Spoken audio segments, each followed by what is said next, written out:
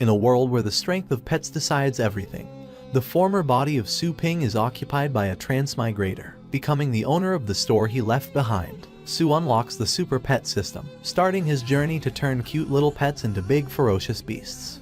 Su Ping, an 18-year-old transmigrator, is about to meet his demise along with his pet. Despite being in this situation, he hasn't lost his will to fight and charges at the monsters that surround him. A few days ago, a guy wakes up from a dream and has transmigrated to another world similar to Earth, gaining his new identity in the former body of Su Ping. The technology there is much more advanced than Earth and acts as support for pets. Being tied closely to human society, there are different pets for different types of work. The most important of these is the war pet, handled by a war tamer. Standings of countries in this world are determined by the strength of these war pets. Pets instead of nukes, cute. To gain his standing in this new world, Su Ping vows to become strong. Before doing that though, he has to learn more about the previous owner of the body. He finds out that his sister is a war tamer and that Su Ping doesn't have a good relationship with her at all. Then, he heads to the pet store, just as Su thinks that the previous owner of the body isn't a complete bum. He sees the horrendous condition of the store. It's filled with literal shit and piss of the pets. Gross. At the store, he meets with an angry customer, a war tamer who left his pet at the store for 3 days but received poor care. Using his black beast pet, the customer is about to demolish the shop. Suddenly, time freezes as an interface appears before Su, binding a contract with the pet store. The super pet system has been bound to the Shou Taoqi store and consequently, its owner, Su Ping, becoming immune to damage. Su grabs the beast's mouth and closes it forcefully before it can launch the beam. This scares off the customer, along with his war pet. Just then, the interface from earlier shows that the store crisis is resolved and rewards a refresh for the sorry state of it. Su activates this refresh, and the store looks new as can be. What a hack, WTF. Afterwards, he heads into the pet beast foster area, which is at rank 1. Here, the pet beasts cultivate and heal, not getting hungry, thirsty, or even feeling the need to excrete, much to Su's relief. Upon inquiring about how to take care of pet beasts, Su triggers a main mission. It is to nurture either a chasing moon hound or a lightning rat to rank 3 or above. As he picks the latter, the pet appears and the two are transported to its nurture land Lightning Cloud Sea World. As Su arrives in the nurture land, he gets attacked by a gigantic 10,000 meters tall, rank king beast, Lighting Abyss Thunder King Kun. Unable to dodge the attack, he dies. Moments later, Su awakens in a revival space, waiting to be revived. Dude is really out here waiting to get rebooted like Fortnite. The system tells him that if he doesn't complete the mission in time, his rating will get lowered, and if it falls below 60, Su will die for good. Unable to even check his current rating, he is angered and forms a temporary contract with the Lightning Rat, as suggested by the system. After getting revived, Su and the Lightning Rat come up on a large beast, a young sandworm. The former gives his pet the command to charge at the beast. The latter does so, learning a new skill charge, despite dying in the process by injuring its head.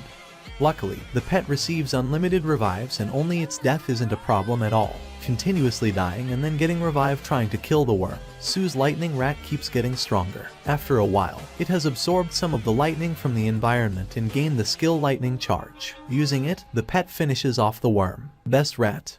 Suddenly, the ground starts shaking and erupts, revealing dozens upon dozens of large adult sandworms. Seeing the huge ability gap, Su gives up and thinks that he will just revive. However, Lightning Rat uses Lightning Charge to protect him despite having no stamina, and not having received orders. Inspired by his pet's actions, he stands up and is ready to go down fighting, charging at the monsters that surround him. Back to the beginning. Having died, Su revives at a random location but feels extremely tired. The toll of death on his body and mind will linger, not letting him spam revives for free. Just then, a 10 meters beast, the Rock Cockroach, appears before Su and his Lightning Rat. Going all out, the latter kills the beast.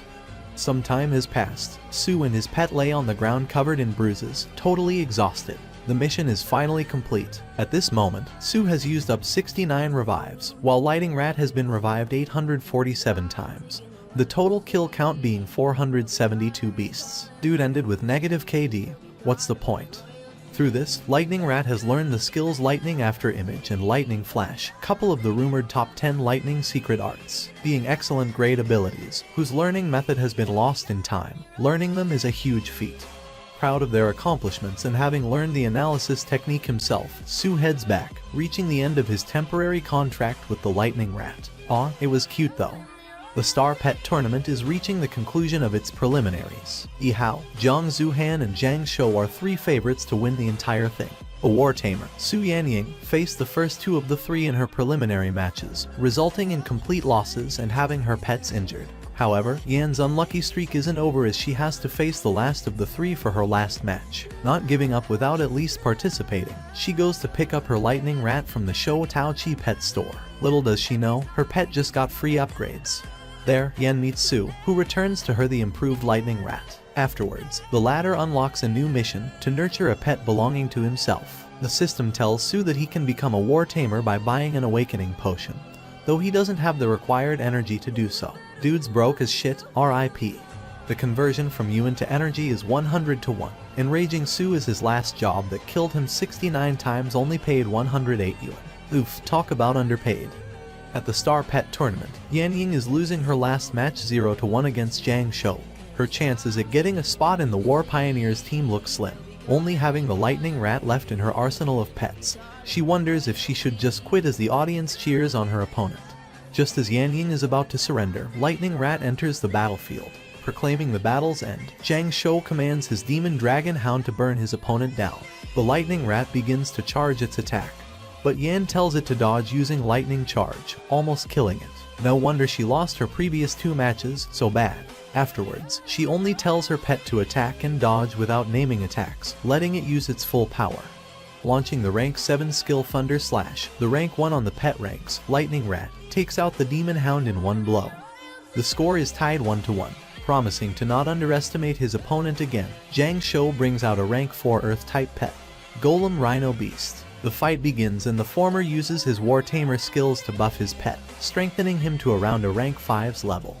The War Pioneers look on as the Lightning Rat doesn't seem to back down at all. Before Yan is even able to buff her pet, it charges at the golem, suddenly splitting in 2 to dodge its attack. The lightning pet has activated another rank 7 skill, Lightning After Image. Impressed, the War Pioneers are ready to take Yanying even before the conclusion of the fight. W Pet.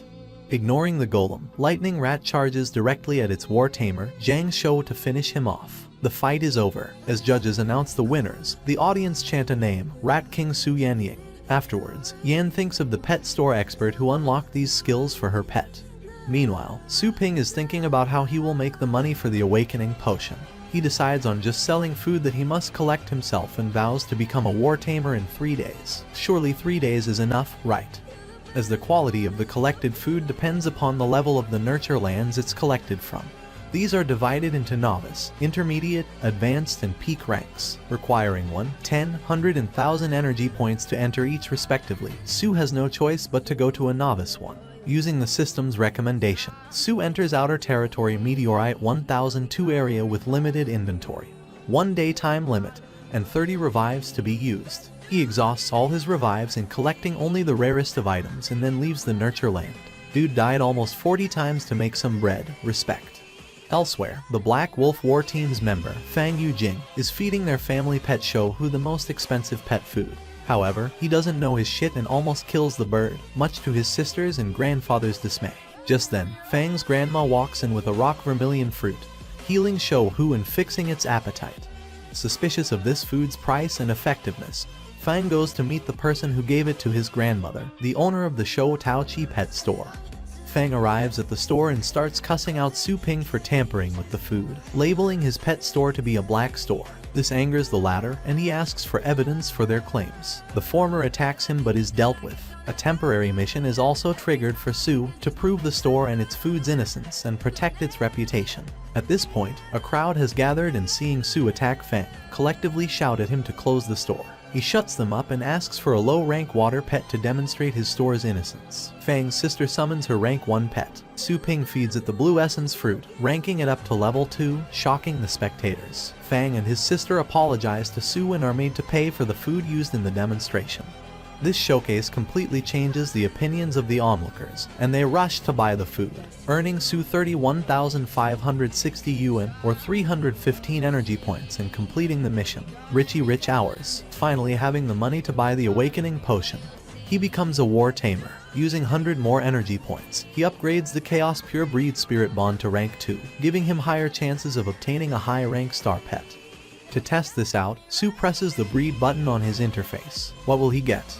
The Chaos Pawn gives Sue a small skeleton, the lowest rank pet among the demon attribute. Bruh, what a scam. However, this completes his breed mission, unlocking him the novice rank War Tamer skill Killing Intention. This enables the War Tamer's pet to enter a berserk state to deal ferocious attacks. Just then, Sue unlocks a new mission to level up a pet to high intermediate rank. Despite being so strong, Lightning Rat was only low intermediate rank, making him think that this is going to be a challenge. Moments later, Yan Ying enters the store with her friend and meets Su Ping again. Seeing her Lightning Rat prostrate itself before the latter, even though it wasn't scared of the near rank 5 golem, makes Yan think that Su is rank 6. Dude's only rank 1 though, boom. To prove her sincerity to the terrifying store owner, she transfers up to 100,000 yuan to him. Su desperately wants to accept, but the system auto-rejects it, making Yan think that he is a noble person. He really isn't, dude just wants to make some bank. Afterwards, she requests him to nurture her Lightning Rat for 3 more days and heal her other pets in the foster care. That Su has to upgrade. With a total bill of 31,600 yuan, the latter now has total energy points of 291. A mission is unlocked to raise Yan's pet's combat level to 2 times or more. Su gladly accepts as it will let him do 2 missions at the same time. A win-win situation. Redeeming the reward from earlier, Su heads inside the peak rank Chaos Death Spirit world to rank up his baby skeleton. A pungent smell of blood and corpses surrounds him. Suddenly, something shatters the pet skeleton. This mysterious attacker is a large-sized skeleton of level rank 7. He attacks the monster with Lightning Rat and the skeleton, making the former use its limb organization at the same spot with every attack. Having been killed by this monster and revived several times, Su's pets get scared. To overcome this, he activates the War Tamer's Killing Intention skill, giving them a berserker buff. Because of the pet's repeated attacks, the skeleton monster spams its limb skill, getting more unbalanced every time. Su has started to get killed too, but he doesn't care. This dude is too alpha, right?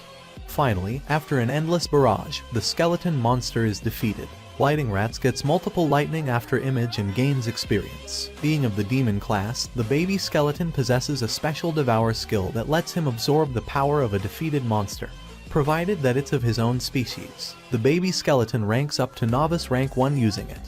Just then, a mysterious female figure shows up there, having both human and skeleton physical attributes. 10/10 would smash. Never mind. This new foe is so high rank that Su can't even analyze her stats, thinking that she may be the big bad boss of the place and might bear some big rewards on defeat. He charges at her. However, in a single instant, the humanoid skeleton pulls out Su's soul. After several tries of trying to talk to her with his unlimited revives, he gives up as she just keeps munching on him, wasting his free given time. Just like a real woman. Deciding to head someplace else in the meanwhile, Su spawns across the feminine skeleton once again. However, she is panicking. Suddenly, he gets grappled by a strong pressure and asked his purpose for being there. Turns out, Su spawned right on top of the skeleton king's head, alerting the latter at his ability to come near him undetected. Realizing that he is seen as a threat, Su creates leverage for himself. He tells the king and his army that he is the strongest humans clone, sent to annihilate them if their threat is too high.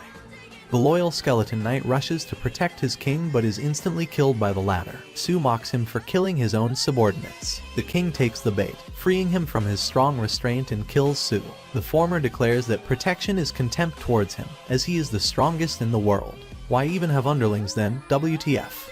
Suddenly, Su reappears before the king, standing unfazed. All the skeleton creatures are shocked at this time reversal. Using the gem on his ring, the skeleton king continuously kills Su, but to no avail. As he inquires the latter about his scary presence that defies death itself, Su rushes in. After using his keep ability to steal the king's gem, he uses the random revive to get out of there. The skeleton monster cries out about how someone that can use 2 of the supreme laws, space and time manipulation, even exists. Dude got introduced to plot armor and doesn't know what to do. Having escaped, Su brings out his baby skeleton and gives him the stolen gem to devour. This dude is too big brain. Having killed countless skeleton creatures, both baby skeleton and lightning rat have gotten to rank 6 combat ability. However, only 14 minutes are left to complete the mission. Suddenly, one of the monsters that Su thought was dead rises once again. Spawning countless limbs, it restrains him and both his pets, blocking the attacks that come its way. With only 3 minutes left on the clock, Su can't even gauge the monster's level. He calls out to Lightning Rat to cover its body's surface in lightning. unlocking lightning coat that does double damage to the demon attribute. As the monster is caught off guard, the baby skeleton is freed and finishes the kill using its sword ability it gained by absorbing a small chunk of the king's gem. All the missions reach completion, and Sue gets back to reap the rewards. He sees that Lightning Rat has somehow unlocked undead skills and Baby Skeleton has the king's talent, both being high intermediate in quality now. Sue then pulls out the Chaos Pure Star power map that he got from the quest, unlocking a lost ancient cultivation method for him. Great, dude got even more hacks. Using the newly acquired cultivation method, Sue enters the astral universe and starts absorbing the stars. After using 3 primary essence pills with it, he soon reaches the first stage of the Chaos Star map, Astral Swirl Realm. Having gained astral power, he has also unlocked his profile panel. Sue is not yet able to see his score but can see that his power is now level 3, the same as his sister. Later, he has dinner with his foster mother and heads back to his room. On the way back, Sue sees his sister cultivating without spending any effort. Trying to replicate it, he unlocks the spinning technique, gathering the astral power in a big mass and then swirling it around in clockwise, as well as counterclockwise directions. Sue masters the most efficient cultivation method. The cheats just don't stop coming, do they? Meanwhile, his sister wonders how such powerful pressure can be coming from her loser brother's room and thinks that a powerful cultivator must have passed by. Little does the little sister know. As Sue is busy cultivating, Yan Ying comes back to retrieve her pets. However, all of them seem to be attached to the former and are sad to leave. She is surprised by this, as astral pets don't get attached to their owners, even with bonding contracts. Dude got the riz. After buying some food for her pets from Sue's shop after the exceptional service, Yan challenges her friend Lily's strongest pet to a practice duel with Lightning Rat. The latter brings out her hybrid rock-type humanoid astral pet, Earth Monk. With its power level 5 and advantage against lightning types, Yan just hopes that Lightning Rat has gotten strong enough to not get defeated against it instantly. Earth Monks are known for their insight and being better in a fight of strategy. However, using its upgraded Lightning After Image technique, Lightning Rat manages to trick it, intimidating the monk with its ferociousness. The level 5 Earth Monk is so scared that it traps himself and Lily inside an Earth Dome, just to get away from the rat. What a puss, never mind again. Yan is happy that her little rat is now so powerful. The Fengshan Academy's advanced matches begin. The second year, Yan Yang faces the previous year's top 10 tamer, Clairvoyant Li Ji. With each tamer allowed 3 pets, the fight begins. The latter summons an intermediate rank water stealth beast first. To counter it, Yan brings out her high rank phoenix. Suddenly, Li Ji surrenders the round, much to everyone's shock. He reveals that the first monster was a bait to bring out her most troublesome phoenix. Surely that's her most powerful monster, right? Pulling out his earth spider beast, Li declares Yan's loss. However, she is unfazed and attacks him directly with her phoenix, shutting him up. Angered, Li tells his monster to go all out and blocks all of Phoenix's attacks with an impenetrable shield. Afterwards, the spider beast activates Earth Prison, trapping both Yan and Phoenix in an ever-closing web. Copied da Flamingo's flow. Word for word, bar for bar. Cornered, the latter is about to admit defeat. Suddenly, Phoenix charges up an attack, destroying the cage. Spectators are in shock as this attack by the rank 3 Phoenix is the legendary Polar Ray. Getting attacked by this rank 8 skill, the spider beast loses its ability to fight in just one hit. The Phoenix ranks up, and the spectators label Yan Ying a genius for nurturing her pets this exceptionally. Yep, she's the genius, for sure. Li Ji is furious at his loss and brings out a level 5 ferocious 4-winged wind demon beast. As he rented the beast with some method and didn't nurture it himself, Li is too low level to command it and faints from the pressure. Kids, don't bite off more than you can chew. The out-of-control demon beast defeats Yan Ying's phoenix in one blow, and referees rush in to stop the fight. However, the wind beast is too fast even for their wind god bird and continues the rampage. To protect its trainer, Lightning Rat stops the demon beast's attacks and summons an undead skeleton swordsman as her guard. As the onlookers are in shock at a lightning type using a demon type's skills, Lightning Rat rushes in at the high rank 5 demon beast. The 2 astral beasts clash ferociously, roaring out and shattering the battlefield. The outcome is revealed, as Lightning Rat has heavily wounded the out-of-control winged beast. The referees see that Lightning Rat has a strong killing intent, and that Yan Ying herself is shocked, thinking that it too has went out of control. The referee and its god wind bird rushes in to stop it. However, Lightning Rat hits it with a rank 8 Thundershock, stopping the bird in its tracks. This angers the wind god bird and it forms a hurricane in the area, with the referee having a hard time controlling it in this state. Just then, Yan Ying comes to from her shocked state and calls back her lightning rat, snuggling it for being such a strong little cutie. The referee's bird stops, realizing that the pet is in control after all. Damn, an error was really about to get the whole arena blown up. Useless referee. Yan Ying is officially declared the victor, intriguing all those who saw this amazing performance. Meanwhile, Su sees videos of other nurturers and realizes why Yan Ying was so shocked. Now knowing that increasing a pet's combat ability is extremely hard in this world, he decides to film a video to attract more customers. As he is thinking this, the Black Wolf War Team's member, Fan Yujing, comes to meet him. He has a request for Su. "Are you interested in exploration?" asks Fan. The Blue Star, this world, was a water-scare planet in ancient times. One day, stellar rifts appeared in its fabric of space-time, connecting the planet with other unknown places. Humans used the resources from these places to prosper and build strong nations. However, greed for the quality rifts led to years of civil war, decreasing the human population by half. Seeing 70% of the Blue Star's land turn barren, the remaining humans formed a treaty that made no one the owner of the rifts, and moved to stable areas, free of them. There, they spent their resources fostering pet warriors to send them to explore the stellar rifts on their behalf instead. Fan tells Su that last night, a rift appeared near their Longjiang city and his Black Wolf Warriors group went there to explore it.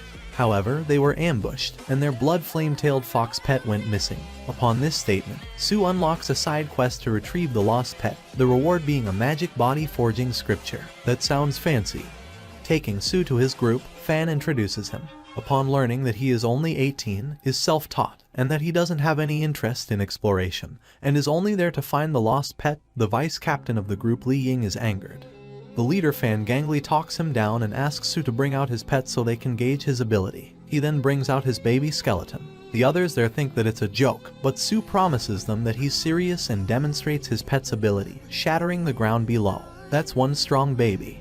After showcasing his strength, Su Ping is allowed to register as a temporary explorer and taken to the Federal Pioneer Warehouse. There, he witnesses extremely valuable treasure and is asked to pick a few for self-defense. However, Su shocks everyone by picking the level 1 treasure for self-cultivation. Basic training method. Heading inside the rift, Fan tells him that it has a danger rank of B and consists of demonic beasts. A silver medal explorer, Lin Mukong, awaits their arrival there. He almost kills the two by scaring their ride and talks with the group leader. Despite Fan's warning of not questioning Lin, Su asks him for an explanation about his earlier actions. Talk that talk. The silver medal explorer doesn't take well to it and belittles him, telling Su to listen to him unquestioningly while inside. Vice leader Li Ying looks at the latter's eyes and gets intimidated, remarking that Su's glare at Lin is as if he's looking at someone dead. He wonders if it's really the former's first time in the wilderness. Oh boy, little does he know. Upon Fan telling him not to take Lin's remarks personally, Su reveals that he doesn't, and actually agrees with his thoughts about the wilderness not being a place for any rando. As the team heads in, they come across a tiger tapir beast. Su warns him to be careful as he doesn't think it's actually one and that something's off. Ignoring his warning, Lin rushes to attack it and realizes that the pet expert was right all along, getting his pet killed. What an absolute buffoon. The tiger tapir reveals itself to be a power level 7 spirit beast that lures its prey by acting weak, and is accompanied by a dangerous blood soul beast of power level 9. Forced to retreat against the monster, the group is presented with two paths to go to. One east that has unknown beasts, and one west that is seemingly clear for now. Lin tells the group to go west, but Su insists on going east. He knows something they don't. All the group's members disagree with Su, but leader Gangli trusts his judgment and goes east. Soon, they realize his wisdom. The monsters in the area all retreat upon seeing the blood demon beast, while the beast itself stops chasing them, as it prefers getting its food delivered by the spirit beast instead of hunting for it. Afterwards, they head to the lost pet's location. The group sees one monster at the end of the valley, and Su takes Lin's night vision goggles to appraise it. He tells them that it is a death specter with a power level of 5, and to keep going. Summoning his baby skeleton, Su shocks everyone by instantly killing the monster with his pet's intermediate saber play. Lin is jealous as he keeps stealing his thunder. Sounds like a spotlight issue, I guess. The group arrive at the lost pet's location and search the area. They find a black wolf's captain's severed arm, and Su asks to observe it. Lin lets him have a look, not after giving him problems though. The former sees that the arm belonged to someone who died several days ago, but the wound still has a wisp of rich dark energy. Sue wonders if another high-tier demonic beast is nearby, but doesn't say anything. Lin continues to give him shit for finding nothing. Finally ticked off, Sue punches the crap out of him. Yes, go off. Angered, Lin lunges to kill Sue with his sword. However, he gets stopped by the latter's baby skeleton pointing his saber at him. Li Ying threatens Sue to lower his pet's weapon but is told off. The latter lets out his bloodlust, scaring all of them with his killing intent. Realizing that Sue is prepared to kill all of them, the group leader apologizes to Lin on the former's behalf. Sue then asks him for permission to lead the operation further and is given the go. Take that, he the boss now. Just then, they receive an SOS signal and go to its location. There, the group saves 2 explorers, who warn them of a skeleton devil. Suddenly, the same monster that ambushed the Black Wolf group earlier appears there. As they are trying to retreat with the couple, Lin knocks Sue off the ride, along with the saved woman. WTF, dude almost collated her for his ego. The 2 get saved by the vice captain, as Lin is disappointed that Sue is still alive. The man they saved reveals himself to be the gold medal explorer, Yi Chen Shan. He asks the group to leave behind their astral pets if they want to live, and offers them extra compensation for their efforts. Suddenly, Sue drops down from the ride with his baby skeleton, making Lin think that he is just trying to be a dumb hero. Just then, the group gets surrounded by an army of skeleton monsters. However, they aren't attacking them. It is revealed that this army is obeying Sue, who has used baby skeleton's dead soul enslavement. Dude's too busted. Activating killing intent, Sue leads the attack on the skeleton devil, chasing the group. Baby skeleton manages to injure the beast, shocking the explorers. All the others join in the fight to help out Sue, forcing Lin to reluctantly do the same. Through their collaborative efforts, the group manages to wear down the skeleton devil. As the battle seems to be reaching its conclusion, the beast's ribs open up. The gold medal explorer Yi Chen Shan suddenly puts up his shield to defend the group, announcing that it's the level 8 attack mental shock. They manage to be okay, but all their astral pets are rendered unconscious and unable to be recalled due to the distance. The skeleton devil uses limb regeneration to recover from all the damage it received. Hopeless, he falls to the ground. Guess he got mentally shocked after all. Just as the devil is about to finish off the group, Sue calls out for his baby skeleton, the only pet standing to defend him. He explains that his pet used Corpse Roar, a sonic boom attack, at the same time to nullify mental shock.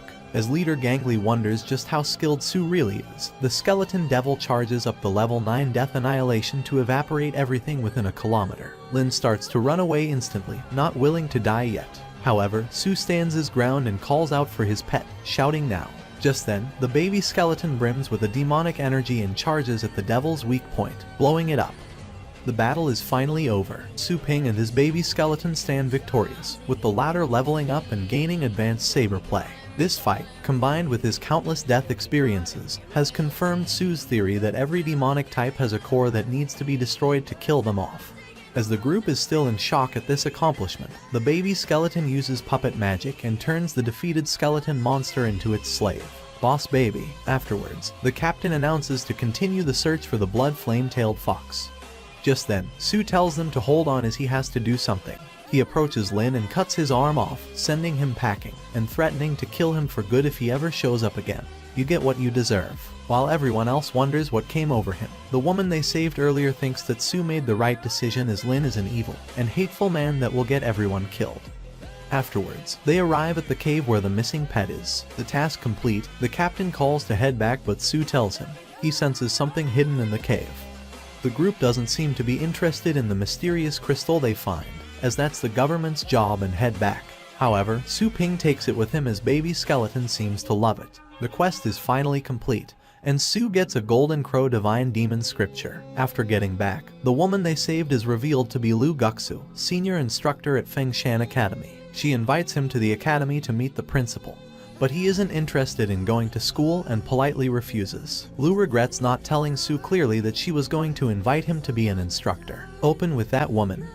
Later, he inspects the scripture and sees that it's the body-forming cultivation method of the ancient divine demons Golden Crows that were strong enough to even crush stars. As Su is about to accept, the system warns him that the gruesome process will reshape his body and requires great astral power, as well as extensive materials. So needy. However, only the inside of his body will change, and he doesn't need to worry about his appearance to continue his normal life. Wondering if he even has a normal life in this world, Su accepts. Su Ping receives all the mission rewards from the federal warehouse. He gets a new armor, as well as enough materials to get the first layer of the Golden Crow Divine Demon Body. Wondering what to do with the mysterious ore he collected from the rift, Su asks the system if he can modify the foster care tanks, using it to waive off the energy cost. This unlocks new permissions, giving Su the ability to form the Shadow Foster Tank, having effects especially tuned for demon-type pets. Oh no, dude is about to get even more OP. Despite all this, Su's shop hasn't quite been popping off lately. To fix this, he calls Yan Ying and asks her to film a short video with her for fame. Her mind thinks it's another type of video entirely, but she accepts it still as she wants to get closer to him. Now, why is that the first thing she thought of? Wait, she accepted. She for the streets. Yan Ying arrives at Su's store, dressed for the occasion. He tells her to summon the lightning rat before the filming can begin, making her have extremely outrageous thoughts. Sis needs to get her mind of the gutter, WTF. After Su reveals that it's for a promotional video for his store, she feels like an idiot. Afterwards, Yan invites him to come with her for the final match against champion Yi Hao, with his 9th Order bloodline Silver Snake Thunder Dragon Beast, who defeated her lightning rat last time. What the hell is wrong with these names, man? Thinking that it's going to be a great opportunity to show off, Su accepts her invitation.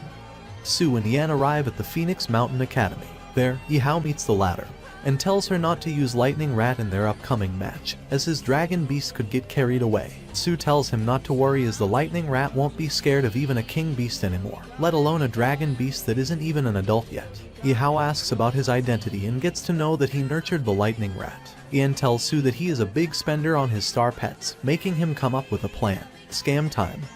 He makes Yi Hao think that his shop is popular and asks for 500k to let him skip the line. Su attacks his ego, convincing him to seal the deal for this absurd amount, provided that the Lightning Rat wins against his dragon beast. Dude fell for it hook, line and sinker. Meanwhile, Su's sister, Lingyu, has beaten her opponent in the performance, finally setting the stage for the final fight. The two competitors enter the arena and bring out their pets. Lingyu is shocked to see her loser brother on the stage. Why so mean? Su scares the Lightning Rat with his presence, while everyone thinks that Yi Hao's Lightning Serpent is the cause. Finally, the battle commences, and Yan uses her Phoenix to attack. However, even its strongest attack is useless and does no damage. The Silver Serpent then begins its counterattack, letting out fire, wind, and ice at the same time. This blow is too powerful for the Phoenix to bear, and it is defeated. Just then, Su activates Killing Intent for the Lightning Rat. Using Thunder Flash and Necro Claw, it closes the distance between itself and the dragon, injuring the latter. Yi Hao makes his serpent use its Freeze Breath, turning the entire battlefield into ice. Su tells Lightning Rat to use the combo he taught it to strike the beast's weak point, its mouth. The rat uses lightning to break out of the ice, and follows up with 3 clones. The serpent kills all 3, as one of them must be a fake. However, there was a 4th that it missed. The original rat strikes the serpent's mouth, shocking everyone at its moves, moving like Michael Jackson in his prime. Frustrated, Yi Hao commands the serpent to attack Yan and Su directly. Hey, they are frozen. Unfair. However, the attack is stopped by Lightning Rat. Never mind. It uses Thunder Break to attack the serpent, defeating it with a mighty beam of lightning. After defeating Yi Hao's Silver Snake Thunder Dragon, still can't believe that's the actual name, Yan and Su are congratulated on winning the annual match. While Yan is simply in shock at their win, Su Ping decides to be a dumbest of a winner. He turns to Yi Hao and asks when he can expect the 500,000 they'd wagered. Hao tells him he'll get it soon enough and then asks a question. Can his Silver Snake Thunder Dragon Beast be trained to be as strong as the Lightning Rat? Well, sure, just make sure to wait your turn. Saying that, Su walks away, smug son of a gun. After seeing Su's performance in the match, several recruiters have taken an interest in him, and wish to gain his loyalty. To this end, Yan and Su are made to wait in the vice principal's office while the recruiters come to speak to them. Su Ping does what he wants though. If he's gotta wait, he's gonna do it as comfortably as possible. He proceeds to hijack a VIP seat and drink the tea in the office. As Yan loses her metaphorical shite over Su's disrespectful attitude, 3 core captains enter the office and meet Su. Along with them come Lu and the vice principal. The principal starts sucking up to him, thinking Su's a student at the academy. Lu, however, explains who he really is, and that he's the one who saved her in the recent Frontier expansion. After hearing this, all the core captains are quick to make ridiculous offers in hopes of recruiting him. Like people work their whole lives for these opportunities, levels of ridiculous. So naturally, Su turns them all down. Wait, what? All he's interested in is his shop and his cultivation. Talk about being a simple man. With this in mind, Lu makes her own offer. Su can be an instructor at their academy with just one class to teach per week. As an added benefit, he'll have unrestricted access to all the academy's resources.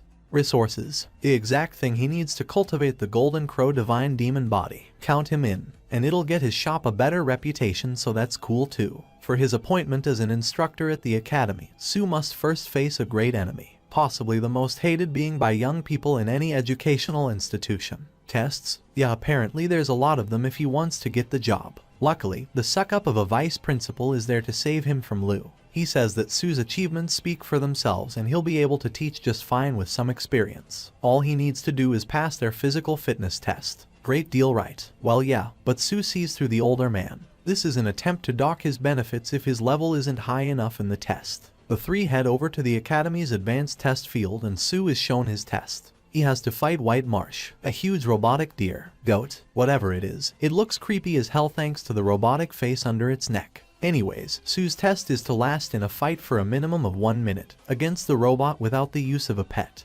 Once the test starts, Su is forced to dodge around a ton of energy attacks from White Marsh. When he can't dodge, he uses Star Shield to block. Unfortunately, his shield isn't strong enough and soon shatters under the attacks. Following this, Su proceeds to get his world rocked by the robot. As the vice principal notes that 20 seconds have passed, Su is caught in White Marsh's bindings. As Lu watches, the robot engulfs him in a wave of fire, so intense they can't even see him. She tells the VP to stop the test, but the old git just says Su hasn't called out for help yet. He's probably fine. Ain't like he's getting barbecued. No sir.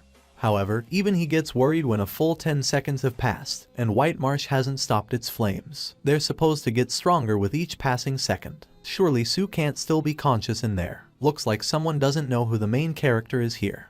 A golden glow surrounds Su's body, and he escapes White Marsh's bindings. With a single supercharged punch, he smashes the robot into scrap and clears the test. Then, the system pop-up appears to tell him his level 1 Golden Crow Divine Beast battle body is still unstable. Yeah, kinda like this ridiculous names. As such, he's only able to use a small portion of its power in specific situations. So that was a small portion of its power. Yep, definitely OP as hell. While Su marvels at his power, the wrecked robot announces his combat level assessment. He's an upper level 7. After seeing Su's overwhelming victory, the vice principal instantly offers him a senior instructor position, and tells him he'll send him an electronic instructor certificate. As Su leaves, Lu and the VP discuss the details of the ranking White Marsh gave him. While his attack and defense are of the 8th order, he only has 3-star power. The VP believes this must be because he's learned a secret martial art, but hasn't been practicing it for too long. He tells Lu she has to find the person who's teaching him since he must have a master. Also, she should find his shop. However, Su hasn't left yet. Waity what oh. Su pokes his head around the door and tells them they don't need to act so suspicious. He'll just send his shop's location to them. Back at home, Su's mom frets over his roughed up state from the test. Also, because his clothes are gone. Being roasted like a turkey will do that. Su goes to his room for a change of clothes when his sister barges in. Oh boy, I've seen enough anime to know where this is going. After embarrassing his sister into getting out and getting his nuts crushed, Su learns that his physical strength is currently only upper 3rd level. Later, at the table, Su talks about his bloodline awakening and baby skeleton pet to his mom and sister. Su learns even more to confirm that the host of this body before him was totally worthless. Apparently, he borrowed money from loan sharks in the past.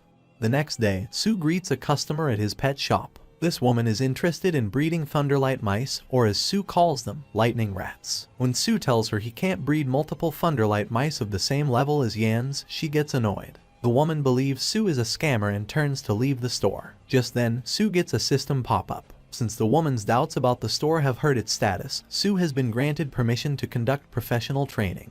The professional training shows a reward of a medium-grade original force pill, as well as a random book of divine and demon battle techniques. That sounds great to Su Ping, at least until he realizes the catch. The fee for this training is 100 times that of normal training. So yeah, that's not great. However, he has every intention of making use of this opportunity. Turning to the woman who started walking out of the store, he tells her he can do what she wants. He just wasn't sure if she could afford it is all. Real smooth. After all, the Thunderlight mouse cultivation she's asking about costs 1 million. While someone's greedy. The woman doubts the legitimacy of Su's store at hearing this. Luckily, he's got just the thing to convince her. His status as an instructor at Fengshan Academy. the place where she's actually a student. While that's certainly convenient, as the woman apologizes constantly for offending him, Sue just tells her to get the money ready so he can train her pet. To his surprise, she actually has the money. Super rich kid apparently. Life just ain't fair, is it? Anywho, Sue takes the pet she wants him to train, a Scorpig, and tells her to collect it in a month. The woman at this point has been convinced Sue is a highly generous and gracious teacher. Yeah, sure, let's go with that. After she leaves, Sue worries over what to do with his points. The 1 million she transferred to him has been converted to 10,000 energy units. With these, he can either upgrade the spirit pool or spirit shop, or he can train her Scorpig. Tough decision. Luckily, he's the main character. The system tells him that an upgraded spirit shop will give him the clone ability. With this, he'll be able to send clones into cultivation sites, for the cost of half of whatever he gets from the site. Like any decent protagonist who's just discovered an OP ability, Sue decides to abuse the shite out of it. In just 20 days, he's going to train so many pets with this ability that he'll be richer than ever. After accepting an absolute boatload of customers, Sue Ping heads into a flaming hellscape of a training area with a bunch of fire-type pets. Due to their affinity, this place will give them the most benefits. Along with a clone he makes by using 200 energy, Sue leads the animals to a pool of lava, and then he proceeds to take a dip in it. What the okay? So the golden crow body thing came out last time he was being burned as well. Apparently, he's just not affected by extreme heat. Nice. While soaking in the lava, Sue has the pets with him jump in, and they die, and he makes them do it again, and they die again. You get the idea. He makes them die over and over again and revives them every time to keep going. Sounds an awful lot more like torture than training. Oh well, with his store getting more customers than ever now, due to its reputation, Sue's managed to recover his full energy investment in the store. In just a few days too, rather than 20. With his pet slots filled up, Sue decides to upgrade his Chaos Spirit breeding pool. After the 10,000 points for this have been deducted, he's left with 1,650. Now, his breeding pool has a 1 in a million chance to breed a pet of the King Beast lineage. Great odds, for sure. Also, it costs 1,000 energy per breeding. So this is basically a gacha game with extra bad rates. And like any gacha addict, Sue decides to go for it. If not a King Beast, he has to at least get a 6th grade pet. Unlike the average gacha addict though, Sue has crazy good luck. With his first breeding, he receives a 9th rank Purgatory Dragon. Once the contract has been signed, he rushes to his first day of teaching at Fengshan. He's almost late. Over at the academy, he arrives just in time atop his newly bred dragon pet. Here, the director of the university's operation department seems to have something against Sue. He and Lou escort Sue to the class he'll be teaching, the class where his little sister is a student. Yeah, that'll go over well. Once they enter the class and introduce Sue as the new teacher, she immediately loses her shite before collecting herself. Called it. Meanwhile, the rest of the students insist on seeing proof of Sue's rumored power. The director is more than ready to go along with this, since he has his own doubts about Sue. He tells him to go ahead and demonstrate his pet's power without any worries. Sue summons his baby skeleton, the first pet he trained of his own. The students, of course, start laughing at what seems to be a super weak pet. At Sue's command though, the baby skeleton activates advanced swordsmanship and slices a gap right through the middle of the classroom. That'll shut them up. With his skeleton's show of power, the whole class shuts up out of fear and submits to Sue. They don't learn much in the class though, since they're all focused on the huge crack in the ground. Yeah, that'll do that. After class, the vice principal himself drives Sue to his store. Here, they run into Chen Shan and the three sit down for tea. While talking, the VP makes a request of Sue. He wants him to participate in the Global Elite League starting soon. A tournament held once every 3 years. The fame and benefits from the tournament are immense, and he could even be trained by a legendary pet fighting master. Yeah, not interested. Sue couldn't care less about getting that much fame. It'd just make him a target to a bunch of people after all. Chen Shan has another card up his sleeve though, the temptation to join him in traveling to hidden grounds if he participates. These are 3 secret realms with incredible artifacts and beasts within. Most things recovered from inside are said to be priceless. Sue, always the opportunist, decides to go for it. Screw being a target, resources are where it's at. He'll join them. After the meeting with Chen Shan, Sue tries to find the secret realms with the system's help. Unfortunately, even it cannot help him with this. Instead, he chooses another realm, the Dragon King Inheritance Land, for his latest training. Sue initiates a contract with a First Order Oigetsu dog pet in his care. Its master died unexpectedly, so the dog is his now. With the dog, his baby skeleton, dragon and the Scorpig, he enters the Dragon King Inheritance Land. The training has a duration of 7 days. Around them, they see the skeleton of an enormous dragon and a tower with 9 sections. Suddenly, a voice speaks from the skeleton. The Yuan inheritance test has been initiated. The dragon once shed 109 scalars that spread to different parts of the continent. Due to pollution, they've caused monsters to be created. Su's task is to purify all 109 of these scales so the dragon can reclaim the king's soul. To do this, he must advance up the sections of the tower and reach the top. There he will get the final inheritance exam. Sounds easy enough, doesn't it? Once he steps inside the tower, Su instantly feels an incredible pressure pushing down on him. To make matters worse, his dog is gone and he's hearing a strange voice. Could it be a ghost? Lol, no way, those aren't real. Mom, come pick me up, I'm scared. Okay, yeah, they're not real. Thank God. It was just a trick of the darkness. The only thing on the floor is a bunch of statues. They try to kill him. Baby skeleton defends him and he dies anyways. Good times. After reviving, Su realizes the true purpose of the first floor's test. Balls. That is to say, respect, confidence, and guts. Yeah, that. By showing his resolve, he's allowed to carry on. Near the end of the floor, a dragon comes flying at him, but Su sees right through it. It's all just an illusion. And so, without much more trouble, Su manages to clear the whole tower. Not really interesting enough to show the whole thing, so just know he's a badass. The next day, he arrives to his store to see a crowd of people waiting for him to open it. From a distance, Su's sister watches on, confused as to why these people are showing so much respect. Then, surprisingly, Yihao arrives on the scene. As the crowd parts to let him through, he walks up to Su Ping, who doesn't recognize him at first. Lol. Insulted and deciding to jog his memory, Yihao summons forth his Silver Snake Thunder Dragon Beast. Stupid ass name. As he tries to intimidate Su, everyone else in the area is awed by the power they can feel pouring off of the Silver Snake Thunder Dragon Beast. His true goal here, however, is to have his beast trained by Su. Su knows this, but he currently can't handle a high-star pet like Yihao's. He first needs to complete a professional training and upgrade his store to level 3. And upgrading it requires expanding the store to an area of 3,000 square feet. Well, that's a bummer. He can't admit this either, since that'll just hurt his store's reputation. Yeah, not the best spot to find yourself in. As the crowd begins gossiping about the power of a Silver Snake Thunder Dragon Beast, doubts start rising about Su's ability to handle it. Thinking fast, Su comes up with a way to wash away these doubts. He summons forth Purgatory Dragon and brings everyone present down to their knees. This even includes Yihao's pet itself. To prove his pet is better, Su points out the difference in their powers. Silver Snake Thunder Dragon has had to work hard to become the incredible beast it is today. His Purgatory Dragon, on the other hand, is still just a baby. It was born with this power. Talk about humiliating your ops, man. Sheesh. Su just tells Yihao that his pet's turn will come, so he should just wait for now. Oh, the power of bullshitting your way out of a tight spot. Meanwhile, Su's sister is shocked by how powerful her brother seems to have gotten. That night, Su Ping finds himself with a huge problem: getting the money to expand his store to 3,000 square feet. Realistically, it'll probably cost no less than 10 million. How the hell is he supposed to make that much money? As he tries to think of a solution, Su finds himself blanking out. The only way he can think of that might work is through his status of a senior instructor.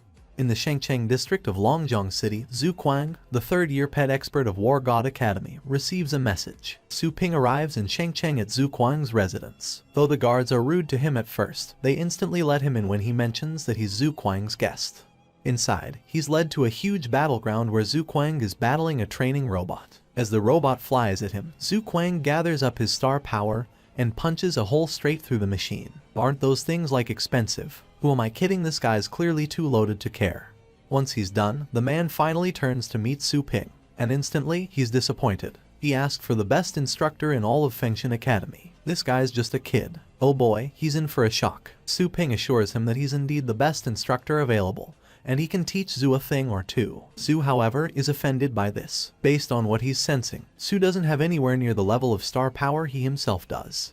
To prove his own power, Su baits Zhu into having a mock battle with him. He goads Zhu into attacking him with the strongest punch he's got. When Zhu tries to load up star power into his fist though, he finds that it's too hard to grasp properly. The star power in the area has been disrupted. Zhu quickly realizes the disruption was caused by Su Ping. With this, he begins to realize that things aren't quite what they seem. You think? Curious as to who exactly Su is, he asks the boy's title. Su simply tells him he's not qualified enough to ask such a thing.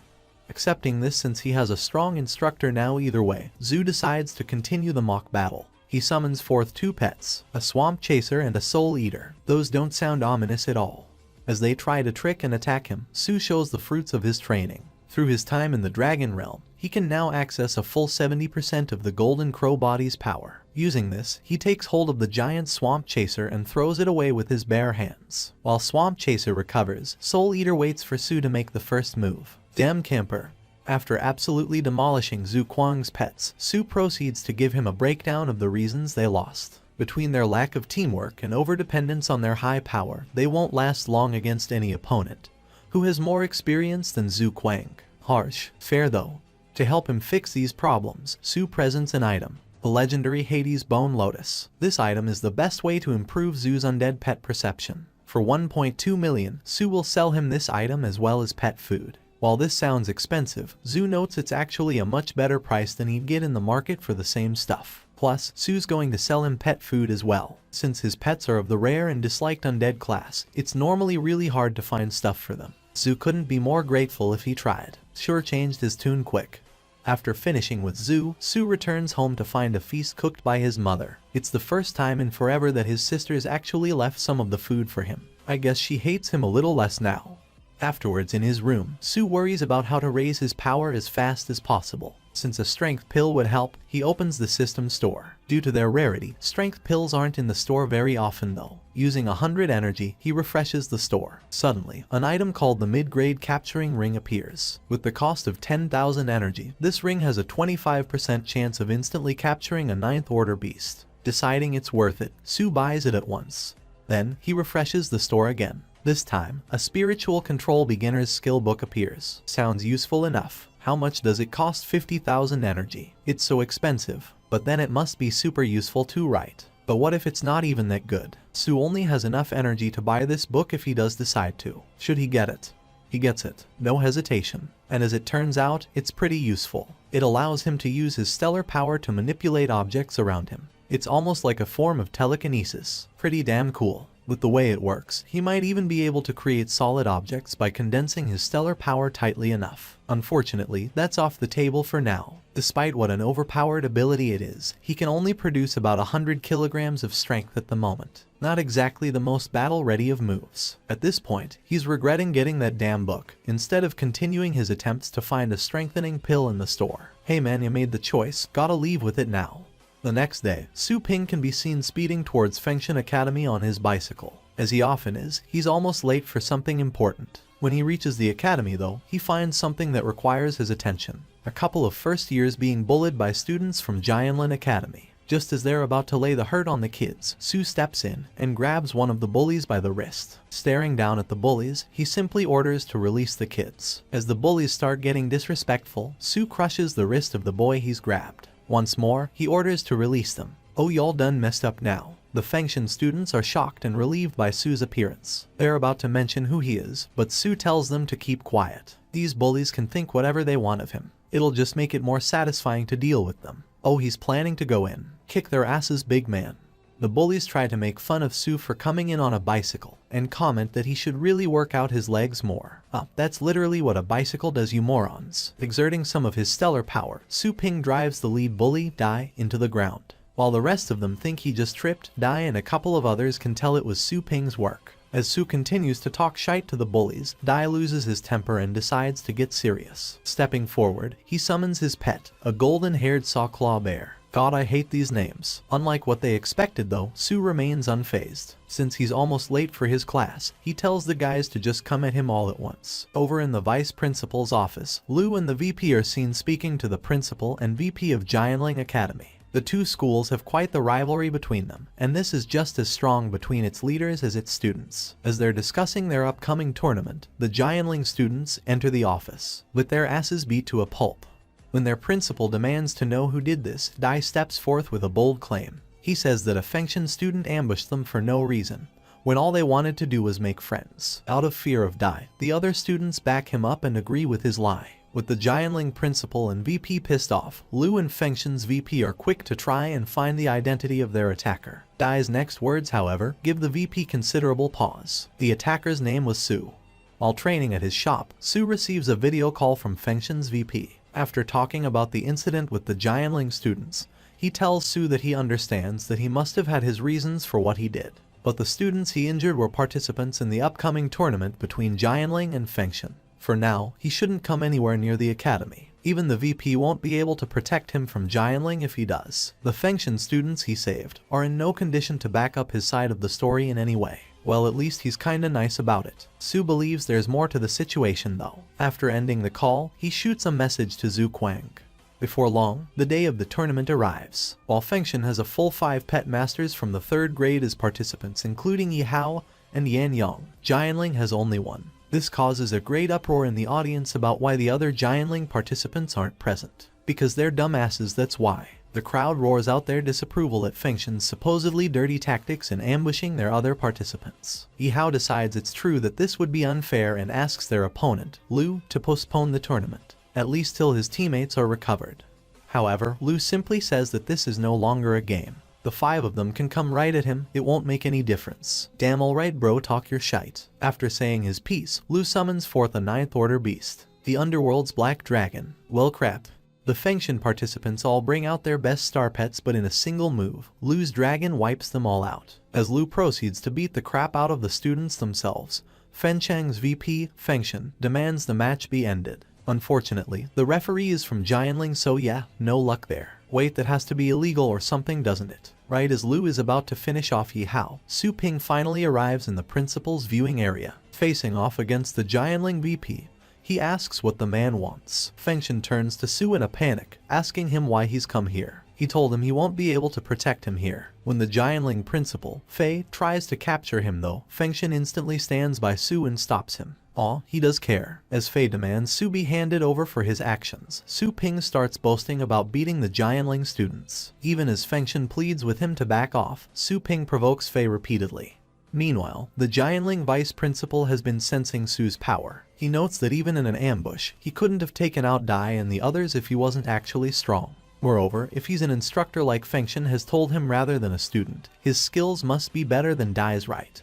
Su simply tells him it's none of his business and he's only here to resolve the current issue. Fei only looks down on him further, but Su stops him. He tells him to make a bet. He will make both him and his principal bow down and ask for forgiveness. Oh snap. Enraged, Fei demands a battle immediately. Fengshan tries to talk Su Ping out of it, but he brushes him off and accepts Fei's challenge. With their battle agreed to, the announcer makes the announcement of what's happening. The match has been changed to one between instructors rather than students. As Fei makes his entrance into the arena, the Jianling students start boasting about how he'll completely crush any opponent from Fengshan. Yeah, keep talking, it won't last long. Before everyone's eyes, Su Ping enters the arena. While floating, the Fengshan instructor is literally walking on the air. Does this mean he's not even a 9th grade, but a Jingxuan grade master? With this reveal, everyone in the arena is left in a state of shock and awe. As they face each other, Fei convinces himself that Su can only fly due to putting all his focus on cultivation. He's probably just a weakness exploiter. The copium is strong with this one. Fei summons his battle pet, the purple shadow fox demon. A being of the 8th order, this fox is the wildest beast of the Thunder Realm. The Jianling students are all caught up in their own excitement at what they believe to be a sure win now. Boy, are they in for a massive disappointment. Down in the arena, Su simply smiles at his opponent's pet and summons his own, the 8th order Purgatory Dragon, which has grown to an adult. Holy crap, that looks so cool. Seeing the battle for the pot of destruction it's going to become, Fengshan orders the protective barriers around the arena to be raised to max level. Good move, old man. With their fight finally begins, Fei once again claims that Su's is a lesser 8th order beast than his own. Okay grandpa, let's get you to bed. After buffing his fox up to 9th order, Fei has it shoot an octuple thunder rend at Su. This will take him out in a single move. Not, Purgatory Dragon just yells it out of existence. Refusing to back down, Fei has his fox create multiple clones. Each of these shoot forward and attack with several rat bites. Surely these will take him out. Yeah, no, he just tanks it all head on. Based as hell. Even further, his dragon has caught the real fox in its jaws. In a last-ditch effort, Fei has his fox shoot thunder cannon at Purgatory Dragon from point-blank range. Surely this will take him out. Nope, still doesn't. The cannon barely scratched Su's dragon. On the other hand, the demonic fox itself has been greatly damaged by its own attack. With a brutal finisher, Su's Purgatory Dragon finishes off Fei's fox. Thanks to the defensive skills it had to learn back in the Dragon Realm, it's practically unbeatable. Though he's infuriated, Fei announces he's far from beaten. His main pet hasn't even come out yet. For their second match, he summons the demonic serpent of the abyss, a 9th grade beast. While everyone in the crowd boasts about how it's definitely over for Su now, he says that Purgatory Dragon was hardly his main pet either. With a smile on his face, he summons forth his most fearsome beast, Baby Skeleton. Tiny Skeleton, not really a baby anymore. Everyone in the area can only laugh and make fun of Su's pet. Even Faye talks down to him. However, he can feel something strange. For the first time in his life, he's sensing fear from the demonic serpent. Before anyone can make a single move, Su's tiny skeleton has moved across the arena with his sword drawn.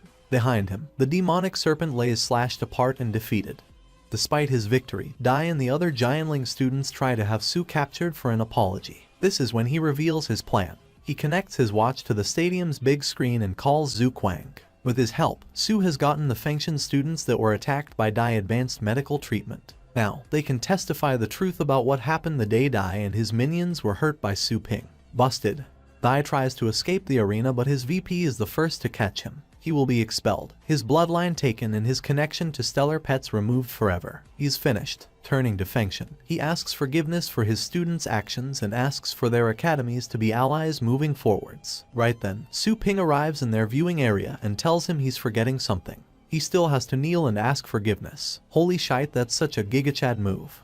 After forcing the Giantling VP into submission, Su lays out the terms of their new arrangement. Their schools will not be allies, rather, Giantling will be their underling. All resources between the two will be given to Fengshan with first priority going forward. With his actions against Giantling Academy, Su Ping's store gains more fame than ever before. People come from all over the place for his services. One of these people happens to be Su's little sister. She asks him to nurture her 4th order pet, Snowball. Well, at least it's a simple name for once. While this would normally cost 100,000, Su tells her that he'll handle what she can pay. The system tries to forbid him from giving a discount, but Su manages to sweet-talk it into letting him pay the difference. Su mentions that he learned a training technique some time ago, but his sister is confused. He never left home, so how did he manage that? A flashback shows the events of the Dragon Realm Tower's top floor. With the help of all the pets he had back then, Su Ping took down a 9th order Gilded Scales bearded dragon. With the victory back then, the 1st order Oigetsu dog he was training evolved into a 7th order Black Dragon Hound. Son of a gun has way too many hacks. Back in the Dragon Realm, Su trains all the pets with him to extremely powerful levels. Back in the real world, he returns Snowball to his sister and the Scorpig to the woman who came to him several days ago. While they're both shocked at how quickly their pets have been upgraded, the other customers force them out so they can have their turn with Su Ping. Someone sure is popular, isn't he? Later, Su Ping receives the rewards for completing the Dragon Realm professional training. One of these is a random technique from the Gods and Demons War. When Su Ping accepts this, he's transported to a whole new realm full of terrifying demonic beings. Here, a massive being made of golden light appears and destroys the demons with one punch. He reveals the skill available to Su is the Demonic Suppressor Punch. It has 5 movements that must be mastered, after which he can destroy enemies even of the 9th order with ease. However, there's a major recoil to the attack, so this should only be a trump card. Su Ping ain't no fool. Without a second thought, he accepts the training to learn this technique. Su has to get stronger. Once he enters the secret realm soon, he'll have to be powerful enough to not depend solely on Tiny Skeleton. With this in mind, he spends the next few days training. 2 days later in the real world, or a month and a half for Su, he's completed the Tower of King Dragon's Inheritance. Also, he holy guacamole on a pickle stick, he got jacked. Daddy, sorry dadahum. Anyways, though he hasn't mastered the Demonic Suppressor Punch just yet, his Golden Crow body has greatly improved. You don't say. Hoping it'll be enough, Su returns to the real world.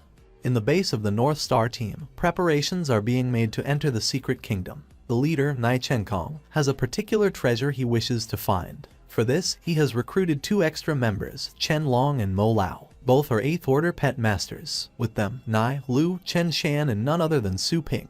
They have a 6-man party ready for their mission. Though the 2 newcomers are skeptical of Su, they quickly accept him having first pick of the mission rewards when Nai introduces him as the one who saved Chensen. At the entrance to the secret kingdom of the Dragon Mountain, Su's group are stuck climbing the mountain stairs. This is due to all fighting and summoning being banned on the mountain. Except if you're from a big family apparently. The masters of the Chen and Tang family are fighting all over the place to enter the realm first. Their actions cause a rock avalanche that Su has to destroy with the help of his comrades. Freaking spoiled rich kids. At the top of the mountain where the entrance to the secret kingdom lays, the Tang family has created a line. Under the leadership of Tang Ruin, they've announced that none outside their family may cross into the Dragon Realm. While Chen Xiaoshan, leader of Qi family, fights Ruin, the Tang family enforces the line. Floating up in the air is, wait, is that Gildarts? No, it's Shanks. No, it's Dao Zun. Yeah, that's just a lawsuit waiting to happen. The Ninth Order Master, Dao Zun, demands to know why no one has entered the realm. The people below try to cross the line in an attempt to follow Dao Zun. Unfortunately, they're stopped by the Tang family's enforcers. Well, most of them. Su Ping shows up and crosses it. He ain't nobody's dog. Enraged at Su's arrogance, the Tang family attacks. Luckily, Dao Zun stops the attack and allows Su Ping to enter the Dragon Realm with ease. Angered even further, the Tang family follow after him. Inside the Dragon Realm, Su decides to go see how different the tower here is from the one in the Dragon Realm created by the system. Back on the ground, Ruin is met by her family members who apologize for letting Su through. Their family was supposed to be the first to clear the tower. After all, they're the only ones who have reached the 6th floor so far. Ruin assures them it doesn't matter. Even if he did enter first, it's not like he'll make it further than them. Right? Wrong. Su completes the whole thing in minutes. He's just built different. Since the tower is identical to the one made by the system, Su Ping speeds through the whole thing with his newly acquired demonic suppressor punch. After finishing the tower, he returns to his team and tells them he just went off to warm up somewhere. While the two outsiders with them believe he's being reckless, the others realize he's the one who cleared the tower just now. Together, they head to the 92 Kingdom in the Long Lang continent. The treasure they want is here. While Mo Lao and Lu use their own pets to scout out for enemies, Su summons his own dark dragon dog. Using its superior sense of smell, Su knows there's a wave of enemies coming. Mo Lao believes he's just lying for attention though, since his pet doesn't sense anything. Yeah, alright buddy, get ready then. Moments later, the team are set upon by a massive swarm of flying pythons. Each of them is sure to be a 9th Order beast. They have to prepare to fight. As the swarm closes in, the team all summon their own pets. While most of them hold a line to fight against the pythons, the masters take shelter inside the quadruped guardian Kesiddagarbha. Inside the guardian, Luo and Chen worry about Dark Dragon God. As a 7th Order beast, they're worried it won't survive the swarm. Mo Lao and Chen Long don't believe it's worth risking their shelter to save it, but the others insist. Before the disagreement can go further, Su steps in and tells them his pet will be just fine. Besides, once the leader Green Python is killed, the rest will flee anyways. Sounds good. The outsiders think he's just being a smug and stubborn kid though. Of course they do. What is it with these skeptic-ass side characters? Using a special skill, Chen Long makes the walls of their shelter invisible so they can watch the battle outside. To their shock, Dark Dragon Dog is actually doing pretty well. With its incredibly high stack defense, it's taking no damage and absolutely demolishing the pythons in its path. When the Green Python leader appears, the dog even tanks that thing's attacks like they're nothing. With a quick rush, it swipes at the leader with its claw. Mo Lao and Chen Long see how little damage it did and assume it's a purely defense pet. That must be why it's survived. Huffing more copium than an addict in a crack house. The dog's claws are poison geniuses. Once the leader collapses, the swarm disperses as well. The dog returns to Su with a whole sack of eggs from the python leader, an extremely rare and powerful resource. To their shock, Su tells them they can keep it. He'll just take the python's scales. Shocked and humbled, Mo Lao and Chen Long bow their heads to Su. If he ever needs anything in the future, they'll be there for him. As the group continue on to the site of the treasure they need, Su starts to be a little suspicious about the whole situation. Once they reach the cave, he tells the team about a 9th Order beast waiting inside. While the others set a trap for it, he and the captain will head inside to flush it out. Inside the cave, Su confronts him about the reasons for his strange actions recently. Not wanting to lie, he tells Su that the only thing he wants from here is the fabled fruit of the spiritual tree, something that's supposedly in this cave. Though he can't tell Su why, the reason he needs this is to cure the illness of someone he loves. Seeing that Nai's intentions aren't negative, Su decides to help him. Because main character shite. He reveals that the beast inside is a 9th Order sub-dragon that specializes in mental attacks. He won't tell Nai, but he knows all this is due to the dragon realm of the system that he spent so long inside. To fight this beast more effectively, Su leads Nai to a secret chamber which holds the Lamp of the Soul, a special item that will protect them against mental attacks. After securing this item, they're preparing to go further in and face the beast when the cave starts quaking around them. As far as Su can tell, the source of this is outside the cave. Outside, their team can be seen struggling against an enormous pink dragon with a huge crystal in its forehead. That can't be good. At the entrance to the cave, Su and Nai see a terrible sight. The dragon beast has used its mental attacks to trap their team and their pets in an illusion. While they think they've beaten the dragon, their pets are killing each other. That's dark, bro. Before the pets can kill them as well, Nai and Su make it to their position and save them. They pour their stellar power into the soul lamp to expand its field of protection. With this, their team is freed from the illusion and can see clearly again. Together, they pour enough stellar power into the lamp to greatly expand the protective field. Then, right as things seem to be under control, they are attacked by a third party. Dozens of spikes come flying towards them. Chen Long jumps in front of Su with a star shield to protect him, while the others struggle to defend the soul lamp. They'd better. At Su's enraged demand, the attackers reveal themselves. The Fang team and their vice captain are responsible for this. Nai asks why they would try to murder them when they aren't even enemies. Pretty sure y'all definitely are now. The vice captain simply laughs at them. Turns out he's the one who gave the treasure map that lead them here to Nai in the first place. Their plan from the very beginning was to use his team as a distraction for the dragon, while they steal the treasures inside the cave. Having heard all he needs, Su Ping makes his move. After summoning Little Skeleton, he finally brings out the item he got from the system shop, the mid-range hunting ring. Without a second thought, he throws it right at the blood dragon, causing it to be trapped in a web of golden chains. As the chains from the rings pull the blood dragon in, it disappears without so much as a whimper. Up on the cliff where they were watching from, the Fang team are shocked by what they've just seen. As though the dragon's disappearance wasn't enough, Su Ping is floating in the sky right behind them. The Fang team members are quick to realize just how outmatched they are. They already know they don't stand a chance. But of course, their vice captain has to be a cocky dumbass. It's like all these bad guys have to pass the same course or something. He insists that Su only has a Little Skeleton summon. They can totally beat him. Not. Little Skeleton slices them all up like a bunch of vegetables in just seconds. Returning back to his own team, Su finds that Mo Lao and Chen Long have both succumbed to their injuries. Both men have passed away and their captain isn't far behind. With the final breaths left in his dying body, Nai begs Su to complete his mission, to obtain the spirit tree's fruit and take it to his daughter. If she eats it, she might be able to fight off the terminal illness she's suffering from. Seeing a good man in such a state, Su Ping turns around and stomps towards the cave. He'll grant Nai this wish, no matter what. Deep inside the cave, the Fang team's captain is plundering all the treasures available. Among these is the spiritual tree. He orders his men to destroy the tree after plucking every fruit on it, so no one else can get any. Before this can happen, the team members start dropping like flies. One after another, their bodies are all stabbed through by a golden light. At the end, only the captain himself remains. Realizing he has no option but to fight, he starts summoning his dual 9th Order battle pets. Before they can even be fully summoned though, Little Skeleton slices them dead in a flash. Defeated and on his knees, the captain begs Su to spare his life. When he realizes that won't happen, he asks to at least know the name of his killer. Before he can so much as finish his sentence, Su pierces his head with his condensed stellar power. No enemy of his will ever get a second chance. That's cold, man, ice cold.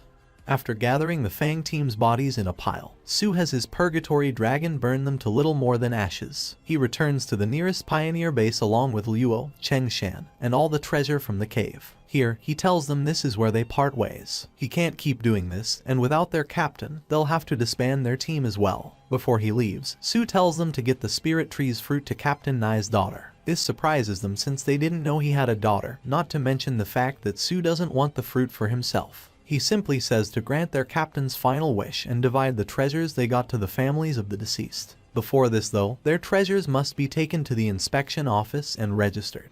There, some government officials try to force them to hand over the spirit tree. When Su declines, they blow him through a wall and declare that he's broken the law. As he faces off against them, a voice from above calls out to Su. From up in the rafters, Dao Zun has been watching. He tells Su to make his own path with his own strength. Taking this advice to heart, Su uses star power condensation and smashes both his enemies into the ground.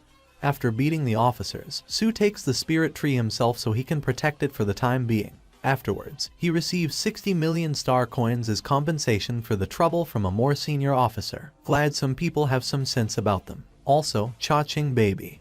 Su tells Lu and Chen Shang to reach the peak of 8th Order and then come to him for a free star fruit each. That should help them ascend to 9th Order with ease. Later, Su finds himself in the continent of Dragon Scales. Here, he instructs his dark dragon dog to keep watch while he goes underwater in search of a secret treasure. Deep underwater, he finds a dojo of sorts. Inside, the skeleton of a monk sights with a glowing box in its lap. That's not creepy at all. Su Ping retrieves the box and brings out the treasure inside. the Chinkan Parchment. With this scroll, he can create a pocket dimension of his own. With his current star power, it should be about 4 times the size of a basketball court. The perfect place to plant the spirit tree. Up on the surface, Dark Dragon Dog has seen a spy pet in the air. Seeing this, Sue remembers another treasure in the area, the undead demonic fruit. With this, any undead pet can gain immunity to fatal wounds 1 time. The perfect item for his little skeleton since all his stats are offensive. Deciding to find this fruit, Sue follows after the spy pet. Over in the wooden forest death of the 7 peaches. Yes, ridiculous name, I know, it's just a thing. The Tang family is seen abusing and killing a pair of battle pet masters to steal a treasure they've found. After getting the treasure away from them, they are about to secure it when it disappears. Sue has used capture to steal it. Karma's bad, ain't it?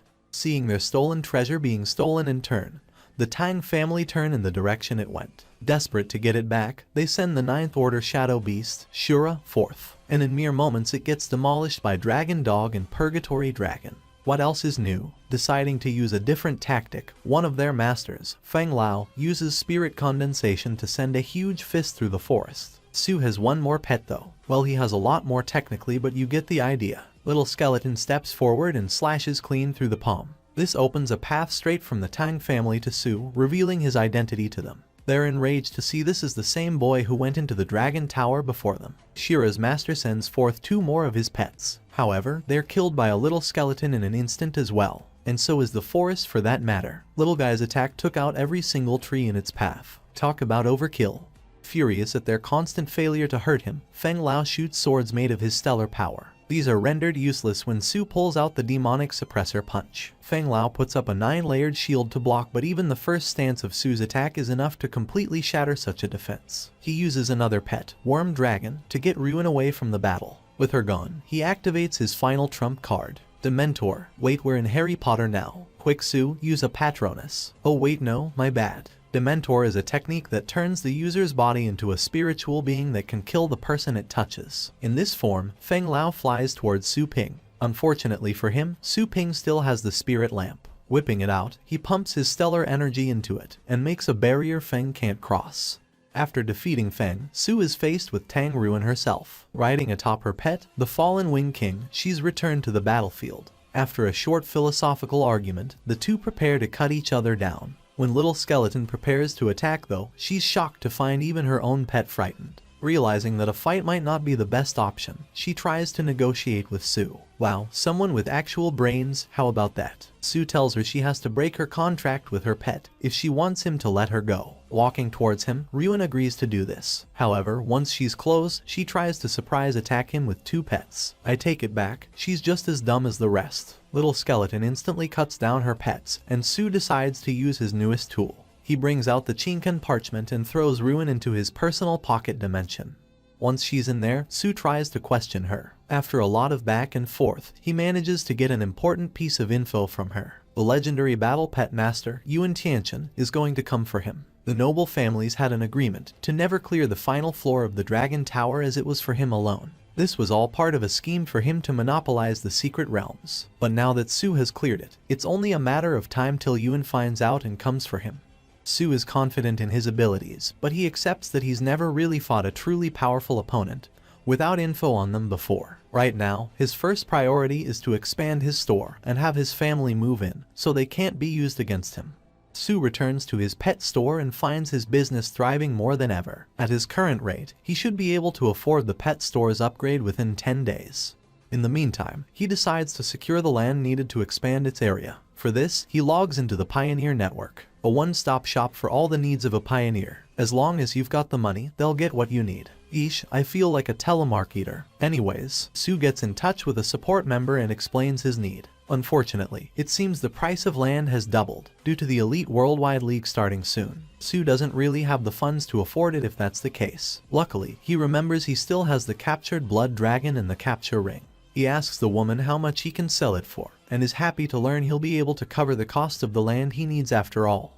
With that settled, he goes to begin his training for the day. After finding a training realm even harder than the Dragon Realm, he spends 1,000 energy points to enter it. This is the Fallen Demigod's realm, the perfect realm for him, since it has the item he needs to cultivate his Demon King body further. Once he does that, his defense will reach 9th order and he'll be much tougher. Inside, he receives a pop-up asking if he wishes to buy a god language translator. Confused but not wanting to be caught off guard, he buys it. There goes another 500 energy points. As he walks around the realm, Su comes across a naked demigod singing. Yeah, this isn't going to go well for him, is it? As soon as she sees him, she attacks with a wave of golden energy. To Su's surprise, this kills Purgatory Dragon in a single hit. While he revives him, Little Skeleton is left to defend his master. Su calls out to the woman to let him explain, but she says he doesn't need to. She already knows he came here from another world. I'm sorry, why the hell did you attack him then, you crazy woman? The woman reveals that she can tell he's a human just from how he looks. However, there's something in his aura that's strangely frightening, even to her. Deciding she's given him enough of an explanation, the woman tells Su to explain exactly what he's doing in the Midland of the Gods in 5 seconds, or she'll kill him. Confused, Su asks if this isn't the fallen demigod's realm. For some reason, that really pisses her off and she kills him. Short temper on that lady isn't there. Su decides to go for a random revival and try his luck elsewhere in this world. That doesn't go too well either. After spawning in a desert, he's attacked by a massive worm beast, essentially just an insect, except it's a 9th order beast. That's a divine realm for you, I guess. Even the bugs are super strong. Though Dragon Dog ends up being killed, Su manages to stun the creature with Little Skeleton's help. This is fully thanks to the demonic fruit, giving it immunity to the first fatal blow so it can stab the insect's eye. Su combines his demon suppressor punch with flames from Purgatory Dragon and kills the insect in a huge blast. The revived Dragon Dog comes up to Su with a crystal from the insect's corpse. This is a divine crystal. With its help, a pet can be transformed into a divine beast. This gives them access to skills several times stronger than their normal versions as well as boosted stats. Su uses it on Dragon Dog and nothing happens. Just an extra section shows up in his status window. Scam, I call for compensation. Oh, never mind. He just needs a ton more divine crystals to level his divine status up. Time to kill more insects then.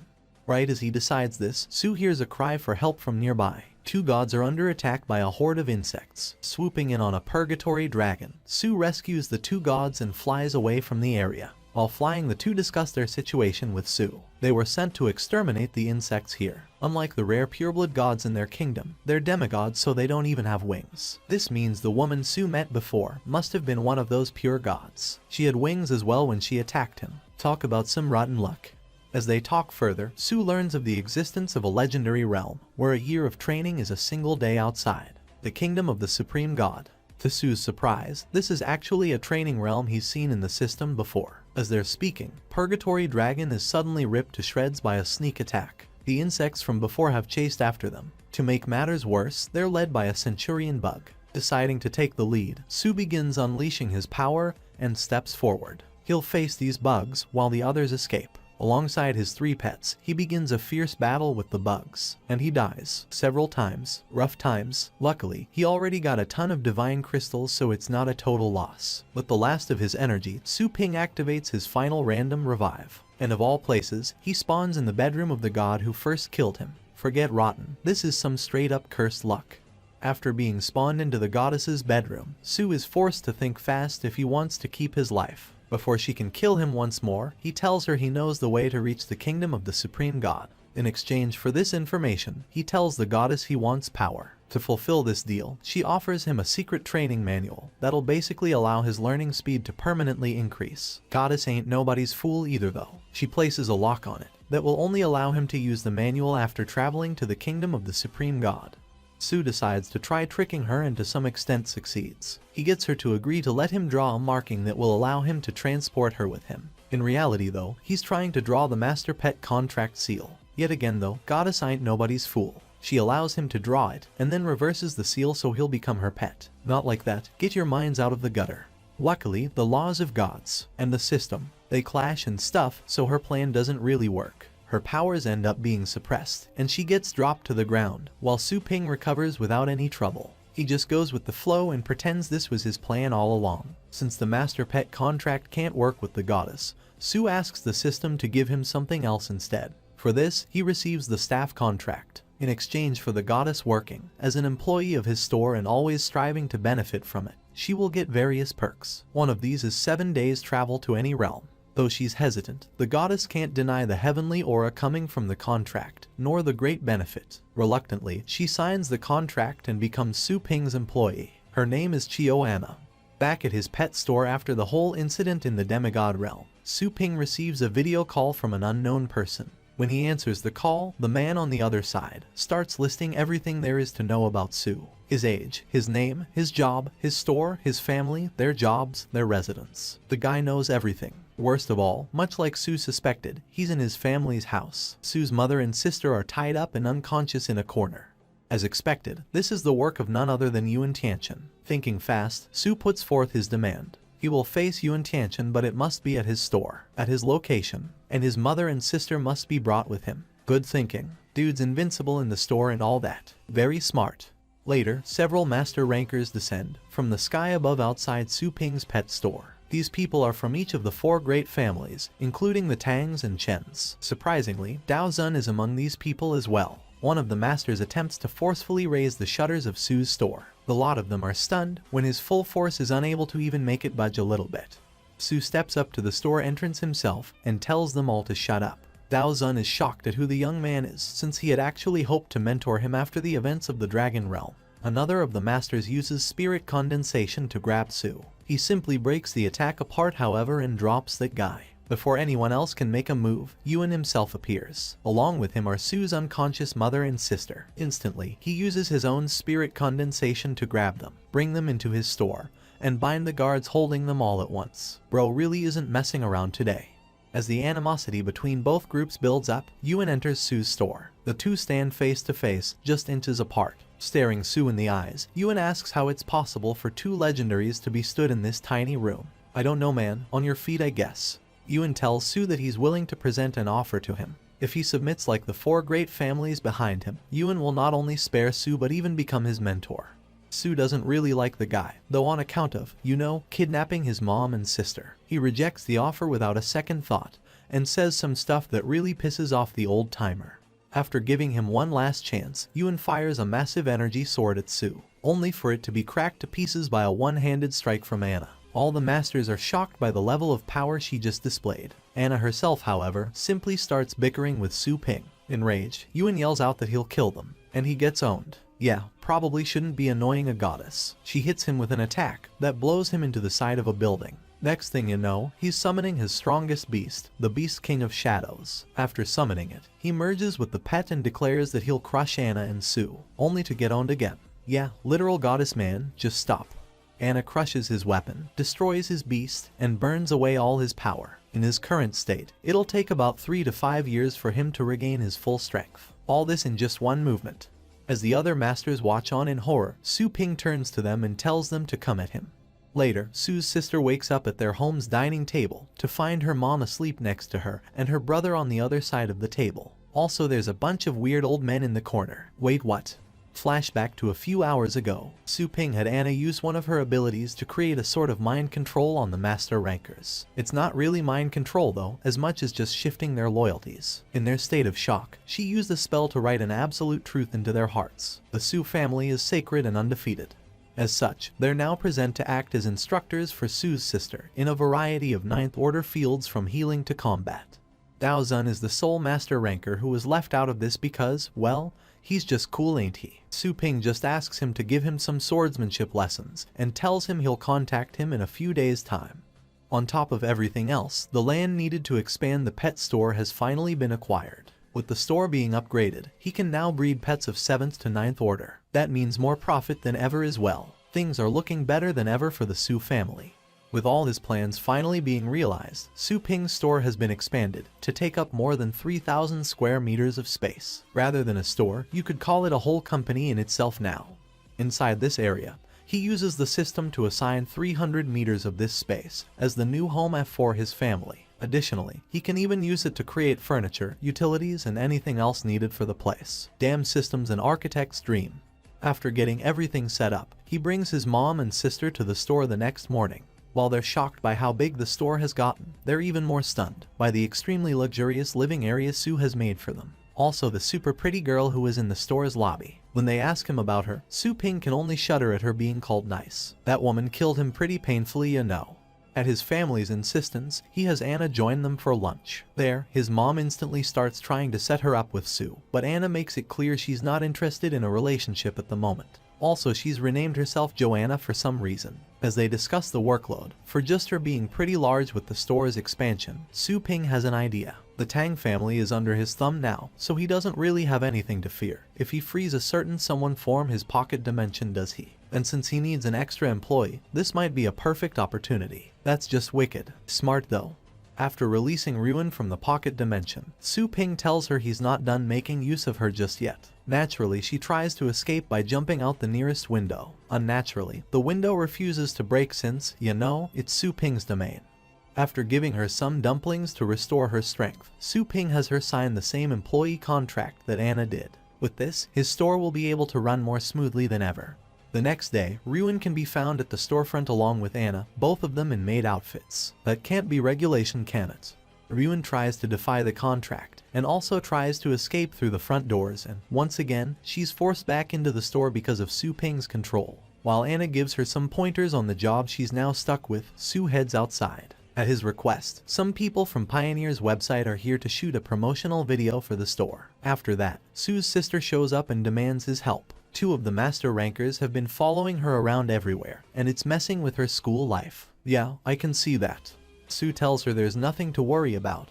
He's actually the one who assigned them, as her protection detail of sorts. While they discuss this, Ruin sees one of the men in question, Snake Heart, the third-ranked member of the Tang family. Instantly, she sees a way to escape. She's sure the Snake Heart is stronger than Su Ping. She contacts him and asks about escaping Su Ping's control. However, he just displays shock that she too has been captured by him. Wait, too. Turning to Su Ping with horror, Ruin simply sees a terrifyingly smug smile. After being reborn into the body of Su Ping, the hero of our story has been quite busy. Between unlocking the Super Pet system, being recruited as an instructor at Fengshan Academy, completely humiliating some bullies and a teacher at Jianlan Academy, and somehow recruiting a goddess as an employee for his now much larger pet store, his accomplishments are nothing to sneeze at. Oh, and he's forced the Tang family's heiress into being an employee at his store too. Good times, good times. Quickly ducking into cover, Tang Ruyan finds herself terrified by the implications of what her senior Snakeheart just said. If his also means what she thinks it does, Su Ping is truly someone of unimaginable power. Outside the main entrance of Su Ping's store, he's busy scolding the two men he'd assigned to watch over his sister Su Lingyu as guardians. Thanks to them taking their duties a tad too literally, she's been having a terrible time at school. Yeah, couple of old dudes following you around will do that, I suppose. Su tells them to only watch over her from outside the school and that his family now has a personal field dedicated for training. The two of them can take turns tutoring Ling Yu there every night. From her spot, Ruyan is still watching on. She's equal parts terrified and awed by the fact Su Ping is casually ordering around not just her, Tang family's Snakeheart, but also the Poison King Liu family. Both of them are some of the top experts in the whole city, and they're straight up bowing down before Su Ping. How is any of this even possible? It's called plot armor, lady. Returning to his own personal room after scolding his sister's bodyguards, Su Ping brings up the system to start working on some things. For starters, he sees that Jonah's staff points have increased by over 100 points. Considering what a large amount that is, he's reassured that she really has been working diligently like they agreed upon without even thinking of betraying him. Considering how he came to get her to be an employee, this is turning out to be a great benefit for him. Using the system, he travels to another plane and raises a giant golden leaf tree. Surprisingly enough, it starts drilling its roots straight into the ground on its own to find nutrients for growing. According to the system, this is a star-entwining spirit tree. It has the instinct to feed that's evolved through the process of enlightenment. Surprisingly enough, it reveals that the tree has been alive for tens of thousands of years, yet it has only achieved about 20% enlightenment. With such little enlightenment, it hasn't even gained a consciousness or sentience yet. Even so, it's impressive for it to reach any level of enlightenment since plants usually aren't capable of such things. Taking all this info in, Su Ping notes that if the tree were to reach complete enlightenment, it may as well be able to serve as a star pet itself. Hell, based on what he's seeing compared to a usual Xingyun spiritual tree, this thing should be able to produce a new wave of vegetables every single year. Next, the system informs Su Ping that he hasn't met the conditions to learn the spirit opening ability. To do so, he must first become a breeder, I think. It says cultivator, but in the next scene he says breeder. Damn translations are wacky, y'all. Seeing this, a grim expression comes onto Su Ping's face. Though he runs a now quite large pet store and has even gained plenty of knowledge on pets through the internet, he's honestly pretty much a total novice at breeding. That's a wild sentence. Up until now, the system has managed to push him through whatever trials he's faced and raised his breeding skill accordingly. Now though, he has to work hard and improve it himself to make true progress. Even so, he doesn't have time for that just yet. Turning back to the system, Suping commands it to open the panel showing the cultivation grounds he can access. Though the last incident with his family and the whole Yuan Shanshan matter has been resolved, there's no guarantee other things of the same nature won't happen again. If that's going to be the case, he needs to get as strong and formidable as possible. Personally, he'd prefer to keep a low profile, but his mom and sister need to live full normal lives. They can't do that if he keeps them cooped up in the store or has them constantly under surveillance for protection. Right now, the best way to give them the life they deserve is to become so powerful that nobody will dare to even think of crossing him. Down in the central area of the store, Joanna senses the opening of a portal and realizes Suping has gone to another realm again. I'm sure that'll go over well. Later, after training for most of the day and managing to kill a Centurion commander, Suping returns to his room. After taking a short breather, he starts undressing to take a shower and, holy crap, he's jacked as hell. With the first form of the demon-suppressing fist completed, Suping's physique has reached an enviable level. Before he can get to the shower though, Joanna walks in with a tray of food sent by his mother. Unable to turn it down, Suping lets her in and has the soup while she starts talking. He's rather surprised by her sensory ability being so strong that she actually picked up on the moment he left the realm. Considering her own divine status though, it's probably to be expected. Though Joanna claims to simply want to join him next time and she can help improve his cultivation, Suping has his suspicions. She definitely has some ulterior motive for this request. After all, she's been testing the boundaries of both the store and their contract. Regardless, that contract and the system will make sure she can't do anything that actually harm him, so he doesn't have anything to lose by accepting her proposal. Not wanting to seem too soft, he asks her a few questions about how things will run if she isn't here. But Joanna reassures him that she's already taken care of it. For one thing, she spelled Ru Yan to sleep till morning so she won't cause a scene. With everything addressed, Suping grabs Joanna by the arm and suddenly pulls her through a portal to the Divine Realm. Once they enter, Joanna is instantly floored by the sight of the World Tree. With this, Suping's ability to travel across realms is proven, and Joanna is more hopeful than ever that she'll be able to see the Supreme God Realm again.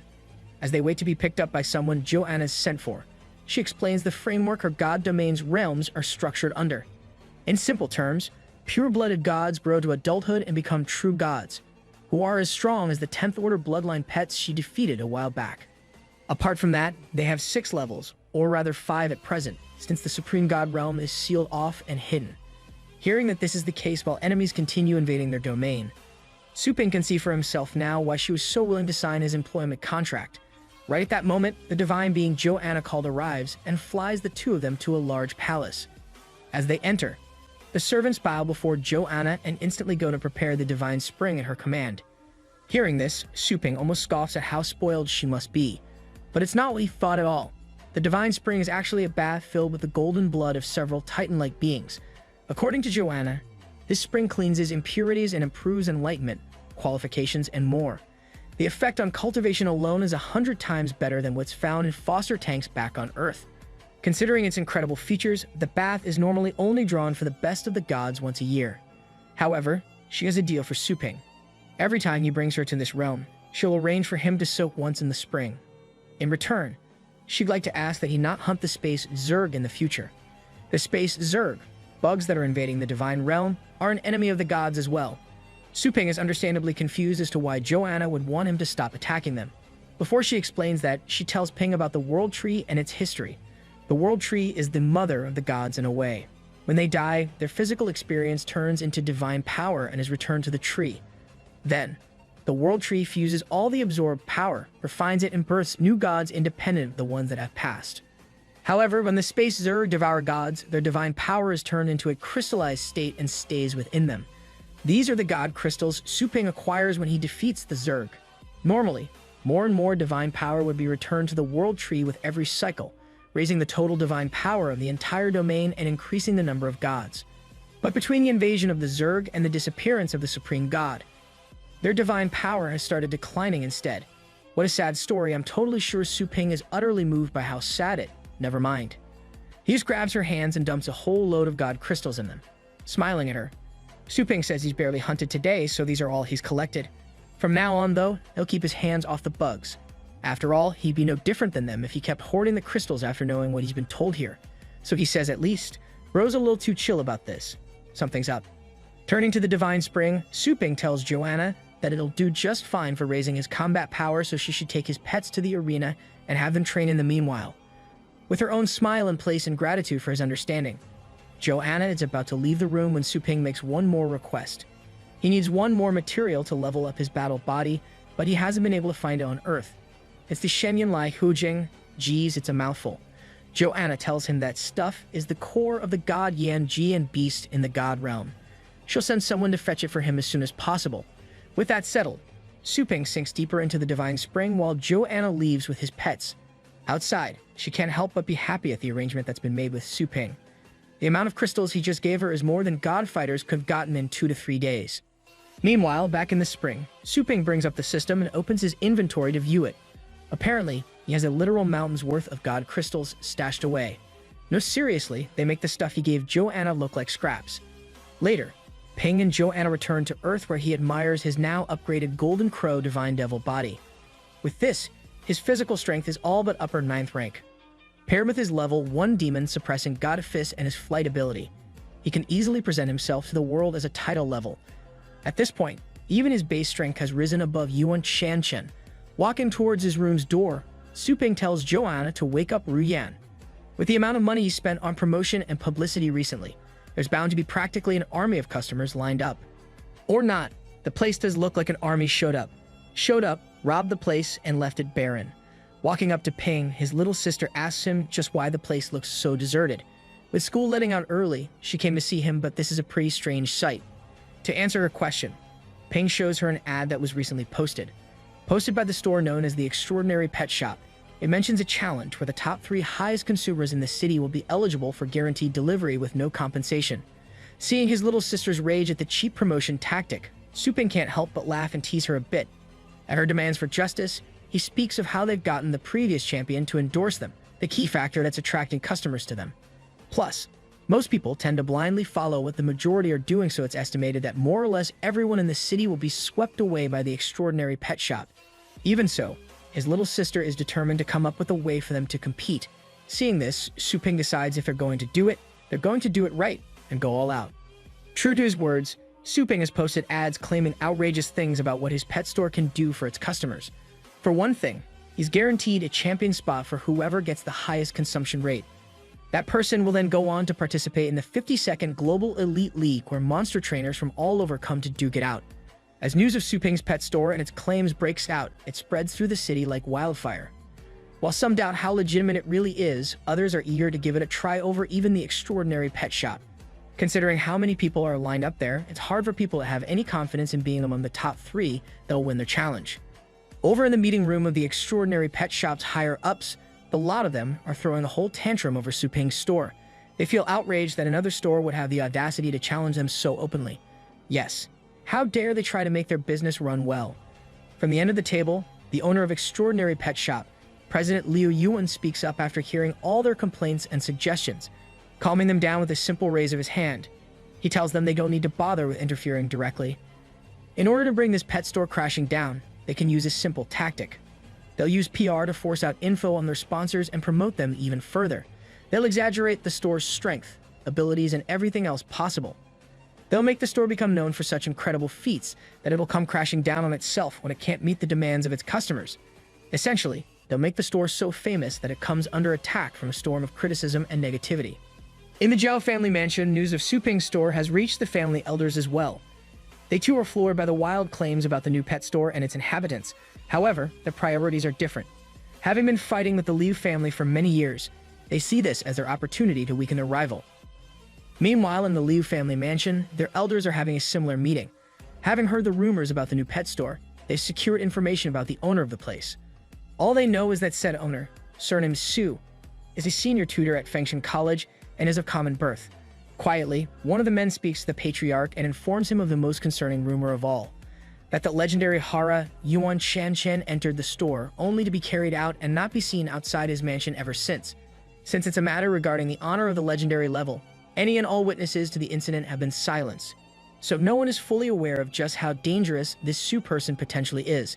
Deciding to be cautious, the patriarch tells his man to keep the rumor to himself, but steer clear of Su. For now, they'll wait and see how he develops. Well, stalking's better than attacking him, I guess. Over at Su Ping's pet store, he's in the middle of a meeting with his little sister and Shu Quan, the God of War Academy's third-year battle pet teacher. Here, he reveals to the other two that the claims made in their ads are just to attract customers. In truth, he just has to recommend someone, and as long as they invest in nurturing and getting stronger, there'll be enough for them to stay at the top of the list. Surprising him, his sister actually rises up and demands to be the first one he trains. Su Ping insists that she change her mind on the matter. To begin with, the Guaranteed Championship is a pretty tough challenge. It's not something she has any need to go for. With the tutoring of the elders he's secured for her and his own guidance, all she has to do is take things one step at a time and she can easily break into the top 10 eventually. Ling Yu feels differently though, saying that the top 10 isn't enough for her. She wants to become as strong as she can, as fast as she can, and follow in his footsteps. After all, she's certain he put himself through inhuman levels of training to reach the strength he has today. Knowing that, how can she just sit back and wait to get stronger with time? Su Ping's nothing if not stubborn though, much like his sister at the moment. Must run in the family. Once more, he asks why she's so insistent on doing this. She's only a freshman at Battle Pet Academy. Why does she want a title that'll turn everyone in the city against her? Not just the normal people, but even those from the 4 major families and the rival pet shops on top of that. All that in mind, he's about to warn Ling Yu that this is a matter of life and death, but she beats him to it. She tells him she already knows not only that, but also that he was the one to protect her and their mom when they were in a coma recently. That's why she has to take this opportunity. She has to get stronger. That way, she too can protect those close to her. Hearing her reasons brings a smile to Su Ping's face. He's just about to go ahead and accept her request when they hear yelling from outside. Before Ping's eyes, the system appears with a notice. Someone is slandering the store and physically trying to harm it. Su Ping must kill the culprit and restore the store's reputation within 24 hours, or he'll have his host score reduced by 5 points. Seeing this surprises Su Ping, since he's never seen the system issue orders as drastic as to kill someone. Whatever's happening outside must be pretty major. True enough, a man outside is screaming his lungs out about how Ping's store has weakened his pet instead of upgrading it. While most people present don't buy his story since the store is known personally by many of them for being honest and successful, there are some outliers. People who believe rumors about the store using hormones to boost pets and other such things. Haters is what I call them. Standing at the entrance with a smirk, the guy making a scene continues yelling out, now with others rallying behind him. Before they can really organize though, they're all shaken by the earth-moving stomp of a pissed-off goddess. Joanna is on the scene. Stepping outside to greet the troublemaker, Su Ping brings out a paper with his details on it. This man is Sun Shiyu. He brought his pet to be nurtured the day before yesterday and collected it yesterday without any issues. His signature is clearly displayed on the paper for acceptance of the star pet. Despite seeing this, Sun Shiyu continues making a scene, claiming that Su Ping is trying to fool him. He insists that his pet, an Aurora fox, got sick only after returning home from this store. Seeing a simple way to resolve this, Su Ping tells Shiyu to let him check the pet right here and now. With a smug air about him, Shiyu tells him to go ahead. Coming up to the whimpering canine, Su Ping activates his identification technique. The system window that pops up shows the fox's stats in detail. True to Sun Shiyu's claims, the fox's combat power has indeed dropped quite noticeably. However, the dark markings all over the fox don't have the appearance of something caused by sickness. Rather, they are clearly the result of poisoning. Ain't that just 7 different kinds of fishy? Turning his head towards Anna, Su Ping asks her if she knows how to heal. The maid goddess replies that she's not the best, but she does know a thing or two. Watching the interaction between the two, Sun Shiyu tries to take control of the situation again by saying that the two are pretending. He already took the fox to the Star Pet Hospital in Shangchen. The doctor there said this is a mutation caused directly by the random breeding and drug usage of Ping's pet store. Forget being cured. Even living through this is unlikely for the poor fox that they bam. Anna smacks the silly out of him and knocks Sun Shiyu to the ground, kneeling before the Aurora fox. Without a single wasted moment, she activated her healing abilities, engulfing the pet in golden light. Slowly, the dark purple poison ebbs away from the fox. In almost no time at all, the Aurora fox has been fully restored to a healthy state with no traces of the poison from moments ago. While Anna gives the excited furball some head pats, the gathered crowd find themselves amazed by how easily the fox was cured from its pitiful state. Not only that, but according to the status window Su Ping is reviewing, the fox's aptitude has gone up in level as well. Talk about killing 2 birds with 1 stone. Turning towards its master, the fox licks Sun Shiyu's face, happy to be back in good health. Poor thing's so innocent. Su Ping seems to have similar thoughts as he coolly stares at the abusive pet master taking in the fox's affection. Said pet master then turns to Su Ping and tries to brush the whole thing off. He claims that Su Ping is lucky he won't press the matter any further since his pet was cured, and turns to leave. The ball's on this guy, am I right? That or he's a moron. Before he can get away from the scene, Su Ping gets a firm grasp on his shoulder. Mentioning extra follow-up services that the store offers, he drags Sun Chiyu to a dungeon-like inner room and throws him inside. He reveals how he knew something wasn't right. When the fox was healed by Anna, Sun's first reaction wasn't relief, but nervousness. That alone was enough to show that his reasons aren't what he claims. With a stare cold enough to freeze a volcano, he asks Sun who exactly sent him. With his Aurora Fox now at his side, Sun feels a little bolder and claims he has no idea what he's talking about. On top of that, he demands to be released or he'll call the police. Su Ping takes a hold of both Sun Chiyu and his fox with telekinesis and raises them into the air. Seeing this horrifies Sun as it must mean that Ping is of the title level. Not wanting to die here, he all but instantly gives in and melts like an ice cube in the Sahara. Without a second thought, he reveals that the ones to send him here to do this were the Liu family. Wanting to be sure he has all the facts right, Su Ping tells him to elaborate on what he's just said.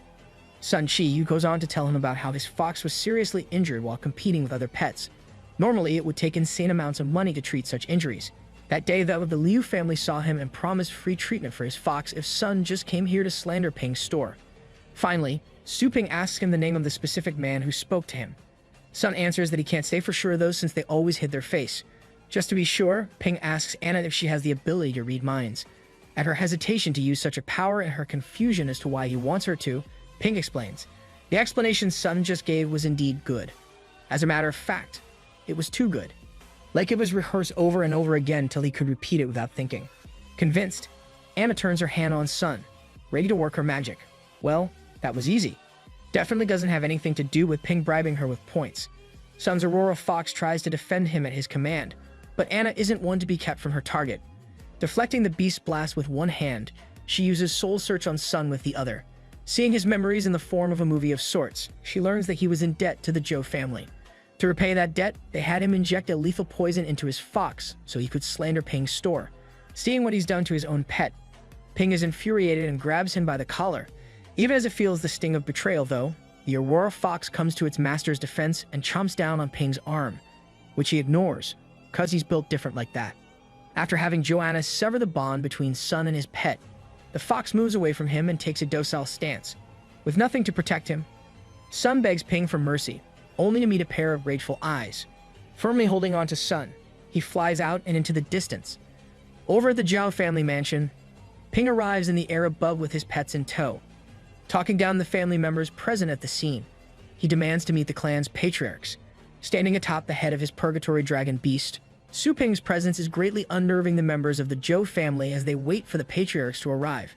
Suddenly, Ping and his pets are shoved backwards and out of the mansion grounds by a crackling blue barrier. Rather than the patriarchs, the Zhou Wangjin have arrived. A secret elite force of the Zhou family consisting of fighters with 8th level combat power and above. At the front, their leader stands with a smug expression. Unintimidated by this obvious showing of power, Su Ping asks once more to meet the patriarchs. Hearing this, the Wangjin leader finds him to be extremely disrespectful, telling him the patriarchs can't be seen without an appointment even if one is a title level. At this point, Su Ping is thoroughly annoyed and losing what little patience he had reserved for these fools.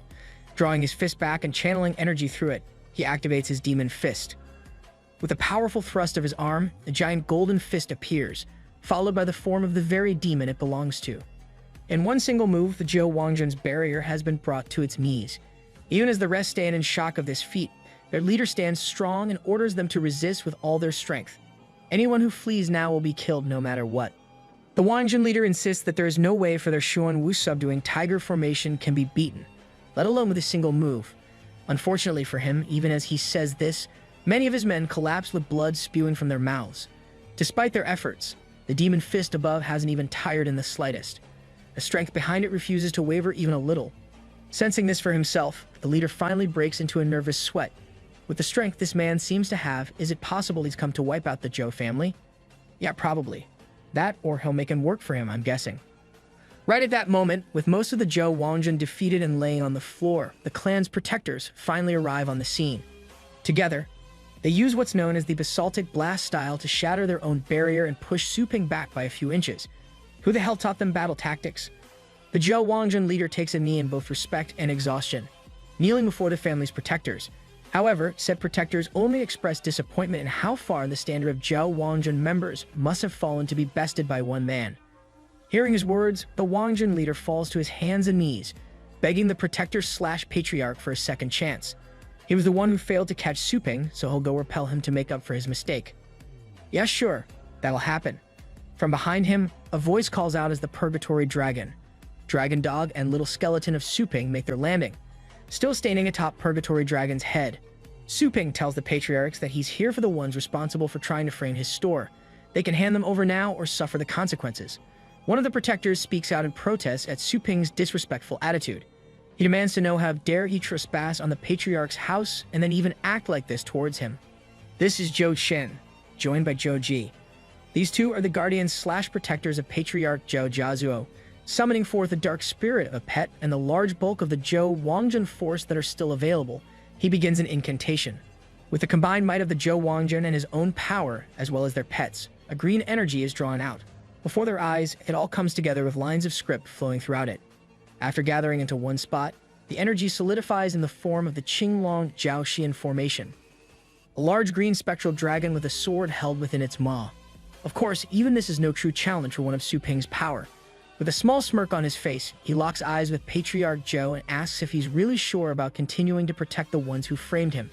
Seeing his bravery as foolish arrogance, Patriarch Zhou simply tells him it's too late to beg for mercy now. With the power gap between the ends of the 9th level being as wide as that between level 1 and level 9, he stands no chance. For while Ping is estimated to be around 9th rank at most, the green dragon before him is at the very peak of the 9th level. With this, they're even comparable to the great Dao Zun. There's no chance in hell that a mere child like him could even hope to survive what's about to descend upon him. He's doomed. Wait, what the hell? Zhou's monologue is cut short when Ping's Purgatory Dragon and Dark Dragon Dog rush forward, wreathed in a rainbow-colored energy. Together, they clash with the dragon and come to a standstill where the green dragon can no longer push back even with its full strength.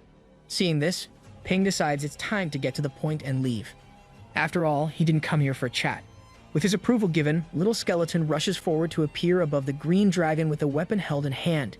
Even as Patriarch Zhou watches the scene in shock and confusion, a skeleton bears down with the weapon, producing a terrifying aura all around him that threatens to overtake the green dragon itself.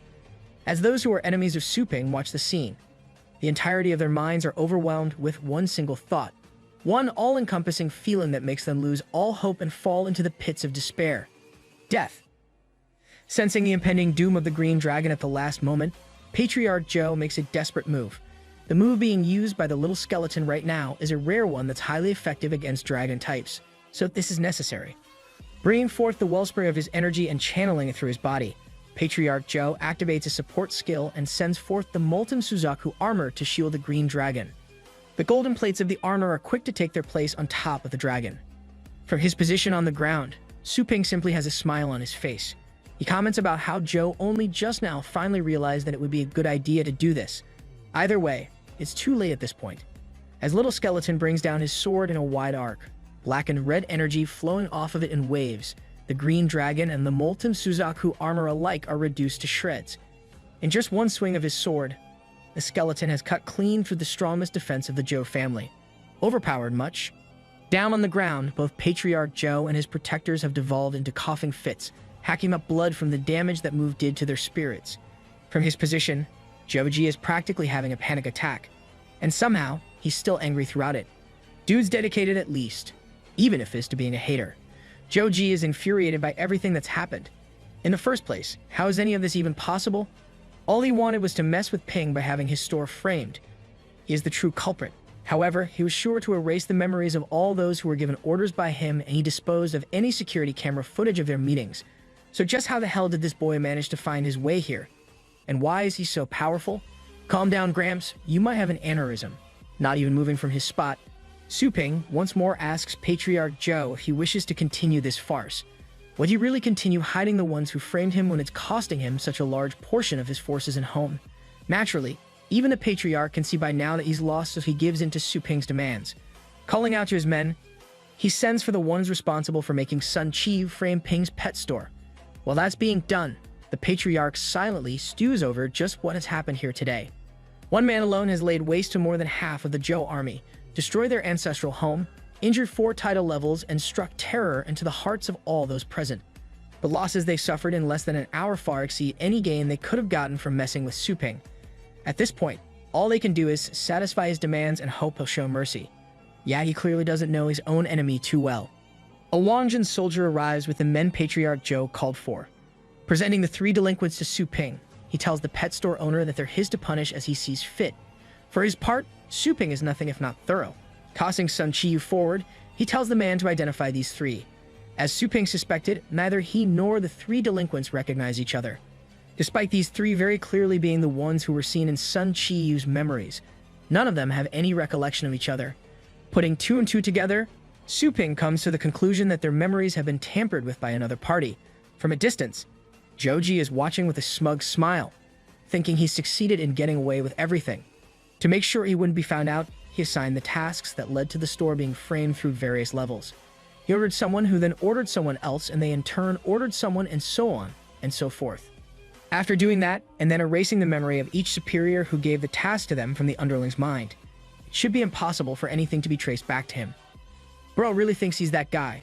Hell, the requirements for searching someone's soul or mind are so demanding that he shouldn't even be able to do it all that often. This method as a whole is impossible for him to find Zhou with. Su Ping figures out those 3 aren't the top of the situation instantly. Suck it, old man. Speaking to Patriarch Zhou, Su Ping demands that he stop trying to protect the true perpetrators before he washes their reputation in their own blood. Internally terrified, the Patriarch instantly assures him that another group is actually on their way. Meanwhile, Zhou is confused as to how Su Ping can be so sure of his words. As the next group of people are brought to kneel before him, Su Ping finally feels some pity. Most of these people are just ordinary office workers and the like who must have just been following orders. Compared to the original culprit who started all of this, they haven't really done something that would deserve a death sentence.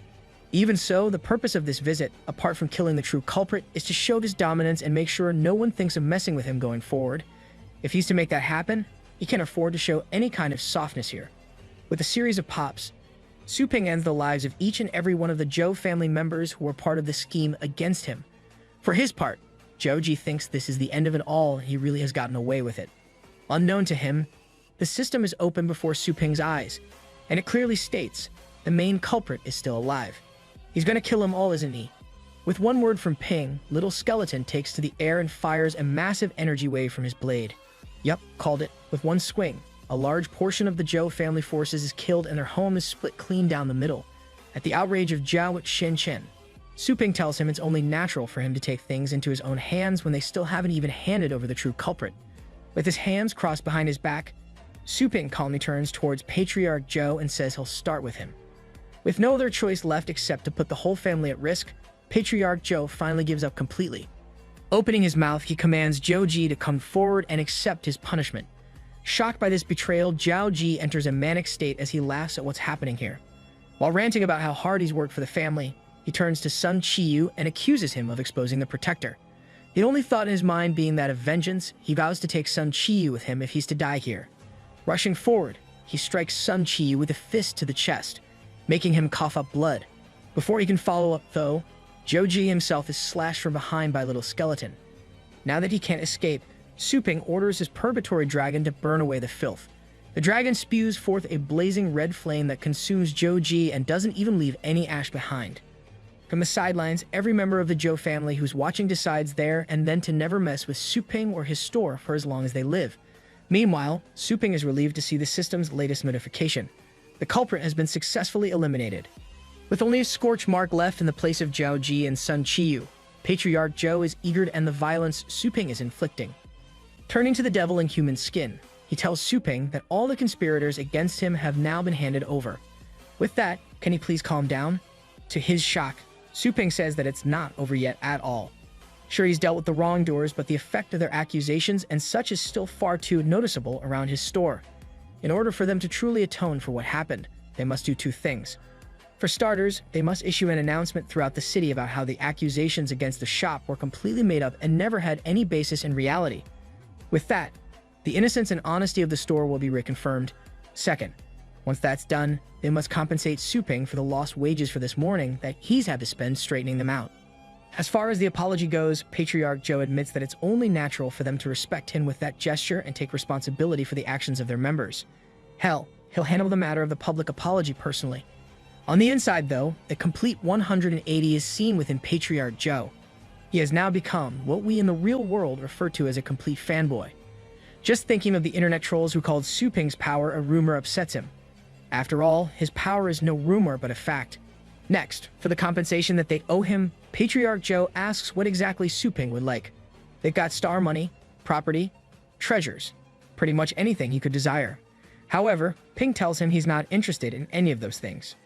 What he wants is a set of natural talents and earthly treasures that are used for cultivating war pet masters.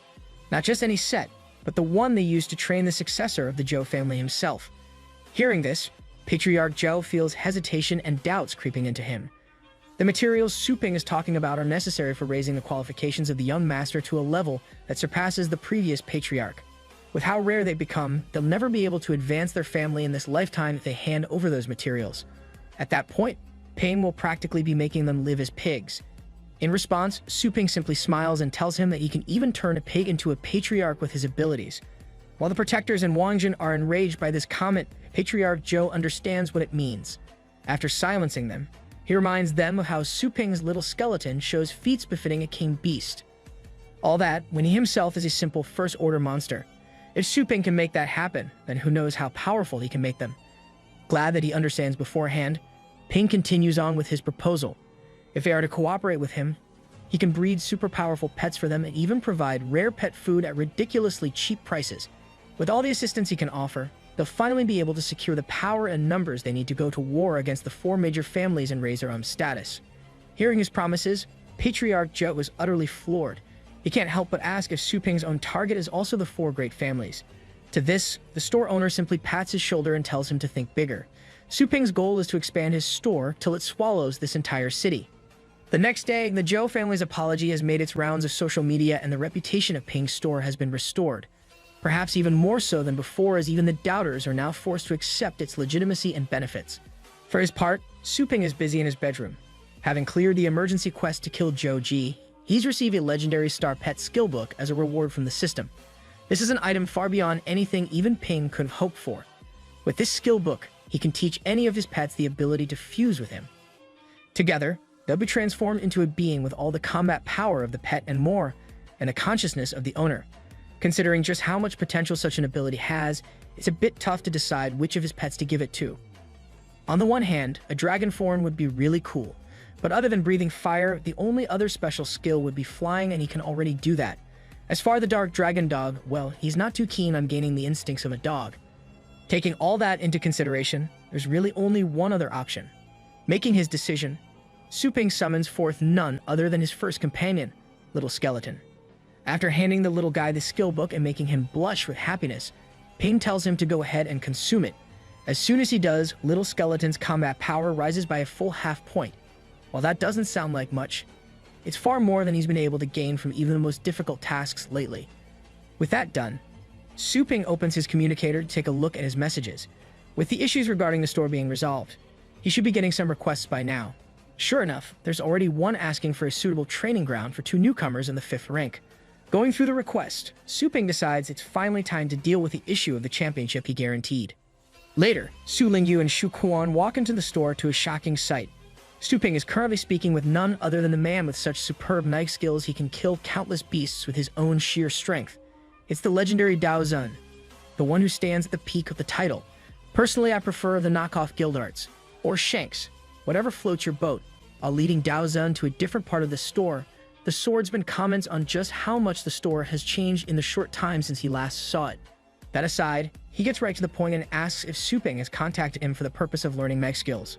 Sure enough, Su Ping confirms that is indeed the case and asks Dao Zun what kind of training area he'd like. The swordsman tells him his battle style is pretty free-flowing and close-ranged, so he'd like something to do with mountains and the sea. Not even delaying for a second, Su Ping instantly summons forth a training area that fits his requirements perfectly. Stepping through a portal into the area, Dao Zun can't help but note how realistic it feels for a hologram. Hell, he can smell the sea as if it were actually there. But that's not possible, right? to be as oblivious as the non-MC in a manhwa. Su Ping simply brushes it off as minor tricks and changes the topic.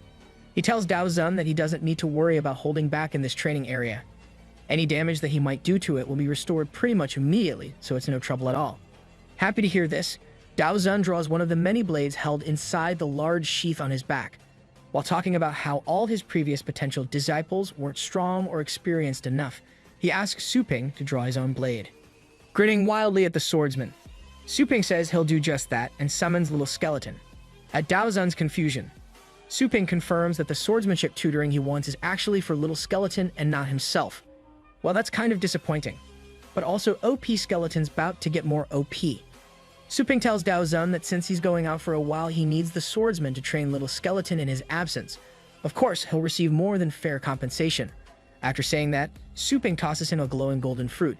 This is the Starry Spirit Fruit, an item that can directly increase the star power of anyone under 9th level by a full level. Though it won't make Dao Zun break through the legendary level beyond the 9th, it will greatly shorten the time he needs to do so. That alone is a massive boon. Not to mention, the monetary value of the fruit alone is of such a ridiculous level that selling one could set someone up for life. That Su Ping would offer one up just for some training is certainly worrying. Just what else does he have up his sleeve? More importantly than the payment though, Dao Zun tells his ally that he can't teach his skills to someone who doesn't have the basic knowledge of the 9th rank.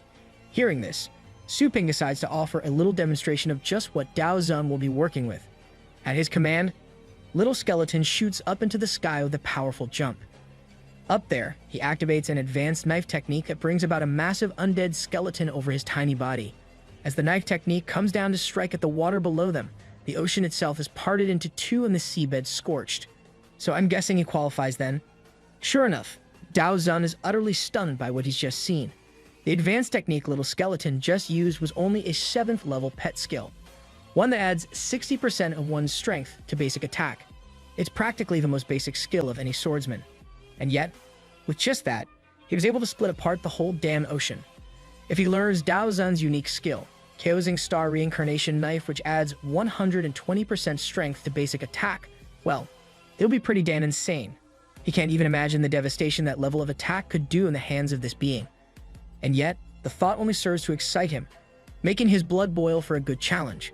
Drawing forth every single blade in his sheath, Dao Zun vows to teach his ultimate sword skills to Little Skeleton starting right here and now. Instantly, the legendary swordsman and Little Skeleton meet in the middle of the training field to clash blades. The training has begun. From the sidelines, Su Ping tells Ruyan Tang to take some good pictures of the scene so they can hang them in the shop as posters. They'll be sure to attract even more customers. Truly a businessman first and foremost, ain't he? Later on, Su Ping meets with Ling Yu and Shu Kuan. Having handled the family affairs that needed to be taken care of, he's now going to take them to explore the wilderness. Riding inside a fully decked-out battle vehicle, the trio are making their way to said wilderness just a little bit later. Shu Kuan can't help but gush over just how rare it is for pioneers to get such vehicles and how incredible Su Ping is. Su Ping tells them he had a friend arrange a suitable barren area for them, and he went as far as arranging a car and their pioneer licenses. Later, he'll take them to the pioneer base warehouse to pick some battle armor for themselves. While Shu Kuan is stuck on that little bit of info, Ling Yu is interested in something else. Just where was Ping yesterday? She heard he got in a fight, so she wants to make sure he's okay. When Su Ping explains what happened yesterday, both his passengers are shocked to hear his exploits. Ling Yu is worried that he had to do these things because of her. Ping is quick to assure her that isn't the case though. Quite frankly, he'd have to face the greater family sooner or later either way as they grow stronger. All he did was get ahead of the situation and prevent her from getting involved. Call them selfish, but he doesn't want her to have to face such things. Double, you big bro man. Later, in the Grade B barren area, Ling Yu and Shu Kuan are successfully dispatching a wide variety of monsters one after the other. After saving each other's lives on multiple occasions, Ling Yu even demonstrates the fruits of her training with the Poison King. With just some star power, she's able to purge even the most toxic poisons from her body. Also, the writer knew what he was doing with that panel. Watching from the skies above, Su Ping is both impressed and proud of Ling Yu's dedication and ability. Originally, he'd been hoping she'd give up after a while, but after what he's seen, he has to admit it. He may have underestimated his sister. Going down to them, he tells them it's time to rest. However, the two are still plenty fired up and rearing to go. Amused by their enthusiasm, Su Ping tells them they'll go at their own pace then. In the hunting clearance office in the pioneering base, A young man is having his merit points tally for the several beasts he has defeated. The wind's taken out of his sails pretty fast, though, when he learns that the total points he's earned are just a little over 1,000. As it turns out, the points earned for beating a beast are assigned according to the beast's tier. From tier 1 till 3, the amount is 100 and less. Tier 4 gives 1,000. Tier 5 gives 10,000.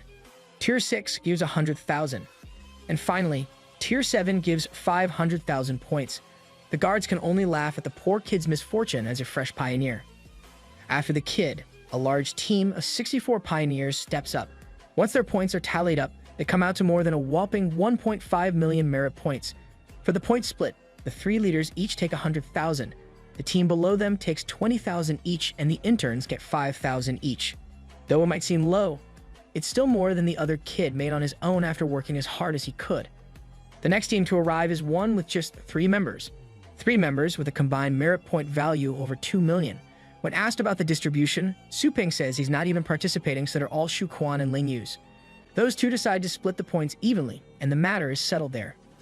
On the other side of the office, though, the 64-person team has descended into chaos. Having seen the large amount of points made by Su Ping's team, the lower-level members are overtaken with greed and start demanding more points. Rather than averaging everything out and splitting it evenly in groups, they're now demanding to receive the points for every beast they killed, regardless if it was with help from others. I mean, there's unreasonable greed, and then there's whatever this is. Do none of them have any shame? As the interns continue to complain, the 3 team leaders finally speak up. After silencing them, they tell the interns straight up that they're little more than a drag to carry with them. Quite frankly, all the heavy lifting was done by the higher ranks. They were just there as a convenient extra team of foot soldiers. Every single one of the higher ranks can do everything the interns did and more. Hell, the only reason they're even back here alive is thanks to them. The way they do things in a team is to benefit everyone to an equalized level based on the average contribution of their group. If they don't like it, they're more than welcome to get lost and go solo. Yikes, that's harsh, but fair, I'd say. Over with Su Ping's group, he watches as Ling Yu stares at the argument with a saddened look. Su Ping can't help but smile at her honest nature. Ever since she was a kid, she's hated seeing acts of evil and unfairness. Wait, is he calling the team leaders unfair? But I was rooting for them. Turning away from the scene, Su Ping tells Ling Yu not to dwell on it too much. The path she's going to walk is going to be 100 times harder than whatever they're facing anyways, so it'd be best to focus on herself for now. With just 1 month left before the big game, he's going to be bringing them to the Barrens every week to earn money. With that, they have to cultivate their pets as much as possible and reach the top of the consumption list. Only then can they be chosen as champion. True to his words, Su Ping puts his sister and Shu Quan through the absolute grinder over the next few weeks whenever they're free. Though it's a grueling month, their hard work is only bolstered by the determination to reach the top of the consumption list and even to make Su Ping proud. Little by little, they climb the ranks until they're overtaking everyone even in the top 10. When the day for the champion announcement finally arrives, Su Ping arrives at the storefront to see a large crowd of people gathered for the results. As he prepares to announce the recommended champion, the Liu family's extraordinary shop owner is watching from his own computer as well. As soon as the champion is announced, he'll spread their name across all of Longjiang City so they can't have a moment of peace. In another facility, a pair of kneeling individuals are watching the results as well. Speaking to a seated figure in front of them, they ask him, their patriarch, if they can do a certain something if they meet this person in a match. Yeah, that's not ominous at all. The much-anticipated 52nd Global Elite League has finally arrived. With the day of the competition beginning, the announcer declares the primary rounds officially open. As the crowd goes wild with excitement over the spectacle they're about to watch, the announcer speaks up once more, silencing them as they hang off his every word. He should be a school teacher. The announcer calls out for the contestants to step into the arena. As gates all over the place open to reveal said contestants, many of them are recognized at once. Stu Ling Yu, the battle pet master of Fengshan College. Lu Fengshan of the Jianlan Academy. The Shepherd's children. The Tang family's children. They're all here. And the last two don't get individual intros cuz screw 'em. While they're stepping onto the field to the cheers of the crowd, the announcer explains how this stage will be working. Because of the number of contestants this year being quite large, the primaries will be split up between 30 different arenas at the same time. In this particular field, there are 1,000 contestants at once. As they enter the field, the gates behind them are closed and a double-layered energy shield and force field are both activated to protect the spectator stands from any stray attacks. With that out of the way, the challenge for the primary is finally announced. A giant container up above opens its gates as a massive swarm buzzes out. It's a swarm knockout. The monsters that have been released from the container are phantom butterfly bees. Known for being unpredictable and vicious, they're some of the most dangerous monsters of the 5th rank. The rules for this swarm knockout are simple. The contestants must survive a swarm of these phantom butterflies which can paralyze with a single sting. Sounds simple enough? Well, it's not. They must survive the swarm for 6 hours without any breaks or other benefits. Many of the contestants instantly despair upon hearing this and start running around while one calls for his mommy. Jesus, man, have some dignity. That one dude's just embarrassing. The announcer tells the players to bring out their own battle pets if they wish to get through this. Meanwhile, Suping finds himself in a less than comfortable situation, and that's describing it generously. He's stuck sitting in between the seats of Fengshan College's VP, Dongming Song, and Jianlan College's VP, Zhou Yunshin, and the two are determined to fight over him like a pair of schoolgirls who just got their first crush. Zhou Yunshin is particularly determined to suck up to Suping after the complete and utter humiliation he dished out to Jianlan's troublemakers last time he was there. Watch the last part if you haven't. While the two VPs are arguing over Zhou Yunshin's blatant attempts to recruit Suping away from Fengshan, Ping suddenly realizes something. Turning to Dongming Song, he asked a question that's been plaguing him recently. Despite his status as a teacher at Fengshan, Suping hasn't actually come in to give a lecture for quite some time due to his personal responsibilities. Between that and him still using his status to get training materials, Ping suspects his instructor rating is pretty bad by now. Ming Song, however, tells him this is not the case at all. Even if he doesn't come in for lectures, Suping's reputation and feats alone bring a heightened level of prestige to the academy.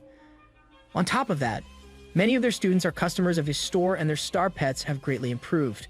That alone has made things much easier for the other teachers, since the students are more competent too. Taking that into consideration, Dongming reveals he's been planning to assign Suping as the director of a new department they'll be opening. The cultivation department, if Suping so requires, they can dedicate half the school's resources to just his department at a moment's notice. On top of not needing to take classes, Suping will only need to cultivate star pets for the school, something he already does at his store anyways. As the two share a gleeful cackle over this plan, Zhou Yunshin watches on, furious that he didn't think of such an offer first. Ain't he thirsty for our boy man? Down in the field, the announcer has just explained that contestants who fail to participate or are unable to move will be taken out of the field by their medical staff.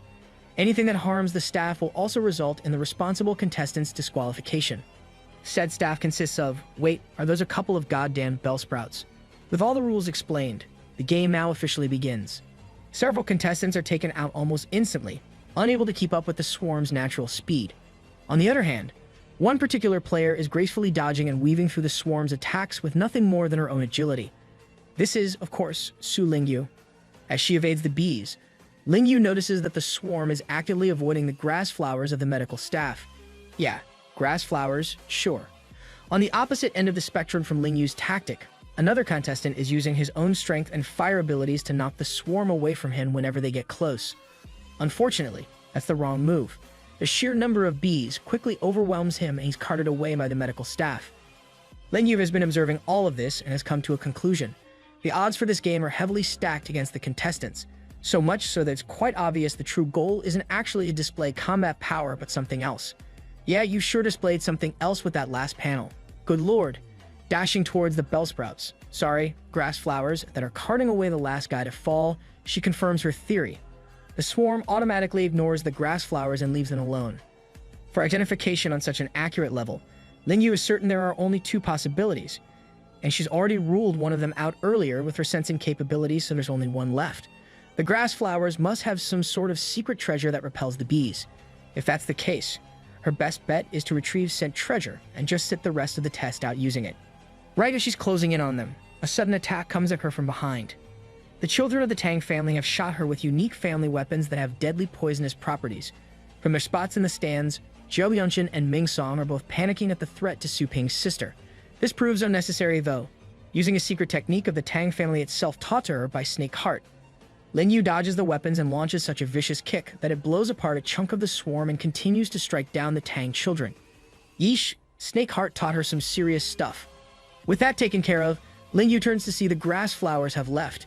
Even so, she's certain there are more repelling treasures hidden somewhere in the field. Now that she knows that, it's just a matter of finding them. As the minutes tick by, people are finding more and more ways to protect themselves from the phantom bee swarm. One contestant in particular is using his flame frog cultivated by Suping's store to create a firewall around him. Thanks to this wall, the bees are unable to get through to attack him. As other contestants beg to be led into his circle, the boy simply turns them down, saying he can't trust that they won't turn on him later. Such is the vicious dog-eat-dog reality of the Global Elite League. Meanwhile, Su Lingyu has gone on to search the entire arena, but has yet to find any other insect-repellent treasures. Suddenly, she has a suspicion and turns to confirm it. Could the treasure be hidden among the swarm itself? If that's the case, she should be able to sense it with star power. True to her suspicion, the insect-repellent treasure is indeed hidden on one of the phantom bees themselves. Leaping off the ground with a burst of speed and power, she flies at the particular bee with the treasure and catches it by the wings. Moving swiftly now that she's in the middle of the swarm, Lingyu plucks the creature's wings clean off and reveals the prize beneath, a ring with the properties of an insect-repelling secret treasure. Now that it's in her possession, Lingyu grabs the thing and puts it on. With this, the competition's announcer speaks out for all to hear. He declares that after just 1 hour, someone has figured out the correct way to clear this primary. After hearing this and looking over to see just what exactly Lingyu has done, many of the contestants feel an intense bout of frustration. This whole time they've been avoiding and killing bees. There may have been such rings inside the ones they defeated, so many of them might have already had the chance to pass and missed it. Stay salty, losers. She's just better. From their spots in the stands, Zhou Yunchen and Ming Song are both amazed by Lingyu's achievements. Not only did she display a technique taught by Snake Heart, she was also the first to pass the primary. And that's not even to mention the generally impressive capabilities she's been displaying the whole time. Sometime later, several players have followed in Lingyu's footsteps and secured rings that protect them from the swarm. At the announcer's instruction, all such contestants begin moving out of the field so they can go prepare for the group arena in 3 days' time. For her part, Lingyu's just happy that things got wrapped up early on. If the rings were discovered much later, everyone would have already been disqualified from the swarm's paralysis. Now she's excited to get home and tell her mom about everything that's happened and that she's safe. Unfortunately, she's not going to be able to leave just yet. From behind her, another contestant appears and declares that it's his turn now with the Tang family out of the way. Summoning his pet, a demon claw beast, he activates its special ability, Cat Blood Extraction. All around the two contestants, the phantom bee swarm gathers and takes on a sinister red hue. Despite Lingyu having the insect repellent ring, the swarm viciously starts attacking her. So much for it being a fair contest. What the hell? Facing the guy responsible for this attack, Lingyu starts explaining the ability that's been used, a secret of Mujia which makes star pets with low willpower go into a bloodthirsty frenzy. On top of that, she's been marked as the target of their attacks. Though the other guy is surprised that she knows all that, he's certain it won't make a difference. After all, what can she even do in this situation? Oh boy, something tells me you do not want the answer to that question. Noticing what's happening with them, the announcer and the crowd alike condemn this contestant for blatantly targeting another competitor when it's not a battle trial. Despite the condemnation, though, there's technically no rule that forbids players from attacking each other. As such, they can't really stop him in an official capacity.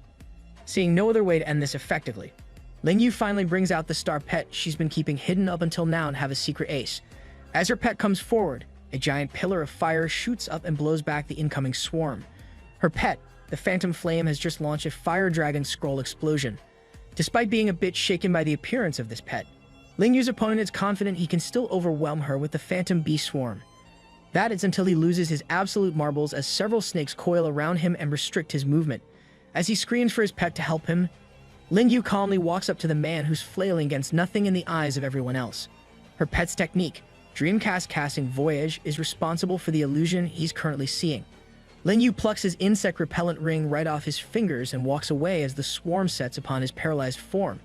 This, fighting fire with fire, is one of the most important lessons taught to her by her brother. After subjugating some of the strongest members of the 4 great clans, Su Ping has continued to absolutely wreck everyone and everything in the way of his goal, to expand his pet store as much as possible and give his family a perfect life.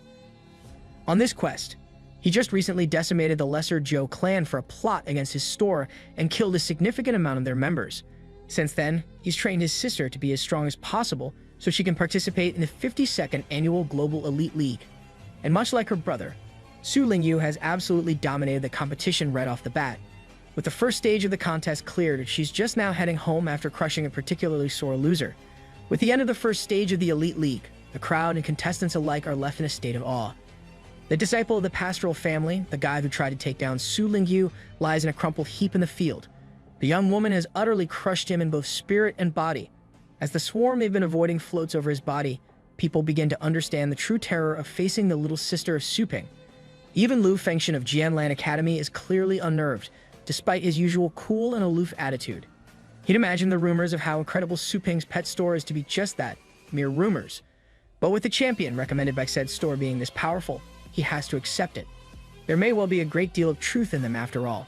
In the background, the conversation between others further pushes this belief into his mind. They keep going on about how Su Ping's pet store is the only true god of pet stores and Ping himself is incredible at what he does. Kinda vague, I know, but you try deciphering these translations, man. Anyway, Su Lingyu just tunes out all the chatter and calmly walks out of the field, hands resting in her pockets. Up in the stands, both the Jianlan and Fengshen VPs, Yunshin and Dong Mingsong, are clapping their souls out. After all, they've got to suck up to Su Ping as much as humanly possible if they want to get their ways. Of course, that'd work a lot better if said pet store owner was actually there. When the old suck-ups turn to look at him, they find his seat empty without any trace of the man. Down in the halls of the tournament building, Su Lingyu is walking through an empty corridor on her way to the exit. Worn out as she is from the challenge, she just faced an ace at the same time. All she really cares about is getting home. As such, when a bright red light suddenly flashes out from one side of the corridor, she writes it off as probably some old wiring or circuitry that's aged too much. Unknown to her, though, the security room has been taken over. Oh wait, no. It's been undertaken. Get it? Because of the dead bodies and the hooded dude's their undertaker? No, screw you guys. A mysterious hooded individual stands in the bloodied and messed up room dressed in a tank top. Mans has zero drip, standing there menacingly. He wipes the blood of the security guards off of a short blade in his hand. Monologuing like your typical dollar store villain, he reveals he's here for Su Lingyu. The reason being her audacity in competing against the 4 major families in this championship. Good lord, why is everyone so pretentious in these series? Staring at a photo of the girl, he reveals his client's instructions are to remove her hands and feet from her body. Jesus Christ. Going even further, he notes that she's pretty cute, so he'll probably have some fun with her before doing that. As the image zooms out from the pedo's hand, it's revealed he's here with a large gang of his, all wearing the same hoods and tank tops. These fellas are in fact the Black Dog team, a criminal mercenary group who take on jobs for the 4 great families on the regular, so they're protected from the law. Back with Su Lingyu, she suddenly feels a hand grab onto her from behind. Startled, she instantly reacts violently and attempts to bash in her attacker's face. Luckily for both of them, the so-called attack is just Su Ping testing her reflexes and he catches her punch with ease. As she whines about his methods, Ping just tells her he's here to pick her up since she's been good. Turning around, he starts walking in the opposite direction. Confused, Lingyu asks him why they're not taking the shorter route to the parking lot. In response, Ping tells her he checked that path and it's really dirty. He's called someone to clean it, but for now they're better off taking the other path. A quick cut to the shorter route shows a scene of absolute carnage. Little Skeleton is decapitating the black dogs and leaving behind a river of blood in their place. That's not terrifying at all. Once they make their way out of the building, Lingyu and Ping are greeted by Master Swordsman Dao Zun. Slightly embarrassed, Dao Zun admits he's here to ask if Little Skeleton's free to train with him. For his part, Su Ping is shocked at the bond these two must have forged in the month he left them together. More than happy to have his pet get stronger, he chucks Little Skeleton over to Dao Zun and leaves. Back at the pet store, Su Ping arrives to the sight of 3 enormous crates sitting outside the entrance. His divine maid, Anna, is quick to inform him they're supposedly a gift from the Zhou family, who have also sworn allegiance to him and placed an order for more than 100 star pets to be nurtured. And all you have to do is crush them in their own territory. Neat. Though Anna looks down on the materials in the crates as garbage, they're actually some insanely valuable stuff by human standards. More importantly, they're key materials for one to get stronger. At Lingyu's question, Ping turns to her and tells her the items are actually for her. With the 3-day gap before the next event of the Elite League, she must absorb all the secret treasures there. Hearing this, another person speaks up from behind them. Ruyan Tang has finally decided to step into the conversation. As she starts going on about how the sacred treasures are too high level for a commoner like Lingyu, Su Ping has an idea. As the heiress of one of the 4 great families, she must have a pretty good idea of how they work. Suddenly, a sinister gleam enters Ping's eyes as his lips turn up in a menacing grin. Turning to Ruyan, he asks her to come over to him so they can have a little chat. The very next scene we see displayed before us is of Su Lingyu in a super revealing swimsuit, with her hands bound above her head with some rope, and she's being whipped by an equally semi-nude Ruyan Tang with a glowing leaf. Don't even ask. As Ruyan continuously whips Lingyu's exposed back with the leaf, the younger girl keeps crying out and moaning in discomfort, crying out that the action itches. Good God, this has turned into an entirely different kind of manhwa. For her part, Ruyan simply tells Lingyu to bear with her. After all, She's the one who was moving around too much. Of course, Ruyan had to tie her up in such a provocative manner. If she didn't, Ling Yu would lose her mind in the cultivation process they're currently employing. And that's all they're doing. This is just the cultivation process. Definitely not tons of fan service. Author knew exactly what he was doing, goddammit. As the cultivation process goes on, Su Ling Yu can only scream out one question. Just what the hell is going on? We're in the same boat here. Thankfully, it's flashback time. An hour ago, we can see Su Ping, his sister, and Ruyan Tang standing together next to the gift crates delivered by the Zhou clan. Eager to get started on working towards his goal of strengthening Ling Yu, Su Ping asks Ruyan how the secret treasures are used to their full effect. Of course, petulant and stubborn as she is, the Tang family heiress refuses to tell him. She states that there's no good in telling him the answer to that question and asks if he'll let her go in return. That is to say, completely free her of the contract binding her to his store and by extension, him. Surprisingly enough, Su Ping answers that he will free her, after he's completely dominated and subjugated the entirety of the Tang family to bring them under his heel. There it is, standing off to the side. Su Ling Yu can only watch with a nervous stare, thinking that her big brother's starting to be more and more villain-like by the day. You're just noticing this now. But of course, Su Ping's words only feed into Ruyan Tang's inherent need to boast about her heritage. While talking down to him for his status as a commoner and his title-level power, she starts rambling on about how he could never actually take down the Tang family. She goes on and on and on, revealing things like the Tang family's large size and domain, just how much territory they span, how their base here in Longjiang City is simply a single branch and it rivals the other 3 great families. The woman seriously just won't shut up about her family. It'd be wholesome if it wasn't so arrogant and stuck up. Hell, at one point she just starts reciting the history and background of the family all the way from their inception centuries ago. It's at this point that Su Ping fully loses any interest and slash or patience he has left. With a single bead of sweat dripping down his exasperated face, he speaks to the system in his mind. He asks it if the contract he used to capture Joanna before can work on humans as well, since it's clearly not limited to just star pets. Luckily for him, the system informs Su Ping that this is indeed the case, seeing as how technically all living beings are animals of some sort or the other. He can form the contract with a human, but their thinking capability will be reduced. That is to say, they'll retain all their knowledge and power, but their ability to think for themselves will be decreased, and they'll be made to be much more submissive towards their master, so to speak. I can think of at least one person that would be really useful on. Evidently, the pet store owner feels the same way. Great minds think alike. While Ruyan is still busy with her speech about the Tang family, Su Ping suddenly takes a step towards her and says he wants to make a deal with her. Naturally, Ruyan is startled by the sudden switch in attitude and asks what he wants to do. In response, Su Ping steps into her personal space, grabs her wrists to hold them above her head and proceeds to place a single finger on her forehead. As he's doing this, he tells her it's a pity he has to resort to such tricks since they can't come to an agreement on their own. As Su Ping's finger leaves her forehead, a red symbol appears where it was placed. With this, a temporary contract between them has been signed. Confused by the lack of physical reaction, Ruyan demands to know just what he's done to her. Rather than answering her question, Su Ping responds with one of his own. How does she feel about him now? The sudden question surprises Ruyan and confuses her further. Even more concerning, as soon as she goes to reply to him normally, something takes over her senses completely. Even though she can see Su Ping in front of her, even though she can clearly feel her desire to kill him. For some reason, everything about him suddenly feels majestic to her. Irresistible even. When he calls out her name next, she instantly falls to her hands and knees and asks what his orders for her are.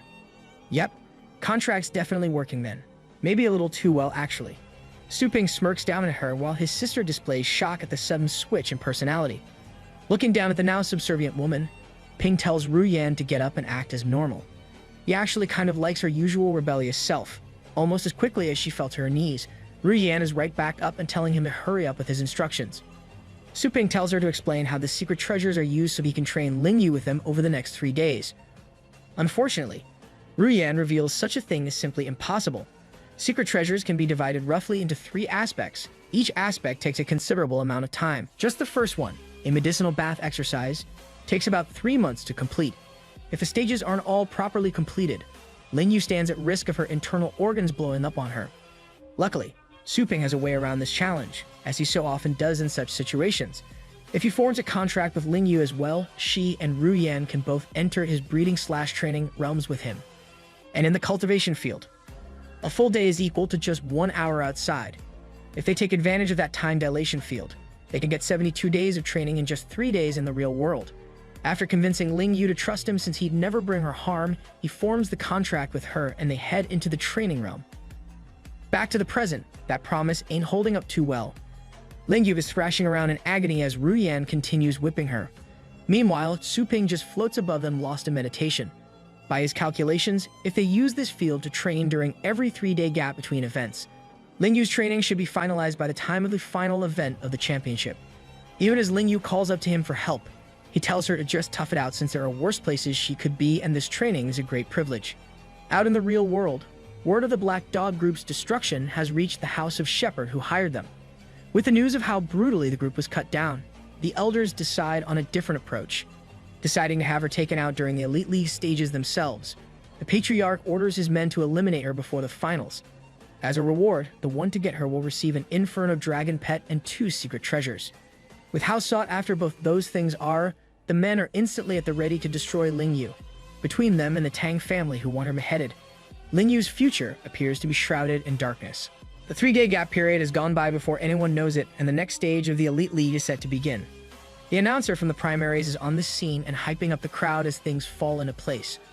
All those who got through the primaries have now advanced to the preliminary rounds. Here, they've got massive 5-player melee arenas set up for mini battle royal-style fights.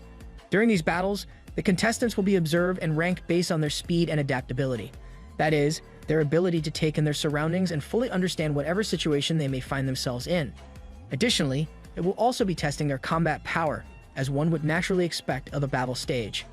The 5-player melees will be held on one arena each, and each of the assigned combatants will be allowed to bring up to 2 secret treasures with them for assistance.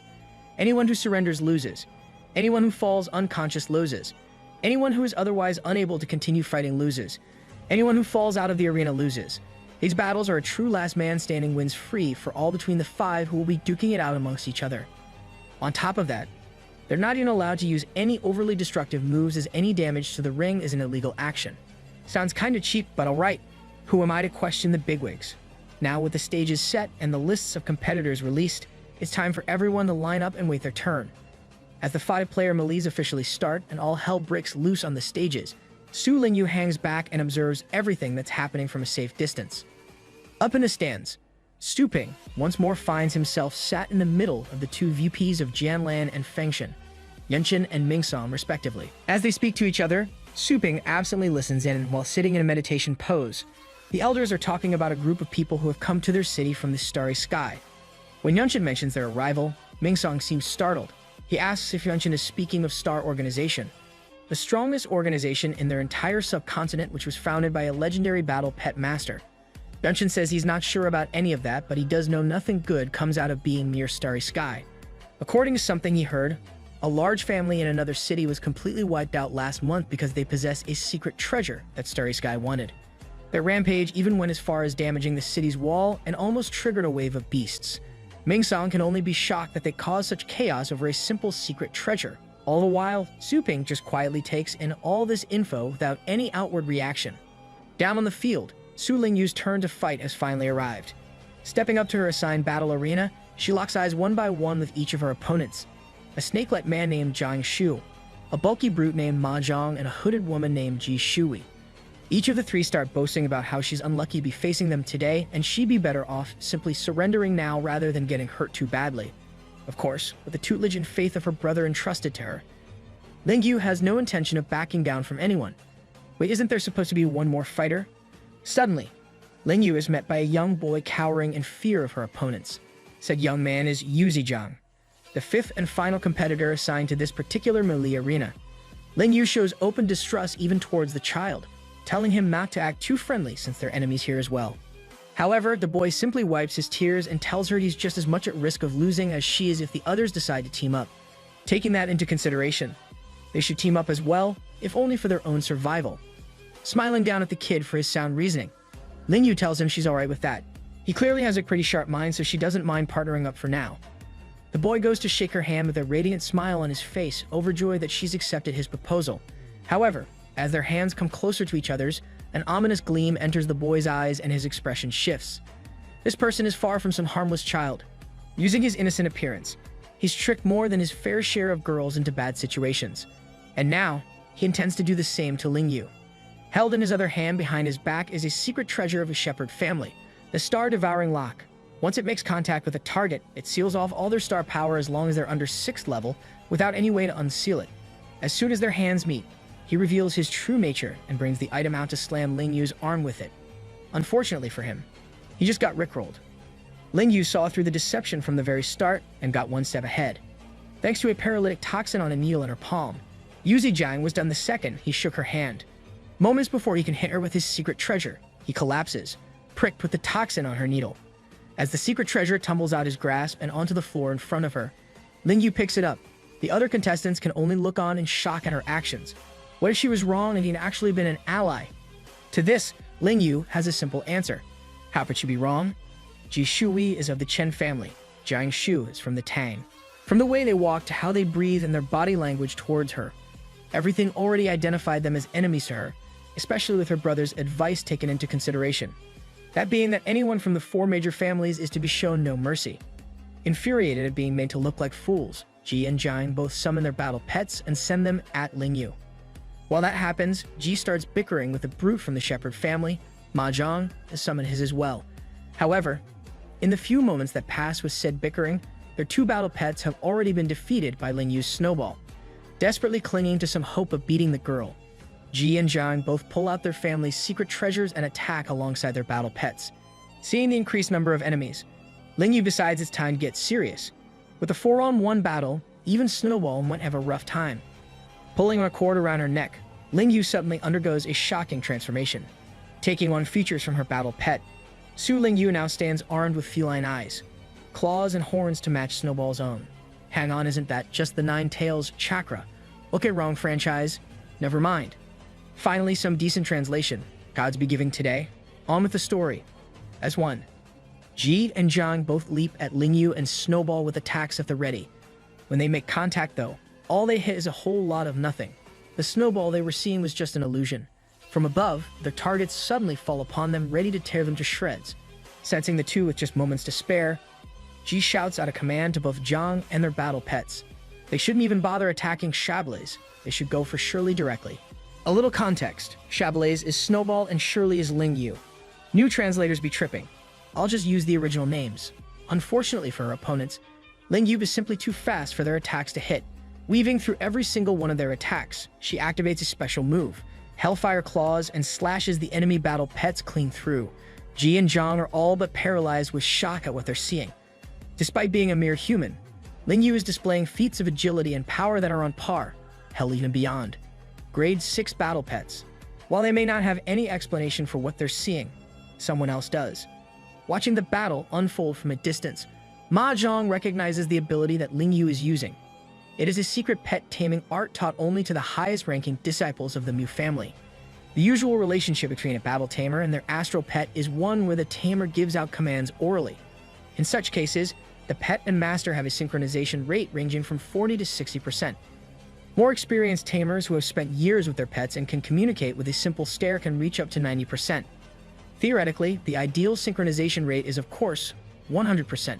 However, such a feat is only possible using the secret pet taming art of the Mu family, which allows battle tamer and pet to have a mutual consciousness. The action is much like telepathy, allowing them to understand each other on a mental level. In that state, the pair can go as far as reaching not 1, but 200% synchronization rate. True to how overpowered that sounds, Lingyu is just about to finish off a weakened and groveling Jiang Shu. Before she can deliver the final blow, she's grabbed by a massive shadow that appears out of nowhere. A dragon has appeared. This is the battle pet of Ma Zhang, the Abyss Crystal Dragon, ranked 15th in the entire dragon race and boasting a solid lower 8th grade combat power. This is the reason Ma Zhang refused to participate in the battle up until now. His plan from the start was to let Ji and Jiang tire her out while putting themselves at risk. Now that that's done, he plans to finish the girl off with the overwhelming power of his top-ranked dragon. Finally stepping into the fight, Ma Zhang tells Lingyu her speed isn't too bad, but she's not quite fast enough. At his command, Abyss Crystal Dragon roars out, using the special skill Dragon Might. With this, Lingyu is brought to her knees even though Snowball is able to stay up. Ma Zhang acknowledges the pet's strength and admits that the pet store that trained it is quite commendable. However, such a thing is irrelevant now. Since Ling Yu's concentration has been broken, she can no longer maintain the resonance with Snowball and has returned to her normal state. Up in the stands, Yunchen and Ming Song are greatly disappointed by the current state of affairs. If Ma Zhang hadn't stepped in, they're certain Ling Yu would have wiped the floor with her other opponents by now and won. Ming Song is particularly concerned by the fact that a mere contestant is in possession of the 15th ranked dragon. Back in the arena, Ji and Zhang are both feeling their smug attitudes returning. With Ling Yu brought to her knees, it's easy for them to start talking crap and claim her dominance was only because of the beast resonance she performed with Snowball. As the two edge closer to attack her, Ling Yu thinks up a plan on the fly to keep things from tipping too far out of her favor.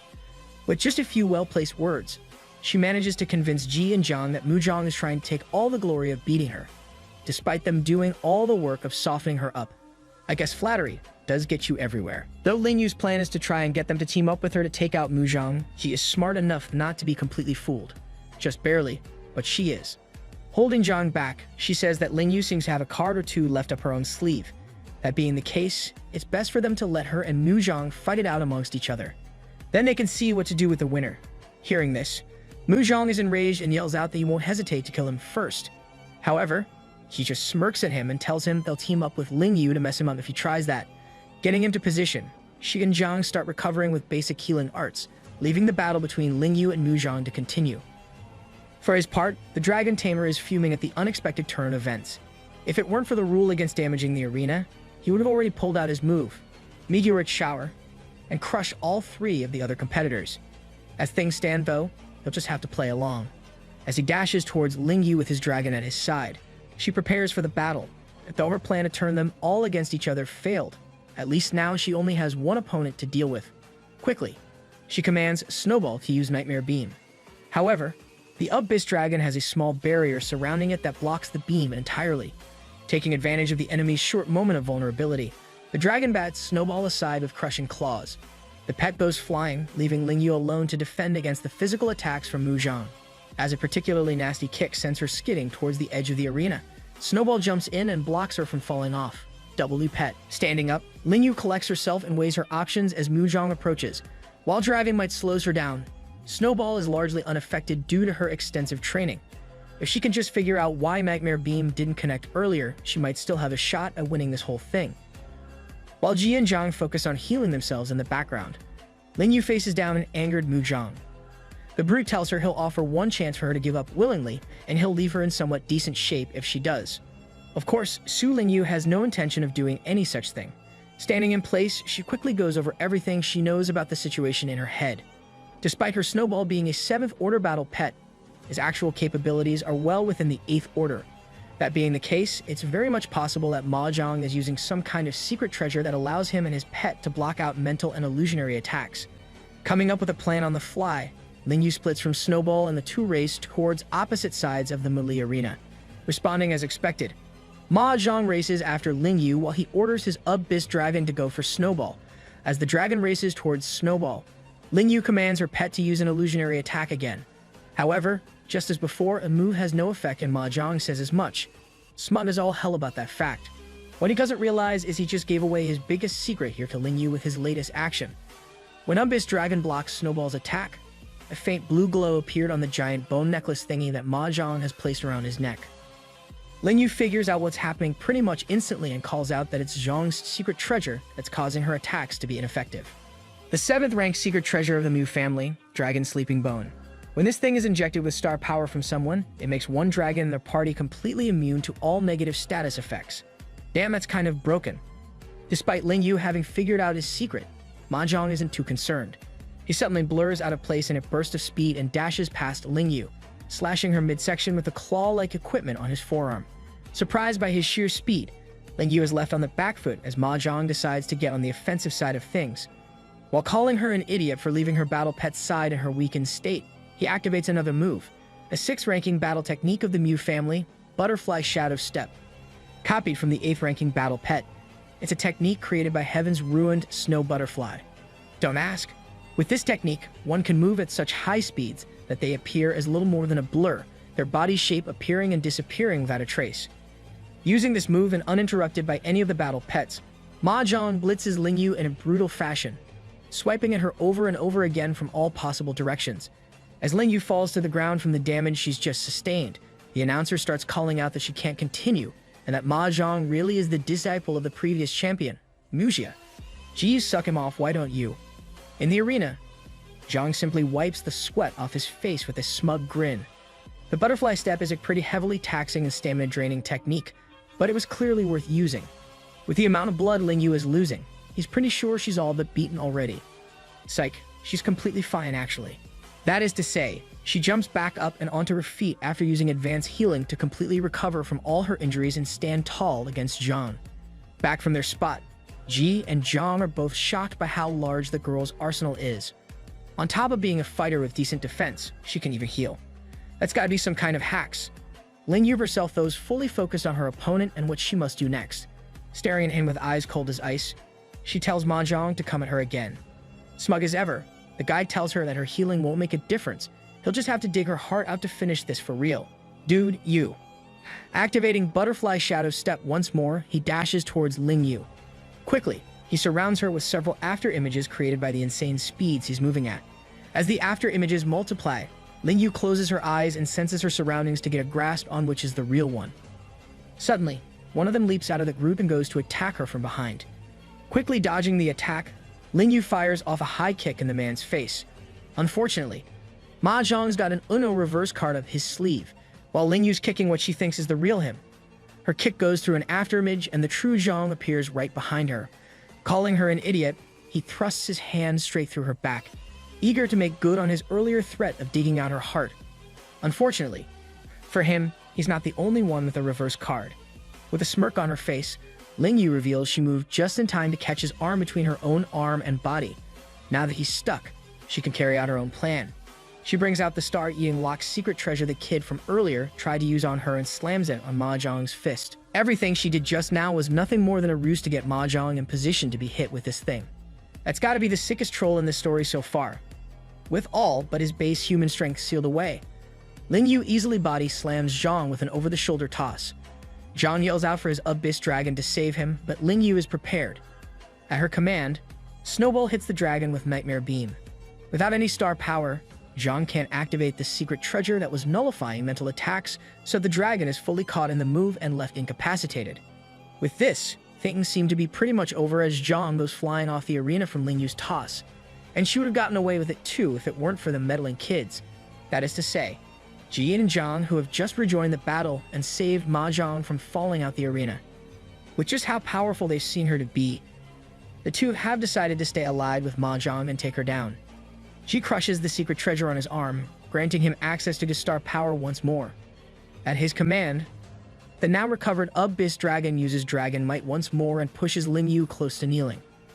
With 3 opponents now rather than just 1, things are looking pretty rough for Su Ling Yu. That is until she hears a voice speaking into her mind. A very familiar one at that. Her brother is speaking to her telepathically. Sat between the two VPs as usual, he's forced to listen to them thinking his sister is just finished now. But he knows better. Staring down at her, he tells her to use it. That there's no need to hide anymore and she can use her trump card. Obeying her brother, Su Ling Yu moves to do just that. On the other side of the arena, Zhang, Ji, Ma Zhang and their battle pets are staring down at her with smug expressions as she releases Snowball's summoning. They believe she's finally lost her will to fight and realize she has no chance. That's far from what's really going on though, and they'll soon find out. With just 4 silently uttered words, Ling Yu seals the fate of her opponents. She orders, "Come out, little white." With that, a giant white dragon is summoned out of nowhere. As soon as it materializes, the beast uses the 9th level pet skill, Frozen Thousands of Miles. Even as her opponents stand in shock at the sight of the beast ranked 8th in the entire dragon race, the skill shoots at them. In just a moment, they're all frozen rock solid and Ling Yu is declared the victor of her bout, Cold. With the crowd left in awe of Ling Yu's latest summoned battle pet, the announcer/commentator scrambles to explain what just happened. Ling Yu's pet, a Silver Frost Sinew Dragon, is one of the strongest of its race. It is said there is such a dragon which used the same move as what they've just seen to continuously freeze everything around it for a radius of thousands of miles. Today, they've seen this very move for themselves, albeit a weaker version for obvious reasons. Hell, it even managed to leave the arena itself unharmed. As such, Ling Yu is the undisputed winner of this bout. As Lingyu leaves the area, the audience breaks into murmurs amongst themselves about how impressive her dragon is. Many are simply envious of her for possessing such a powerful pet at such a young age. Up in the stands where Su Ping is sat, the VPs on either side of him are, as usual, sucking up to him like nobody's business. The man himself seems to have no reaction though, simply looking forward with a blank expression on his face. Later that night, Su Lingyu visits Ru Yantang in her room at the pet store. When the older woman acts annoyed by her presence, Lingyu quickly gets to the point. Bringing up her hands, she presents a box of delicious-looking cupcakes to Ru Yan. Rivalry, that's dope. She tells Ru Yan that she's eager to train more in the future. Ru Yan, of course, as is the norm with her, instantly gets a smug and haughty expression, looking down on Lingyu, while reminding her of their last training. She asks Lingyu why she's suddenly so willing to undergo something like that again. Could it be she now has feelings for her teacher? Man, this woman is on some freaky stuff. What the hell even? Lingyu is quick to tell her that's not the case. It's just that after her battle in the latest stage of the Elite League, she's realized just how wide the gap between her and the strongest pet tamers is. In just a month, she became so much more powerful than before thanks to Su Ping's methods, and yet she fell into one tough situation after another in the arena battle. If she's going to make her brother proud and walk beside him, she has to get stronger. Infuriatingly pompous as ever, Ru Yan just chomps down on one of the cupcakes, while telling Lingyu to be more specific. What exactly does she want to learn? Aren't you supposed to be the teacher here? Figure it out, woman. Luckily, Lingyu does in fact have an idea of what precisely she wants to work on. Having been struck with the power of Ma Zhong's dragon and forced to let go of her connection with Snowball, she wants to increase her mental power first. Surprisingly, Ru Yan actually compliments her approach, telling her it's a great idea. According to her, mental power is the single most difficult attribute for any battle pet master to improve. The difficulty of such is the main reason why even 8th level pet masters can only form contracts with 4 or 5 pets at a time. The mental power required for more than that simply exceeds their capabilities. Luckily for her, the Tang family has a secret technique she can use. Ru Yan tells Lingyu to try calling out her dragon pet here and now. Ma'am, you're indoors. Do you want to become homeless? Lingyu voices the concern about the dragon's size, but Ru Yan just assures her such a thing is not an issue. She just needs to use a specific summoning method to keep from calling out the full dragon. After guiding her through the process, Ru Yan is pleased to find Lingyu able to summon forth her dragon's upper body with ease. For some reason though, as soon as it's summoned, the Silver Frost Star Moon Dragon unleashes an attack on Ru Yan. Can't blame it, she's just that annoying. I'd attack her if I could. Though Lingyu is on the verge of freaking out at her teacher being attacked, Ru Yan reveals a technique that blocks the dragon's attack with surprising ease. Lingyu is completely floored by what she's just seen. Ru Yan tells her student that the technique she just used is not only great for providing physical defense, but also for boosting mental defense. With this, she should be able to fight off any attacks that might break her connection with Snowball. It's not perfect, but for now it should be a pretty solid method of doing what she wants. In order to teach her the move though, Ru Yan first demands something in return. More bribes, nice. Unknown to Lingyu, Ru Yan has a much more selfish motive behind teaching her this technique. Why am I not surprised? Once Lingyu learns this technique, the immovable crystal body, the Tang family will recognize and try to recruit her. When that happens, she herself will finally be able to escape Su Ping's store and return to her family. Yeah, something tells me that won't happen, but we'll see, I guess. Outside Ru Yan's room, Su Ping can be seen listening in from under a soundproof barrier of star power. I freaking called it, man. Before him are the elders of the 4 families who are now all but his personal servants. Each of them reports on the activities of their respective families. The Shepherd and Chen families see Su Lingyu as a threat and rival respectively, so there'll likely be trouble further down the road. On the other hand, the Tang family are still busy searching for Ru Yantang, so it's quite possible they'll become an enemy too once they learn Su Ping is the one holding her captive. Surprisingly enough, it's the Liu family alone whose patriarch has decided to remain neutral and refrain from drawing the anger of Su Ping and his sister. Before leaving them, Su Ping tells the elders to take care of Shu Kuang during this next 3-day gap period. He himself is going to be busy with Starry Sky, or rather, Xing Kong, the strongest organization in the continent, closing in. He must get as strong as possible. To this end, Su Ping meets with Joanna for their weekly trip to the godly realm so he can soak in the divine spring.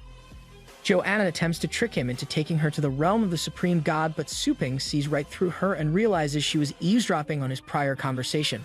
When Joanna realizes she's been caught, she tells Su Ping of a different way to get stronger fast. It's quite simple, really. All he has to do is rob the heavens. What the hell?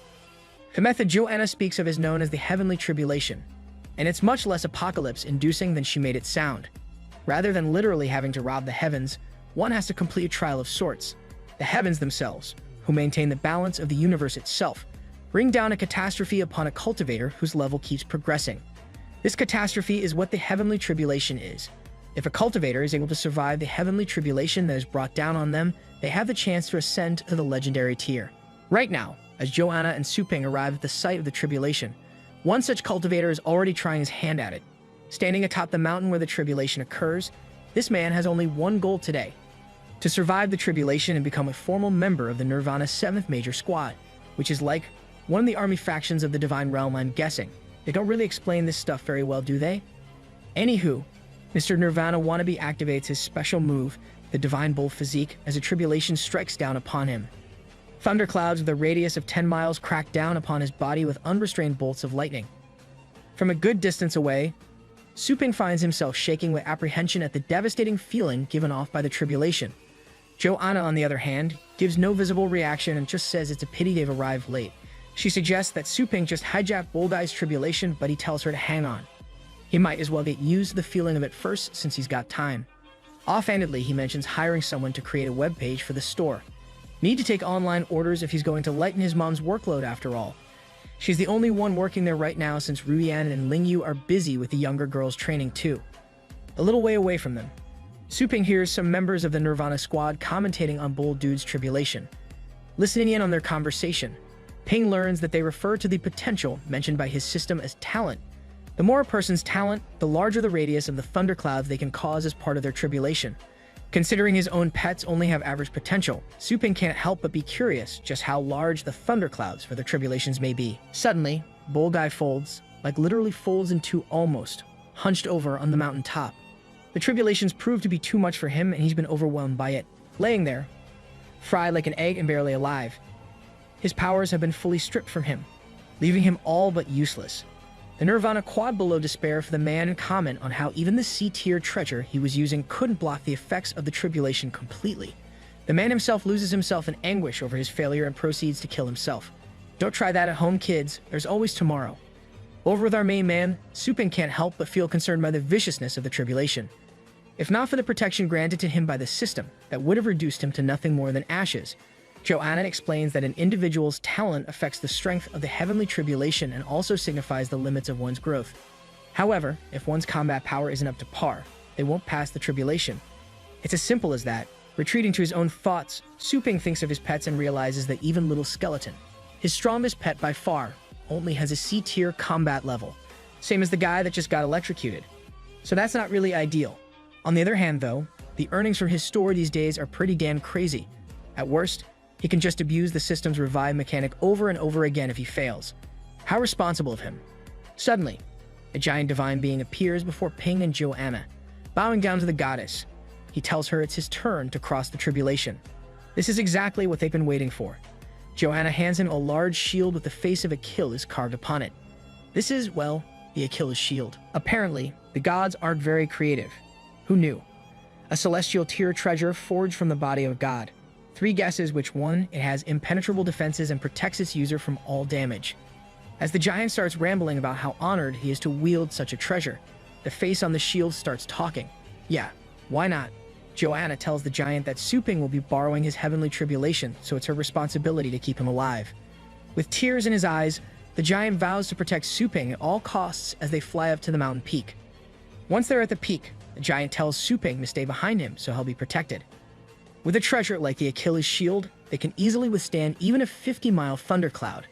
The face decides to get offended by that and claims even a 100-mile cloud wouldn't be a problem.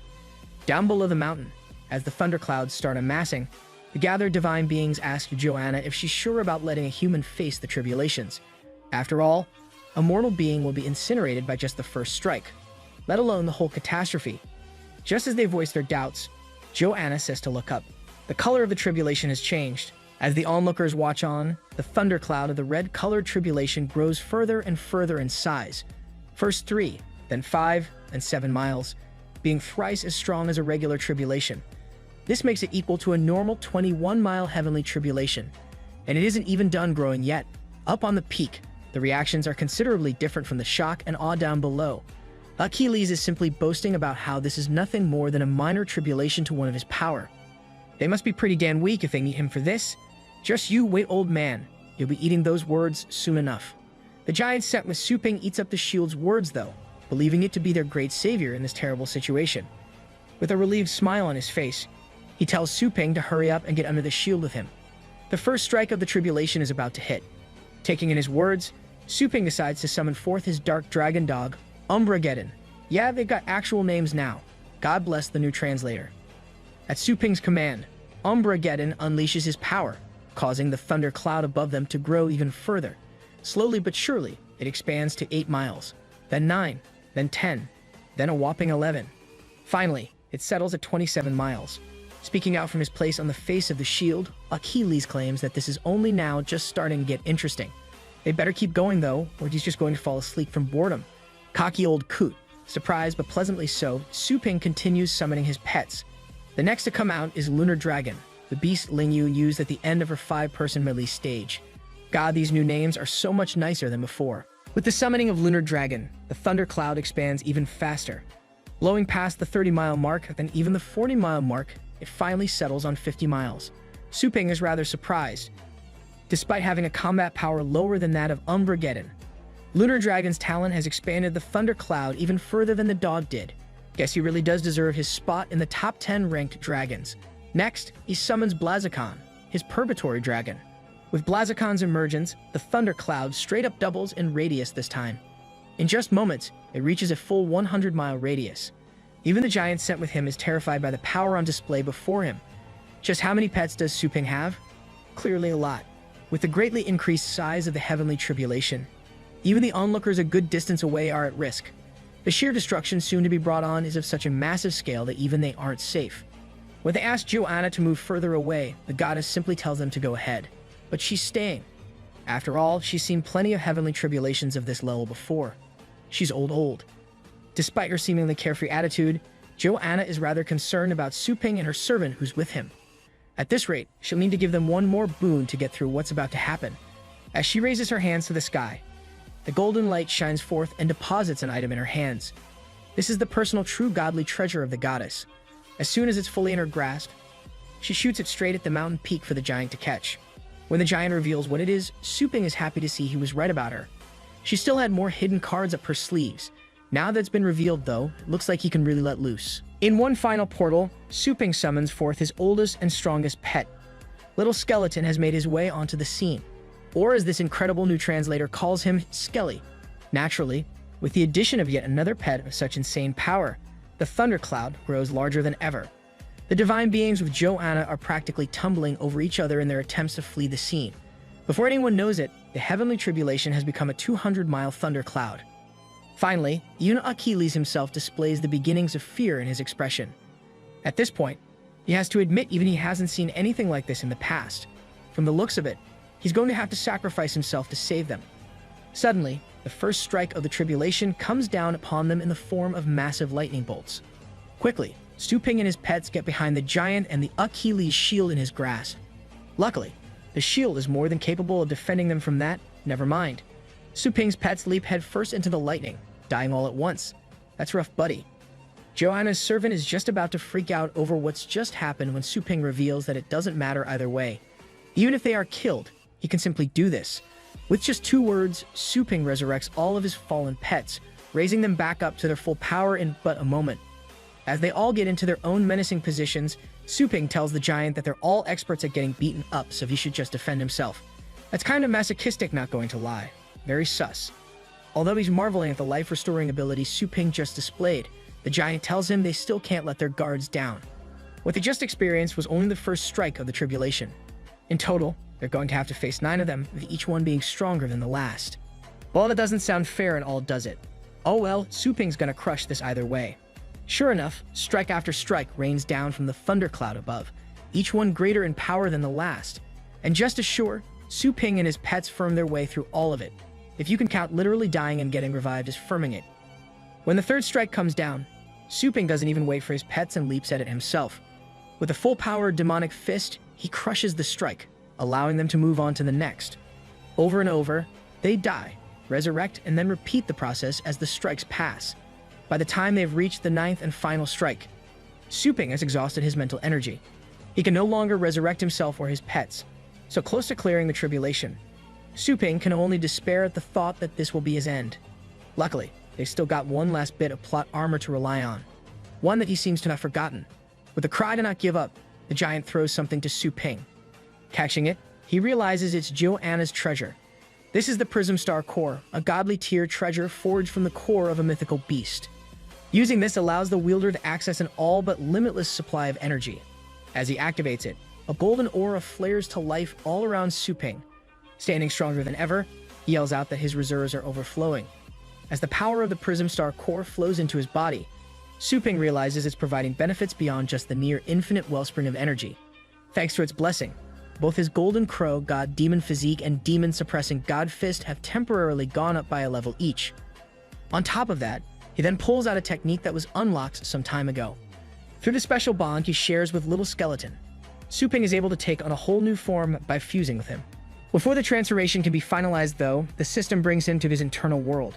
Here, he must choose which of Little Skeleton's skills he wishes to wield in their combined form. Thinking on the way things have been going so far, Suping has to admit that he's just been too limited overall when it comes to his ability to last against the tribulation. But right now, he has access to near limitless power thanks to the Prism Star Core. Using that power, he should be able to combine his Golden Crow flesh with Little Skeleton's ability to restructure broken and severed limbs. A combination like that will allow him to keep fighting damn near no matter what happens. With his mind made up, Suping chooses the regenerative ability. With this, he should be able to take the absolute maximum advantage of the tribulation's power boost. Out in the real world, Suping is transformed into his Beast Soul Overlay form. In this, he appears as a demonic tyrant of terrifying power. And to be fair, that's pretty much what he is as well, as we'll soon get to see. A massive red hand suddenly descends from the thunderclouds and comes straight at Suping. Before it can hit, Umbrageddon and Blaziken both apply practically a laundry list of defensive buffs to Suping. From rock armor to wind shield and lightning coat, he's pretty much coated in every elemental defense possible. With said buffs applied, Suping makes what is perhaps the boldest move since he was reincarnated into this life. He steps forward and grabs the massive fist. No, really, he literally plants his feet into the ground and shoves his hands right into the oncoming fist to stop it. And with a considerable amount of effort, he even manages to bring it to a standstill. Though it's causing a terrible pain within his very soul, Suping just smiles maniacally at what he's achieved. From some distance back, the giant who accompanied him is now cowering behind the Achilles shield, absolutely shell-shocked by the sheer nerve of this human. To go up directly against the heavenly tribulation, such a thing is unheard of. Unfortunately for him, his cover's about to disappear. Achilles finds himself excited beyond anything he's been in a while at what he's seeing. Eager to be part of it, he tells the giant to stay where he is and flies off towards the titanic clash taking place up ahead. Suping is fairly surprised as well when suddenly, the Achilles shield straps itself to his chest and tells him to go all out with confidence. It'll lend its defensive capabilities to him with pleasure.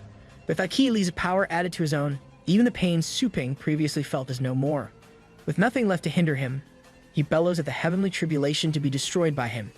Summoning the full spectral avatar of his Golden Crow body and demonic suppression fist, Suping and the catastrophe have a realm-shattering grapple for dominance.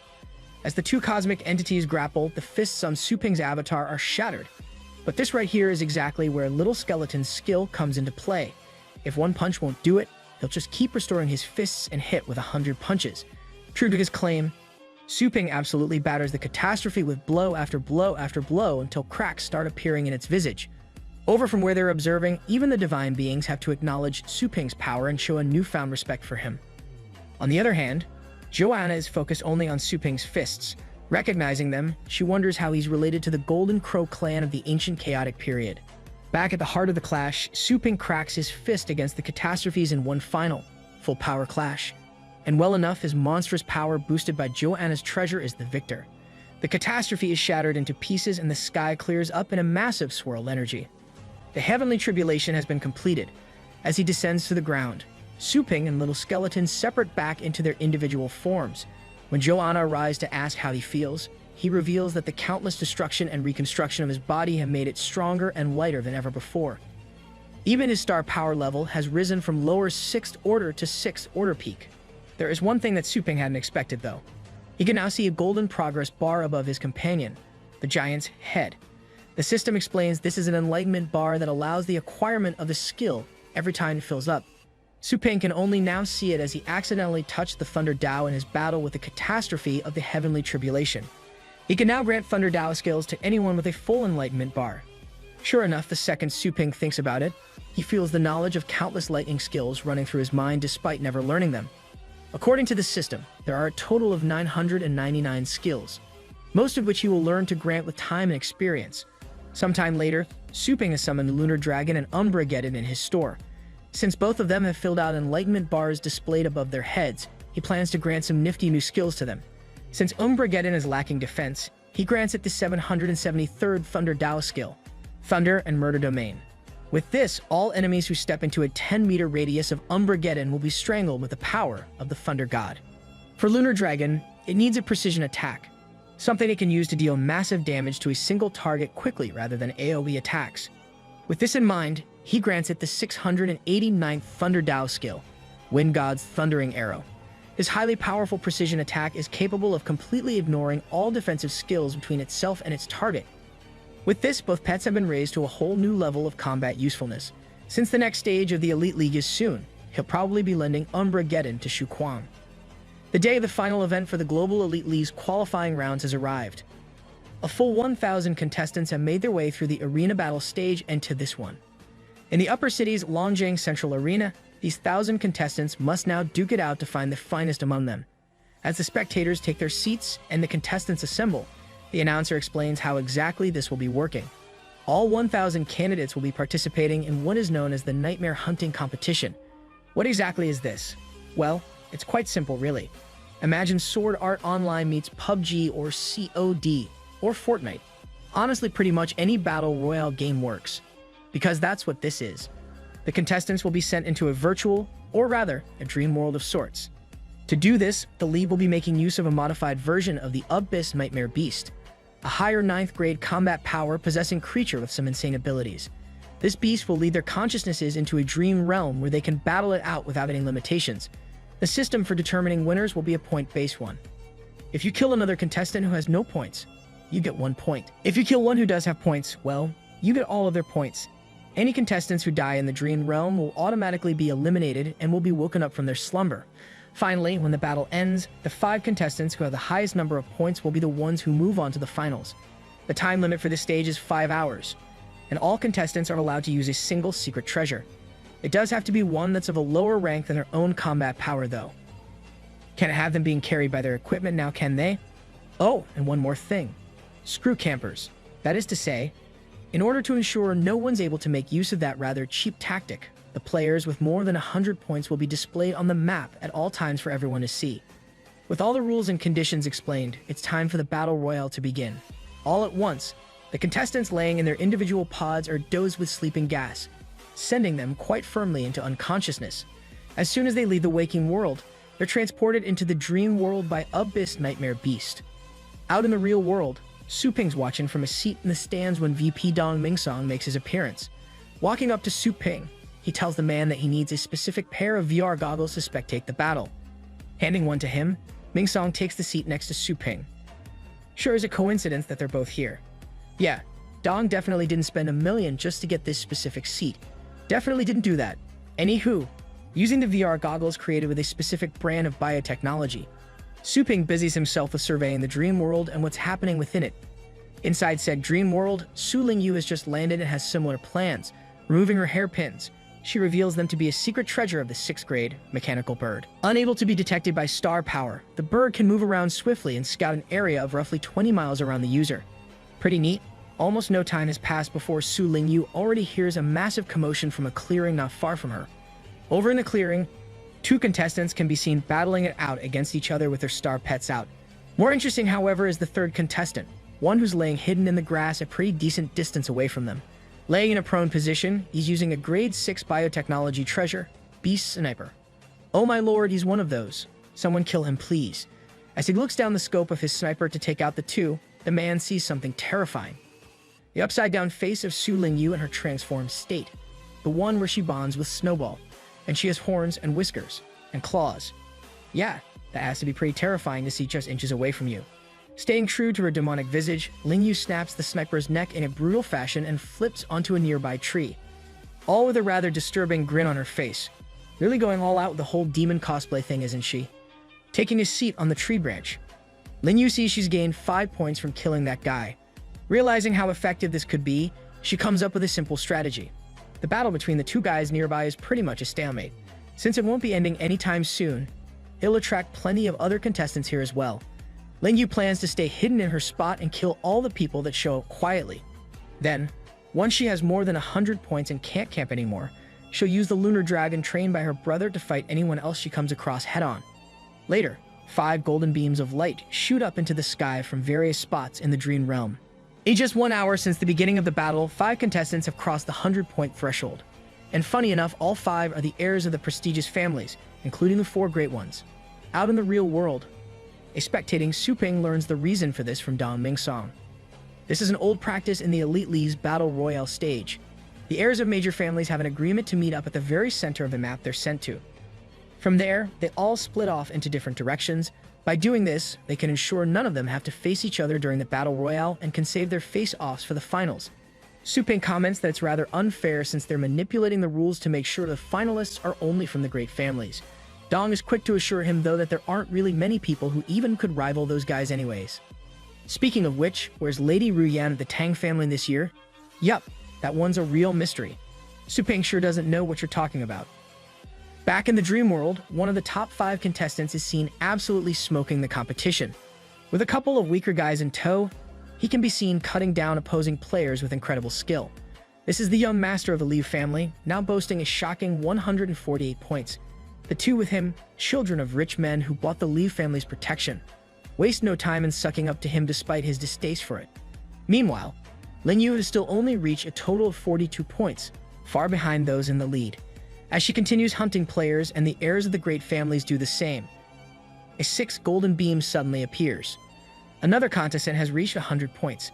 The announcer gets excited by this revelation and starts taking guesses as to who it could be. One of those guesses being Ruyan Tang. Yeah, fat chance of that one, Chief. As everyone wonders just who it is, this 6th contestant is suddenly revealed in a violent display of wild power, barreling through tens of players at once, with a total of 137 points, riding atop the back of none other than Umbrageddon, is Shu Kuang. In the latest series of events, Su Ping's younger sister has cleared all the qualifying stages of the Global Elite League and is now participating in the final stage before the finals. Alongside her, his student Su Kuang is also making quick work of his opponents on the field, brightening the name of Su Ping's pet store as intended and carving a path to the top for himself as well. In the background of all this, Su Ping has been spending his time strengthening both their pets and his own, putting them through some intense training exercises.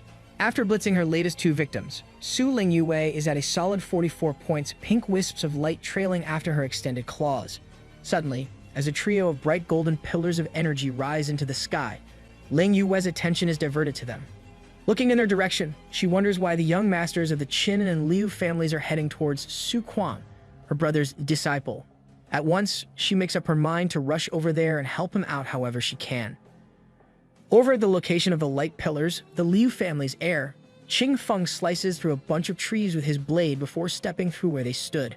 Behind him, his 2 lackeys follow like a pair of lost puppies, constantly praising him like the suck-ups they are. As they enter the clearing they just opened a path to, Liu Qing Feng speaks out with his eyes closed and a smug smile in place.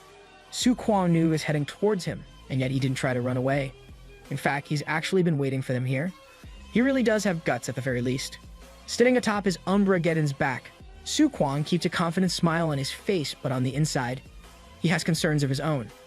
Qing Feng just chopped down those tall trees with a diameter easily as wide as 2 to 3 arm lengths. His sword must be insanely sharp.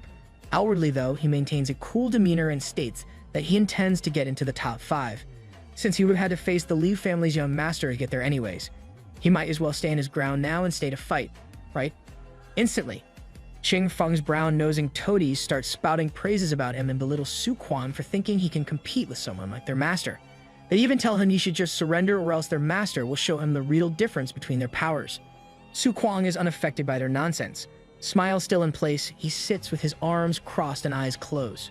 Su Kuang asks if they consider the possibility that he will be the one showing them the difference in their power. The toadies are instantly offended by the claim, gasping like a couple of high school girls in an HNMA. Liu Qingfeng, on the other hand, responds much more physically, that is to say, with a slash of his sword. As he swings the blade, he fires a wave of energy from it called Ahun Fall. As it makes contact with Su Kuang, a massive boom occurs, suggesting that some damage has been done.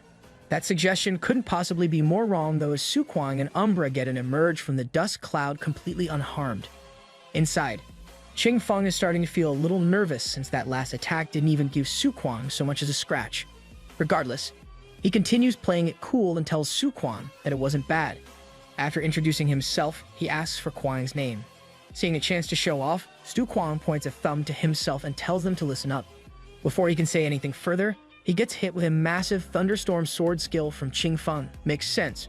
Bro did do the pre-butt whooping Vegeta pose. Unlike Vegeta after doing that pose though, Su Kuang comes out of it completely unscathed, shocking Qingfeng's bootlickers into silence from their bragging.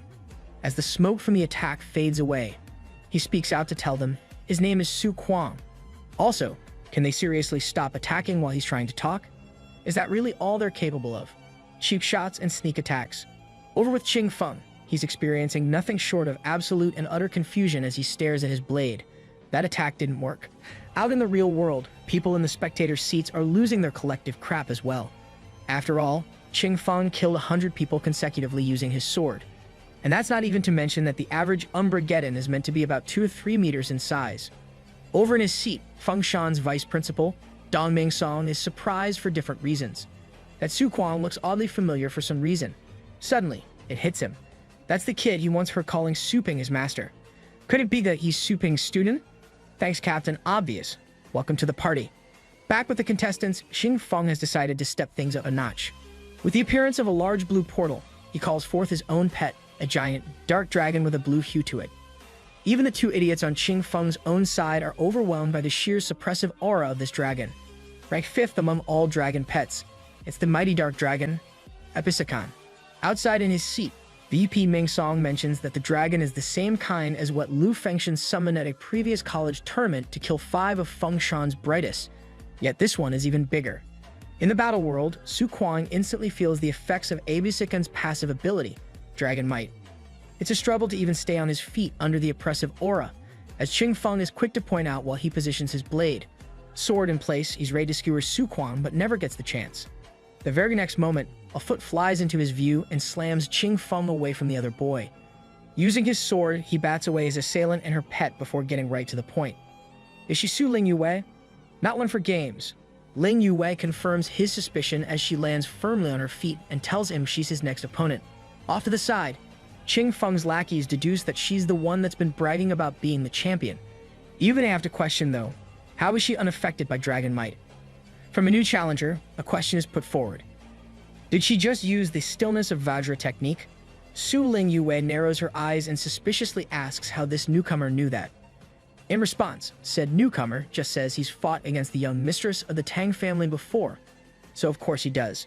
This is none other than the Qin family's young master, Qin Xiaotian. Meanwhile, Qingfeng's mind is moving a mile a minute. From what he knows, the stillness of the Vajra is a move only taught to the Tang family's young mistress. Between Ling Yue knowing it and Ryu and Tang being suspiciously absent this year, he quickly comes to the sort of correct conclusion. Ryu and Tang is with the Little Rascal pet store run by Ling Yue's brother. No wonder his father has been so careful regarding that pet store. This is all just crazy. It's so ridiculous he can't help but let out a laugh, confusing Xiao Tian. When he asked about it, Qingfeng just tells him he can go ahead and fight Ling Yue since he wants to. His motivation for this is simple. If the Qin family defends Little Rascal pet store, they'll be sure to suffer in some way. For now, though, he has another opponent to face. Su Kuang is still on the scene and he's raring to go, while he faces Qingfeng. Ling Yue is left to stand against Xiao Tian. Twirling his spear, he asks just how strong she is to claim she's the champion. Raising his spear parallel to the ground, Xiao Tian calls forth his 2 pets, the Dragon of Earth and the Dragon of Thunder and Fire. 2 majestic monstrosities of the highest caliber step out of a pair of portals behind him.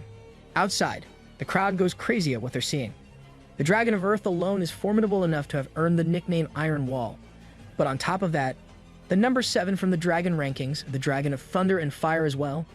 Owning a dragon is to a pet tamer what owning a private jet is to the ordinary Joe. There's no doubt the Qin family's young master is disgustingly loaded to have 2 dragons. Xia Tian, however, is more focused on his opponent. Addressing Ling Yue, he tells her he knows she has a dragon too, so she should summon it. Ling Yue knows that her snowball can't handle 2 dragons of such might alone.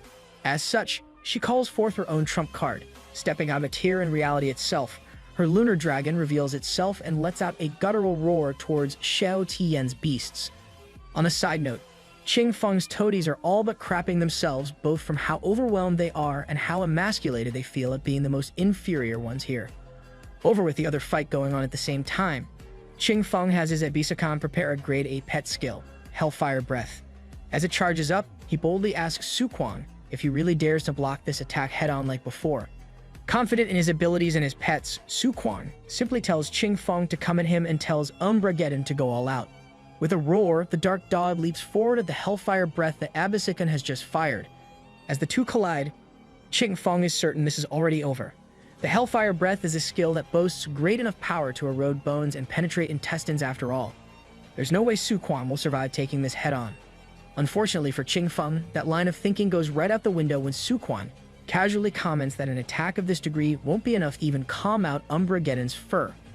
Enraged, Qing Feng tells Abisakan to keep Umbregeddon busy, and he himself leaps at Su Quan with his sword drawn. The key to winning a battle is to attack the battle tamer after all, and with Su Quan being suppressed by Dragon Might, he's a goner for sure. However, as he draws closer and closer, Su Quan simply continues to stand in place with an infuriatingly cocky smirk on his face.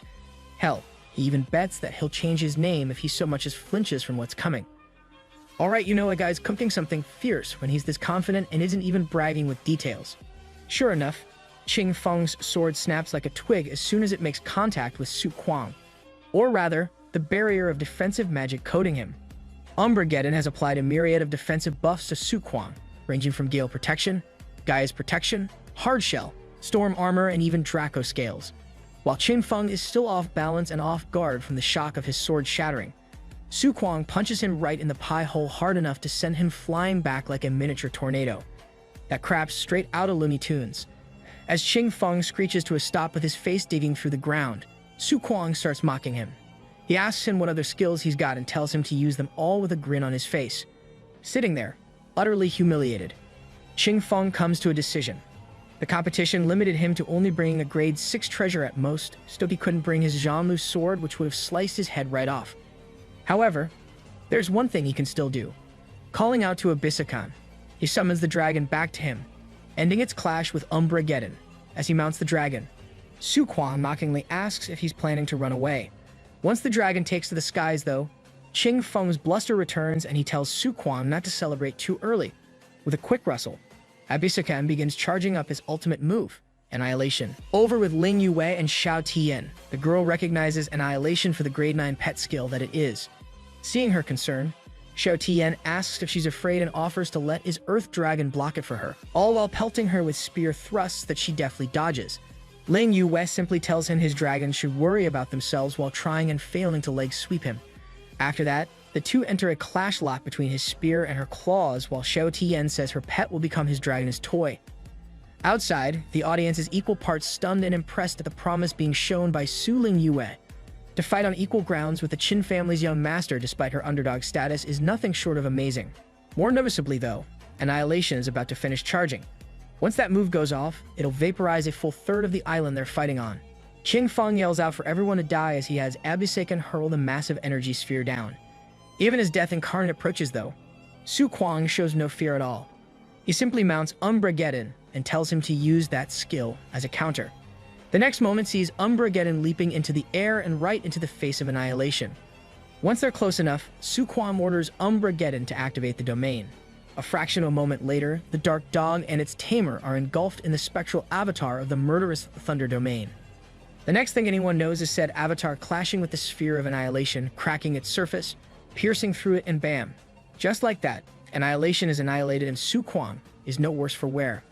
Outside, everybody loses their collective metaphorical shit at what just happened. For Annihilation itself to be completely destroyed like that is nothing short of insane. Su Quan, for his part, takes this opportunity to brag about the man he idolizes. Speaking out loud, he says Umbregeddon is a pet trained by his teacher. Of course he's special. Shocked and furious, Qing Feng demands to know who this teacher actually is. In response, while his domain batters Abyssakan, Su Kuang declares that his master is none other than the infamous owner of Little Rascal Pet Store, Su Ping. Following Su Kuang and Umbrageddon's fierce attack, Qing Feng has been defeated and is slowly fading from the battle world. Before he's taken out, though, he makes an observation. If even Su Kuang, who's this strong, is a part of the Little Rascal Pet Store's forces, then it won't be long before the Tang family take action, especially once they see the stillness of the Vajra being used by an outsider in Ling Yue. This year's Elite League Championship is shaping up to be quite an interesting one. With Qing Feng beaten, Su Kuang gets a whopping 148 points added on to his existing 137. Sitting on Umbrageddon's back, he turns to Qing Feng's lackeys who are still in the area and tells them they're next. Like the spineless losers they are, though, they instantly put their hands together and beg to be spared. One even offers to have his father compensate Kuang after the competition. Uninterested in their silly pleas, Su Kuang steers Umbrageddon forward and the brown nosers find themselves wiped out in half an instant. Frustratingly enough, each of them only gives Kuang 1 point, so that's pretty disappointing. Are those really the kind of losers that Extraordinary Pet Store is guaranteeing as top 10 material? Su Kuang's doubts are shared by the audience out in the real world as well, albeit in a different manner. People are quickly switching up on Extraordinary Pet Store and deciding to take their business to Little Rascal Pet Store instead. After seeing the incredible feats of the pets trained there, no one can pretend that they aren't the best. Among the spectating audience are also Su Ping himself and Fengshan VP Ming Song. Said VP turns to Su Ping to ask him if this isn't a tad problematic. After all, killing the young master of the Liu family is equivalent to tarnishing the reputation of the 4 major families themselves. Su Ping, however, just says that that's exactly what he wanted. Flashback time, boys and gals. Back before the current day, Su Ping tells Su Kuang that he'll hand over Umbrageddon for the Elite League's next event. Su Kuang is more than a little hesitant, asking if he's really able to use his teacher's favorite battle pet. Hell, he's not entirely sure this isn't a dream. Su Ping assures him, though, that this is no dream. Pet leasing is one of the services of their pet store after all, so he'll be charged for the temporary contract anyways. Su Kuang is quick to tell him, though, that the money isn't an issue. The thing he's concerned about is if he can really control such a powerful pet himself. Once more, Su Ping reassures him that it'll be fine by telling him that the limit of forming a temporary contract is only related to one's combat levels. Despite Umbrageddon having a pinnacle grade 9 battle power, Su Kuang's recently achieved grade 7 is more than enough for the contract to work.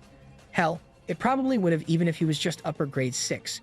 After hearing Umbrageddon's level, Su Kuang can do little else but bow his head and thank his teacher with every bit of sincerity possible. When he goes to address Umbrageddon respectfully, Su Ping tells him that he shouldn't be so formal. Rather, he should treat Umbrageddon as his very own battle pet. Moreover, he's allowed to use all his powers during the competition. No holds barred. After all, the Global Elite League is quite possibly the best opportunity there is for advertisement.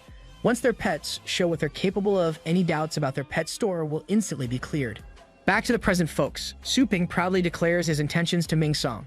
It's time for the 4 major families to step down from their position as the leaders of Longjiang City, as though she's a herald for her brother's vision. Ling Yue chooses that moment to call forth the greatest power of the Lunar Dragon. Above the majestic beast, an ethereal 6-winged angelic being full of glowing crown manifests. With a quick crackle of lightning, the angelic being calls forth a bow and notches an arrow. This is the wind god Thunderbolt arrow. Highly impressed, the commentator for the event wonders out loud if they're about to see another brand new lightning attribute skill. Xiao Tian himself is nearly overwhelmed by the sheer pressure from the move, but his battle first balances it out enough for him to make a move. To try and keep the upper hand, he summons 2 more of his pets, both of the 9th grade in combat power. The Guardian of Nature and the Bloody Demon Samurai, both creatures of undeniably awesome power.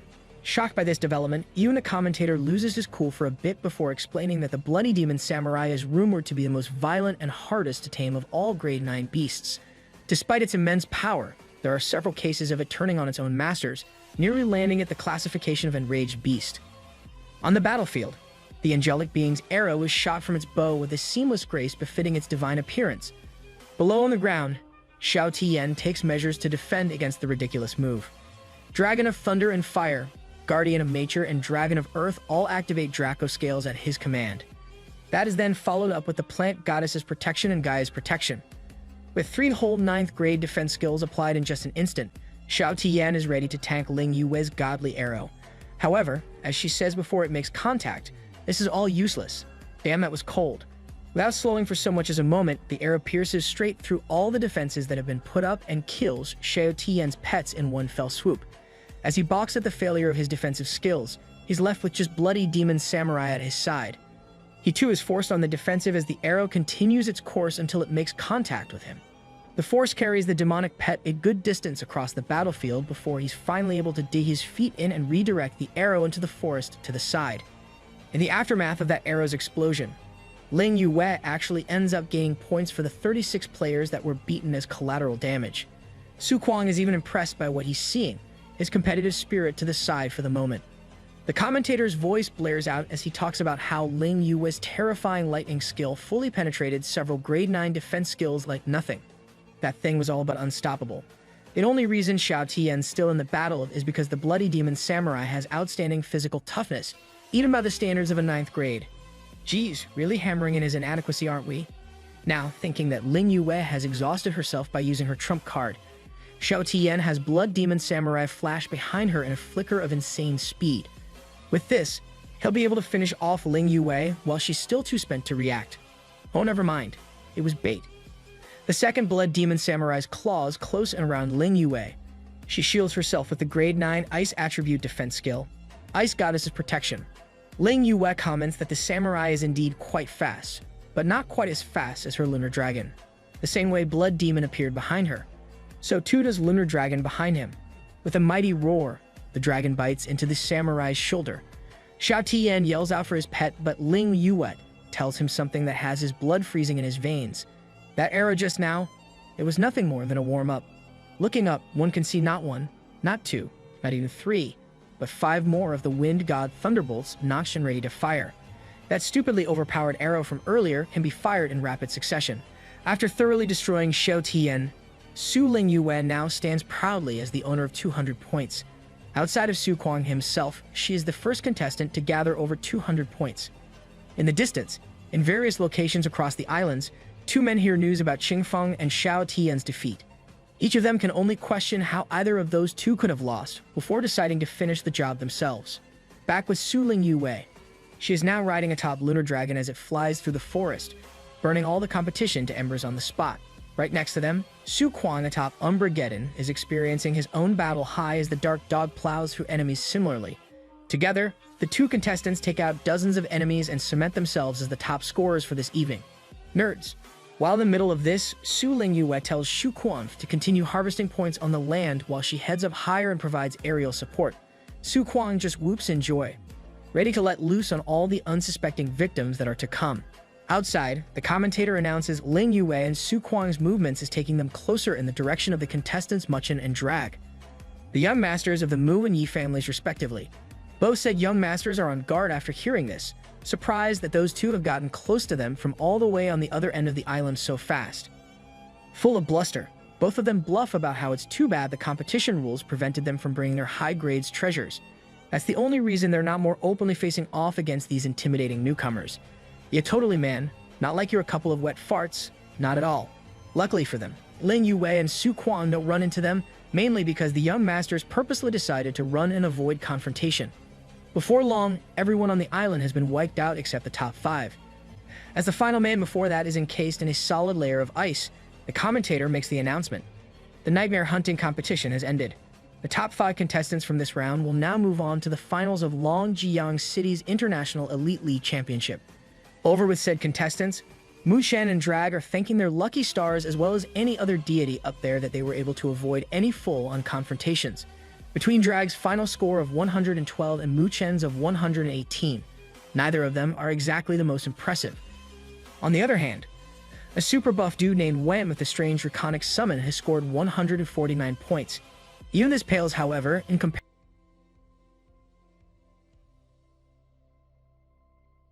The contestant in first place is Su Kuang himself.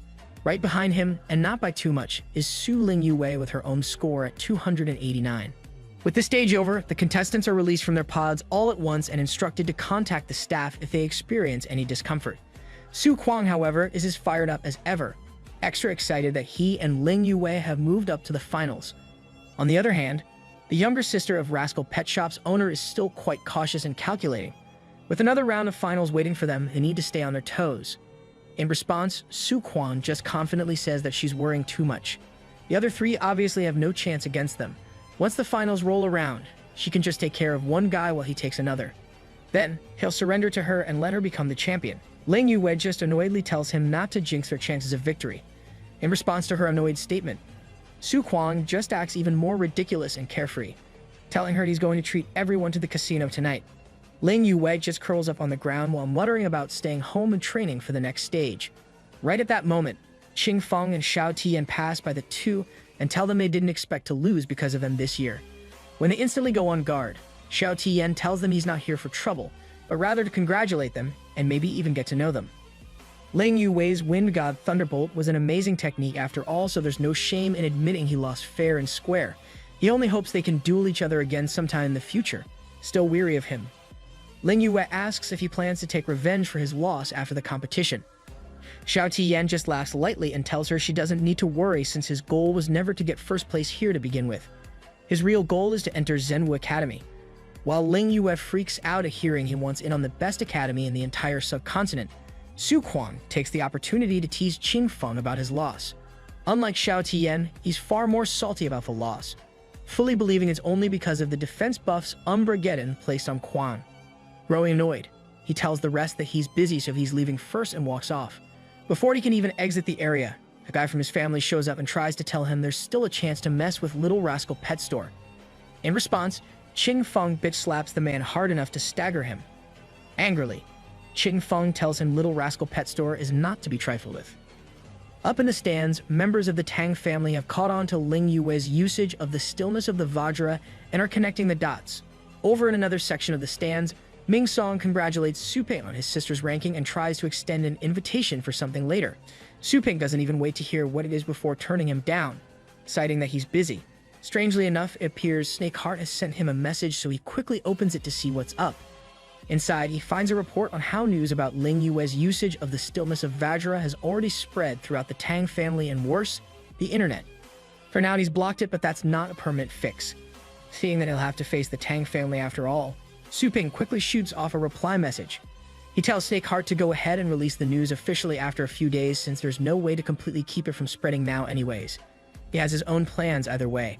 Later, Su Ping walks through the Zhou family residence where he's greeted by their armed forces doing a training exercise. Spotting Su Ping, the commander tells his men to take a short break and greet Su Ping, since those are the family head's orders. Their reluctant greeting makes it clear, though, that the family's average folk aren't satisfied or loyal to him. Just the family head's pledge of loyalty may not be enough here after all. Su Ping quickly decides he needs to fix this. He tells them not to greet him if they don't feel like it and to just lead him to the family head so he can have their meeting. After being led to the family head, Su Ping sits with him for a while as they share some tea, while inquiring about the 100+ pets they sent to his store for training. Su Ping learns that the training was extremely satisfactory to them. More importantly though, the pets were only those of the higher-ups in the Zhou family army. The subordinates didn't actually benefit at all. This explains a lot in Su Ping's mind, as the low-level soldiers are the ones he beat up during his last visit. After talking a bit about his sister's performance today, Su Ping asks the head to gather the Zhao family army and have them summon their main pets. Confused, the family head asks what he wants to do with their pets right now. Smiling at him confidently, Su Ping tells him he intends to give them a little bonus. At the Zhao family training grounds, the majority of their soldiers are present to test their abilities. The first of them moves forward and has his pet spew some flame breath at the middle-grade battle power detector placed in the area. As the flames make contact with the statue, its tail turns 7 layers of green, indicating the soldier's Inferno Bat has reached the mid-grade 7 battle power. Seeing this, one particular young man decides to show off and summons his pet, a Thundercloud Bull. At the young man's command, the bull uses the move Volcanic Smite. A purple beam of energy shoots out of the detector, which instantly lights up 8 waves. Many are shocked by the power and speed of the Grade 8 attack. The young man who is in question here is the son of a high-ranking member in the Zhou family. Because why not? Not only does he already own a Grade 8 battle pet at such a young age, the speed of his growth is stupid fast as well. At his current rate, he could become the right guardian for the family in just a few years. The kid starts rather unsubtly bragging about how he's younger than everyone here, including his own team leader. As he desires, the man sings praise of the younger fellow and says he'll surpass them all in no time. Even Toast can't get this buttered up. The young man simply praises his own tactics in his mind. If he just keeps training his pets at Little Rascal Pet Store once in a while like he did recently, he can just kick back, relax, and not even have to work hard for anything. He begins mocking the older soldier and tells him to just go ahead and retire since he can recognize his own flaw and is so old. It's at this point that Suping finally steps into the fray and speaks up. The young man only came to his store a few times in a whole month and only increased his pet by 2 minor grades. Does he really think that's impressive? Next to him, the family head walks in and orders everyone to summon their battle pets so Suping can examine them. As he's taking a look, Suping finds that while many of the beasts are indeed powerful, not one of them has enough points to ascend here and now. That is, except for one simple creature known as an ancient vine beast, sitting at a lower grade 8 combat power. Calling out to its master, Suping singles out the vine beast, a plant attribute grade 7 beast that excels in healing. It greatly lacks fire power. When its master claims to want to train it to be a multi-purpose pet that can deal damage as well, Suping makes his decision. The rich kid simply smirks at the claim smugly and says that the vine beast is a complete waste of time in every way and should be dropped by someone like Suping. If he should be treating anyone, it should be his thundercloud bull. Smug little daddy's boy is so entitled it hurts. Suping simply ignores him completely and focuses on his own task. Taking the vine beast's master's wishes into consideration, he uses his own abilities to engrave a lightning skill into the vine beast. A pillar of light erupts from the beast as it suddenly gains access to the ability, Heavenly Soaring Dragon Wave. Even the family head is left in awe at the fact Suping can directly engrave a pet skill with such ease, an act even grade 9 beast instructors can't perform. Suping tells the vine beast master that he's granted a new pet skill to fit his wishes and advises that he test out its new healing and damage dealing capabilities. Confused, the soldier asks how he should test the healing skill when there's nobody injured nearby. In response, Suping just nonchalantly raises his fist, points it in the rich kid's direction, and bam. With a quick application of the divine demonic fist's first form, he blows the guy's arm clean off at the shoulder, leaving a bloody mess behind. While he collapses to his knees in pain, Suping tells the soldier to go ahead and use the opportunity. Sure enough, he activates his vine beast's new skill, Heavenly Soaring Dragon Wave, and fires a large ethereal beast of energy at the now one-armed rich kid. Seeing the attack coming his way, he screams out in terror, but the pain never comes. Rather, as the attack passes right through him, its energy enters his wound and in mere seconds, his entire arm is reground from the shoulder down to fingernails. Everyone present is gobsmacked at the results of Suping's skill engraving. Limb regeneration is a level of healing that should only be achievable with grade 8 healing arts, and even then, it isn't necessarily this effective. Perhaps even more impressive is when the vine beast attacks the measuring statue and ends up overloading it enough to shatter the whole thing. That means its previously non-existent destructive power is now exceeding even the pinnacle of grade 8. As everyone sees the ridiculously stupid benefits of Suping's abilities, they instantly regret their previous rude behavior towards him. They can only hope he can still forgive them and find it in himself to help them grow stronger as well. To this end, the entirety of the Zhou family army bows down to Suping as one and pledges its allegiance to him.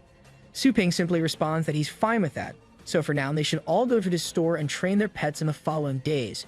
Seeing what he's doing, the family head wonders why Suping is in such a hurry to amass military forces for himself.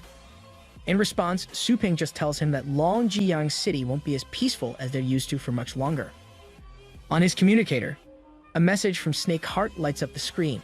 The Starry Sky organization is planning to support Moon in becoming the champion of the International Elite League Championship. From the looks of it, the Mu and Tang families are planning to team up to eliminate them during the finals. The day of the Longjiyang City finals has finally arrived. Standing in the A2 arena, the top 5 contestants from the previous stage are waiting for things to kick off as the announcer goes through the formalities. He explains that the winner of the finals today will go on to represent all of Longjiyang City in the International Championship. Up on a raised platform, a group of prominent figures are seated separately from everyone else. These are none other than the heads of the major families. Tang Longzhan of the Tang family, who is rather annoyed with the recent actions of Little Rascal Pet Store. Mu Beihai of the Mu family, who seems more amused than anything. Xin Duhuang of the Qin family, who wants to see the girl that beat his son in the last stage. Liu Tianzong of the Liu family, who just wants to witness Little Rascal Pet Store's true power. Yi Wuming of the Yi family, who is excited with anticipation over today's events. And finally, Zhou Tianlin of the Zhou family, who already knows the victor of today's tournament. One lone seat in the middle of them all remains empty though. The occupant shows up right as the announcer is beginning to introduce her. The Starry Skies organization's representative, Miss Moon. She is here to participate directly on behalf of Starry Skies. This announcement is met with mostly negative responses from the crowd, though the majority of them have the sense to keep it quiet. Nobody really thinks it's fair for an outsider to barge in on their city's finals and potentially take away their chance to be represented internationally. Oblivious to their dissatisfaction, the announcer continues to explain the format of today's contest.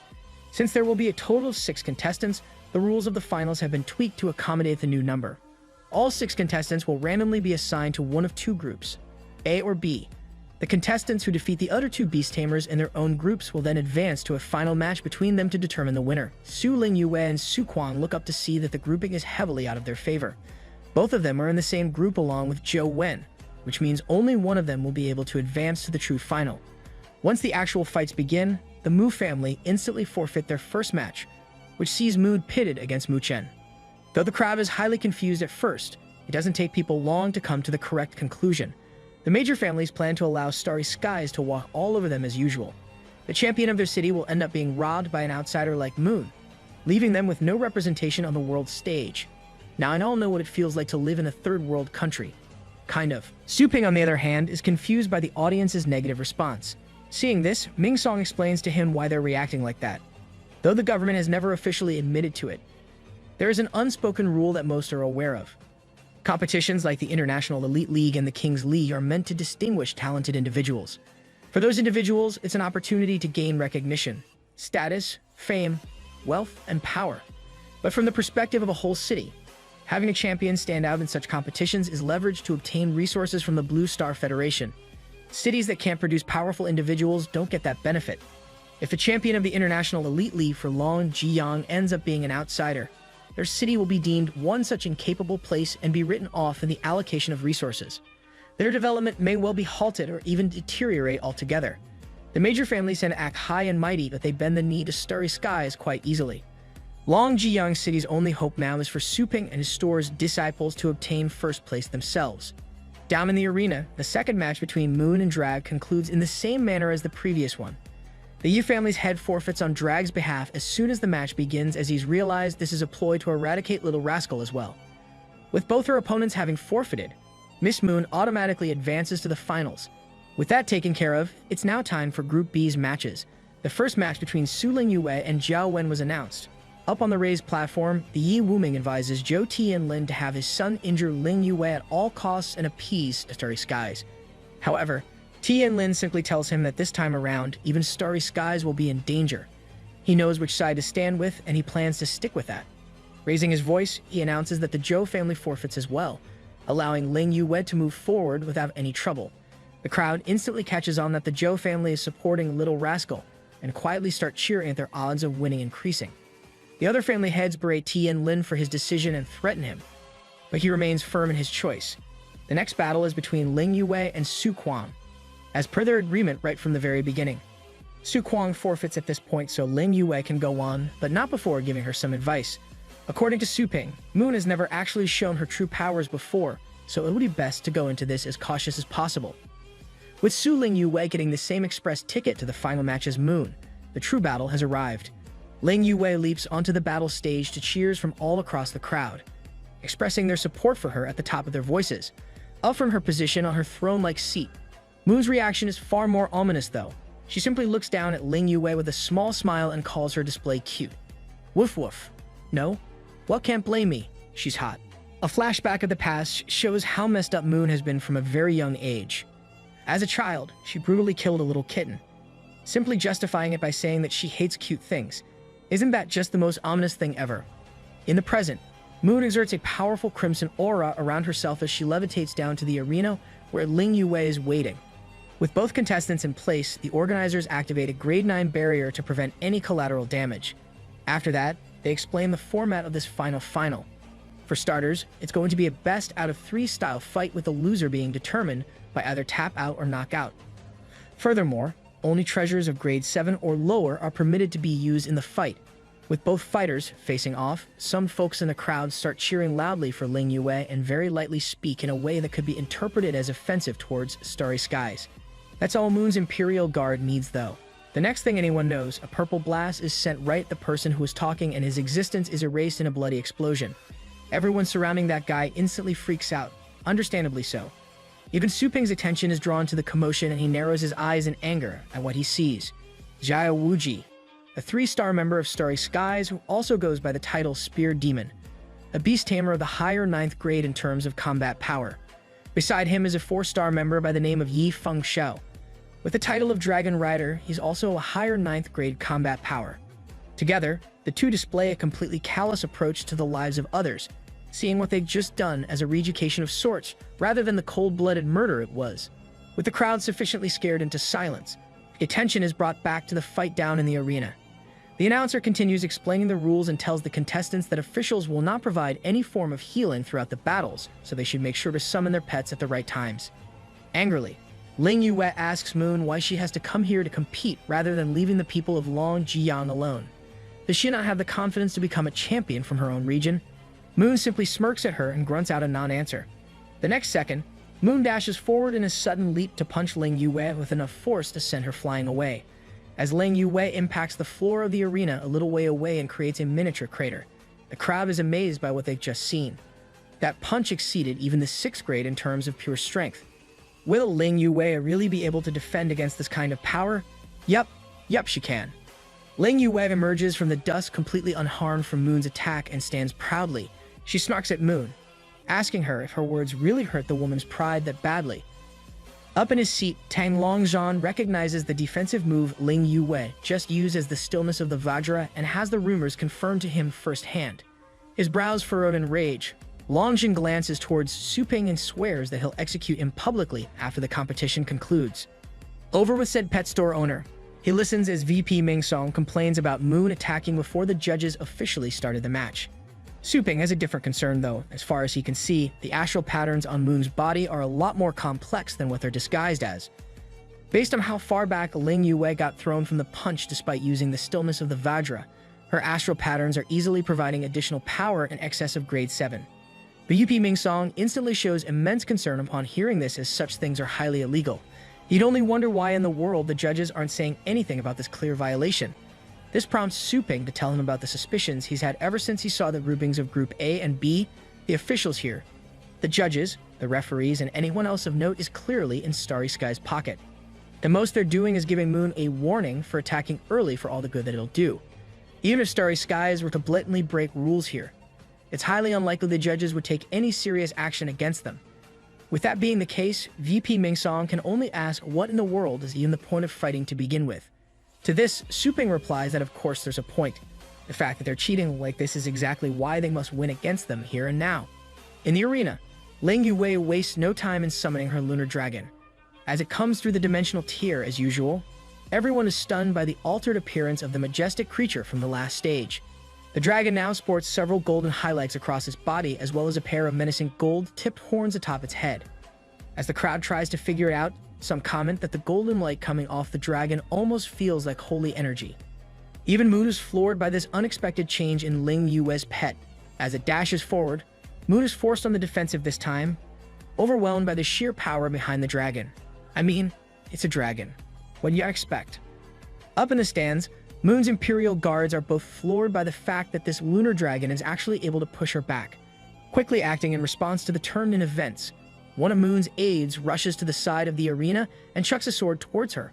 The second it's unsheathed, the blade all but blinds the audience from the intense shine coming from it. Even more impressive though is what it does next.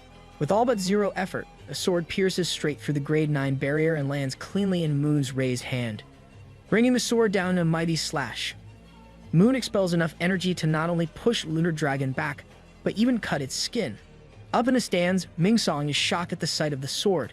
Becoming a bit of a norm for him, isn't that? Ming Song reveals this is the grade 9 sword treasure Yi Tian, rumored to be able to slice through anything as easily as mud. It's slaying countless beasts of high grade. More concerning though is that the sword is an inherited treasure of a family in another city. Why in the world does Moon have it? Finally having enough of the open unfairness, the audience begins speaking up against Starry Sky's disregard for the rules. Once more, Xiao Wuji prepares to attack said audience members with lethal force.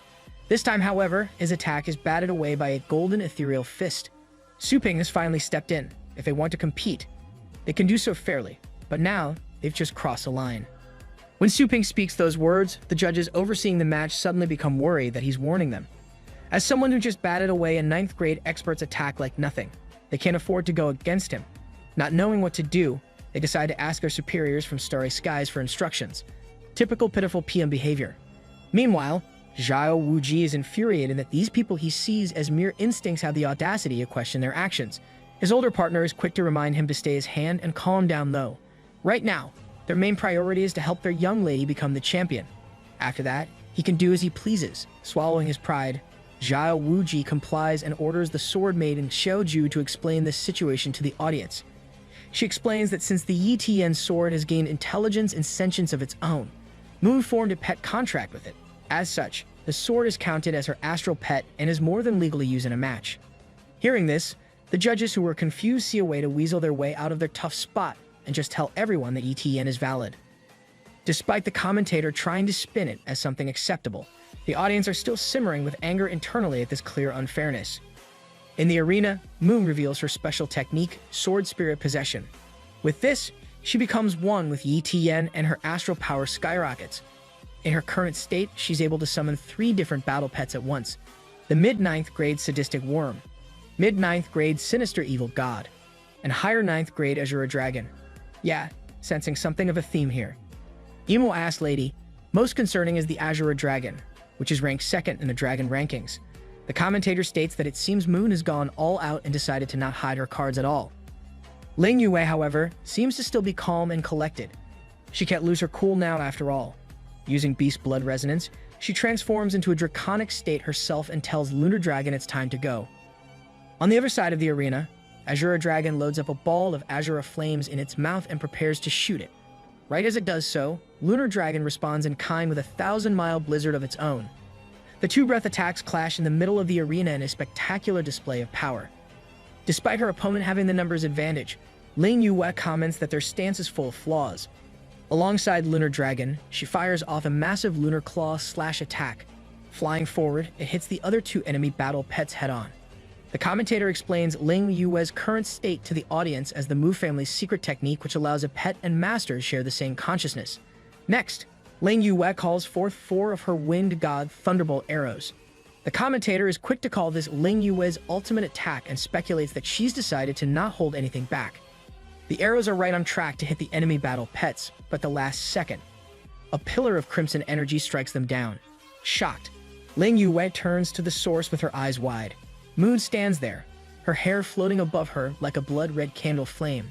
She comments that since her arrows have the trait of ignoring all defenses, all she has to do is not defend against them. Rather, the best option is to attack them in turn and destroy them. If Ling Yue hadn't shown them in her previous battle, Moon frankly would have been stumped on how to deal with them. But now, after having had time to study them, this was a fairly easy fix to come up with.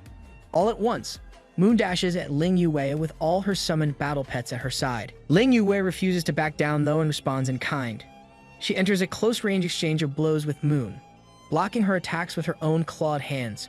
Meanwhile, Lunar and Azura Dragon's breath attacks clash once more while the Wind God Thunderbolt arrow entities hold off the other 2. Unfortunately for Ling Yue, it appears Moon's close combat skills are superior to her own. Before she knows it, she's been slashed in several places all over her body. Even the commentator picks up on the fact that Ling Yue is being driven back more and more the longer the battle keeps going. Soon enough, the Beast Blood Resonance skill will wear off too. While Ling Yue is forced on the defensive, so too is Lunar Dragon. Outnumbered as it is, the Beast is beginning to struggle as well. The situation has become truly dire.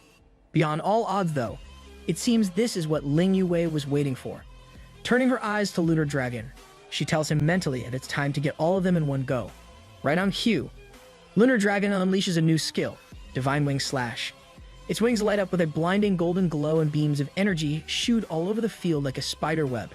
In a single instant, all of Moon's battle pets are severely injured and left unable to fight. Zhao Wuji's unbothered expression betrays the deception in this though. Moon's battle pets are far different from the average beasts, using a heavy dose of killing intent. Moon literally scares her pets into rising back up to fight. At this rate, they may very well die, but she doesn't seem to care when faced with a path to victory. Man, it's colder than any ice move Ling Yue can use. Sensing that Moon is getting desperate, Ling Yue decides to go all out too and calls Snowball forth to join the battle. With Moon's battle pets on the verge of dying, she's certain she can stabilize the situation if she and Snowball can take them out. Unfortunately for her, Moon is more than prepared for the tactic she uses next. With her hair flaring with crimson energy, she reveals that she already knows the Snowball attacking her is an illusion. On the spot, she turns to the real one that's about to attack her from behind and unleashes a brutal flurry of cuts that leaves Snowball on death's door. Moon revels in the despair on Ling Yue's face after seeing Snowball cut down so viciously. Luring forward with incredible speed, she slashes at Ling Yue's throat. The commentator recognizes this as Flicker, a movement skill that utilizes insane levels of speed. This guy's pretty useful for exposition, I've gotta say. To everyone's relief, Ling Yue survives the attack. However, she doesn't do this by dodging, rather by activating her Ice Goddess protection move and covering herself in frozen armor. Despite her narrow escape from defeat, Ling Yue finds no relief in her current situation. Lunar Dragon and she are in a severely disadvantageous position right now while they're separated from each other, especially with just how much stronger Moon is than her in seemingly every single way that matters. Only with Lunar Dragon at her side can she hold any chance at beating her, but the dragon is busy dealing with her own battle pets. Deciding to make a play that might flip the tables, Ling Yue waits for the perfect opportunity where Moon's pets have just backed away from an attack from Lunar Dragon. While they're still mid-movement, she unleashes a barrage of Wind God Thunderbolt arrows and flashes to behind Moon in an attempt to position herself for what's next. Unfortunately, Moon still has the upper hand as far as physical capabilities go. In less than an instant, she's behind Ling Yue instead using Flicker. She comments that while Ling Yue's Ice Goddess protection is indeed unbreakable, the Wind God Thunderbolt arrows can ignore defense. If those arrows fire her right now, just what will Ling Yue be able to do while caught in the middle? Meanwhile, Lunar Dragon suddenly hesitates in his own battle, and Moon's pets don't waste a second in taking advantage of this. They press forward and start counterattacking against the Lunar Dragon. Pushed back and with little to do, Lunar Dragon prepares yet another blast of 1,000-mile blizzard. Before it can fire though, Moon closes in on the dragon with a special skill called Divine Cliff Slashing Sword. As the name implies, she hits Lunar Dragon with a super-powered sword slash that bats it right into the ground. With a roar that's closer to a whimper, the beast falls to the ground and the summoned entities for the Thunderbolt arrows fade away. Ling Yue's own draconic features fade away as well while she races to his side in concern for his health. Desperate to save her pet's life, Ling Yue starts calling out that she's surrendering and ending the battle. However, she's stopped from doing so when a trio of tentacles come in from out of nowhere and ensnare her. Oh boy, I hope this isn't going where my ruined mind thinks it is. Even the commentator is concerned with the viciousness on display and wonders why the winner hasn't been announced already. After all, Ling Yue is unable to move and her pets are already severely injured. In response to this, Zhao Wuji simply wags a finger at the judges, telling them to do no such thing just yet. Said judges announced that Ling Yue hasn't verbally admitted defeat yet, so she must believe she's capable of fighting back still. As such, the battle will continue. The audience sees right through this and calls out that she was clearly about to admit defeat before being restrained. Zhao Wuji simply smirks down at them and all and asks what difference it makes even if they are bullying them. The strong rule the weak after all, and properly humiliating them is just part of that. If they don't fulfill that role, there will be idiots who won't know their place. Turning to Ling Yue, he asks if they should start her education now. Hanging there, restrained by her wrists, Ling Yue's eyes enlarge in horror as she imagines just what that could entail. The audience are of a similar mind and several of them cover their eyes in disgust at what they believe is about to happen. Even the major family's heads admit that the starry skies are highly merciless. Throughout this all, one man is silent. Su Ping stands in place, rooted to his spot, as Moon gets closer to Ling Yue and raises her blade to impale her. A series of things happen so fast they appear to have happened in the same instant. A golden light flies at the arena barrier. Said light shatters the barrier with a deaf-tuning boom. Finally, Moon's sword is caught in the fist of Su Ping, who is now standing between her and Ling Yue. With freezing wrath in his eyes, he tells Moon that his sister admitted defeat. This round is over. From Moon to her Imperial Guards, the audience, and the commentator himself, everyone is rendered speechless by this sudden development. Well, almost. The commentator still finds it necessary to point out the Grade 9 barrier has a massive hole in it now, because people couldn't just see that apparently. Turning his sights up to the judges, Su Ping angrily asks them what the hell they're waiting for. Startled into submission, the judges announce that Ling Yue has lost and the first of the 3 rounds is over. Moon simply stares at Su Ping and wonders what the hell is up with him. He doesn't look any different from the most average of battle tamers, yet he gives her a feeling of inhumane fear. Up in the stands, the Imperial guards realize Su Ping's identity and call down to him that he's in violation of the rules by entering the arena. On top of that, he had harmed Moon's battle pet, her sword to be more specific. Floating down to the arena, the older of the two guards asks Su Ping if he's looking down on him right now. In his anger, the man unleashes his astral power, exerting a pressure that renders everyone in the A2 immobile. Everyone, that is, except for Su Ping, who has an easygoing smile on his face even while the arena trembles. Grinning at the guard, he says that he's just a simple pet shop owner who's come here to deliver Ling Yue her battle pet. Turning to the side, his eyes light up with a crimson wrath as he reveals said pet. One Skelly, his personal and most powerful pet, under the guise of a mere little skeleton. Xiao Wuji openly expresses his anger at Su Ping's actions, both in interfering with the judges and proposing that his own battle pet should be allowed to participate. Turning to Xiao Wuji, he explains that his pet store has always provided a pet leasing service, and while Skelly may be his personal battle pet, Ling Yue borrowed him before the competition. As he puts forth this claim, Su Ping silently slips his sister a golden slit behind his back. He tells them his only task here is to deliver the pet she already borrowed to her. Besides, didn't they have a person who was designated to deliver Yi Tian to Moon as well? They can't stop Su Ping in this regard. However, they still remain adamant about how he plans to compensate for injuring Moon's battle pet. Su Ping responds that that's a simple matter. Since most of Moon's pets are already injured in some form or other anyways, she should just have them retreat. Instead, he'll allow them to provide her with their own battle pets for the next round. For all he cares, the guards can send in all of their pets. The only condition is that they acknowledge their defeat later without complaints. Up on the platform where the family heads are, a couple of them are infuriated by the apparent arrogance and audacity of Su Ping's claims, but now they have a means to kill him off. Sure enough, both the Imperial guards have sinister smiles on their faces as they think Su Ping has made his biggest mistake. Together, they call forth 5 battle pets, each of such immense power that the people outside the arena are scared away by the aura being exuded.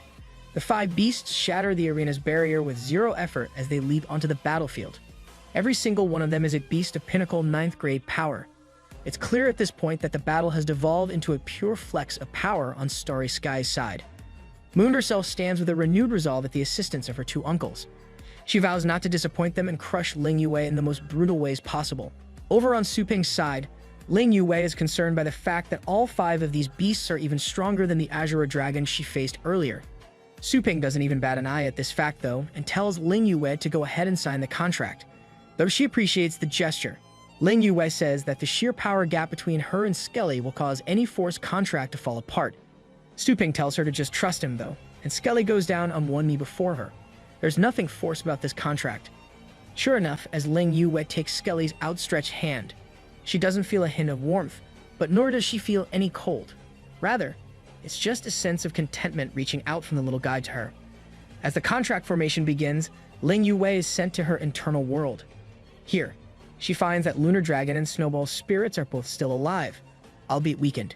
As soon as this whole championship matter is over, she resolves to find a way to cure them. For now, though, she has something else to worry about.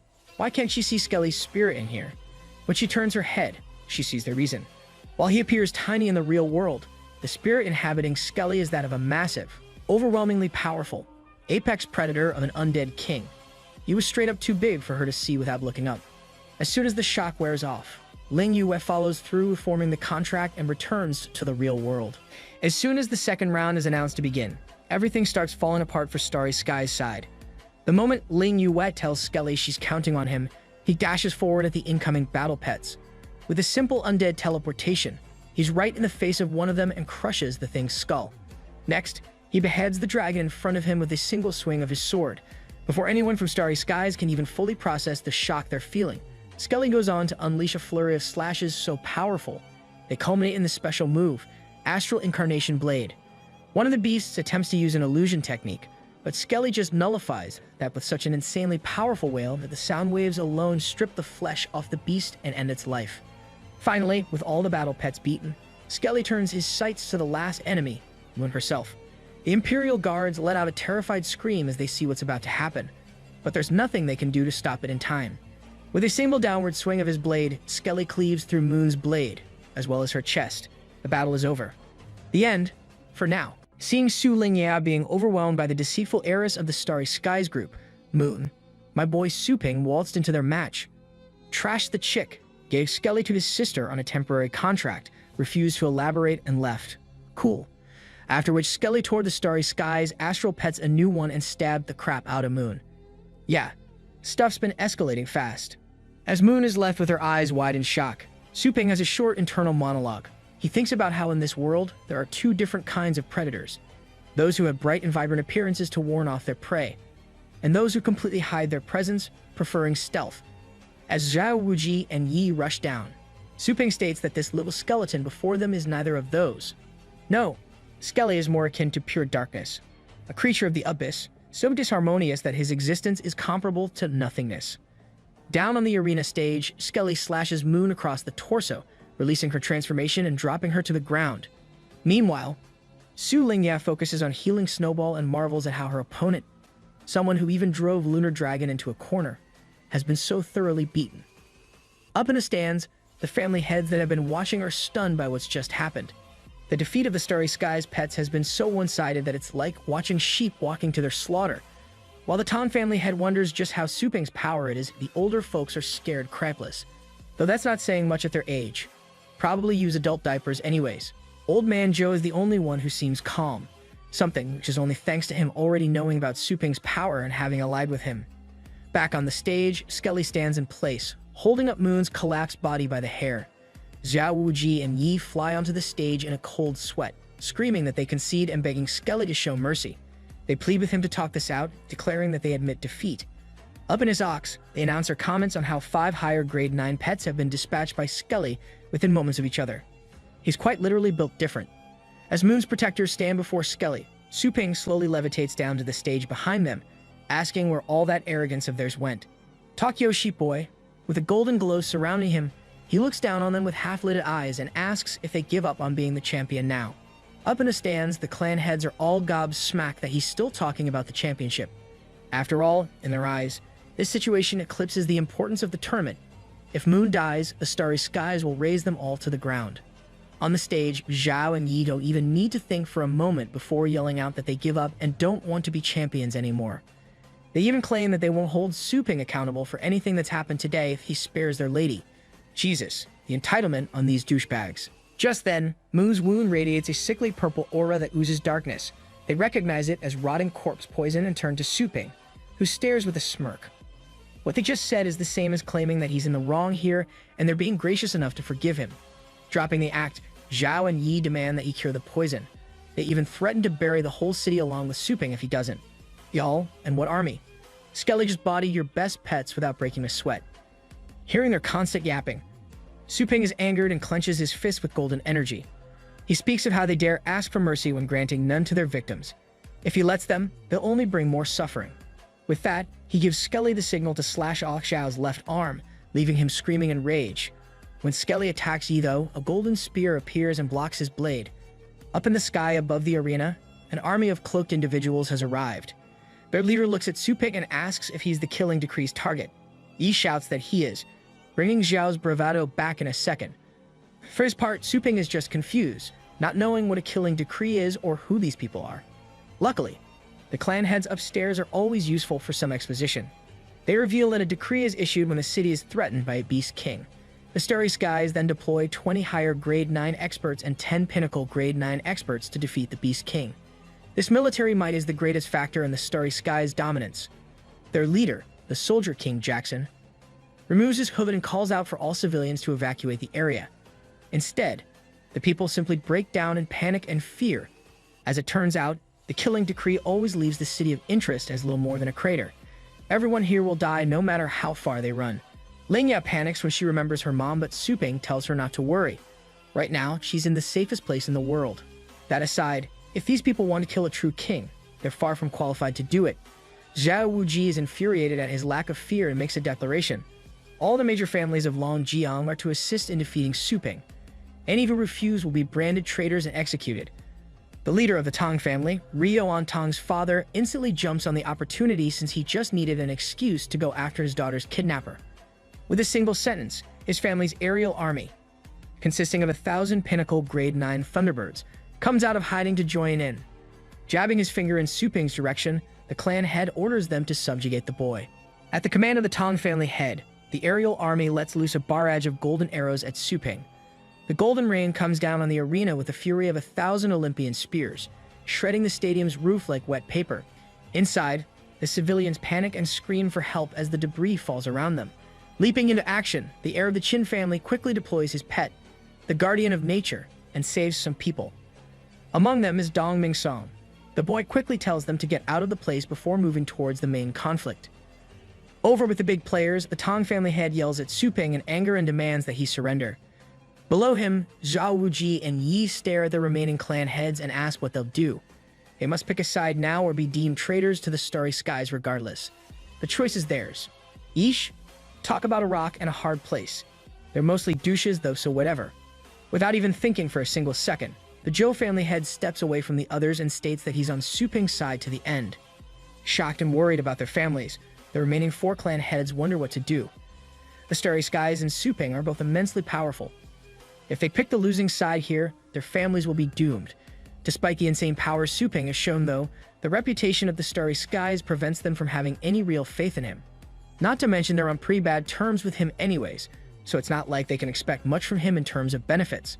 With that, the 4 stand together, ready to join the starry skies. However, just then, one of them is stopped by a call from down below. The Qin family heir calls up to Qin Du Huang, his father. Du Huang telepathically tells his son, Sky, to get away from this place. Instead, Sky stands his ground and asks his father to reconsider his allegiance. When Du Huang decides to hear him out, Sky lays all the facts out on the table. The starry skies don't give a damn about them, and their so-called protection fees are only rising with each passing year. At this rate, they'll be extinct before long no matter what. Du Huang can see where his son's coming from, but insists that the starry skies are not a force that can be trifled with. Regardless, Sky is set in his decision and tells his father that Suping is not to be underestimated. He can do this. With his piece said, Sky asks Du Huang to believe in his son's judgment. Suping can overthrow the starry skies. Upon hearing this, something sparks within Du Huang. A few steps ahead, the other 3 clan heads suddenly realize Du Huang isn't walking with them. Down below on the stage, Zhao Wuji stares angrily at the man. He says that he can overlook a child's babbling, but the clan head must take responsibility. Regardless, Du Huang steps over to Suping alongside his son. Finally, a dude who doesn't need to get his tushy kicked to make the right choice. Over from his spot, the Tang family head comments that he's only gotten more hot-headed with age. Without a second thought, he orders his army to shoot at them all. Standing tall, Du Huang admits that he may have gotten old and lost his passion. But regardless of all else, he is still the bearer of the title, Raging God. Gritting his teeth, Du Huang lets loose his power and releases a roar so powerful it shatters all the arrows coming their way. Many of the archers themselves are even blown away, their helmets cracking from the impact. The other clan heads can only marvel at the realization that Du Huang has actually gotten stronger over the years. Of course the bad guy's got a bad guy like a brainless bad guy though. So the Tang head just yells that nobody's ever beaten the Tang family elite and screams at Du Huang to die. The Raging God is ready to throw hands then and there, but Suping stops him. He tells the man that there's no need to waste his energy on the small fry. With a single order from Suping, a hail of blue lightning races through the aerial army, frying and defeating a large number of them. The Zhou army has arrived. At their helm is none other than Su Kuang, riding atop his Umbregeddon.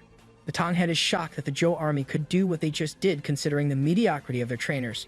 That's when Suping reminds him just what exactly his store provides as a service. He has single-handedly turned them into a formidable fighting force. He commands Su Kuang to spare no one. With that, the Zhou army unleashed their raging thunderbolt combo. In mere moments, the aerial army of the Tang family shows the signs of defeat, shocking the remaining clan heads. The Tang family head, whose name I cannot for the life of me remember, orders his army to spread out and stop crowding together. This order is as pointless as it is late though. Under Su Kuang's leadership, the Zhou army's tactics are easily holding off the aerial army's attacks, while simultaneously devastating said army in turn. The Tang head is infuriated by this turn of events. Yeah, that vein be throbbing, maybe zoom in on his forehead. As he wonders how in the hell his army has been so perfectly countered, it hits him. Turning to Suping, he sees the man's smirk and he realizes it. Suping knew that this ambush was going to happen from the start and he planned for it. If things go on, the aerial army will be totally wiped out. Without wasting another moment, he calls out for his army to retreat. Su Kuang isn't having any of that though. Battle-hungry grin in place, he commands the Zhou army to annihilate their enemy and leave no one standing. Unnoticed by any of them, the Starry Skies Soldier King, Jackson, is muttering something. Coordinates, to be precise. Up in the planet's orbit, the Starry Skies space station connects to Jackson. Moments later, an all-encompassing beam of flaming death shoots down from space right at the location of the Zhou army. In just a few seconds, many of their pets are devastated and incinerated. Luckily, Stu Kuang is protected by Umbrageddon's force field. As everyone raises their eyes to the sky above, Qin Du Huang recognizes the ultimate weapon of the Starry Skies and yells at his side to run. That thing up there is the 10,000-pound space atomic cannon. Hunter. I'd say it's a mouthful, but is pretty cool. The clan heads who sided with the enemy take this as an omen of their victory and laugh about how they made the right decision. Just then, another beam is fired down from the space station, ready to decimate the rest of the Zhou army. Just as it's nearing the world's crust, though, a massive dragon emerges and shields them from the blast. Blaziken has come to the rescue with his grade 9 divine skill, Holy Iron Wall. I'll be real with y'all, I don't remember what he was called in the old translation. It's just Su Ping's Giga Charizard. Grin still in place, Su Ping says it's impressive that they managed to make Blaziken use his trump card. Meanwhile, everyone else is emotionally and mentally devastated by the whiplash of the greatest weapon in the world being seen as such a trivial matter by this man. No battle pet has ever taken on the cannon and continued to exist before. Jackson, unlike the rest, is on his guard now. As he mentally accepts that Su Ping truly is immensely powerful, he claims that this was all his test and he's satisfied. Stop the cap. Letting loose his own power, Jackson orders his men to summon their battle pets all together. Sure enough, not only his own soldiers but the clan heads who sided with them all summon their pets at once. Sky and Ling Ya are overwhelmed by the pressure being exerted as over 100 battle pets emerge, all belonging to grade 9 experts. A veritable army of truly demonic beings stares them in the face, terrifying most of the Zhou army. As this army of their enemies advances towards them, Su Ping stays calm and simply says he has to take Skelly back now, walking forward without a care in the world. Su Ping asks Du Huang and his son to keep Ling Ya safe. This won't take too long. Du Huang yells out behind him, worried that Su Ping is biting off more than he can chew. Who's gonna tell him? Su Ping, however, simply raises his arm over Skelly and activates his skill, Astral Reincarnation Blade. As everyone stares in shock at the legendary tier fusion skill, Su Ping stands as a new being. He is neither Su Ping nor Skelly. He is the one who will defeat. Okay, yeah? No, couldn't say that with a straight face. Either way, dude's a demon now. As the beasts descend upon him, Skelly Ping summons forth a ghastly blade of purple and waits for them to close in. The second they're in range, Su Ping flashes past them. In a single slash, he slashed the entire front line of battle pets into the next life. Jackson's army is heavily unnerved by this, and those in the back are ordered to take the front line spot immediately. Unfortunately, they're ripped apart and cut into ribbons by Su Ping before they can even begin to fill the gap in their forces. And as per Su Ping's plan, the loss of the battle tamers leaves their pets in a berserk state. In mere moments, they're on each other, wreaking havoc and ruining the formation. One of the tamers calls out for them to focus their efforts on killing the rogue beasts, but Su Ping swipes his blade across their throats like a knife through butter. Jackson's forces quickly realize what he's doing and try to stop him, but his sheer speed keeps him 10 steps ahead. All they can do is know what's happening as their forces get wiped to oblivion.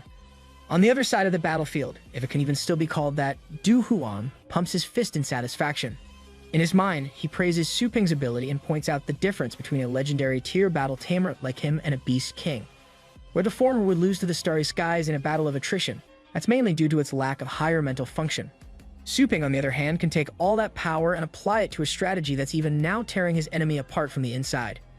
Turning to his son, Du Huang flashes him a thumbs up for getting them to pick the right side. Kid really did call it. The Starry Skies tamers decide to take a different approach since they can't get their hands on Su Ping himself. Instead, they send a wave of beasts at his sister, planning to use her as leverage. Unfortunately for them, the Raging God and his son are no slouches. Between Du Huang, Sky, and the Zhou clan head, the wave is pushed back just long enough for reinforcements to arrive. Well, one reinforcement, but it's one hell of a thing. Blaziken has decided to join the battle and crushes some beasts getting close to Sky under a single foot. The boy is awed by just how versatile and powerful Blaziken's skill set is. Meanwhile, Stu Kuan has rallied the Zhou army from their momentary lapse and gets into position. As they charge into battle, Umbrageddon activates his murderous thunder domain and tears through several beasts. On the sidelines, the clan heads who sided with Starry Skies are finally realizing how thoroughly they've messed up. This fight is completely one-sided in favor of Su Ping's forces. Hindsight's a hell of a thing, ain't it? They're so screwed. Finally, Jackson himself makes a move, having been silent for the absolute chaos that's engulfed his forces.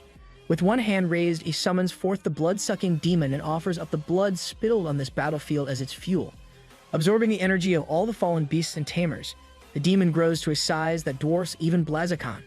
Though his allies are unnerved, Su Ping shows no sign of worry, simply commenting that this is what Jackson's been waiting for all along. The man in question smugly has the demon bring down its blade, claiming that there's nothing Su Ping can do now. Unfortunately for him, Su Ping doesn't give a damn about how big his enemy is. Size doesn't matter, confirmed. Let's go, boys. Rising up in the air in front of the demon, Su Ping activates his divine demonic fist's second form. A massive golden specter forms around him and not only matches the demon's blow, but blows it apart at the shoulder.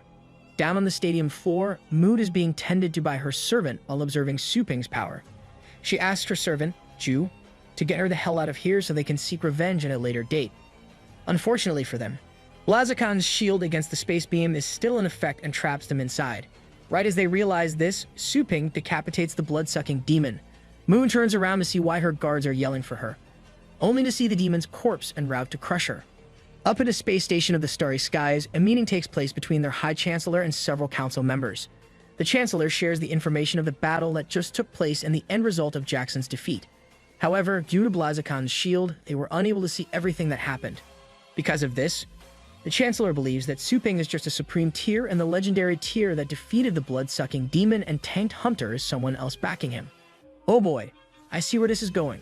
Head's gonna roll up in here. Down at the remains of the destroyed stadium, Su Kuang is looking for survivors and calls to Su Ping that there are none. Somehow, he completely misses the 3 giant hunks of metal coming down from space right behind him.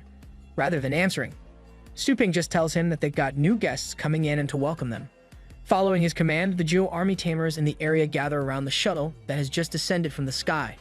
As the door opens, the Chancellor floats out and angrily tells them to step down. Realizing that this man is a supreme tier, they do so. The bearded old Pope wannabe steps out and tells Su Ping he's here to negotiate. Down below, the captured and defeated Jackson and friends yell out in joy at seeing their superior here to save them. Su Ping just sends a discouraging look their way. Getting the message, Du Huang and Old Joe use a mute spell on Jackson and Old Tom. The Starry Skies Council members behind the Chancellor are angered by this and speak out, but the fake Pope ignores them. He addresses Su Ping and asks him what his conditions are, requesting that he spare them. In the distance, Su Kuang shrieks at the Chancellor for speaking to his master like he's above him. The council members bristle again when he threatens their leader, but the old man lets it slide. Never change Kuang. Since the Chancellor can't sense any legendary tiers in the area, he assumes they've already left and decides that Su Ping won't be any real trouble now. He asks the man how he's going to make up for killing a whole team of grade 9 experts. Pretending to be generous, he offers to spare Su Ping's life if he hands over Jackson. Su Ping simply chuckles and asks what happens if he refuses. Instantly, the council members start yapping about how he's arrogant and nothing before their leader. Standard bad guy bullcrap. It really gets old after a while, knowing how much they're underestimating him. Su Ping asks them if they want to make a bet. From his position on the ground, Jackson hears this and realizes his leader is about to be bent over and screwed. The Chancellor mistakes his muted yells for encouragement though and asks Su Ping what his bet is. The young man tells the Chancellor that if he can withstand Su Ping's attacks for just 3 seconds, he can take his people and leave. If not, he must accept Su Ping as his master and serve under him. Well, guess we know what happens now. The Chancellor believes Su Ping is just an overconfident idiot and gladly accepts the bet. He's convinced that he'll crush the boy's spirit with ease. Meanwhile, Jackson desperately fights against his gag, mentally screaming at the Chancellor not to take the bet. Ready to put Su Ping in his place, the Chancellor starts summoning his battle pets. As he repeats the conditions of Ping's bet, he fully calls forth 5 dragons and asks what he'll do against a defense using his full power. With his dragon summoned, Su Ping takes a disinterested look and simply asks if that's it. Shocked and more than a little frustrated, the Chancellor wonders how the hell this kid isn't afraid of him when his pets are so ridiculously powerful. As Su Ping opens up a dimensional tier for his own pet to emerge from, the Chancellor even sees a small smirk on his face, angering the Foth Pope even more. The Chancellor unleashes his true power, streams of blue energy flowing off his body. As his clothes tear from the expansion of muscles, the old man crashes into the ground with the power of his beasts. His hair is turned into a flowing river of blue flame and he tells Su Ping that he'll show him the strength he had 70 years ago. Alright, Grandpa, time for your daily meds. Facing down Su Ping, he tells the boy that if he pulls any cheap tricks, that he'll face the fiery temper of the Starry Skies Master. Blah blah blah, how long is Gramps gonna keep yapping? Behind him, the council members recognize the Chancellor's move as a forbidden art that strengthens the body at the cost of the user's lifespan. Though they're excited by this, Jackson and Old Tong only increase their efforts to get warning out. Su Ping raises one arm parallel to the ground before activating Beast Possession. With fear and apprehension entering the Chancellor's eyes, Ping remembers when he entered his inner plane. There, he sees the options window asking which skill he wishes to use, based on the description of the BP skill. Su Ping decides to pick it out and use it. There's quite a bit of stuff he wants to test. Normally, he wouldn't be able to since he literally destroyed anyone he tested his moves on. But this old guy, he's come all the way from space just to be a nice little punching bag for Su Ping, so why not use him accordingly? Now, in the present, Su Ping uses his skill to call forth Blazarkhan and Fuse. Scales cover his arms and body little by little until eventually, he stands as a dark knight with draconic features and wings. The council members are in shock upon seeing the power of a legendary tier tamer. On the other side, Du Huang realizes that Ping has likely reached the second stage of the legendary tier known as the Void Realm. In his new form, Su Ping dashes forward so fast he parts the clouds themselves. As soon as he tells his enemy to start the timer, he throws up a 9-layered shield using the power of his dragons. What happens next causes the Chancellor to realize that there is no extra person in the background. The legendary tier is Su Ping. You don't say, Sherlock. For his part, Su combines his demon subjugation with the dragon's fist to unleash a devastating attack. Said attack shatters all 9 shields and hits the Chancellor with such force he's convinced he'll die. Instantly, the old man yields and screams that he admits defeat. Su Ping lets up when he hears the police to be spared.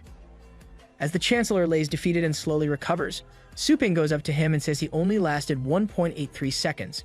Sounding almost genuine, he asks if the Chancellor would like to try again. After what just happened though, the old man knows his place fully well. With sweat flowing down his face, he declares Su Ping as the new master of the Starry Skies, the greatest organization of the subcontinent. Later on at Su Ping's Astral Pet store, a massive spike in customers can be seen, thanks to the headlines from the tournament. Everyone knows Ling Yao won and is a member of this store. Between that and the pre-existing reputation of having incredible success rates, the work's busier than ever for Ryo-an Tong and Anna. It's while they're manning the main counter that Ryo-an spots Su Ping entering with a massive procession of people behind him. Among them, Ryo-an spots her father and stares at him with shock. When he completely ignores her and turns away though, she gets suspicious. Quickly putting the puzzle pieces together, Ryo-an realizes that her father and the other clan heads must be here to launch a surprise attack on Su Ping. With this, he'll stand no chance and she can show him the might of the Tong family's aerial army. This chick's further behind on the story than Internet Explorer. After seeing her father and coming to her own misguided conclusion, Ryo-an Tong is unusually nice to customers at the counter. Anna notices this and asks her what's gotten into the woman. She replies that her father has united the major families to negotiate with Su Ping and get her freed. Didn't she think they were going to fight? Wonan's thoughts are all over the place. Turning to Anna, she tells the angel that if she gets out of here, she'll help her escape as well. Yeah, that'll totally happen. As she's saying this though, Ryo-an realizes that it's been a strangely long amount of time since they all went into the back room. Losing out to her curiosity, Ryo-an Tong sneaks over to the room and cracks open the door just a little bit to eavesdrop. Instead of any equal-footed negotiations, she sees something that shocks her to the core. Su Ping is standing in front of all the clan heads donning the black ink armor, a treasured family heirloom of the Tong family which protects the wearer from all astral and mental attacks up to grade 9. Not only has her family casually given that away to Su Ping, the table behind them is loaded with similar treasures from all the great families. Before she can draw any conclusions, the now former Chancellor of Starry Skies senses her presence. Using a small portion of his power, he yanks Ryo-an into the room while demanding that she show herself. Kinda redundant, but he's old. Can't blame him for the dementia. Ryo-an falls to her knees in front of the Chancellor and other clan heads, wondering what the hell just happened. The Chancellor asks her how she dares to eavesdrop on a classified conversation, causing her to tremble in fear and wonder why Su Ping isn't being treated like an enemy. The man in question recognizes her and asks her to bring him some tea without a moment's pause. Before she leaves to get some and get out of this situation, he tells her to bring tea for all his guests as well. As Ryo-an starts serving the tea, the former Chancellor thinks about how Su Ping didn't even care about her eavesdropping.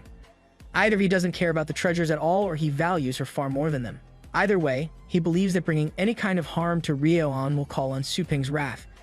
After breaking into a cold sweat at that idea, he quietly apologizes to Ryo-an for his outburst and asks her not to tell Su-ping about it.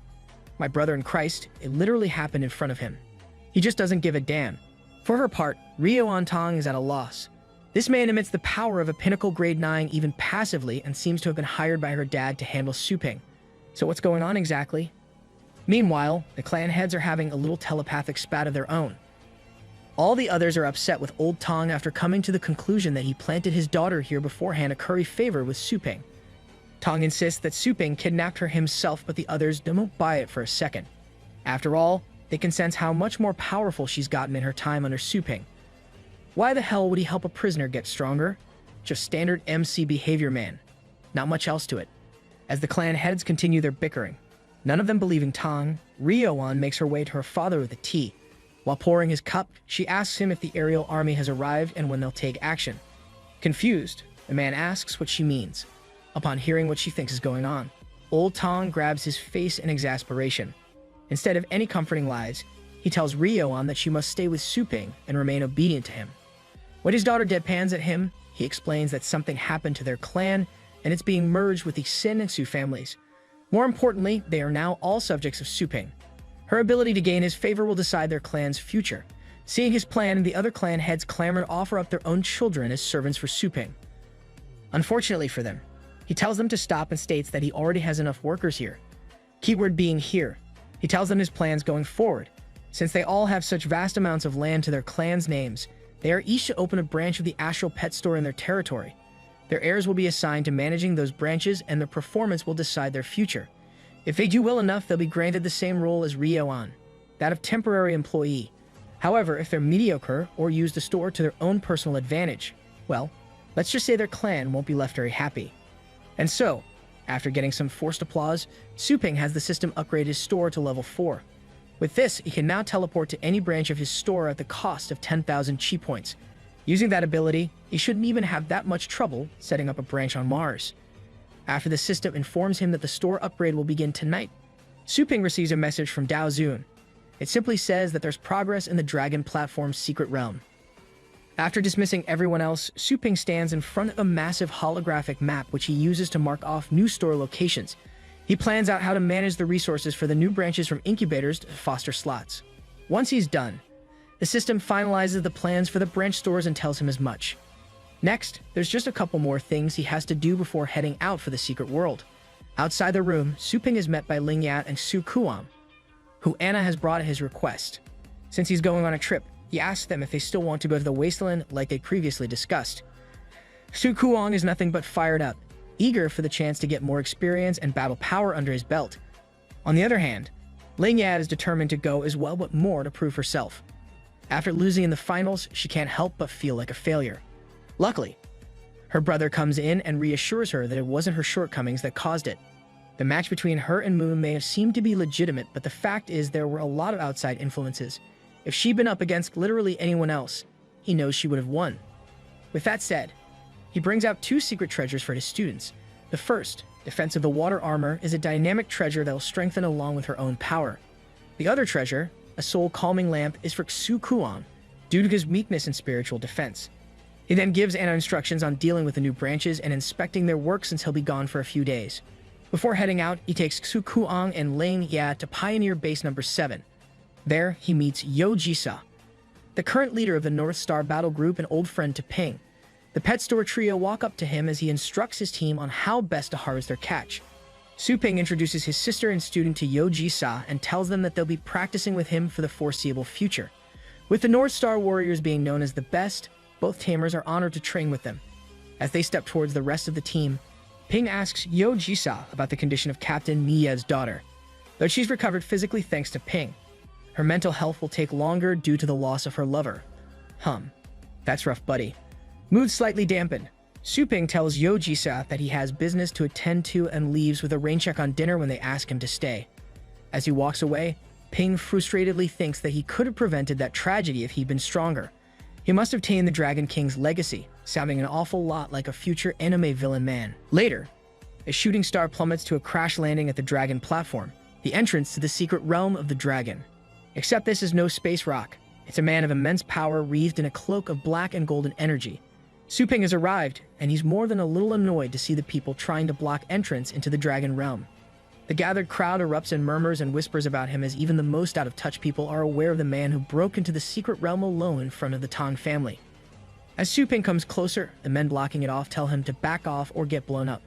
Not the best options, if I'm being honest.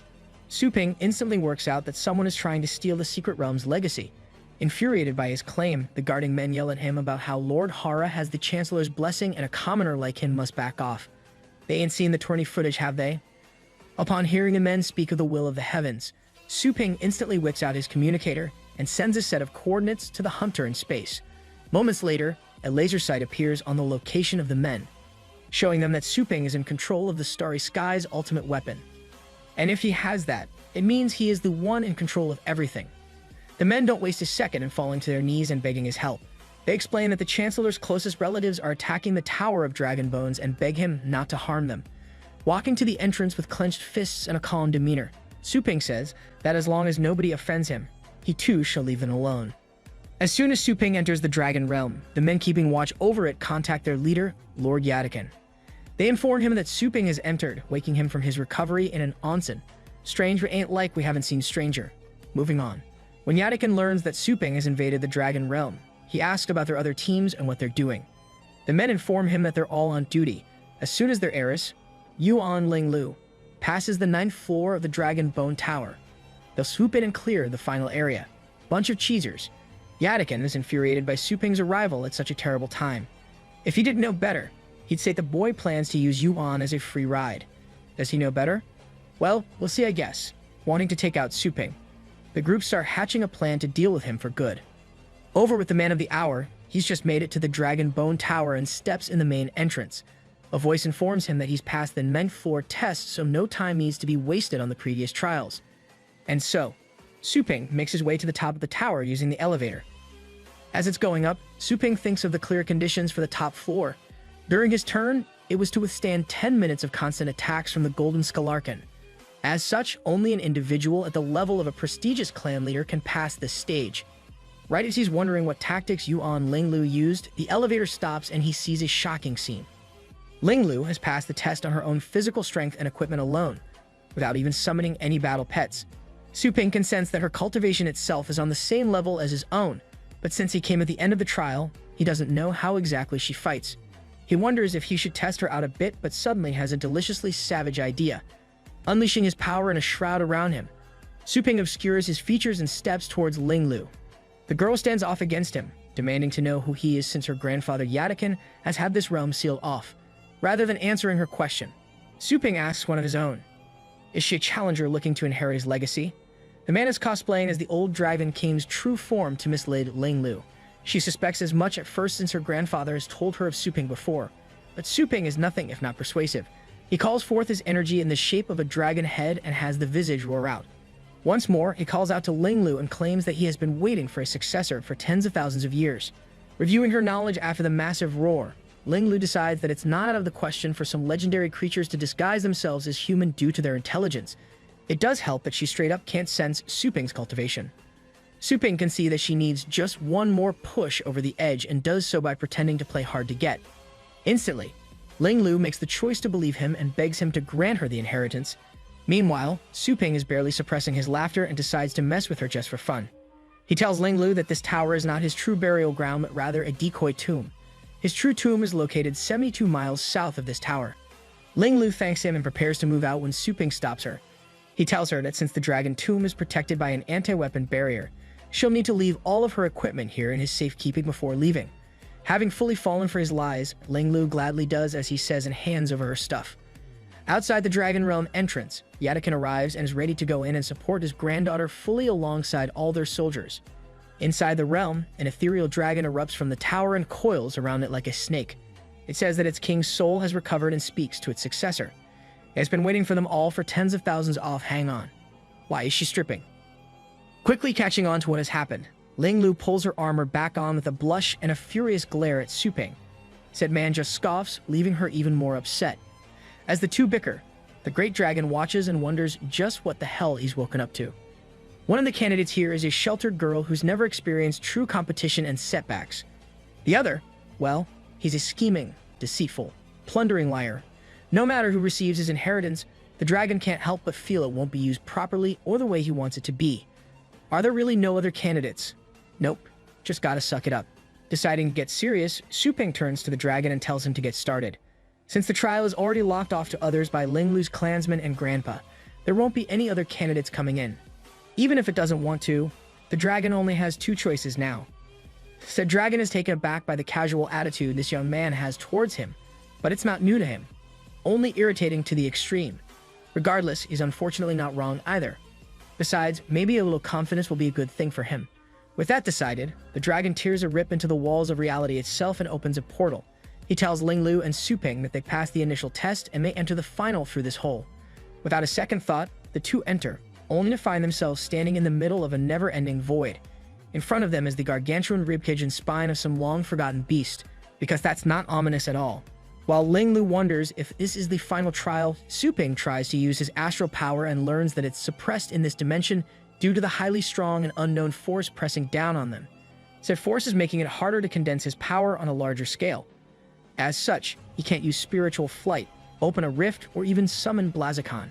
While he's been making these discoveries, Ling Lu has realized she needs to climb higher on the giant spine than Su Ping to win this. Instantly, she races at the thing and starts leaping across ribs to get higher. Su Ping himself decides to use a simpler approach and propels himself up with his astral power, leaping multiple ribs at once. Right as he lands, a horde of skeletons start clawing at him from within the bone. Su Ping is quick to blow them away and realize something vital. These things aren't real. After all, his cloak's auto-dodge ability isn't triggering even in the slightest from their attacks. These things are merely an illusion. Quickly, Su Ping focuses his energy and releases a massive roar that blows the whole illusion apart and scatters it away. He realizes that the things in here may be an illusion, but they're so realistic feelings that they force the body's natural defense system into overdrive. Now that he knows this, though, the tactic has nothing on him. The goal here is to test the very limits of both one's mental and physical strength, so that's exactly what he'll go ahead and do. At the same time, Ling Lu faces her own challenges, slashing apart an illusory dragon and then a fake version of her grandpa who spouts profanity at her. Compared to her grandfather's training, this is nothing to her. After beating her opponents, Ling Lu advances all the way to the 17th floor of the spine and wonders how far Su Ping has gotten. Right as she thinks that, he appears behind her and blazes past, leaping onto the next rib. Frustrated at his speed in passing her, Ling Lu gives chase even as Su Ping rips apart all the illusions in his path. For Su Ping, this is little more than a walk in the park after getting used to it, especially compared to the death cycle in the nurturing grounds. Now, his only concern is how many floors he'll be able to climb before giving out. 30 pass by, then 50, then 90, and it all becomes a blur. Eventually, the dragon calls out to tell Su Ping that the trial is over. At his confusion, the dragon explains that his competitor, Ling Lu, already lost consciousness way back on the 33rd floor. As for Su Ping himself, he has reached no less than the 143rd floor. The great dragon heals all of Ling Lu's wounds so she can stand alongside Su Ping to hear whatever is next. The dragon explains to her that Su Ping won the first trial, but the one to inherit his will must win 2 trials. Sounds like a cop-out to me, but whatever. When Ling Lu grits her teeth and displays anger at losing to that despicable man, the great dragon tells her it's far too early to speak of winners or losers. Then, he offers some exposition on the first challenge. The weight of gravity acting on them increases once every 10 levels that they rise up. As a simple human, just climbing the first 10 is enough to prove oneself worthy. As such, Ling Lu's 33 levels are enough that he will grant her a gift no matter what. Su Ping asks why he's not getting anything like that, and the dragon just says he doesn't need it. I mean, he's not wrong, but what the hell? That's some major favoritism. Ling Lu is stunned upon hearing that the dragon will grant her a gift exclusively. She wonders if it thinks she can actually win the inheritance, raising her spirits greatly, smile plastered on. She asks the dragon to start the next trial. Internally, said dragon sighs at how her talent is being wasted. That's why he's giving her a gift, so she doesn't die too early. Meanwhile, talents like Su Ping are a once-in-a-millennia kind of deal. If the heavens decide to wipe him out, there needs to be a backup. Putting that aside, the dragon declares the second trial to be combat-based. The 2 contenders must simply defeat each other to win. At once, Ling Lu calls forth 3 different battle pets and orders them to show how strong they are. The beasts that emerge are an oversized chicken, with antennae and a couple of equally oversized parrots. I think. The chicken fires a beam of, well, fire straight at Su Ping, causing a massive explosion. Once it clears through, she sees that the blast was completely tanked by Suping's Umbrageddon. Linglu is shocked that a mere grade 9 beast could tank a hit from the purple-collared phoenix and be completely unharmed. The only answer she can think of is that the beast is an illusion, and so she charges forward to go through it, only for that theory to fall as flat as Umbrageddon's paw in her face. After being tossed away like a ragdoll, Linglu scrambles to form a new strategy. Meanwhile, Suping looks at her with a disinterested expression and asks if this is all she can do. Infuriated by his attitude, Linglu has her chicken activate its inherited skill. Brilliant Supreme Flame, man, the creativity on these names is just awe-inspiring. No, really. The chicken, which is now fully covered in a layer of flames, rises up and shoots a gout of flame towards Suping. Once more, both he and Umbrageddon just stand in place, totally unaffected by the girl and her pet's attack. Seeing this, Linglu is pushed to her last resort, a move which she has yet to perfect but finds herself forced to use. Drawing her sword, she pulls a vortex of flame from her chicken into its blade, creating a massive pillar of light and heat where the edge was before. As she brings it down and fires the attack, Linglu calls out its name. The brilliant Phoenix Supreme Flame Slice. God, these names hurt me. They're so crap. As the attack closes in on him, Suping's expression finally changes and a grin forms on his face. He compliments the attack and tells her that out of respect for it, he'll have Umbrageddon withstand this move with his full power. To do so, the beast activates a laundry list of buffs: Murderous Thunder Domain, Draco Scales, Yale Protection, Hard Shell, and Electro Coat form layers over Umbrageddon, amassing in a bubble-shaped shield around him. The flaming slash makes contact with the sphere and the two are locked in a battle for dominance. Linglu puts every ounce of strength she has into driving the attack forward, and the offshoots of energy from the clash can be felt as far as out in the real world itself. Yadakin's men sing praises of his granddaughter upon sensing her energy, but the old man only frowns. Back inside, Linglu finally breaks through Umbrageddon's shield. Unfortunately, that's where she stops. Her attack is enough to break through, but not enough to reach Umbrageddon himself. As the girl collapses, the dragon announces the winner of the second trial to be Suping. In the aftermath of the heavily one-sided battle, the great dragon heals Linglu and announces that Suping has achieved 2 victories and thus become the inheritor of the ancient dragon legacy. Then, as if to pour salt on the wound, he asks Linglu if she accepts this. Sitting there, tears drip down the girl's face as she cries over her loss. She didn't even manage to touch him. She brings her sword to her throat, apologizes to her grandfather for bringing shame on him, and prepares to end it all. As he watches this, Suping internally asks why she can't just accept it. It's clear as day that she's plenty capable regardless of what happened here. Unable to just watch her waste her life, Suping leaps forward with a flying kick to Linglu's stomach, throwing her into a barrel roll across the void. Once she gets up from the cartoonish flight she just experienced, she asks Suping what the hell he's doing. Even the dragon looks sheepish, doubly so since he had just finished healing her. Rather than being honest, Suping simply says that he swore to use his power for good, and that means preventing the fallout from her chicken Phoenix going berserk if she offs herself while contracted to it. And that's not to mention how terrible it is to abandon your pets in the first place. He'll never say it, but really, he just didn't want her to throw away her life when she deserves to live. Rose a whole tsundere and a half. Irritated by his reasoning, Linglu demands that he say that again. Instead, Suping plugs his store and tells her she's welcome to come get her pets upgraded anytime.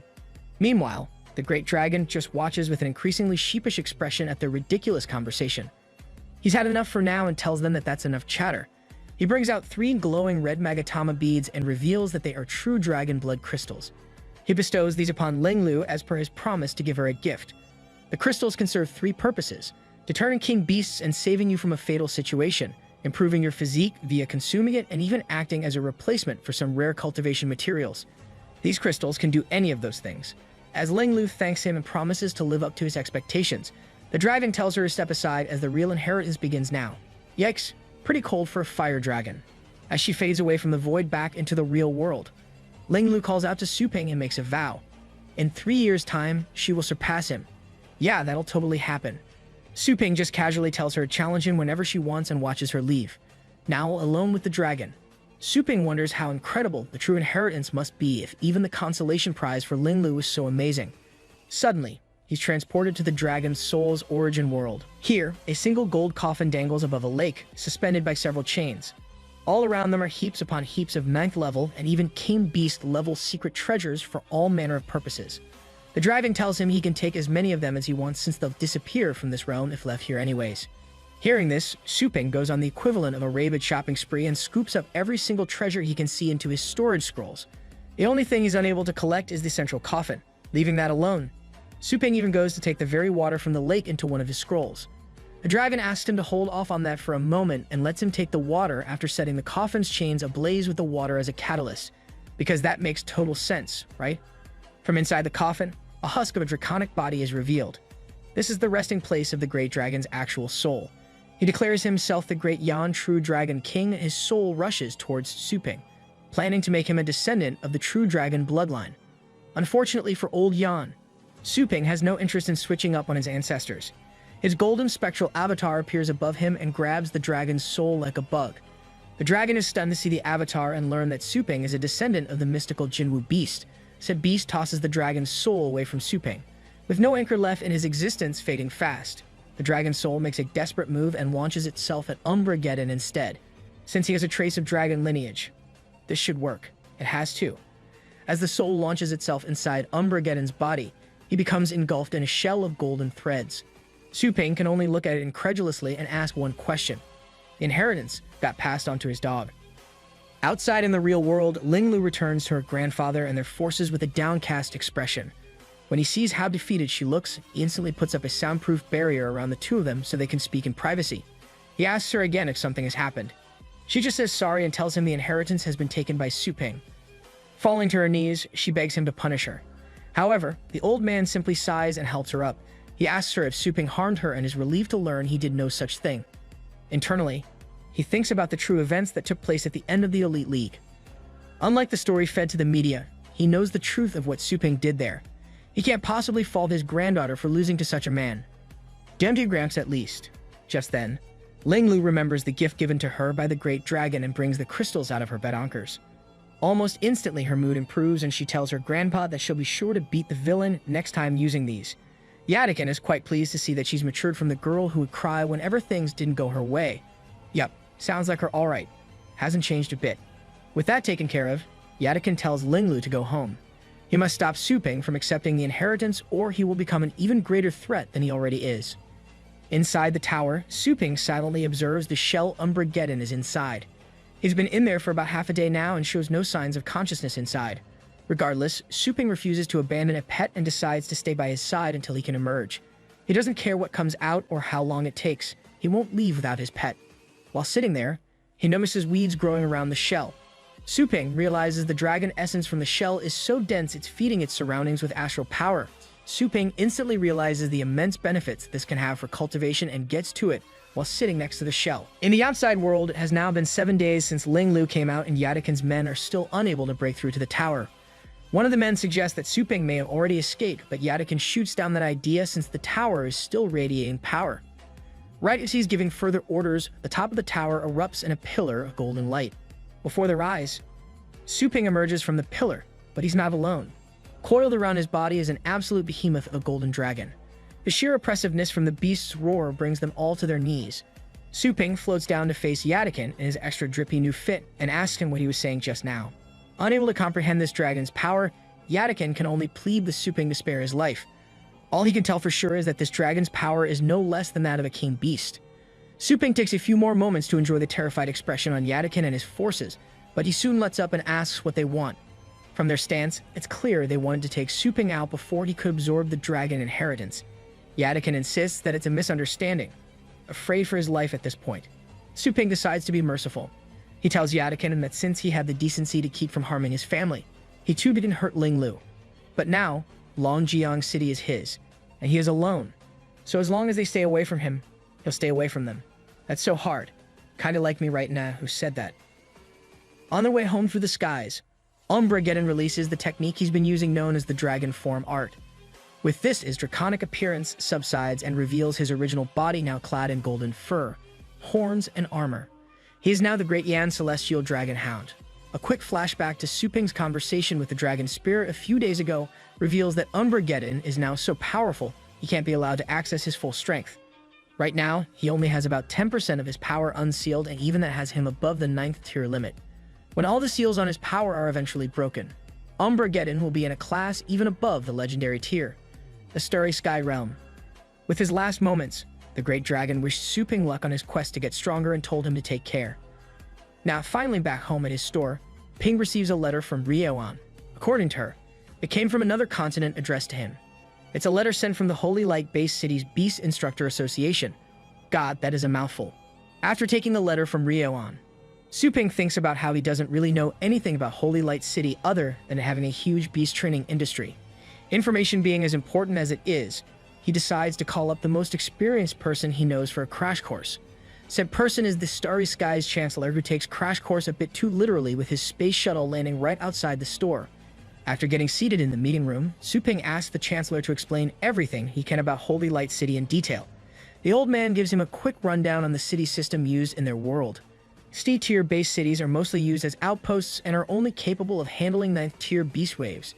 B-tier cities are the most common and can hold off several beast waves with several king beasts within them. Their own Longjiang city is actually classified as one of these. And finally, there are A-tier cities. They excel in all aspects and are difficult for king beasts to even breach at all.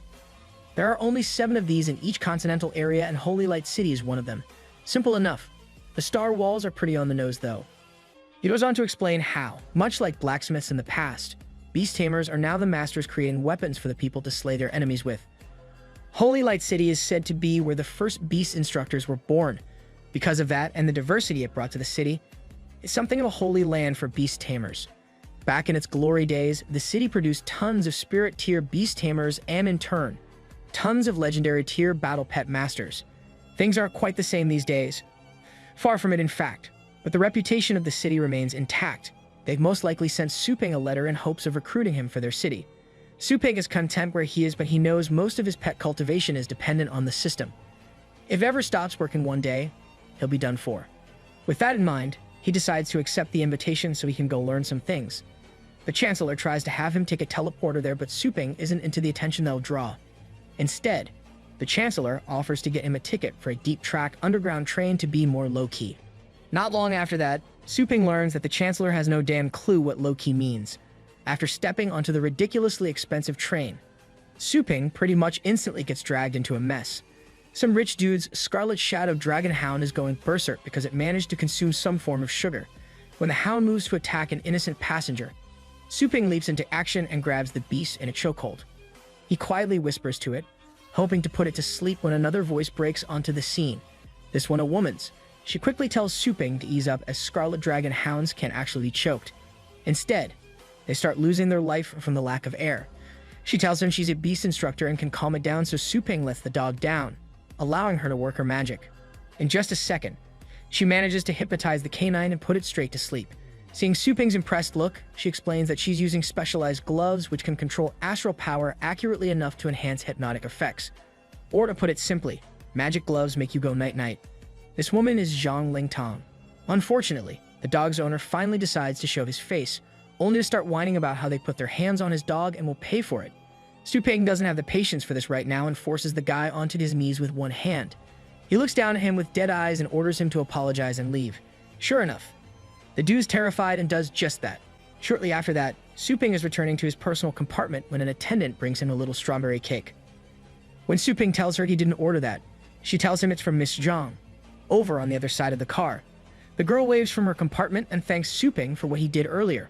With a smile and thank you, Su Ping moves to accept the cake. Just then, a deafening bang sounds out across the car, causing the attendant to drop the cake. Luckily, Su Ping catches it before looking up to see what just happened. The ceiling is completely distorted. Something is outside the train, and it's not friendly. Passengers all over the train are losing the proverbial crap at the news that enraged beasts are attacking the vessel. The attendant from before tries to calm them down and tell them about their 8th tier battle pet master guards, but she's so terrified herself that it doesn't do much. Su Ping simply slips into his compartment quietly and sets down his cake.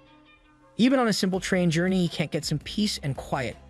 He uses astral power detection and quickly spots the 7th tier rock armored beasts attacking the roof of the train. At the same time, there's also a 9th tier black venom 100 claw dragon attacking another part of the roof. The train's armed guards are just about to engage them when Su Ping leaps out of his window and onto the roof. Before the lead guard can finish yelling a warning to him, Su Ping has already destroyed the venom claw dragon with his bare fists. Seeing their superior beaten so easily, the rock beasts run away in an instant, terrified of Su Ping. As they should be, Dude's more of a beast than any one of them. The guard sincerely thanks Suping for his help, and the two have a short talk about why those monsters just showed up. From what the guard explains, there's only one reason a beast as high as 9th tier would come up to this level from its habitat deeper underground. Something even more terrifying is down there, and it's scaring the other beasts. Yeah, that is not a comforting thought at all, dude. Later in his private room, Suping meditates and thinks about how he can improve Long Jiang's transportation security. With the revelation of a possible new beast, Suping decides that his city needs to be developed into an A-tier base. The next day, the train arrives in Holy Light City, and Suping disembarks the vessel at the same time as Miss Zhang. When Suping asks if she knows where he can find the Beast Instructor Association, she just laughs and tells him to follow her. Not long after that, the two arrive at Heavenly Dragon Academy. Zhang shows the guards at the entrance her Beast Tamer ID to get in. Since he doesn't actually have one, Suping shows them the invitation letter that he was sent instead. Instantly, the guards take on an even more respectful tone and usher him inside. Next to him, Zhang is practically hopping in place with excitement and asks if he's some kind of secret beast master in disguise. Suping just tells her she's been reading too many novels and he doesn't even have an ID. But she's not actually wrong though. What's up with that man? Once they're inside, Zhang invites Suping to watch a performance match at the arena with her. There, Suping learns about how exactly beast instructor matches work. Rather than just sending in their pre-trained beasts, both contestants have to tame a wild beast without a contract, show them that they can control it to some level, and then temporarily enhance any part of their body with a set selection of training materials provided on the field. Then the battle begins. Suping watches on as the current two contestants, Grey Gale Sparrow and Forest 8, clash. While the Sparrow has the upper hand at first with its enhanced wings, the Forest 8 waits for the perfect moment and launches a counterattack, which shreds the Sparrow on some spikes that emerge from its back. That's a little brutal, is it not? Do they not have Pita in this universe? Suping is quite impressed with the idea behind these matches. They don't just battle with creatures. They're being tested on their ability to unlock any given pet's potential, analyze the situation, and make the appropriate enhancements to secure their win. Just then, a group of guys walk onto the viewing platform and their leader addresses Zhang. Though he seems friendly at first, it quickly becomes apparent that these people are only interested in bullying and belittling her. Unwilling to watch any more of the disgusting display, Suping steps in and defends Zhang, stating that her taming ability is perfectly fine and they're the ones making a nuisance of themselves. One of the minion bullies gets offended when Suping seems to look down on him and demands that they have a match with Beast Instructor rules. Without even pausing to think about it, Suping accepts, but with the condition of adding some stakes to their match. After all, who doesn't like an honest bet? The end? For now. Previously, Suping entered the Dragon Realm Tower, where he fulfilled the Great Dragon King's trials and received the inheritance of the Dragon bloodline for Umbrageddon. Now Suping has made his way to Holy Light City to broaden his horizons. Trouble seems to follow him everywhere though, and he finds himself about to fight some rando to defend a newly made friend's honor. Confused by Suping's request to place some stakes on their battle, douche number 1 asks what he wants to bet. With a sinister glow shining from his eye and the aura of an all-devouring monstrosity, Suping says they should bet their lives. Douche number 1 breaks into a cold sweat and yells out, asking if he's crazy. In response, Suping lets out an amused chuckle and tells Ponytail he was just kidding. As Ponytail stares at him in shock, Suping says the loser just has to apologize. Ponytail's friend calls him by his real name, Feng Yiliang, and makes fun of him for getting scared so easily. I'm sticking to Ponytail. Dude's too lame to get a name. Ponytail's anger rises with each word until he tells his friend to get lost and then turns on Suping. He asks how he could dare disrespect him like that and says the loser of their match will have to apologize and slap themselves silly. Well, hope his cheeks are ready then, cause we all know how this'll end. Suping's new friend, Zhang, tries to ask her mentor to smooth things out. Unfortunately, he's fully on board with letting the match happen. He even offers to be the referee, bamboozling Zhang. Throwing a sideways glance at her, he asks how beast instructors can fear taming others. Yeah, alright bro, cool it with the posing. You're not Aizen. The group moves to the arena where the two contestants are told to select any pet from the available ones. Suping studies them via the system and sees that all the pets are below 3rd tier and typically only have one skill. He does note though that their distribution is similar to the 5 elements. A few moments later, Ponytail and Suping have both selected their pets and step into place. Suping is gone with a thunderstorm beetle, possessing this skill, Metallic Shell. On the other side of the arena, Ponytail stands alongside a blazing hound with the skill Flame Devourer. From the sidelines, Zhang notes that the Thunder Beetle's shell can't withstand the Flame Devourer skill. Ponytail pulls on a glove with a cocky smirk. fully believing that he's won already. As he talks smack to Su Ping, the ref calls for the first phase, beast taming, to begin. In this phase, they're both given the favorite food of their pets. The winner will be whoever can get their pet to hold it in their mouth without eating it for 5 minutes faster. Zhang ponders on the two taming methods. One is the classic positive and negative reinforcement method. The other, which Ponytail is using, is to directly implant a command into the pet's mind with astral power. Turning her eyes to Su Ping, she notes that he hasn't done anything yet. Ponytail sees this too and figures that he doesn't know what to do. Before his gloating can go on though, the ref announces that the Thunder Beetle has been tamed and its countdown has begun. Shocked, Ponytail looks up to see a terrifying aura surrounding Su Ping and the Thunder Beetle obeying him out of pure fear. Turning to the ref, Ponytail demands to know how this isn't cheating. Talk about a sore loser. Someone call the ambulance for him. The ref is quick to tell him though that intimidation isn't ruled out as a taming method.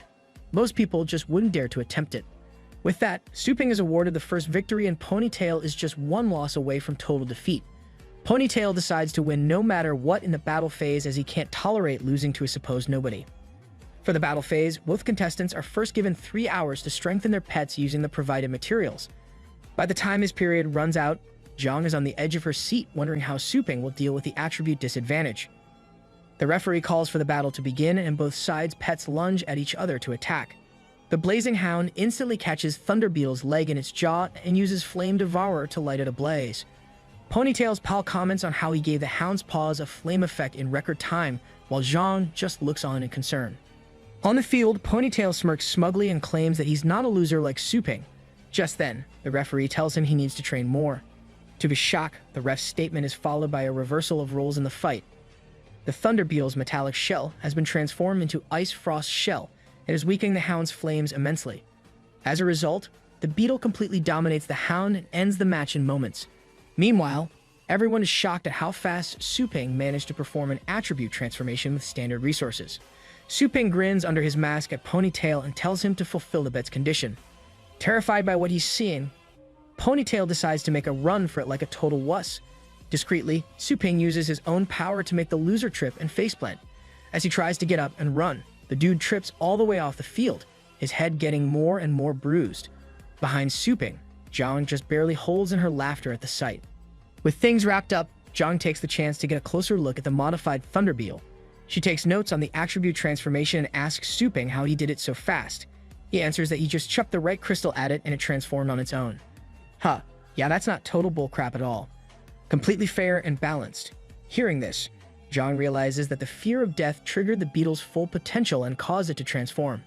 The top researchers in the field, Hu Lao and Bai Lao, have theorized about such a method, but it's been too hard to quantify the required conditions. She marvels at meeting someone who can just straight up perform it. When asked about the name of the technique, Su Ping says to call it the death training method. How creative. As they're discussing this, Zhang's mentor approaches and asks her to introduce him to her amazing new friend. Dude's glazing harder than a Krispy Kreme donut. Zhang bashfully introduces herself to Ping properly. Realizing she never actually did that, she's a third-year student at Heavenly Dragon Academy and a 6th-tier beast instructor about to graduate. The Aizen wannabe is Ding, the mentor for Class 8 of Heavenly Dragon Academy. When he asks for Ping's name, he introduces himself as Shu Kuang, throwing his student under the bus without a second thought. Ding continues to suck up to Su Ping, to which he just claims to be a small-time shop owner from a B-grade town in the subcontinent. He states that he came here for the upcoming Beast Instructor Association. Ding latches onto that info and tells him that the conference won't be for a few days yet. He extends an offer to Su Ping to join him for dinner as an apology for his students. Su Ping tells him not to bother though, as he'd rather wander around the city. Still not backing off completely, Ding gives him his mentor ID card and tells him to use it freely for accommodation, meals, and other privileges. Su Ping instantly suspects Ding for the generous offer and wonders what he's up to, but takes the card anyway. After Su Ping leaves, Ding reveals the card has a tracking function he can access. Then, he tells Zhang to abandon her thesis, which she's worked on all year, and start researching the death training theory, which he mentioned earlier. So he's a thief on top of being a general douchebag. Good to know, though she's crushed to drop her research. Zhang agrees when Ding basically threatens to have her fail until she does as he says. After that, Ding calls up a woman named Xiao Yu and offers her a research project that's nearly complete in exchange for investigating a specific outsider. Meanwhile, Su Ping has made his way to the Heavenly Dragon Library. Here, He uses a large chunk of Ding's funds to borrow a whopping 86 training manuals from 7th to 9th tier. He takes the manuals and moves to a private room he's rented, all the while ignoring the staff gossiping about his wealth and possible skill. In the private room, Su Ping spends his day going through the books. He's amazed by how rare they are and what incredible information they hold. Having stuck to practical work until now, he's able to grasp most of the concepts easily and doesn't have to face the boredom an average student would. Later on, when Su Ping is going to return the books, he bumps into a young woman. She helps him gather up his dropped books and carries them to the counter with him. There, she learns that he's a beast instructor who hasn't passed the certification exam. Upon hearing this, she tells him she's taking the 7th tier qualification exam and asks if he wants to join her.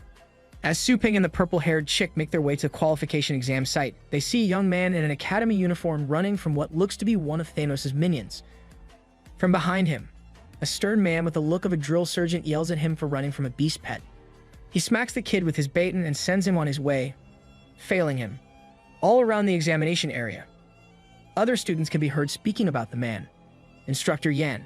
Evidently, he's the strictest of their instructors and regularly fails students in the qualification exam. When a couple of students turn to leave and mention the danger of being demoted, Su Ping's interest is piqued. He asks the girl about it, and she explains that unlike beast tamers, instructors are assigned ranks according to the assessment mechanism. You go from level 1 to 6 by passing the exam 6 consecutive times, and if you fail thrice, you get demoted 1 level. Then to reach 7th level and graduate, you have to pass the assessment for it and submit a qualified thesis. The levels beyond that are professor and veteran levels. Unbothered and calm as ever, Su Ping asks her how many times the assessment can be taken in a day. When she tells him it's up to the examinee's discretion, he doesn't even hesitate to step forward. Instructor Yan spots him and angrily calls him over. Since he's starting from the first level, Su Ping steps forward with no fear of demotion. Not that the dude would fail anyways. He's him after all.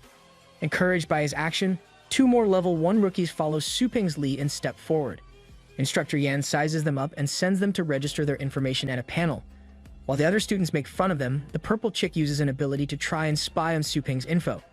To her surprise though, everything around him looks jumbled to her, causing her to wonder if she's hallucinating. In reality, Su Ping is constantly projecting an astral turbulence barrier around himself that distorts light and conceals whatever he wants. With their registration complete, Su Ping and the other 2 students move into the examination room. There, they're each given the task of using astral power to change the color of an experimental mouse's fur. While the other 2 pump themselves up to do it within the 30-minute time limit, Su Ping just casually examines the mouse. That is one chunky boy. The hell they feeding these things? As the other students struggle to change their mice, Instructor Yan comes over and intimidates the living hell out of them. After brutally failing the first, he's just about to move on to the second kid when something else draws everyone's attention. Su Ping is crackling with astral power as it shoots all over the place from his palm. The instructors watching from the side are quick to mock him, as this is a method that normally causes more problems than anything. One of them recalls something from a more advanced book though, notes that this can actually work. It's just got a highly differing time and difficulty level. Just then, Su Ping's power sizzles down to a close and smoke wafts up from his mouse. Once it clears, everyone is shocked to see the results. His mouse has turned into a gay Elvis Presley. Wait, no. It's just rainbow-colored with a pompadour. My bad. Instructor Yan examines the mouse and explains that he hasn't just dyed the surface. He's used elemental fixation to alter the very nature of the mouse and make it a multi-elemental beast. As everyone balks at the ridiculous achievement, Yan stares at Su Ping and wonders just what kind of hidden gem this kid is. Suddenly, a grin appears on his face and he tells Su Ping that he's decided to let him be an exception. He's jumping straight to the 7th level assessment. A large cage slowly rises up from the middle of the examination area and reveals what the 7th level assessment is. Su Ping must tame and strengthen a 7th tier blood mist wraith within 12 hours. All around the place, everyone is shocked and horrified by this. The blood mist wraith is a demonic psychic beast that causes brain damage at best and permanent insanity at worst if not handled properly. This only cements their image of Yan as a ruthless maniac. Su Ping, however, remains unbothered. If anything, he seems amused as he tells Yan that there's no need for 12 hours. He'll have this done in 5. As soon as the cage is fully raised to ground level, the blood mist wraith launches itself at the bars, unleashing a wave of bloody energy across the room. The instructors present are all blown back by the overpowering stench of blood. Even Purple Chick is thrown off kilter as she recalls everything she knows of this beast. From its psychic attack power to its possession skill that eats people out from the inside, the thing is terrifying. Hang on, its possession skill does what now? Might need to get me one of those. Unbothered and aloof, Su Ping walks up to the cage, confusing even Yan. Su Ping maintains a bored expression, and as the wraith lunges for him with a possession skill, he dodges every last one of its swipes. Then, he leaps up to the beast's head, asks if it wants to taste the power of thunder, and plants his palm on its skin. The terrifying visage of some kind of god of thunder appears behind Su Ping, completely horrifying the wraith. Just like that, the creature has been cowed and tamed, also traumatized if that insane look in its eye is anything to go by. With the taming part of his task complete, Su Ping moves on to strengthening the wraith. Thinking back, he remembers a method he read about to level up pets below 9th tier. Deciding to test it out, he grabs a soul bind herb and thunder orchid from the available resources. With these, he'll reinforce the wraith's weakness to electricity. Using his astral power, Su Ping purifies the two materials and then combines them. Holding the resulting essence in his hands, he tosses it at the wraith's head and initiates the strengthening process. The creature is overtaken by a white light along with the blue and purple essence from the resources Su Ping used. Su Ping remains fluid in his motions and takes control of the process, impressing Yan. Not long after that, the glow settles down and the wraith emerges as a completely new being, the Thunderclaw Soul Reaper Wraith. The bystanders are, as usual, left stunned by the cracked feat Su Ping just performed. The man himself maintains his casual attitude and explains that he incorporated the thunder element into the wraith's evolution, so it now has a resistance to the thunder and holy attributes. The trade-off for that, however, is that the thing is even more violent than before. The wraith angrily beats at its cage and slashes the bars hard enough to bend them. Everyone turns on their heels to get the hell away from it while Yan prepares to suppress the beast somehow. Before he can do anything, though, the wraith pulls the bars apart with its fists and brings one down on the old man. As Yan's life flashes before his eyes, Su Ping unleashes a bit of his power and the wraith freezes in place, eye-widening in horror. The creature quickly retreats to its cage and bows down before Su Ping, trembling like a nudist in the snow. Su Ping walks out of the cage to the shocked gazes of everyone and asks if that counts as passing. Blown away by the young man's skill, Yan announces that he's even eligible to challenge the top beast instructors of the 9th tier. Right at that moment, an elderly man with an overwhelmingly pure aura of power descends from the sky above them. Yan bows his head and greets him as Vice President Bai of the Beast Instructor Association. When Bai simply tells Su Ping to follow him and flies away, Yan comes to the conclusion that they're master and student. Afterwards, in a large meeting room, Bai requests that Su Ping remove his mask. In an amused tone, he reveals that he recognizes him easily as the overpowered young shopkeeper Su Ping, instructor of Emperor Skelly, Umbra Geddon, and Lunar Dragon. Su Ping removes his mask with narrowed eyes and asks Bai why he called him here. The old man just tilts his head towards him and asks another question. Has he heard of the Four Kings? Vice President Bai goes on to elaborate. The Four Kings are four great beast sovereigns, the most powerful beasts in the history of their planet, Blue Star. They are known as Virtual Malefics, Abyssal Sovereign, Sinistral Hex, and Transcendence Void. Yes, those are some goofy names. According to Bai, these sovereigns are highly intelligent and have destroyed a countless amount of city bases in the past. They're large enough to flatten entire 100-meter tall city walls with just a step. These beings are the ultimate enemy of the people of Blue Star. To summarize, each of the Four Kings holds power that reaches the Sky tier. This shocks Su Ping, as that's the highest tier of the legendary triple tier. Even when he goes all out, he himself is only at the initial stage of the legendary C tier. He asks Bai why he's never heard of these beasts attacking any cities if they're so formidable. Bai explains that the Four Kings were wounded by an ancient human emperor in the past. Sacrificing his own life, this emperor sealed the kings below the abyssal caves. Now, young legendary guards are sent by the four great districts to watch over their seal. Something Bai says confuses Su Ping, though, and he asks if the abyssal caves have been breached. Bai assures him that the city bases would be on high alert if that were the case. However, despite the caves appearing normal, the wasteland has seen an abnormal migration of beasts in recent times. Su Ping is reminded of the strange and seemingly random attack on his train when he was traveling to this city. Bai is extremely concerned to learn that civilians are already in danger because of this situation and decides to strengthen security in some city bases. This abnormality is exactly why he called all the skilled individuals he could in this Beast Instructor conference. Su Ping is surprised to learn that the Beast Instructor Association has such a wide scope of responsibilities. Bai explains that this is in the nature of Beast Instructors. As opposed to Beast Tamers, instructors place heavy focus and emphasis on the ability to control. They are the ones who maintain order, the ones who bestow power. Su Ping asks Bai why they haven't sent someone to investigate the wastelands, if this is the case. Bai tells him that he has ordered all the major cities to send exploration teams out, but because of how vast the wastelands are, results will be very slow to come in. He asks Suping if he has any leads on the matter now that he knows the details, but Suping is at a total loss as well. Without any further clues, there's nothing he can do either, so he decides to focus on getting stronger for now. To that end, he asks Bai where he can learn the Beast Instructor's awakening technique. The old man just chuckles at him though and comments that young people nowadays sure are bold. Cool it, Gramps, your boomer is showing. He goes on a mini rant about how only those with 9th tier qualifications may access and learn that secret technique. Suping sarcastically asks him if he isn't at that level. Bai responds that he definitely is in terms of raw power.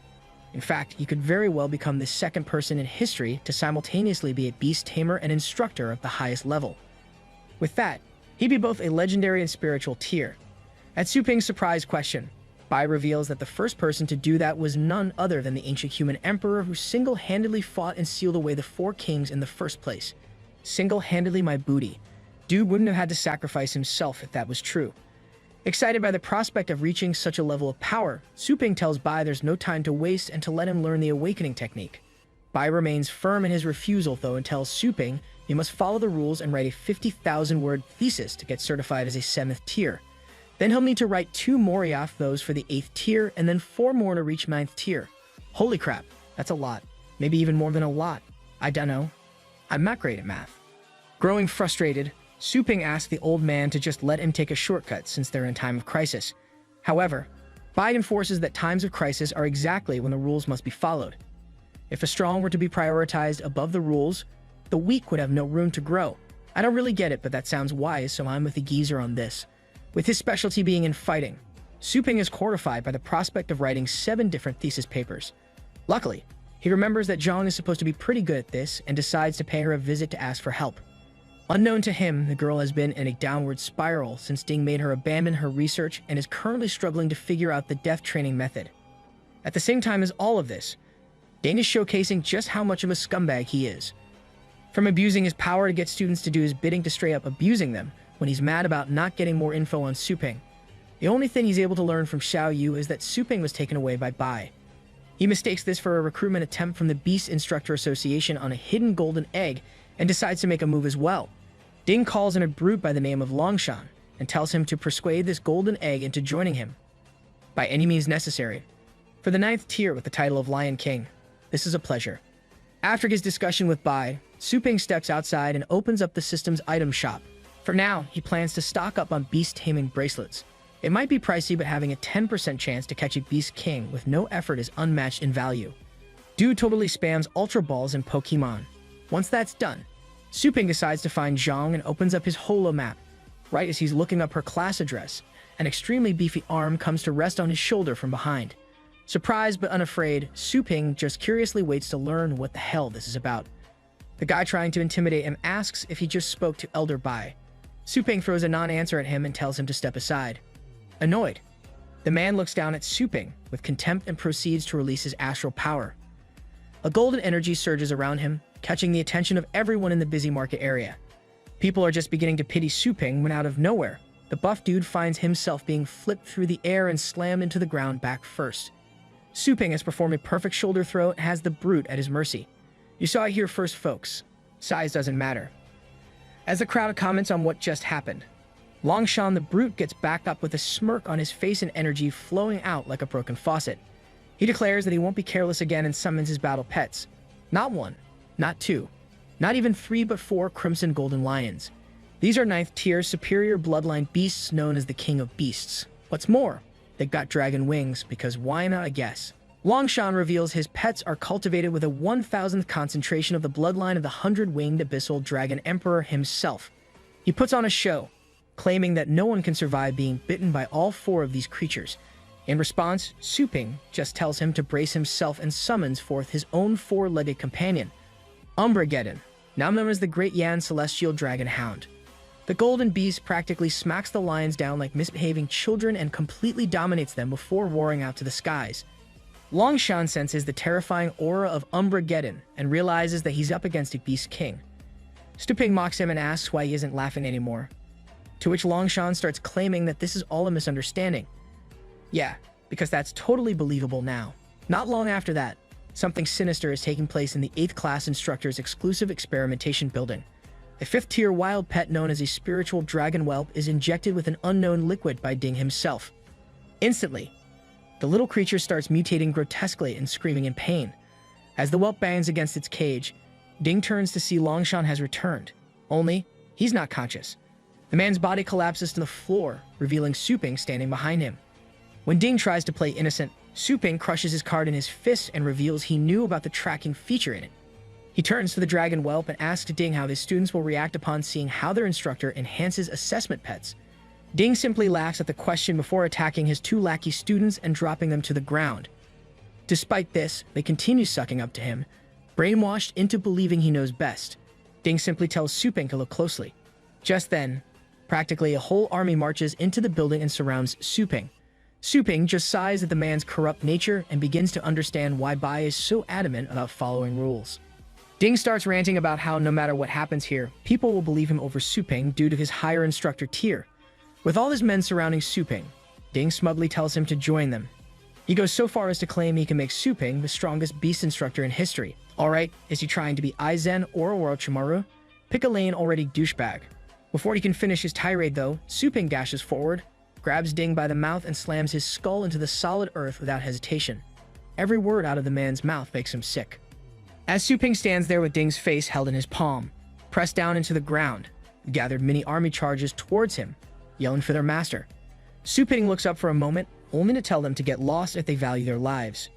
To accompany this threat, he flares his power for a moment, causing them all to back off out of sheer fear.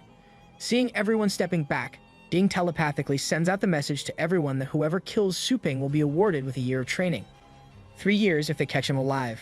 Of the whole army, 3 particular men get hyped up upon hearing this. These are the 9th tier instructors known as the Flame Sovereign, Night Demon, and Lone Star. Man, their naming sounds like it was done by a teenager trying extra hard to sound edgy. The 3 of them open their dimensional tiers to summon their pets. One of them is calling out to the others to attack together when a thin slash suddenly appears on the side of his neck and arm. Little Skelly has just rushed past them with his blade outstretched. Blood spurts like a fountain from his 3 victims and hits Ding's face as he lays on the ground with his eyes widened. Suping repeats one more time for everyone else to step forward if they wish to die. Sure enough, the instructors all begin making a run for it little by little this time. Between their fear of Little Skelly after recognizing him from TV and their hidden distaste for Ding, it's really a no-brainer. Kinda like Ding himself, the idiotic fella. Ding realizes that the guy he's been gunning for is none other than the real Suping. He bows before him with trembling hands and begs his forgiveness, offering up everything he has in exchange for being spared. Suping crouches down to his level and asks him a question. If he just kills the instructor, won't he get everything in his possession anyways? Asking the real questions for real. Suping lifts Ding up by the scruff of his neck and tosses him further away, in the middle of the gathered crowd. Speaking out to them all, he states that they should know of his pet store if they've heard who he is. He tells them Little Skelly is his personally trained beast to let them know just how effective his methods are. As they all realize that Suping is far better than the foolish instructor on the ground. He opens a scroll with a sly grin. From within, he pulls out a bunch of identical blades and tosses them to the ground. He goes on to say that anyone who wishes to leave now is welcome to do so. The rest who wish to join him must prove it. The gathered men quickly decide that turning on Ding will be more than worth it. Not to mention none of them really like him anyways thanks to his self-righteous and corrupt ways. And it doesn't really help his case when the guy starts hurling insults at them from the floor and demanding that they help him. Really? How dumb can you be? The men slowly advance on Ding with the blades dropped by Suping until he's got nowhere to go. One of them takes the leap and drives his blade through Ding's torso. From there, it's a free for all as everyone lunges at him with blades drawn. Shortly after that little massacre is done, the men present Ding's identity token to Suping. In response, he tells them he can't stand the title of master, so they should just call him Boss Ping going forward. Next, he asks if they all know what's happened here. Seeing as they've all got Ding's blood on their hands, all is one. They kneel before Suping and declare that they weren't here today, and they haven't seen a thing regarding Ding, let alone Suping. With that, all that's left is for Suping to have Blaziken burn away his body completely and no trace is left of the day's events. Meanwhile, Zhang's anxiety and downward spiral caused by Ding are getting worse and worse by the minute. In a large meeting room at Heavenly Dragon Academy, the old man at the head of the table is expressing his anger at the absence of one person, Class 8's instructor Ding, who he warned not to be late this time. Upon asking his secretary to find him, The man learns that Ding's communicator is giving no response and he's been missing since yesterday. The old man, the principal of the academy, asks his secretary to find his tracker, only for her to tell him that it's missing as well. The principal is confused as to how a 9th tier instructor could just go missing without any signs of what happened. Around the meeting table, some other instructors quietly gossip about the situation. One believes Ding's finally got what he deserved for how he treated his students, while the other can't accept a 9th tier would even be attacked, let alone killed. Yeah, about that, who wants to tell him? Growing weary and concerned, the principal activates a skill of his own and uses astral power to search for Ding Chunfeng. According to the skill, there's no trace of Ding's aura in a 100-mile radius. With his own conclusions drawn, the old principal calls in some hooded dudes and tells them to thoroughly investigate everyone who's had contact with Ding in the past few days. He tells them that any resistance is to be met with execution. Hang on. What now? Is he even allowed to do that? Right as he gives this order, the man receives a call on his communicator. He accepts it and sees that the caller is Elder Bai. The hologram of the older man floats above the meeting table as he tells the principal not to look into Ding's disappearance too closely. Confused, the principal concludes that the person Ding provoked is someone of incredible authority on the same level as Bai. He tells Bai that he'll follow his command and beg forgiveness, since Ding is a terrible person who is bullying students every day. The switch up is crazy, bro. Have some dignity. The principal claims that he should be thanking Bai for dealing with a terrible man, if anything. Bai is wholly unimpressed and asks why he hasn't disciplined Ding if he was so well aware of his abuse of power. Having no answer, the man bows down and blames the slow corruption of the morals of 9th tier instructors. How is that an answer to his question? The hell? As the call ends, Bai tells the principal to remember his words and warns him about a coming storm. Outside, the academy students are gathered around a notice board that informs them of Instructor Ding's early retirement. As such, a class assessment will be taking place. Outstanding performers will join the other 7 heavenly classes, while underperformers will be moved down to Earth classes. Everyone there starts worrying about being demoted, as the Earth classes are said to be for losers who are even made to do clean for the school. Zhang in particular is standing there with a hollow look in her eyes. Some of her bullies notice her and start making fun of her for her research paper being rejected by Ding. They even tell her that she's unworthy of the heaven classes, so this is a good thing. Zhang's friend jumps in to defend her and gets the bullies to leave, but they don't stop their barbed jabs at Zhang even then. Zhang thanks her for what she's done, but tells her that they should separate now or she'll be targeted as well. The other girl pleads with Zhang not to listen to the bullies and reminds her that she's the one who taught her beast taming before. If anything, those guys are jealous of her capabilities. Zhang's already had her spirit crushed though, and she insists that she's not like that anymore. Luckily, her friend isn't taking no for an answer and drags her to register for the class assessment anyways. Over at the library, Su Ping is returning his latest batch of borrowed books at the counter when he hears a commotion behind him. As he turns to see what's going on, he locks eyes with Zhang and the two freeze in place. Su Ping notices Zhang's haggard appearance and asks what's wrong. Her friend explains that Ding rejected the thesis she spent months working on and assigned her something stupid called training the dead or something like that instead. As she makes fun of the supposedly stupid idea, Su Ping plays along, not mentioning that it's something he's actually done. Zhang just barely stifles a chuckle at his response, confusing her friend. I'm gonna call her ZF now. Zhang's friend is a mouthful. Su Ping asks them if they know someone who'd be willing to help him write a thesis and doesn't mind a joint signature. Zhang just looks down in sadness and tells him she'd love to, but they've got reassignment classes to worry about. When Su Ping shows interest in that, the girls explain the situation to him.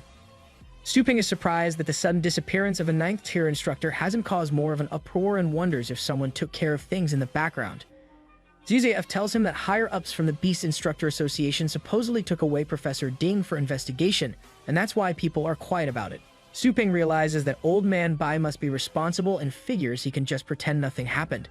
Putting that aside, he asks the girls about the reassignment assessment and how hard it is.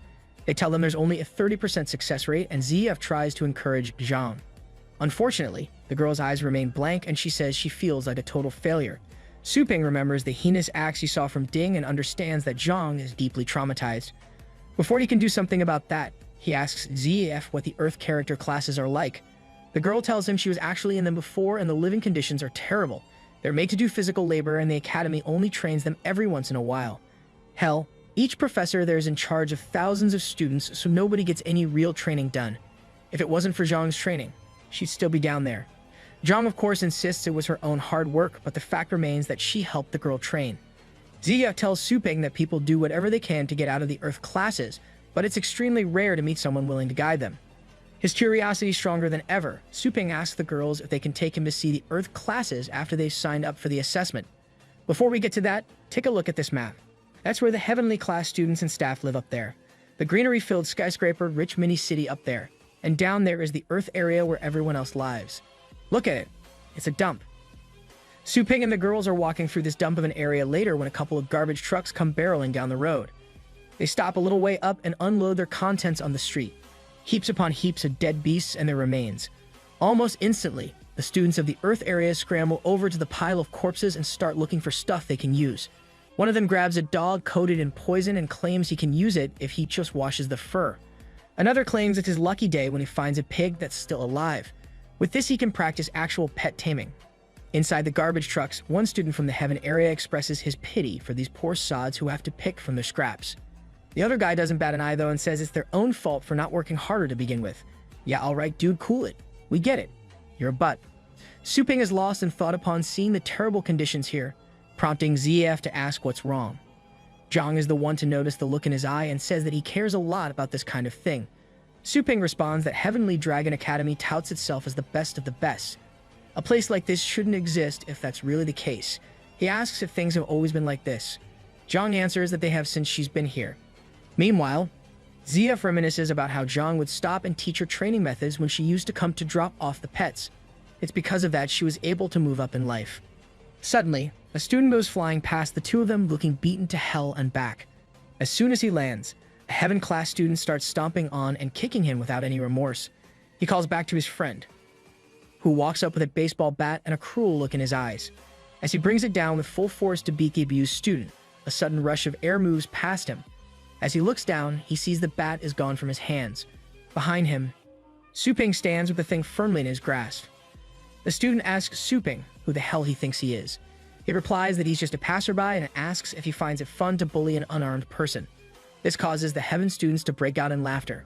The bat guy grabs the beaten student by the hair and claims that he's getting beat willingly. It turns out they promised to teach him training methods for the reassignment assessment if he does this. This ain't even just preying on the weak anymore. It's a whole new level of cruelty. Good thing Suping's here, hand his butt to him. Between the bully's smug expression and ZF and Zhang's horrified ones, Suping can figure that the bullied kid won't actually get squat. He turns to the girls and asks if they're willing to teach him the training methods offered by the bullies. The bullies are, of course, infuriated by this and tell him to watch what they're saying. Well, the bat dude's lackey says that at least. He's just watching like a cuck. Suping offers to make a bet. If he wins, they give him the kid they're bullying. And if they win, well, the spoiled little bully is quick to tell them they have to take the kid's place getting beaten. Zhang and ZAF are both immediately apprehensive of Suping's decision, both of them claiming that Zhang can't compete in her current condition. The rich bully Xiao instantly recognizes them as Class 8 students and starts bad-mouthing them along with his lackey. Suping just tells Zhang to trust him when he says a spoiled kid like him could never beat her. Besides, didn't she say she wants to be able to save people? Seeing the poor kid being abused, Zhang sets aside her own fear and tells Suping that she'll do it. The fire finally returns to her eyes, even if only a little. Xiao continues trash-talking and tells them to follow him as he knows a good place to battle. Soon, the group have made their way to a rundown back alley area where everyone looks like a two-bit thug waiting to sink their jaws into them. Suping lets loose some of his aura to drive them away and reassures Zhang that no one will so much as touch her here. Putting her faith in Suping, she nods and heads into the ring. The rules of this match will be the same as usual. 1 point to whoever tames their beast first and then another to whoever wins the fight. First to 2 points wins the whole thing. With that, the beasts for their battle are wheeled out, looking far more menacing than anything from the Heaven classes. Zhang gulps at their appearance, while Xiao smirks with all the smugness of a cat in a rat colony. With this being an illicit battleground, the beasts here are the most chaotic and dangerous ones that were rejected or thrown out of the Heaven classes. On her side of the ring, Zhang lets out shallow, panicked breaths as she's reminded of the injuries she suffered in the past from such pets. All around the ring, the crowd throws jeers at her, calling her a coward. Zia says that Zhang has suffered several traumas before and yells that Suping shouldn't have allowed her to compete. Excuse the crap out me, woman. How's that his fault when you waited till now to say that? Absolutely brain-dead behavior. Suping is unaffected though and tells her that Zhang is trying to overcome those traumas right now. Zidef insists that he has no idea of her situation or condition as a total stranger, to which Suping still gives no reaction. Better man than me. I'd be yelling right back at the idiot by now. Suping asks her if she's heard the story of the fish and the jar. When she expresses her confusion, he tells her about a fish that was trapped in a glass jar. Unable to see the glass, it kept trying to swim out, but after hitting its head so many times, it began to believe the outside world was fake and unreachable. After that, it quietly lived in the jar, not trying to escape anymore. Right now, Zhang is the fish, and the jar has just been removed. All that's left is for her to take the first step and swim out. A sudden overwhelming presence full of strength presses down on the group, shocking Xiao and ZF. Zhang has a resolute expression on her face as the visage of a dragon floats above her. On the other side of the ring, Xiao starts talking trash to suppress his sudden fear, and the beast taming stage begins. As he works on his bear hog thing, he thinks about how Zhang will never succeed here since the beasts are so resistant that you have to know the exact technique. To his shock though, Zhang interrupts his internal monologue to announce that she's already done. Xiao is stunned while ZF just smirks and says the old Zhang is back. Both of now you want to act supportive. With both contestants taming complete, the beast training phase begins. Suping notices that the ring's fence is electrified and will likely knock out any pet that touches it. He's considering conveying this to Zhang, but stops when he notices the resources she's going for. It seems he doesn't even need to do that. Once the training phase is complete, Xiao sends his violent brown bear forward to crush Zhang's pet. Said pet, a blue bristle beast, bravely takes on the bear's charge even as the furry beast tackles it all the way to the fence with its lightning rush skill. The bristle beast slams into the fence and electricity arcs all over the place. Xiao is sure he's won now since he transformed parts of his bear to be resistant to lightning attribute attacks. ZF is disgusted by his methods, but Suping just smiles and tells her to watch. Sure enough, Zhang's pet reveals its own method of lightning resistance in the next second. It activates the rock-type armor she's granted, directing all the electricity into the ground. Then, with its advantageous position, the bristle beast hits the bear with a rock-smashing palm attack. In a single moment, the bear's head is slammed into the ground, creating a mini crater and getting Zhang the win. Xiao has lost. With her victory officially announced, Zhang turns to Xiao and demands that he honor their bet by handing over the student he was bullying earlier. Xiao's goon is shocked by how things have gone, while the student in question is overjoyed that he doesn't have to be beaten anymore. God, that's sad. For his part though, Xiao decides to do what any typical spoiled rich kid does when they don't get what they want. He throws a tantrum like a baby. He pulls out a baton and rushes at Zhang's back to beat her into the ground while internally screaming that he can't lose to a woman. Yikes, guess we can add misogyny to the list of reasons he sucks. Right as he gets close to Zhang, Suping releases some astral power to deal with him. This turns out to be unnecessary though, as the next second, Xiao has been tackled to the ground by a monkey. The students watch in shock and Suping in interest as a giant of a man walks up to them. He speaks to Xiao of how it's indeed important to take decisive measures in the face of defeat, but to act violently after losing is too much. ZF tells Suping this man is known as Senior.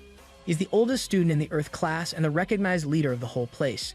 Xiao yells to be released from his spot on the ground and threatens to cut his class's pet supply to the Earth area if this continues. Despite his position of total defeat, he starts talking about his family and how rich he is and how he can ruin them all. Yada yada yada. Just a whole bunch of cliché rich kid threats. In response, Senior has his monkey slap Xiao across the face hard enough to cave his cheek in. Alright, I love him. Senior just looks down at him with disdain and tells him that regardless of the Earth class's philosophy of doing whatever they have to, they still have a sense of right and wrong. Besides, a good number of them have suffered at his hands like today's victim already. With that said, the monkey is given the go-ahead to beat the stuffing out of Xiao. Soon after that, Xiao changes his whole tune and begs for Senior's forgiveness. The large man just tells him to get lost and never show his face in the Earth class again. ZF and Zhang thank the man for his help, but he brushes them off and tells them he should be thanking Zhang for all she's done for his people. She expresses her regret for how Xiao will undoubtedly cut their pet supply now, but Senior is quick to reassure her. They've always had little resources to begin with, they can adapt to this too. He even goes on to tell Zhang that if she fails the reassignment assessment, he's reserved a great spot for her to live without any trouble in the Earth class. In the middle of this, Suping apologetically cuts in to ask Senior if the Earth class has money. Senior gets the wrong idea and starts squaring up to Suping.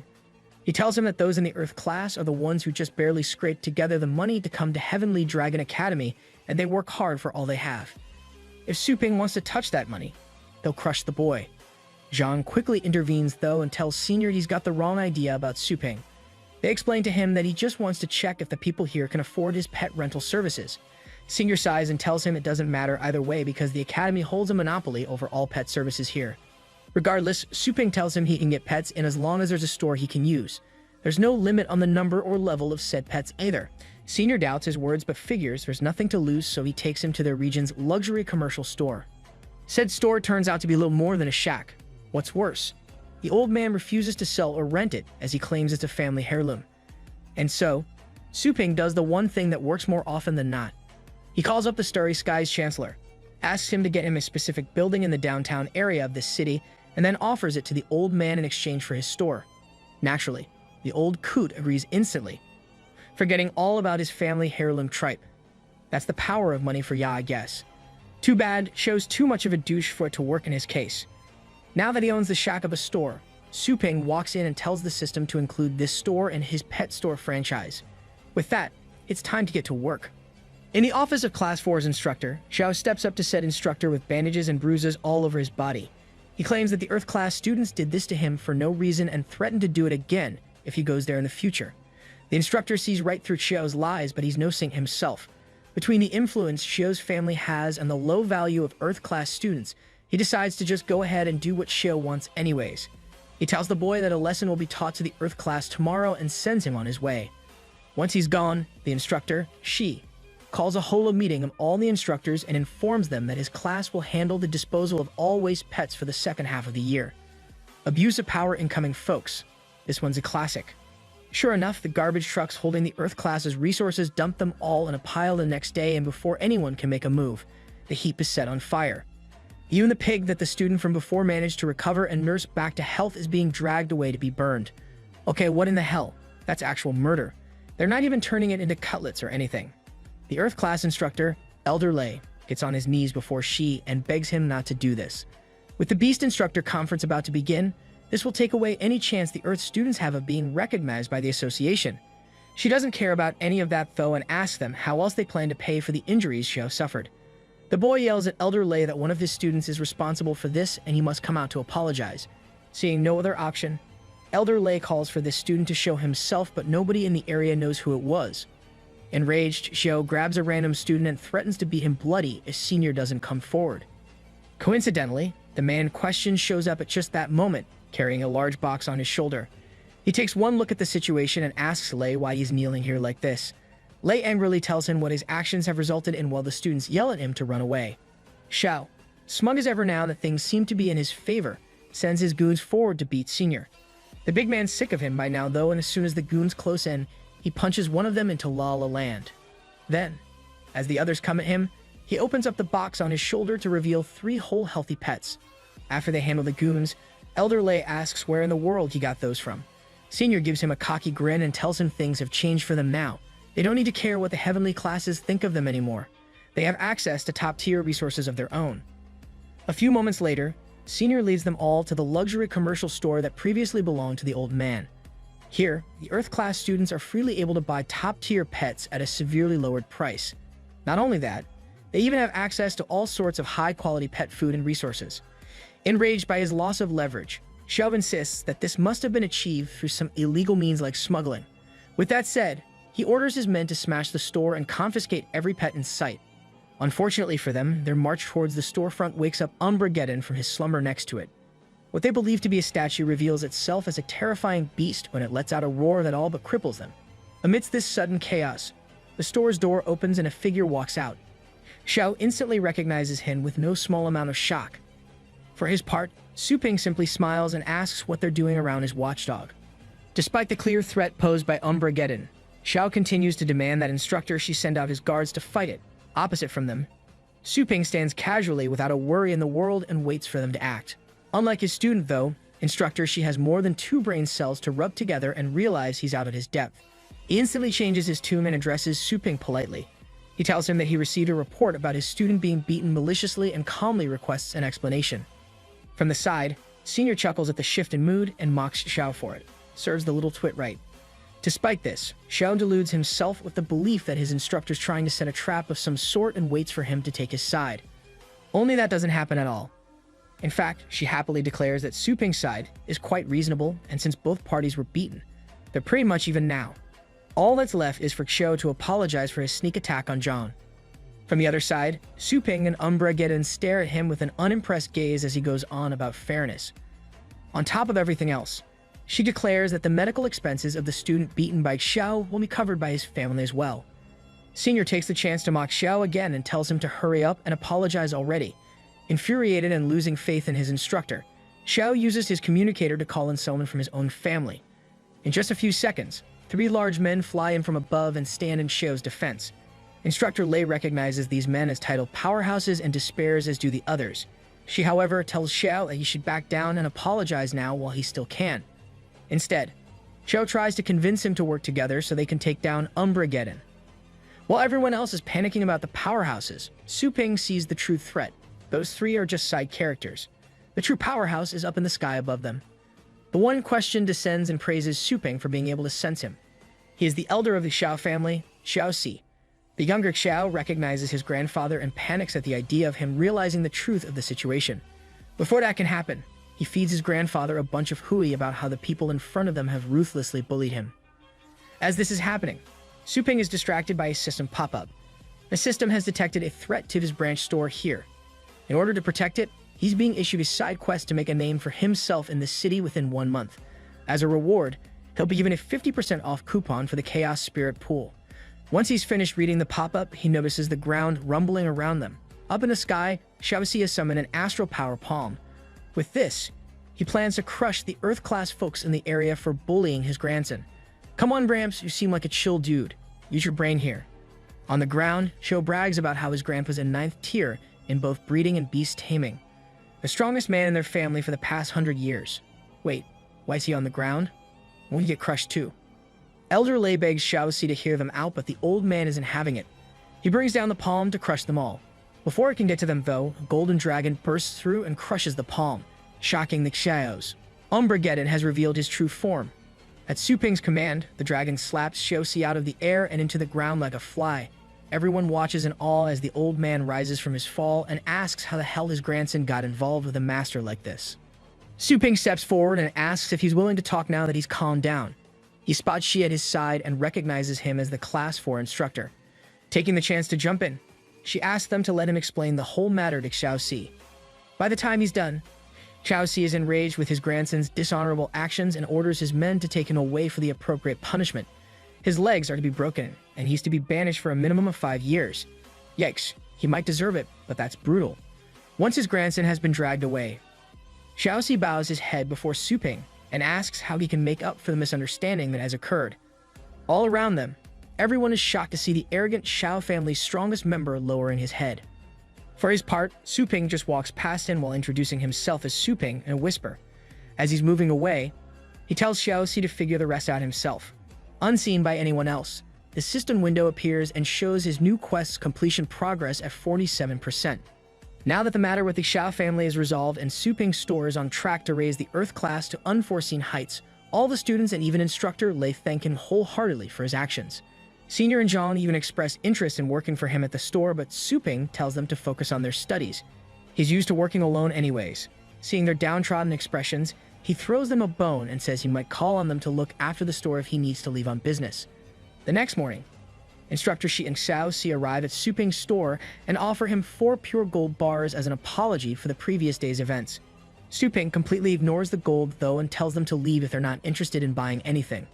There's shrewd businessmen and then there's downright cold ones. Guess which one he is. Inside the store, Su Ping shows some Earth-class students the latest pet food he brought in last night. As they all study it and try to figure out what it is, Zhang alone is able to recognize it. This is the purple Yu-Wed dragon ginseng. Both Shi and Xiaoxi are blown away by this revelation. That's a pet food that's been extinct for thousands of years. Su Ping tells Zhang that it costs 330,000 astral coins and it's a non-negotiable price. Before she can ask for it, both the big shots behind her pipe up and beg Su Ping to sell it to them instead. Su Ping just brushes them off and tells them to come back tomorrow, since his policy is first come first serve. Unwilling to give up the opportunity of a lifetime, both men get into something of a bidding war for the ginseng anyways. Xiaoxi pledges half his family's annual profit while she offers the rights to this research institute for 5 whole years. Despite the crowd's awe at these offers, Su Ping stays aloof and asks them what they even plan to do with the ginseng. She explains that he wishes to turn it into an object of worship as an ancient resource and become a top figure in the beast training world. Xiaoxi, on the other hand, will turn it into a multi-billion project by exploiting its commercial value. After hearing them out, Su Ping asks Zhang what she plans to do. Zhang tells him that if she could get the ginseng, she'd use it to revolutionize the field of study that deals with restoring extinct bloodlines like the purple blood heavenly dragon. Unfortunately, as she explains, that kind of thing is incredibly difficult with a very low success rate with only a single unique ingredient. Upon hearing that, Su Ping smirks and asks them when he said he only has one. He tells them to wait a moment and steps into his back room to pick some more. Half an hour later, Su Ping steps out of the room with his coat covered in blood and 2 more ginsengs clasped in his fists. She and Xiaoxi practically lose their minds at this shocking development. If not then, they definitely lost their eyes at least. When the 2 older dudes beg him to be gentler with such a precious resource, Su Ping casually tells them he has a ton more in his bag. She and Xiaoxi are both more shocked than ever and wonder once more just who the hell Su Ping is. Xiaoxi suddenly dives to the ground and starts cleaning some blood off Su Ping's shoes. He smugly scoffs at Shi and claims that he feels no hesitation in degrading himself for the benefits Su Ping can offer. Su Ping just tells him to get the hell up before people get the wrong idea and tells them he'll sell each of them the ginseng. Additionally, he also brings out 3 more extinct pet foods and offers them to Zhang. Illumin Herb Elixir, Jade Dragon, 7-colored orchid, and a Nether Soul Reaper herb. While these would definitely help with her goal, she apologizes to him and tells him she can't afford all that after buying the ginseng. Just then, the system informs Su Ping that multiple financial deposits are being attempted to his store. Rather than accepting them, Su Ping turns to Shi and Xiaoxi and tells them to pass on the gifts they brought for him to Zhang. Zhang is as shocked, if not more so, than the others upon hearing this. Su Ping just confirms that he wants the resources Xiaoxi promised to be given to her and Shi's research institute to be transferred to her for the period he promised. Both men are confused by this though, claiming that he can guarantee much more profit by himself thanks to his family's status and wealth. Unknown to them, Su Ping is reading a system pop-up that's warning him against trying to trick it to increase his own profits. Yeah, not gonna lie, that has me stumped too. Not sure what it means. Su Ping addresses Shi and Xiaoxi, slowly raising his voice as he goes on a scolding rant about how they only value money and power, with no care for those below them in wealth and status. Finally, he bellows at them, asking if their actions live up to their positions.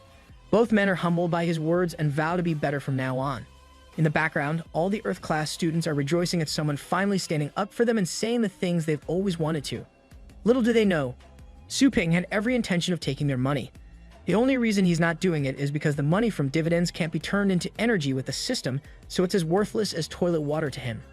Turning his attention away from that, Su Ping mentally speaks to the system and explains just how much they'll benefit in the long run by allowing Zhang Lingtong to take charge of the Purple Blood Dragon Reincarnation Project. Not to mention he'll be able to slap his name on the theses she writes and use them to raise his instructor tier. With nothing else to say, the system goes quiet and lets him do as he wishes.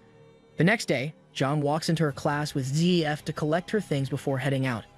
There, her old bully, Feng Yi Liang, or as we know him, Douchey Ponytail, tries to bully her. With her confidence restored thanks to Su Ping though, she ignores him and walks past without batting an eye. Frustrated, he goes to her desk and grabs one of her books before demanding that she apologize if she wants it back. Right as he's beginning to enjoy it, a much larger man appears behind him, snatches the book from Ponytail and tosses him to the ground with a single arm. As he escorts Zhang out, Feng and his friend are confused. That was their old instructor's bodyguard.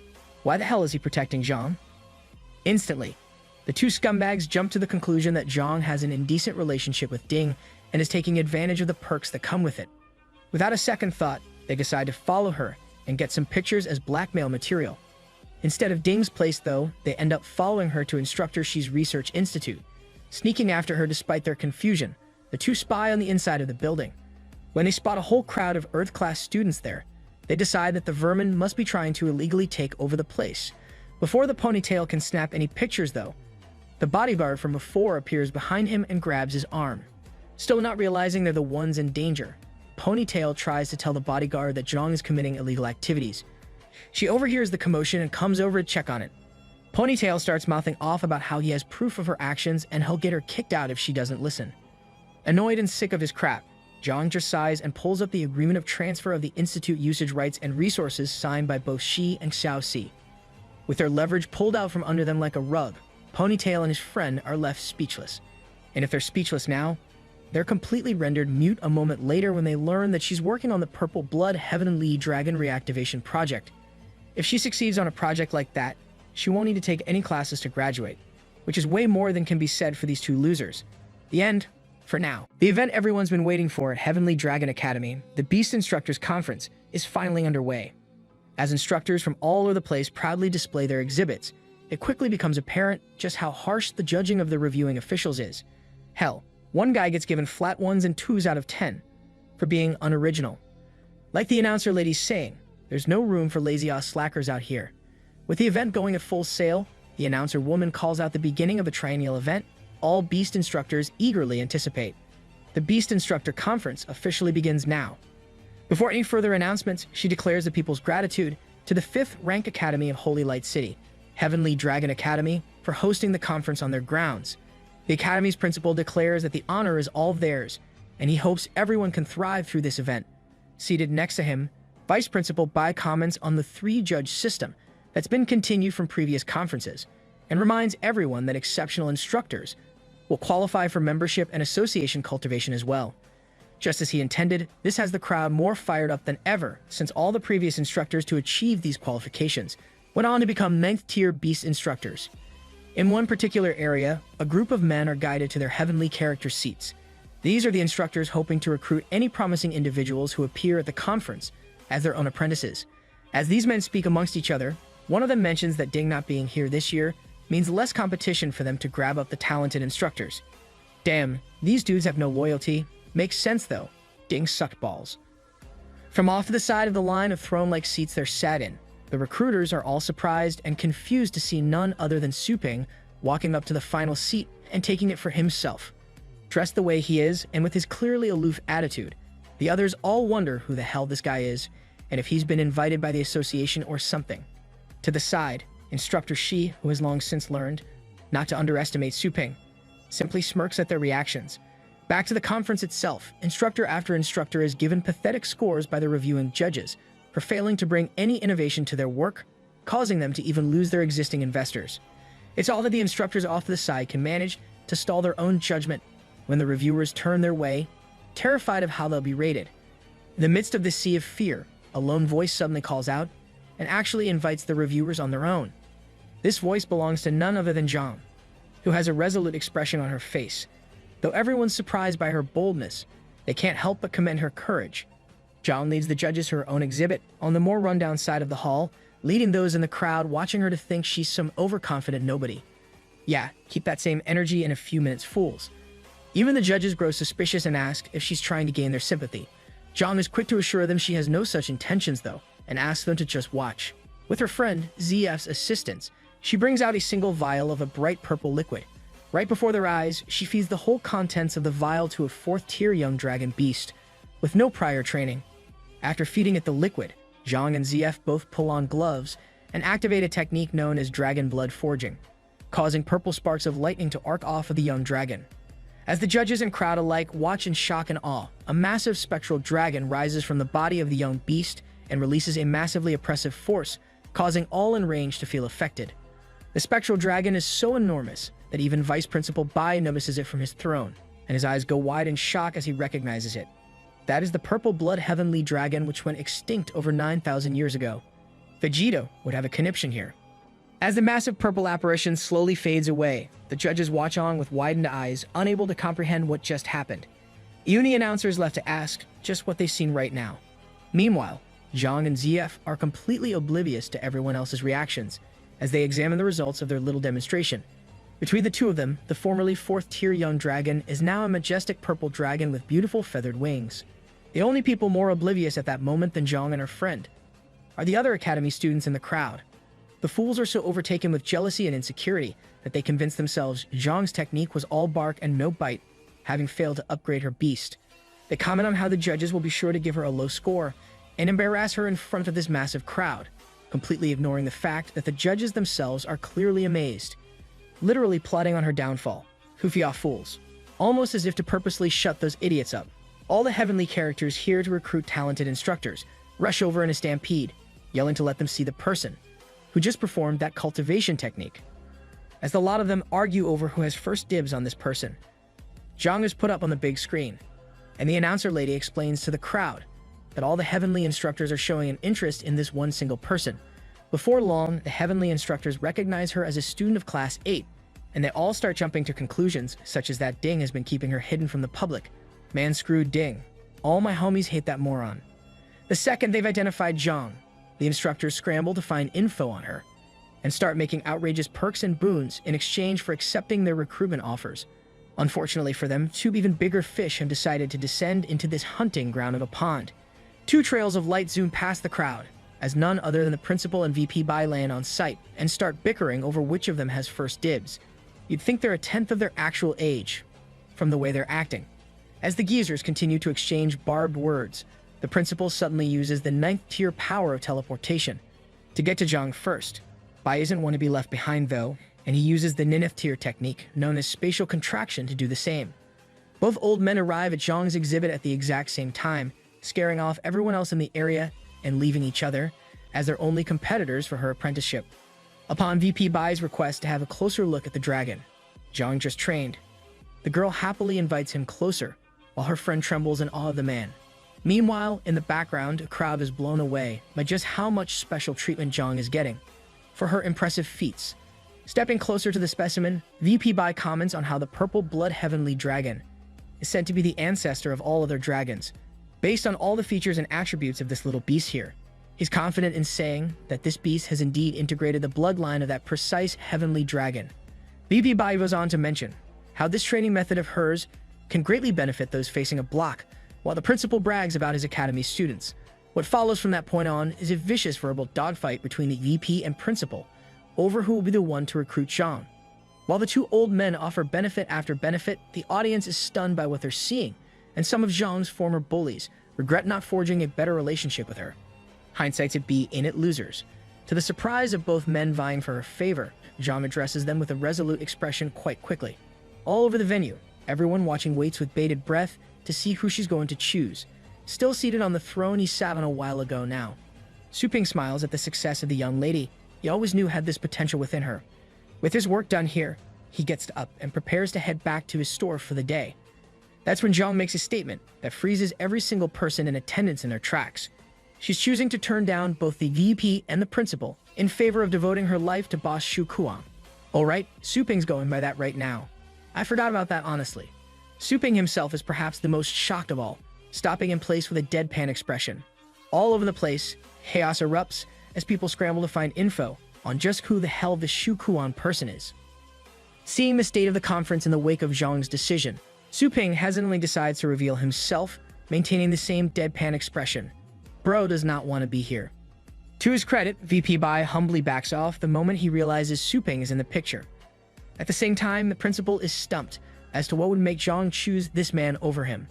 Zhang proudly states that Boss Shu has helped her on multiple difficult occasions, donating research materials and funds for her to reach this point in the first place.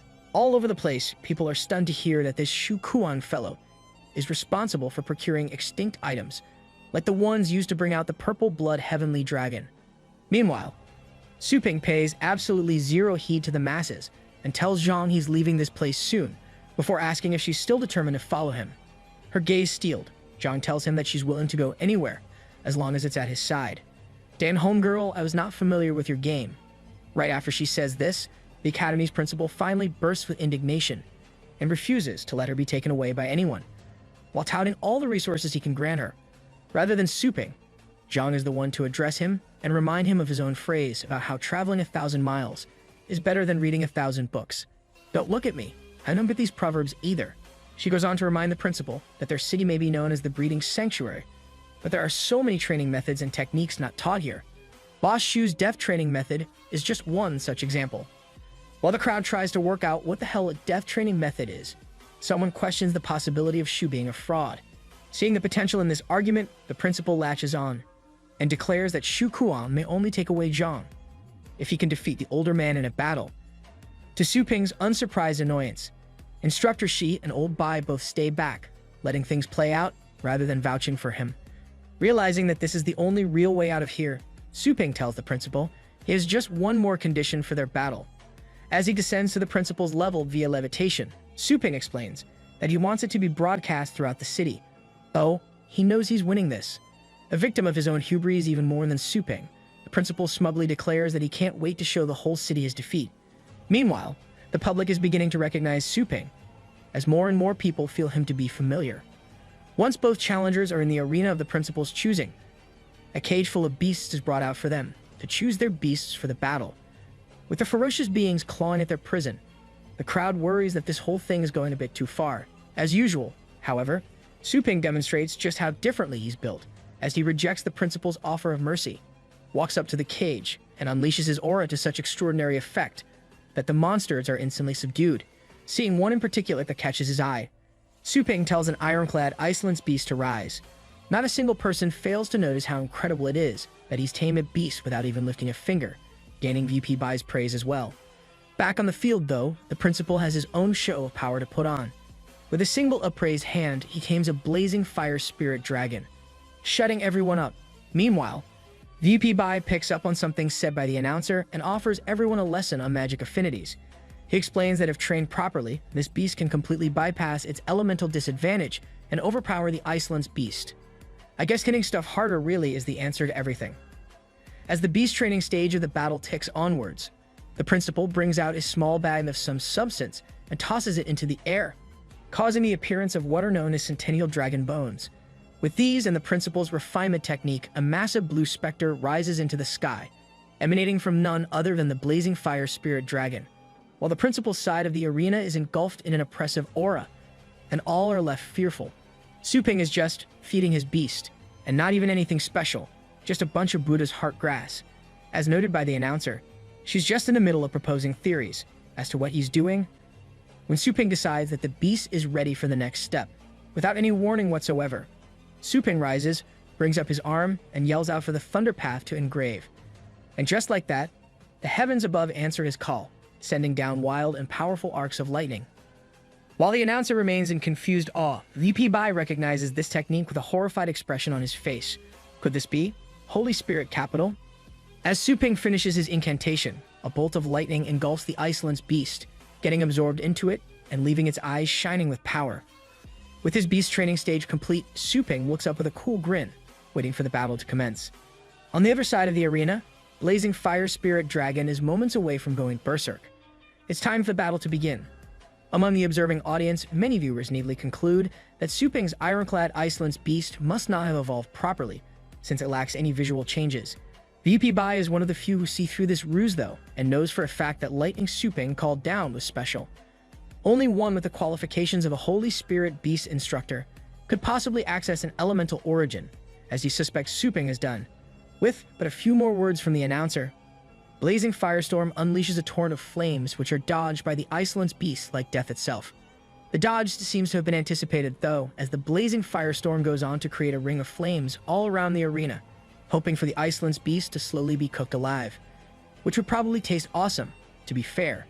The announcer mentions as much as she explains that the temperature on the field is already as high as 600 degrees, and as though being stuck in a live oven wasn't already bad enough, the Iceland's beast then has to deal with the principal's blazing fire spirit, slashing down with several inferno slashes, when the intense waves of burning energy impact the Iceland's beast head-on. The announcer calls out in surprise, wondering if it's already over. The watching audience cries out in shock and awe as well, amazed by the principal's prowess. However, right as the old man in question is basking in the praise and acting smug, Jong nervously tells him the match isn't quite over yet. Sure enough, the Iceland's beast that was caught inside the flames suddenly disperses, revealing itself to have been nothing more than an illusion. The blazing fire spirit shares in its master's confusion as its head swivels around trying to spot its opponent. Despite its efforts though, the Iceland's beast remains unseen by all, causing immense confusion. Did bro just piece out of the whole place? Amidst the confusion, Suping lets out an amused grin, and just says that here it is. A moment after his words, a powerful gust of wind blows across the arena, coming in with such force that it causes all the fires surrounding it to go out at once. At this point, the principal is no longer amused and activates his own Nineth tier visual enhancement in an attempt to spot the hidden Iceland's beast. However, what he sees is far from anything he ever could have expected. Over in the viewing box, VP Bai advises the puzzled announcer to have the broadcast switch to a high-speed camera to understand what's happening. Before long, the order has gone through the appropriate channels, and the broadcast camera has been changed. What is now visible to the public's untrained eyes is something they can hardly fathom. The Iceland's beast isn't gone from the arena at all. In fact, It's moving at such intensely high speeds that it can only ever be traced on a camera, recording 1,000,000 frames per second. Is that even a real thing? How is that even a real thing? Even that isn't quite enough though, and the camera has to be changed again, this time to one that's outputting 10 million frames per second. With this new view, the Iceland's beast's path is finally capable of being seen by the audience to some extent. Despite their difficulty in seeing the beast, none seated around the arena can dispute that the creature is definitely there, as the wind pressure generated by its high-speed movement alone is pushing them out of their seats. In the arena itself, this high-speed movement is utilized to utterly crush the blazing fire spirit as the Iceland's beast catapults itself through the dragon's wings, tearing him to shreds. That's Mortal Kombat tier brutality right there. As the principal feels himself being taken to the edge, Su-ping snaps his fingers and asks if he would like to keep going. In sync with his snap, the Iceland's beast finally stops long enough to be seen properly, its claws held at the dragon's throat like an executioner's blade. Seeing just how vast the gap is between their beasts, the principal suddenly has the fight sucked right out of him and falls to his knees in despair. He gives up. The entire conference is frozen in silence at the shocking turn of events as the announcer declares the winner of the battle to be Shu Kuang. However, her announcement is interrupted by none other than VP Bai, who decides the charade has gone on long enough, raising his voice so all can hear him. He declares that this man's name is not Shu Kuang. He hails from Longjiang City and his true name is Su-ping. Yeesh, way to blow the whistle, and Gramps. As expected, everyone soon begins to recognize Su-ping from the famous legendary tier, who took on the Starry Skies organization all on his own. Between that and the beyond exceptional results his store is well recognized for, the audience is quick to accept and acknowledge that the principal never stood a chance against him. From where they're watching, Zhang, ZEF, and Senior are all in awe of Su-ping's true identity and what a big shot he is, though they already had their suspicions. Meanwhile, Su-ping's focus is not on any of the attention being funneled his way, but on the system window showing that he has achieved his latest mandatory task. As he receives the reward provided for doing so, the principal kneels before Su-ping and starts brown-nosing him before asking if he could know more about the training technique he used. Any more transparent, and he'd be an actual slimeball. Surprisingly enough, it's the announcer who addresses the principal and tells him he's being too forward, since secret techniques are a highly private matter. Only half a moment later, though, that notion goes right out the window, as Su-ping openly shares the name of the technique, Lightning Path Mark. He tells the principal he hasn't perfected the technique, so he can't teach it to others just yet. When the principal comments on how groundbreaking this technique would be if popularized, Su-ping admits that he has every intention of documenting it for others, once he has a better understanding of it. Instantly, everyone in the area breaks into shocked conversation over the fact that he'd be willing to share something so valuable, and some people already put up offers to buy it. In response to these offers, Su-ping simply states that he has no plans to sell the technique. Rather, he's going to post it online for free, and that's not for them, but for all those of lower social status, so they can have an equal opportunity to better their own lives. Bro's gonna make me cry with how wholesome that is. Back in their area, Senior and his men are weeping with joy at their boss's generosity, while ZF congratulates Zhang on getting such a great master. They're glazing like all hell, but I can't blame him. Before she moves to join Su-ping and leave the place, VP Bai comes up to Zhang with a tray holding a teapot and tells her to perform the traditional master-disciple ritual with Su-ping. Even though the girl is more than happy to do exactly that, Su-ping, who is watching from the side, is of different opinions.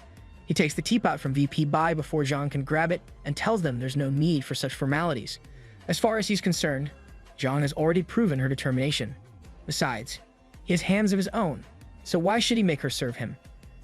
VP Bai insists that this is tradition and rules should not be broken, but Su-ping cheekily holds the teacup in his teeth and says that his rule is to not be stuck in old ways. You tell him, King. Then Su-ping offers his hand to Zhang and tells her that all he demands is that she put her all into becoming the best at what she does. With the two ready to leave, Su-ping raises one final matter to discuss with VP Bai. Without the slightest hint of shame, he tells Bai that the theses he's required to write are pretty much guaranteed with Zhang's help and his inevitable decoding of the lightning path. But of course, the old man realizes instantly what Su-ping is hinting at and frustratedly tells the young man he can't learn the awakening technique until he has the actual thesis completed. All of a sudden, while Su-ping is lamenting the old man's stubbornness, a robed individual approaches with a report for VC Bai and tells him his dispatched pioneer investigation team has returned. Thankfully, The team has faced no casualties despite losing contact with the base, which is a massive relief to Bai. Turning to Su Ping, he tells the young man to attend tonight's report meeting to discuss the anomalies in the wastelands and how to deal with them. Night falls before long, and with it, the meeting in the Beast Instructors Association headquarters begins. It's here that the Pioneer Investigation Team's leader, Liu Gongchao, reports his findings. Namely, there has been no sign of the Four Kings whatsoever in relation to the recent anomalies. Without delay, he brings out a glowing blue rock and tells them this is the cause of the anomalies. Seeing their confusion, he chucks the thing over for his beast to consume, resulting in the creature suddenly mutating to a full grade higher in just a few seconds. Everyone present is in utter shock, since that kind of growth normally takes multiple years. Liu Gongchao addresses the higher-ups and explains that a new starry sky rift has appeared in the wasteland, leading directly to a world rich in these energy crystals. This is what has been attracting so many formidable beasts in seemingly random directions. Just when you think the officials would come together to protect their people, Human Greed wins out, and the higher-ups declare their priority is establishing a base near the rift so they can loot the crystals. Liu Gongchao does not refute this, but tells them he needs some high-powered elites to help eradicate the beasts in the area. Upon hearing this, one of the men in attendance is quick to point toward what he calls the perfect candidate. None other than the man himself, Su Ping. Taking a good look at Su Ping, Liu Gongchao questions if someone so young can really handle a mission like this.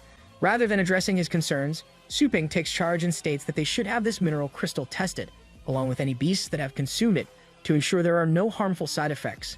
Upon hearing this, Gongchao grows defensive and harshly tells him that they've already been using these crystals for weeks with no ill effects.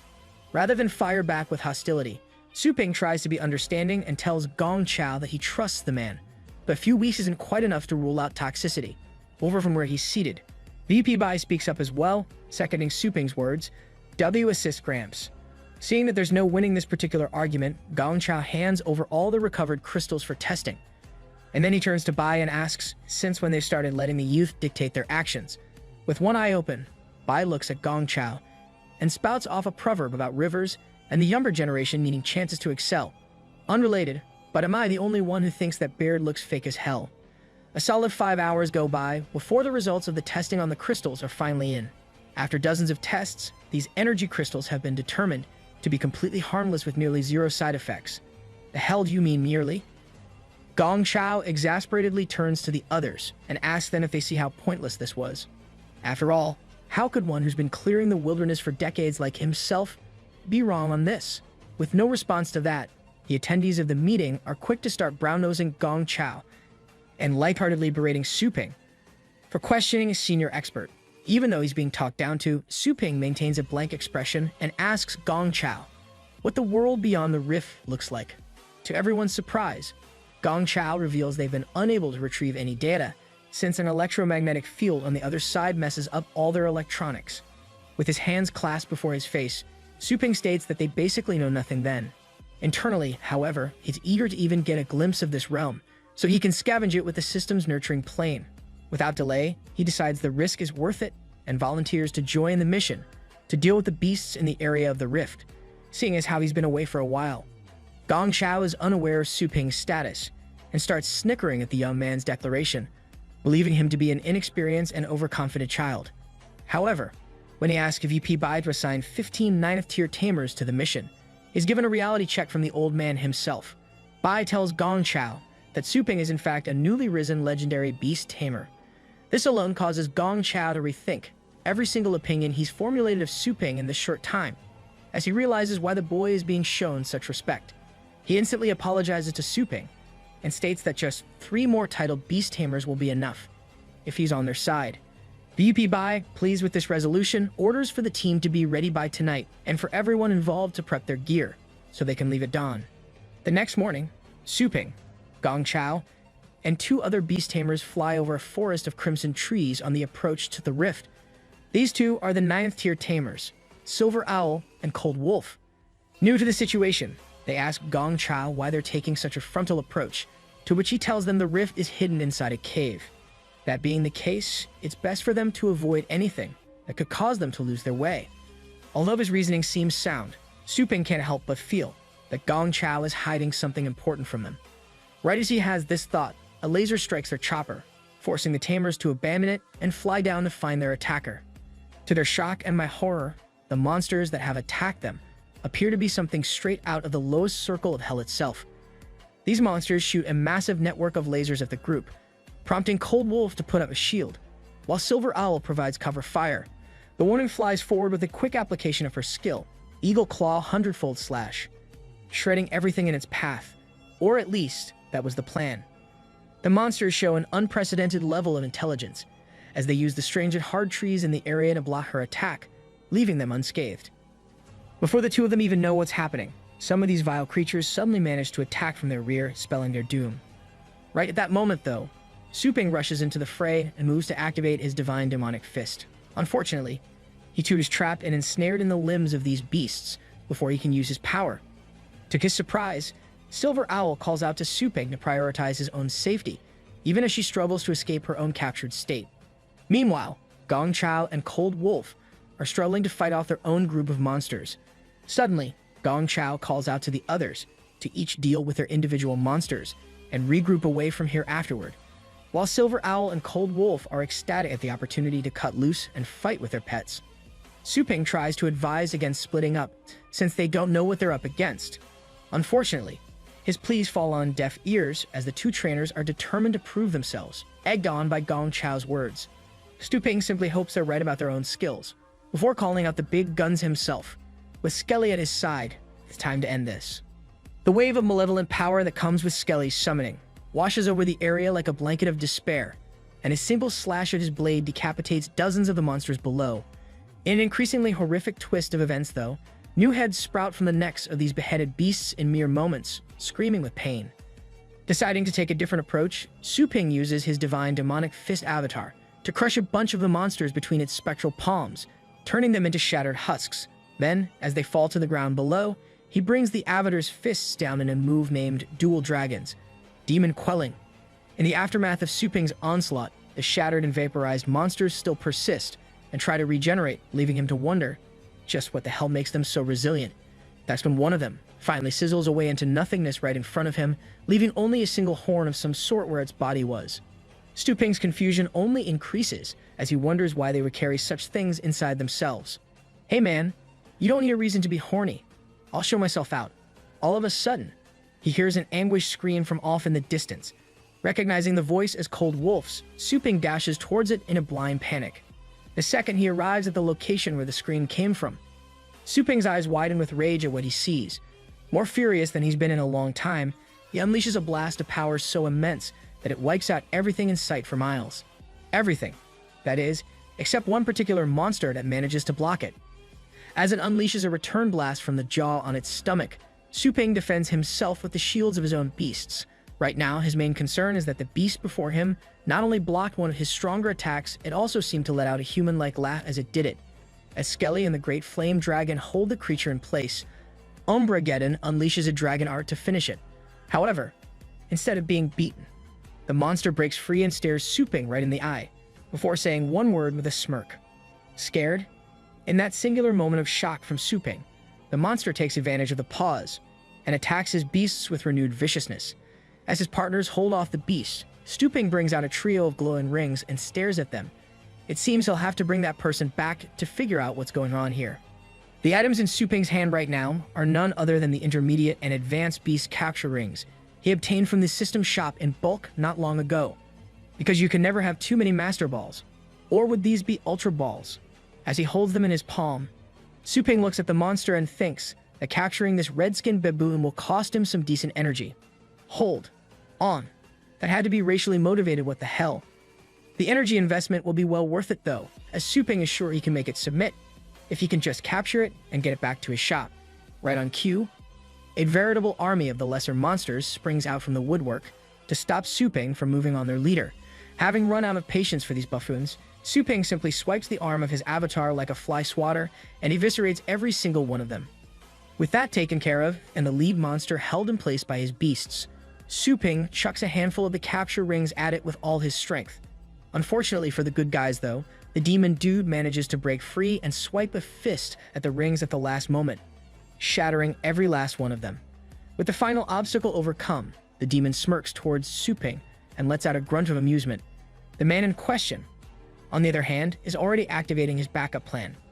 With a tap of his finger on his wristband, coordinates are fed to the satellite in orbit, which became his not long ago. A mere few seconds later, a ring of fire descends from the heavens above, parting the dark clouds over their battlefield. Even the demon finds its attention drawn toward this light, but too little too late.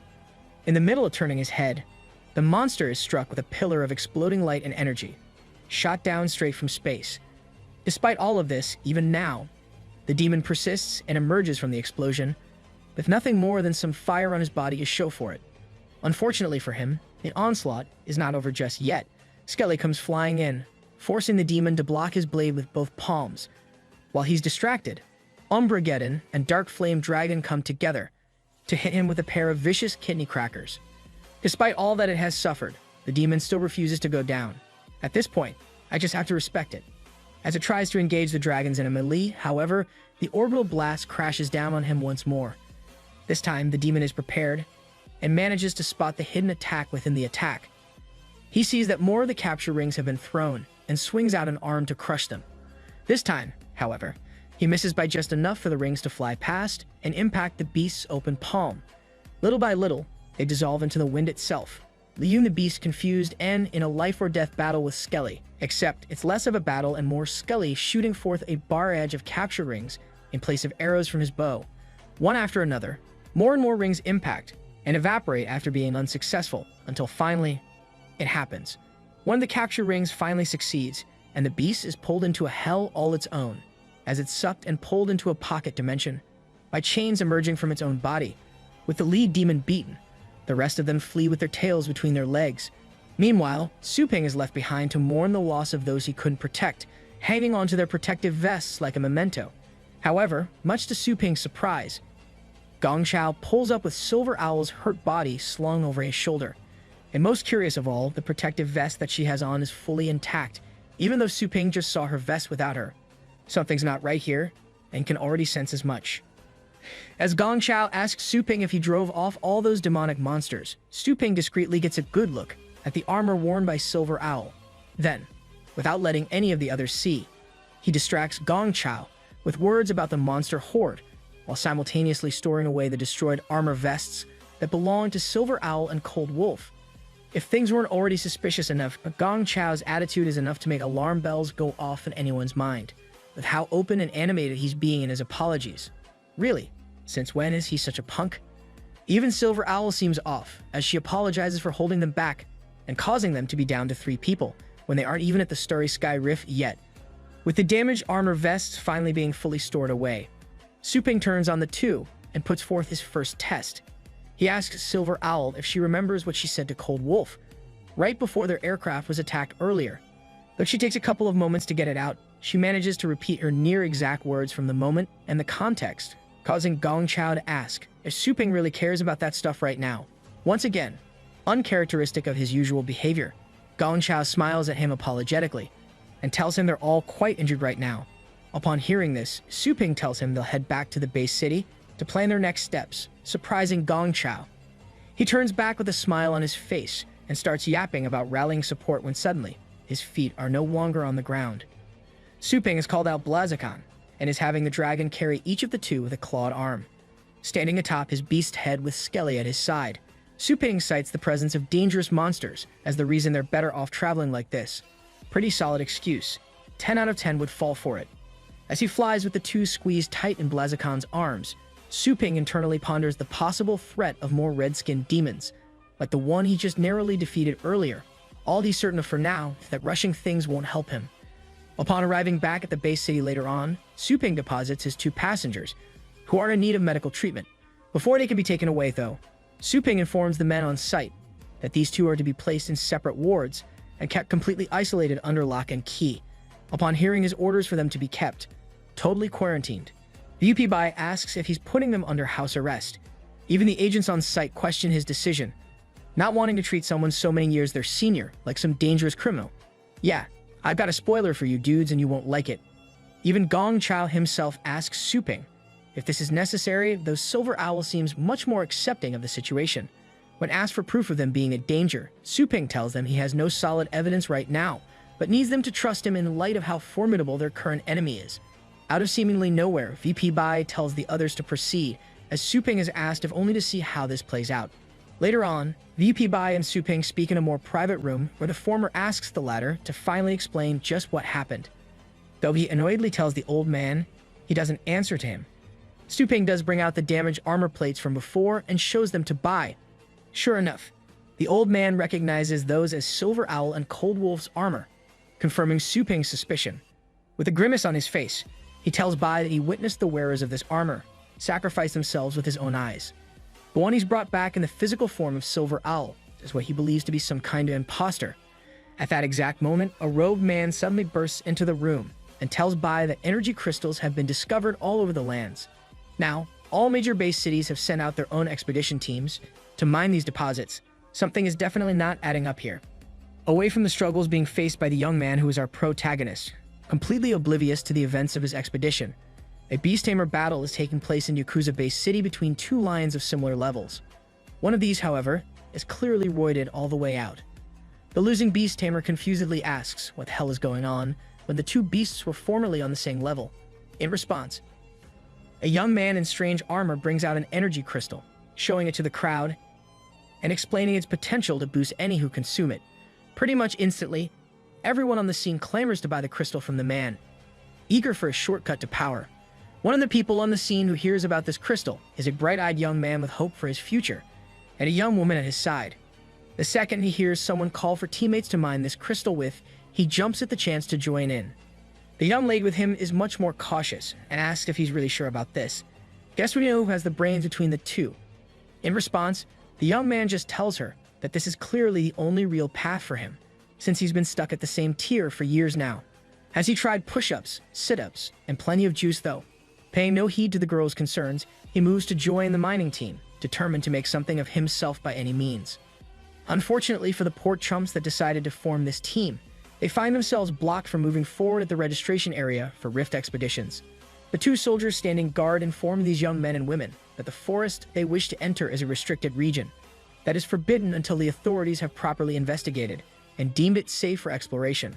As you'd expect, this goes over about as well as a gallon of spoiled milk, especially considering they've seen pioneer teams coming back from exploring the forest. The soldiers reiterate that the place is forbidden, and even pioneer teams aren't allowed in anymore.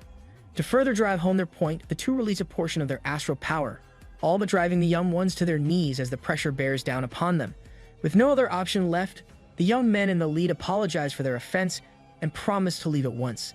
Yeah, why don't I believe that? A little distance away from the gate they've been forbidden from, the young men are angrily lamenting the loss of such a great opportunity when someone new comes onto the scene. An effeminate young man, at least I think he's a man, addresses them all and declares that the Beast Instructor Association has gone too far. He even claims that they're torturing a friend of his for the energy crystals he dug out from the rift. Massive cap, by the way. With how disgruntled these young ones already are, it doesn't take much for the newcomer to convince them that the association is lying to them all and trying to hoard the rift for their own benefit. Just like that, he has cemented himself in their minds as some sort of messiah and convinces them to join him through a path out of the city and into the blood forest so they can explore to their heart's content. As everyone else chants this supposed messiah's praise, the young man from before approaches him and expresses his gratitude before asking the man's name. Rather than giving them his real name, he simply tells them they can call him Anbai, because that's totally not a red flag, right? Meanwhile, Suping speaks to VP Bai via holocall to discuss the current situation and their decision to restrict access to the Crimson Forest. They're not sure if the news of the crystal is being spread on purpose, but either way, they need to figure out the truth behind what happened in the rift and fast. On Bai's side, he's already having Liu, Gong Chao, and Silver Owl interrogated to that end. As for Suping, well, he has his own prisoner to interrogate. With that cryptic statement, he ends the call with Bai and summons forth none other than the demonic beast he captured back in the forest. All of a sudden, as soon as it's released, the demon attempts to attack Suping, only for the young man to completely hoe him with just one hand. He then proceeds to straight up rip the demon's arms off and demands to know what the energy crystals are and where they, the demons, have come from. Infuriated by this humiliation and Suping's condescending words, the demon regenerates its arms and openly moves to attack his captor once more. Dude's the definition of all brawn and no brains. Before the demon can so much as take one step, Suping leaps towards its head, grabs its skull, and teleports them to his main store back home. Suddenly finding himself standing amidst a massive crowd of humans, the demon smirks and prepares to consume them all. At least that's the plan until a golden spear comes out of nowhere and blows half his body to smithereens. Following the trail of the spear, Anna walks toward the demon and asks Suping if killing customers is really the best marketing strategy. Suping can only nervously smile at her and ask her not to kill the beast, since he sort of needs her to extract some memories from it. Now in a back storage room, Suping negotiates with Anna over the price for her usage of her memory extraction power. To put it simply, he's offering her 2 staff points for the work, but unfortunately for him, Anna's been reading up on the system's rules and knows she's not bound to follow his orders outside of work. With the system on her side, she tells Suping she has all the leverage and demands 20 points for this job. And anytime he comes for her help from now onwards, that number will continue to double. Sis is one mean businesswoman. With no other real option at his disposal, Suping is forced to accept this deal, and Anna gets to work. As the golden light coalesces in her hands, the demon realizes that this isn't good for him and attempts to run away. Unfortunately for him, there's not really anywhere to run, both literally and figuratively in this case.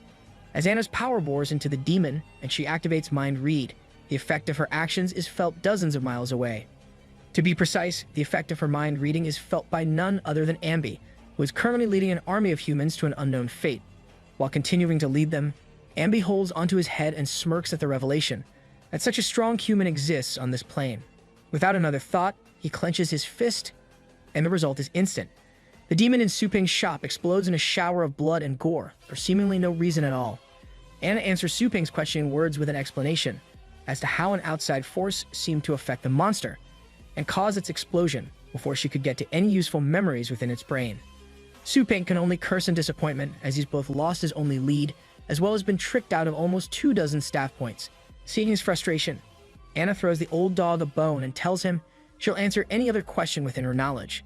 After thinking about her offer a little bit, Suping shows her a picture of the energy crystals that are gaining fame and tells her a bit about it. Once she has the gist of the matter, Suping asks her just what these minerals are and where they come from. Surprisingly enough, Anna scoffs at Suping's words and asks if he's playing dumb. When Suping only answers with more frustration and anger, Anna looks at him seriously and asks if he can't recognize the very stuff that he's eaten so much of back in her realm. The only thing that's different here is the raw material for the crystal is his own kind instead of hers. Wait, what? That's so gross. Sure enough, Suping quickly comes to the correct conclusion that the energy crystals are created using the lives of humans, and one look at what's happened to the humans following Ambi is more than enough to confirm this theory. Suddenly, Suping's wristband starts beeping, and he answers the holocall from VP Bai. To his surprise, the demon in his possession turns out to not be the only one who has been blown up. Both Gong Chao and Silver Owl have been removed from the picture in the exact same way. As they discuss these latest events, Suping reveals what he's learned about the energy crystals and their source. Before going any further, he shows VP Bai the strange spiky tissue left in place of the demon's corpse at his request.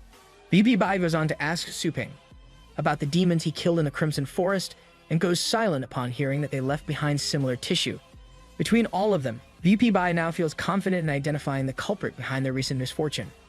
It is none other than one of the 4 kings. The one named as the legendary Transcendence Void himself.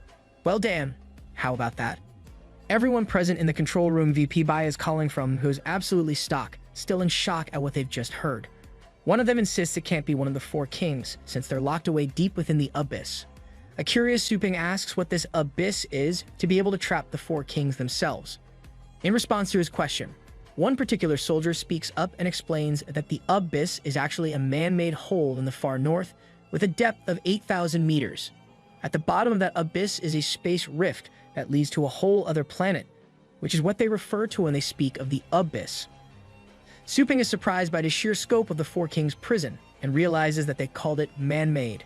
When he asked about this, the soldier explains that the rift is under a sea, known as the Astral Sea, created with the immeasurable amount of power that was once held by the Great Human Emperor.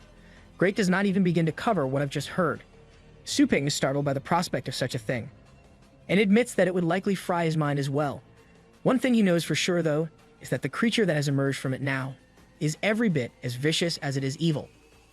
Bai is of the same opinion, and admits that the Transcendence God alone would be simple enough to take down.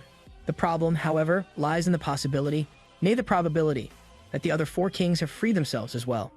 The men around him are quick to remind Bai that the entrance of the Abyss is guarded by a full 4 legendary beast tamers, who they would have heard from in such a case.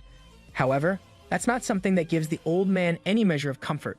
Su Ping is the first to realize why that is and asks the old man if he's implying that the legendary beast tamers who guard the Abyss have already been defeated. While that conversation is underway, in another location, Ambi has finished transforming the entire mini-army of humans that followed him into a bunch of mindless slaves of his own. He speaks of an interesting being who is able to probe his mind and directs this new army toward none other than Longjian base city so that this person may be captured. Back with Su Ping and the others' conversation, VP Bai orders his men to recall all beast tamers in the wilderness at once. These tamers are then to be detained and their identities verified, so they can weed out any non-humans masquerading as their kills. Additionally, they are to put more effort into exposing the energy crystal scam, as well as seek assistance from the Pinnacle Tower organization to keep Abyss in check. When Su Ping asks what he can do, Bai tells him he's in charge of investigating the true reasoning behind the Transcendence God's actions. With his task assigned, Su Ping ends the holocall and proceeds to have a short argument with Anna over whether or not he can handle this on his own. After that, he calls Shu Kuang and his sister Su Ling Yue, since he last left them with a pioneering team in the wilderness.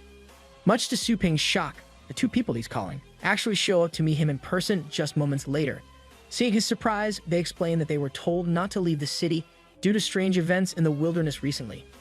After the 2 sides are done, filling each other in on everything they've been up to since parting ways, Ling Yue tells her brother that his pet store played a huge role in preventing people from being tricked into going to the wilderness. In light of that, she asks him about expanding their business to neighboring cities, which are already beyond eager to have such a high-quality store available to their people. Seeing just how passionate she is about it and how well she seems to have done her research, Su Ping smiles at his sister and tells her he trusts her and handle the expansion side of their business herself. Afterward, Su Ping receives a call from Zhang, who informs him that she's made a breakthrough and is now capable of mass-producing the transformative serum used in the dragon blood vein forging technique. Not only that, the new serum formula can transform a bloodline by more than 50%, as opposed to the previous 0.1%. As he listens to the benefits of this breakthrough, Su Ping tells Zhang that he has a 9th tier beast in need of boosting, and informs her he'll be right there in a couple of minutes. Behind him, Su Ping is oblivious to the completely lost expressions of his sister and disciple, both of whom have no idea what that call was about. After waving goodbye to them, Su Ping kisses another 10,000 energy points goodbye and teleports to the store of his, where Zhang is working, barely even giving her time to process his arrival. Su Ping asks Zhang what her next project will be, so he can help gather the materials she'll need. As Zhang lays out the several possible options, one in particular stands out to Su Ping: the bond contract, which shares the strength enhancements of a beast with their tamer and vice versa. Su Ping's mind works overtime as he considers the positive feedback loop that would be caused by using this contract, in conjunction with the existing contract and seals placed on Umbrageddon's celestial dragon self. An eager grin finds its way onto Su Ping's face as he turns to Zhang and confidently tells her to focus all her research efforts on this project. Inside a strange, somewhat rundown building, a group of beast tamers can be seen, being tested for any anomalies in their bodies. While 3 of the 4 men pass with flying colors, the same cannot be said for the 4th. The second the testing cuffs are put on his wrists, the man's body melts apart to reveal the demonic beast hiding under his skin. It only takes a few moments for everything to go straight to hell, as this demon kills everyone in its path. Left for last by the demon, one of the officials screams for someone to call headquarters before being strangled half to death. Unfortunately for him, that's not where the torture ends. No, the demon attaches itself to the man, and in mere moments, every last bit of his essence is ripped from his being and siphoned into a glowing blue crystal. Left is little more than a breathing husk on death's door. The man rasps at the others in the building to run. "Don't gotta tell me twice, Chief. Get out of here." While most of the beast tamers in the building flee instantly, one in particular stays frozen in his spot, his eyes transfixed on the energy crystal that has fallen to the ground, created using the official's life. The man's friend screams at him to snap out of it and get the hell out of here, but his pleas fall on deaf ears. The fool simply falls to his knees, grabs the crystal, and desperately starts eating it, completely ignoring the horrified look on his friend's face. Even still, the other man tries to get his friend to rise and flee this place. Unfortunately, the man is too far gone, ripping his hand away and yelling that he doesn't care as long as he can get stronger. And just like that, he does get stronger. Blue veins run all across his body as his physique swells up to a much more impressive size. Drunk on his own newfound power, he doesn't realize it when his friend is crushed and left mangled against a wall by the demon. As said demon slowly siphons the injured man's life force into an energy crystal, the power-hungry fool asks if the demon is going to eat him too. This, of all things, draws a chuckle of amusement from the demon as it offers the crystal harvested from his friend to the man. No, if he can play his cards right, it planned to reward him greatly. Meanwhile, two men from VP Bai's group arrive at the Pinnacle Tower's base in the middle of a violent blizzard. Together, the two make the trek up to the summit, where their goal is, all the while speaking of their objective in coming here. Upon reaching the summit, they find themselves blocked from going further by an invisible barrier. Seeing no other way further, they begin calling out to the legendary drunken immortal sage, who they have come to speak to. They beg for him to let them meet the tower's master, so they can speak of the Transcendence Void's escape from the abyss. Lying on a giant gourd, some ways away from the two men, a shadowed figure sips from his glass, while paying them no mind. Someone get this man into Alcoholics Anonymous. Back in his base, VP Bai is informed that things are looking bleaker by the day.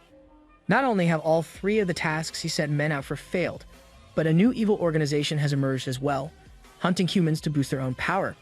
VP Bai himself lowers his eyes with anguish at the knowledge of how many base cities have fallen into chaos and disorder as infighting increases.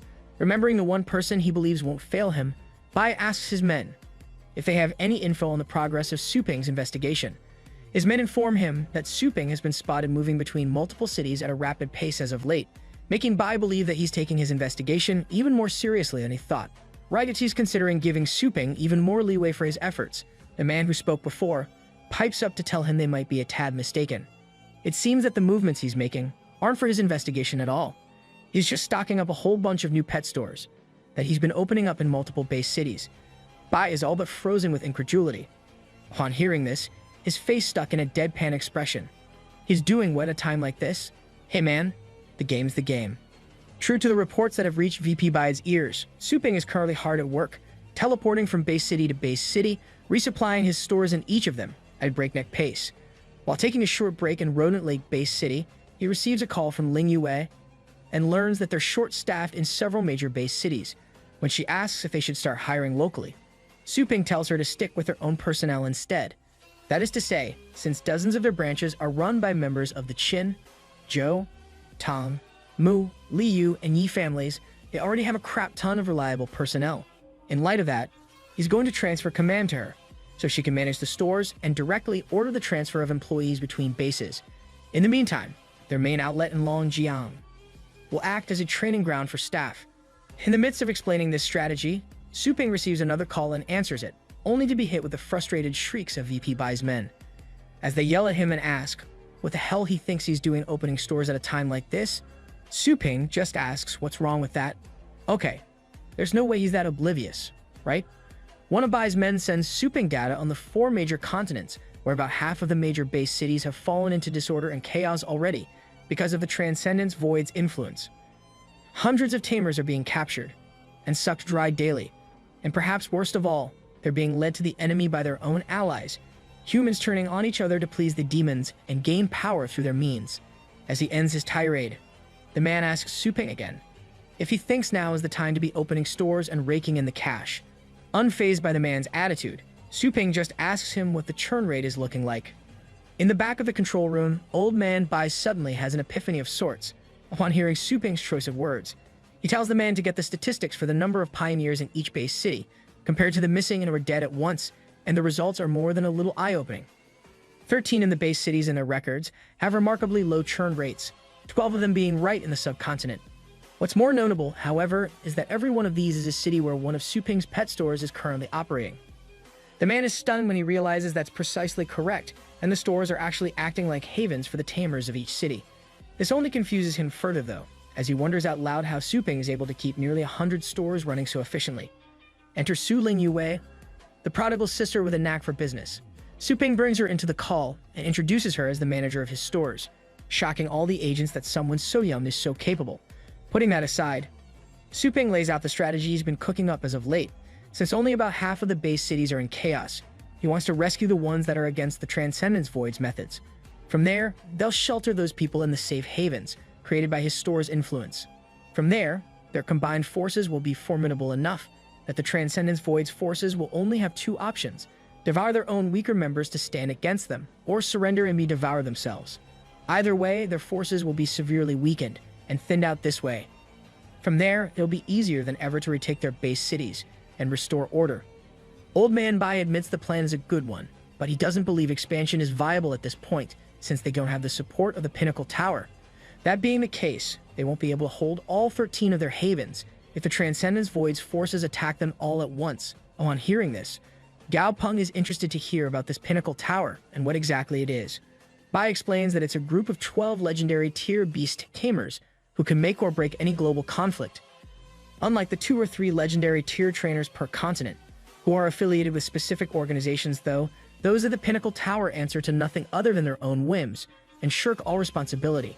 The siblings and Bai are in the middle of discussing if these legendary tiers would really just let the world burn, when an alarm suddenly goes off.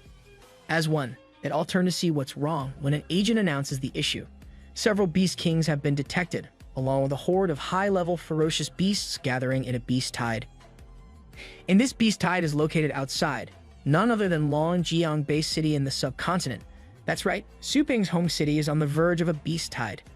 A calamity that a base city all but never survives. Pish, those places didn't have Go Ping though. As they track the beast tide, Bai's men ask him if they should send reinforcements to the city beforehand. The old man relays this question to the Su siblings, and Ling Yue tells him of all the reasons why their city is perhaps the most well-equipped in its class to fight off something like a beast tide. Bai is quick to point out, however, that there are other factors they need to consider as well, such as the involvement of the Transcendence Void's forces in this matter. Deep in thought, Ling Yue asks how long they have till the beast tide reaches the city. One of the agents reports that they have about 2 days, which is how long it will take reinforcements to get there as well, so they must send them immediately. Before any such action can be taken though, Su Ping cuts in and asks them to hear him out first. While our main man explains his plan to his allies, we see a sinister scene in the HQ of mainland base city, number 43.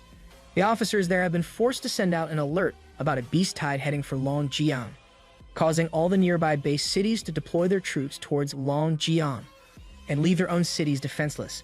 This is exactly what these men, the generals of the Transcendence Void's army, are counting on. One after the other, they tear down each of the base cities in the 40s, while facing minimal resistance thanks to their ruse with the beast tide warning. As the troop leaders of the Transcendence Void's army watch the cities that have fallen victim to them burn to cinders, they're more eager than ever and move to the next stage of their plan. 2 days later, the beast tide reported to be heading to Longjiang base city has finally arrived. And among this tide is none other than the terrible Transcendence Void himself, or herself. I still can't tell, to be honest.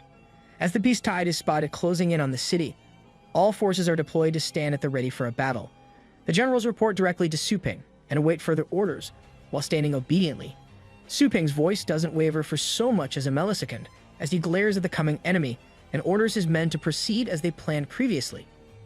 On the other side of the battlefield, Transcendence Void meets Su Ping's eyes and comments on the welcoming ceremony that's been put together for him. In response, Su Ping simply stares back with a steely gaze and tells the enemy that this is no welcoming party. It's his funeral procession. Now that's a threat. The end. For now. A guy dies and gets reincarnated into the body of Su Ping. In this new world he finds himself in, pets are used as battle beasts in all sorts of situations. Think Pokemon, but with R-rated levels of violence. Last time we saw him, Su Ping made tsunami-level waves at the Heavenly Dragon Academy, after obliterating corrupt instructors, proving his superiority in a beast duel against the Academy's principal. The legendary Beast Tamer sent shockwaves through the Beast Instructors Conference by announcing his plan to share a groundbreaking training technique for free. His protege, Zhang, didn't fall far behind, dazzling the crowd with her revival of a mythical dragon bloodline and solidifying her unwavering loyalty to Su Ping. But not all attention is welcome. Reports of mysterious energy crystals from a newly discovered starry sky rift created through human lives have brought calamity, along with strange, monstrous creatures and a sinister migration pattern that has already devastated several base cities. Worse still, the beast tide has arrived at Longjiang, Su Ping's home, led by Transcendence Void himself. Now the bastardly villain and our hero face off at last. Meanwhile, elsewhere on the front lines, Xu Kuang and the mayor of Longjiang base city, Shi Jinshui, observe as a beast king charges across the field. Jinshui identifies the beast as a titan elephant from the C-tier lineage, rumored to have the strength to flatten mountains. Almost as if to respond to the mayor's words, the elephant proceeds to ram its way through the anti-monster landmines surrounding the city, completely tanking all the damage. A feat that forces Su Kuang's premature celebration to switch over to frustration. Hopefully, that's the only thing he does prematurely. Jin Shui comments on how this explains why the Transcendence Void would send a single Beast King as his vanguard, knowing the titanic level of defense and size the elephant possesses. However, that's not where their misfortune ends. Rather than just being used to clear the landmine, the elephant is now charging straight toward the city walls, picking up speed as it barrels forward, intent on ramming right through them. Luckily for everyone involved, Su Ping decides it's time to cut in and summons forth one of his own logic-defyingly overpowered beasts. Zooming on the portal created by his master, Blaziken erupts onto the scene and stops the elephant in its tracks with a mighty tackle. Bro sounds like he should be in the NFL. As Blaziken grapples with the elephant's defensive field, it doesn't take long to shatter the whole thing and grab onto the Beast King's tusks directly. Just like that, the dragon lets loose an energy roar of epic proportions point blank into the elephant's skull. Reeling from the attack, the elephant is revealed to have all the flesh on the side of its skull scorched right off, leaving it in a completely beaten state. Observing from their spot on the walls, Su Kuang and Jin Shui are amazed, the former being far more vocal and cockier in his celebration. Yeah, he's definitely going to jinx this at some point. As the two discuss Su Ping's Blaziken, Jin Shui learns of how Su Ping advanced it by merging the beast with a long-extinct dragon bloodline, explaining its otherworldly power. Right as Jin Shui says this, Blaziken lets loose yet another earth-shattering roar, shooting an energy beam at two more Beast Kings called forth by Transcendence Void. Despite his earlier statement, Jin Shui and Su Kuang are both utterly floored by Blaziken's ability to match two Beast Kings at the same time. Unfortunately for them, that's not even the beginning of what they now face. As they gaze into the distance, they see a terrifying sight. Not 2, not 3, not even 5, but 10 Beast Kings marching their way. More than double the number initially reported to them.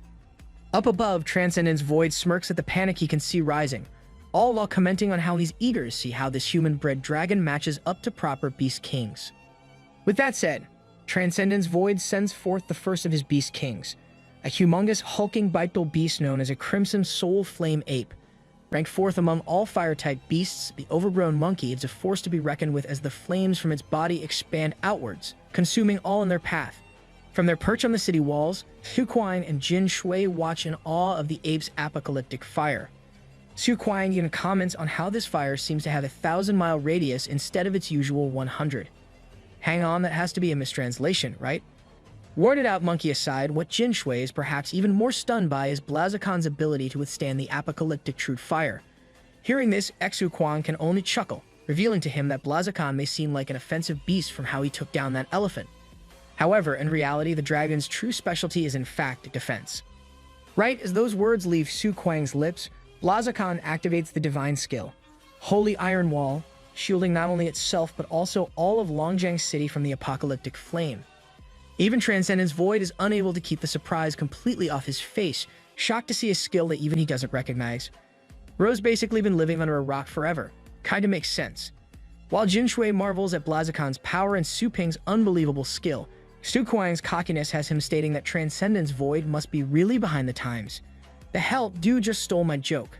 Contrary to the hopeful expressions of those two, Su Ping himself wears a weary countenance, asking the others if they don't find anything strange about this scenario. In response to their puzzled looks, he brings up how the Titan elephant cleared a clear, safe path through their minefield for the invading forces to take. And yet, this whole time Transcendence Void has only been sending forward one beast at a time for solo challenges. Unlike what you'd expect from his usual demeanor, Su Kuang is quick to pick up what his master is implying. For one, Transcendence Void's main forces seem to have vanished in the chaos, leaving only a dense mass of beasts right below the city. Next to him, Jin Shui starts putting the pieces together as well, coming to a terrifying conclusion. Transcendence Void has tricked them into pulling all the elites from the 11 nearby base cities to protect Longjiang, leaving those others almost entirely defenseless. This whole time, those cities were Transcendence Void's true target. Sure enough, distress calls start coming in within moments of all 11 base cities, reporting massive enemy forces advancing on them. Up above, Transcendence Void's cocky demeanor returns as he condescendingly asks the humans if they only now realize his plan. Just as Jin Shui sinks to his knees in despair, believing all to be lost, two sets of feet walk past him, calm and composed, not an ounce of worry in their gait. Old Man Zhu and Kitten Duwang. The two report directly to Su Ping, stating that the preparations he ordered have all been made. That's right, fools, Su Ping is always 2 steps ahead. Over on the second battlefront around each of the 11 base cities, bombs rain down from the skies above, utterly devastating the recruited forces of Transcendence Void. As the enemy forces hastily attempt to retreat, vessels come crashing down from starry skies near orbit Space C. Within moments, the enemy finds themselves surrounded, outmatched, outgunned, and outplayed as humanity's forces march out of these vessels, ready to lay these fools out. Back at Longjiang's wall, Jin Shui starts glazing the crap out of Su Ping once he realizes that the legendary beast tamer saw through Transcendence Void from the beginning and was just playing along to buy time.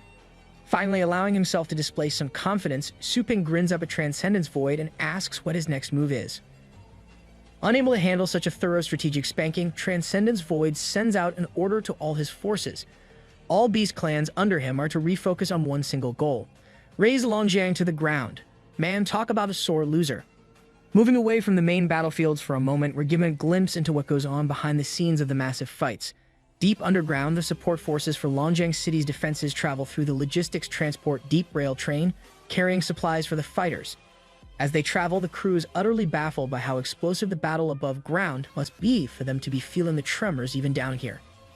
Cracks begin appearing in the walls, the earth around them quakes violently, and the crew starts panicking as one man hysterically declares that they're all doomed. Do read the room. Freaking hell. Luckily, the leader of the support forces maintains a level head and quickly belts out a speech chock full of charisma about how their only focus right now is doing their job and supplying their defense forces. Who's winning or losing is something that comes afterward. Emboldened by the man's iron will, the crew regain their footing and march off, placing their faith in Su Ping and his allies to protect them. Up above the surface, the battle seems to be at a stalemate. While Blaziken and the Crimson Soul Flame Ape lock proverbial horns and hold each other off, the human defensive forces blast the tar out of all the enemy mobs with their mini-gun-equipped sentries.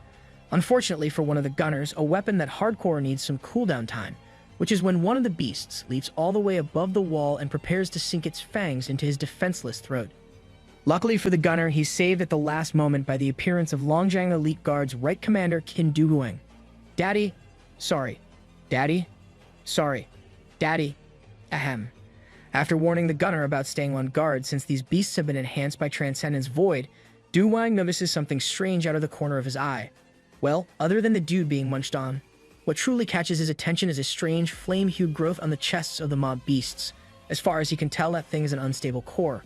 Right as he realizes this, Duguang is forced to grab the nearest soldier and leap away as the beast's core explodes in a violent blaze.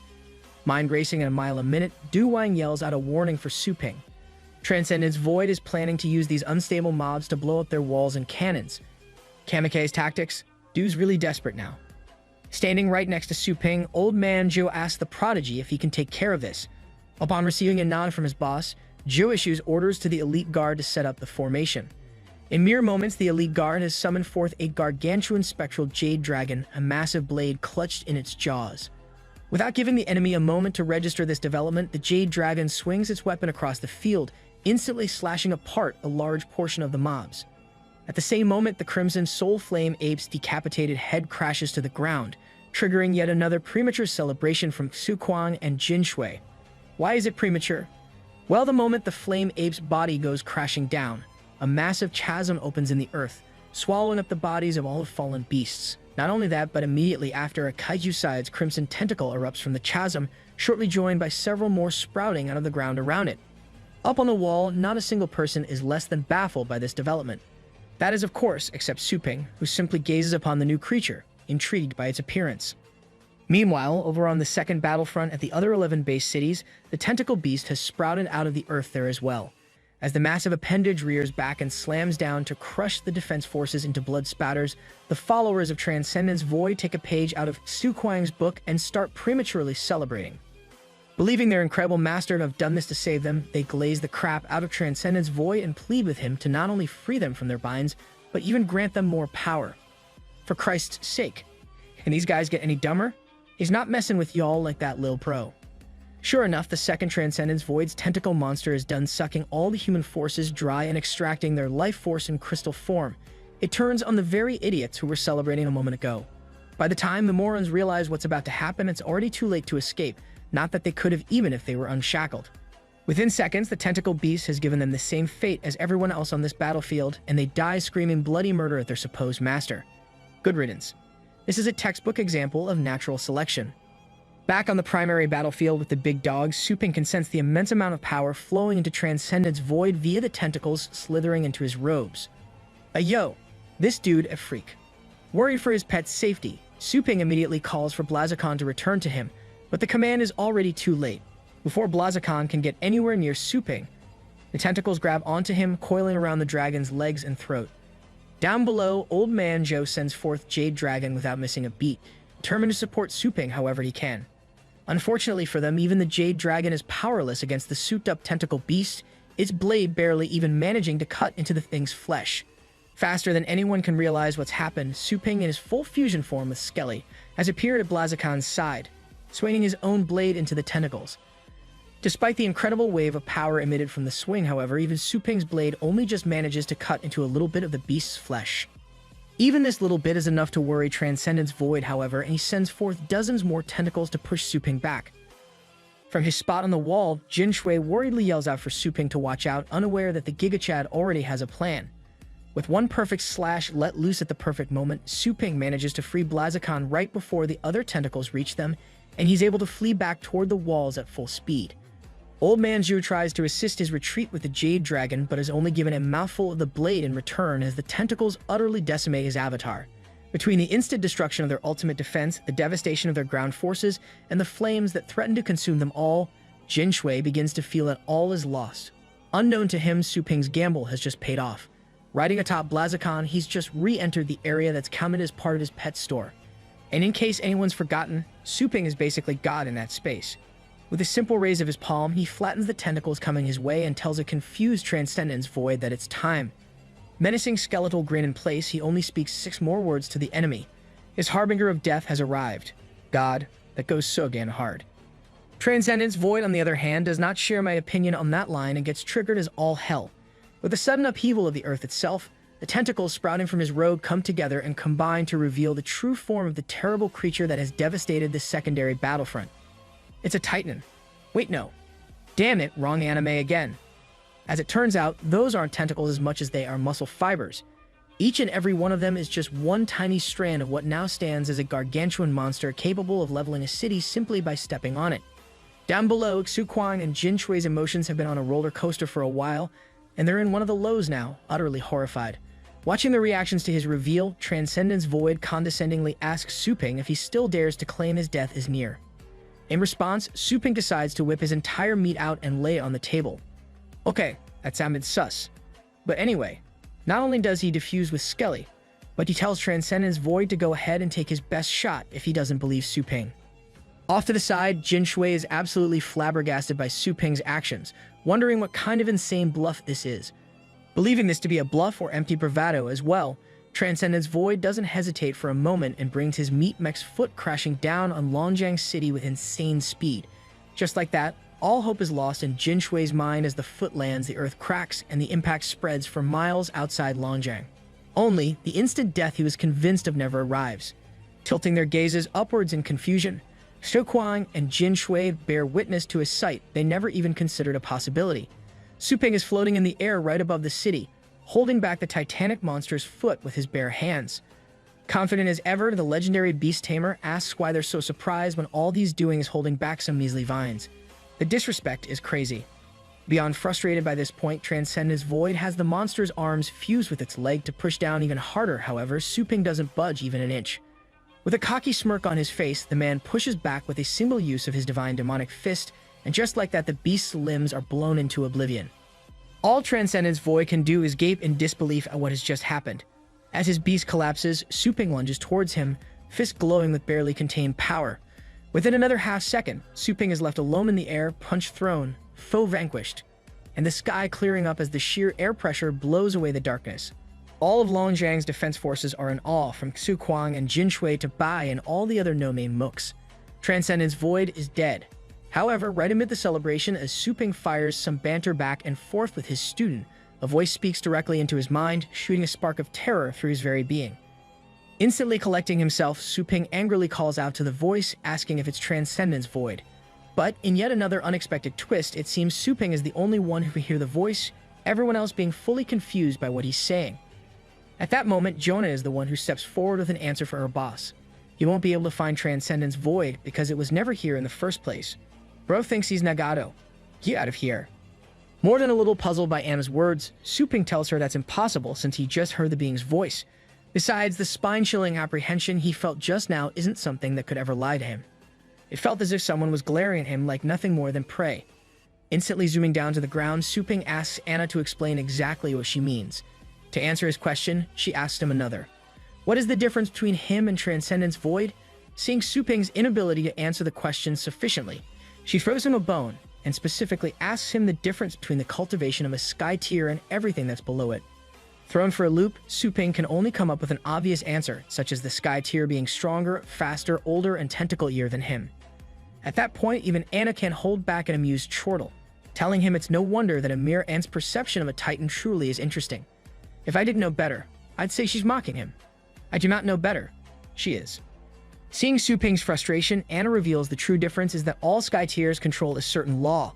Trying to make sense of this, Suping asks her if she's referring to something like his lightning Dao, but she tells the human his level with the lightning is nowhere near the control that sky tiers possess. To put it in perspective, he's just in the qualifiers and Transcendence Void is already a 5-time champion. With full control of the space law, Transcendence Void can't be found by anyone. Suddenly, the feeling of being watched disappears from Suping's senses, and he realizes Transcendence Void is backing off since Anna can see through his wall. That aside though, Anna's revelation brings Suping to a terrible conclusion. The Transcendence Void he fought just now was nothing but a fake, and the real one has been hiding in its space law this whole time. Seeing how deflated Suping is with this knowledge, Anna informs him that while the Titanic fake was in fact a fake, a power it absorbed from the battlefields is very much real and stored within its corpse. Without wasting any time, Suping puts his beasts to work digging a path into the tentacle giant's body to find the supposed reserves of power. Something which doesn't take long, as the moment he descends into the corpse with Skelly, he comes face to face with a veritable ocean of energy crystals. Utterly shocked by the sheer volume, Suping asks Jin Shui over his comms just how many people this damn thing absorbed. When he learns that not only their warriors but even the underground support staff, their equipment, and their crew were all absorbed, Suping then asks if the crystals can be reverted to the people they were harvested from. Unfortunately, the grim situation is an inescapable one, as Bai informs him the deceased are already long gone. The most they can do now is ensure the ones who sacrificed themselves didn't do so in vain. Dang. Alright, Commander Irwin, spit yo shi. Hyun Du-Huang is the first to address Suping, requesting that he give his orders regarding the crystals as it's dangerous to stay in the barren region where they are any longer. Old Man Zhou pipes up as well, assuring him that as the one who beat Transcendence Void, nobody will question his decision. For his part, Suping lifts one of the crystals at his feet and clutches it tight as he makes his choice. The sacrifices made today will not be in vain. They shall become his strength and fight alongside him to defeat Transcendence Void, once and for all. After the events of the big day, new opportunities arise for many, as people are contracted from far and wide to harvest the remains of the beasts slain in the battle and clear the area. While some are ecstatic over the chance to harvest to their heart's content, some, such as this poor sap, are entrenched in despair over all the lives lost. After all, if a single beast tide did all of this, who's to say they'll even survive what's to come? Luckily, Hyun Du-Huang appears right before the despondent man, ready to boost everyone's morale tenfold. Though he admits they've lost much in this battle, he tells them to keep the most important thing in mind. Ultimately, they go on. They did survive the beast tide, and they protected their homes and families. Not only that, Suping alone managed to force Transcendence Void into retreat, all on his own, with him as their leader and protector. There's nothing to fear. All they need is to do their best to raise their strength and fortify their walls, so that when the next tide comes, there will be no mercy for the enemy. Bro got kinda lost in the sauce there. Good for them, though. Meanwhile, off in the distance, Old Man Zhao witnesses the crowd chanting with a pensive expression. As all of this is occurring, the man being celebrated himself is busy in his own realm, the Pet Beast Battle Room. While examining all the energy crystals they've retrieved, Suping ponders on how Transcendence Void's goal was to occupy all the base cities where his stores are located, all to occupy them and absorb the resources they produce. More importantly, he laments his miscalculation and the lost opportunity to end Transcendence Void, as he wanted to use his invincibility in his own domain as his secret finishing trump card. But now he's revealed his secret, only to defeat a fake of all things. He has to wonder, though, if Transcendence Void's fake was capable of leveling the city all along like it tried at the end. Why didn't he just do that from the start? It's through this line of questioning and thought that Suping reaches a conclusion that could spell the difference between humanity's victory and defeat. Based on what Bai has told him, humanity's great emperor in the past sacrificed his life and astral power to seal the Abyss entrance. If that seal is still in place, Transcendence Void must have suffered greatly to force himself through, and his consumption of life forms on Earth was to recover. And if all of that holds true, that means Transcendence Void doesn't need these crystals as food, but as resources to fix itself.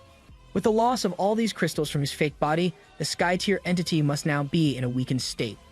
Without another moment's hesitation, Suping gets started absorbing the energy from the crystals, determined to gain the strength to finish his foe for good. It's not long after that Suping breaks through to the Sea Realm's limit, granting him a fundamental skill of the space law, Eye of God. With his new breakthrough in skill, not only does Suping feel stronger than ever, but he can now perceive things at such high speeds that even higher tier beings shouldn't be able to ambush him. Considering how this insane skill is only a basic ability of the space law, Suping can only marvel at how right Anna was to call him an ant in comparison to the true Sky Tier. Just then, Old Man Zhu and Ryu and Tang step through the door to Suping's realm. After congratulating him on his breakthrough, they have a conversation about the loss of more than half their forces in this last battle and the need to replenish them.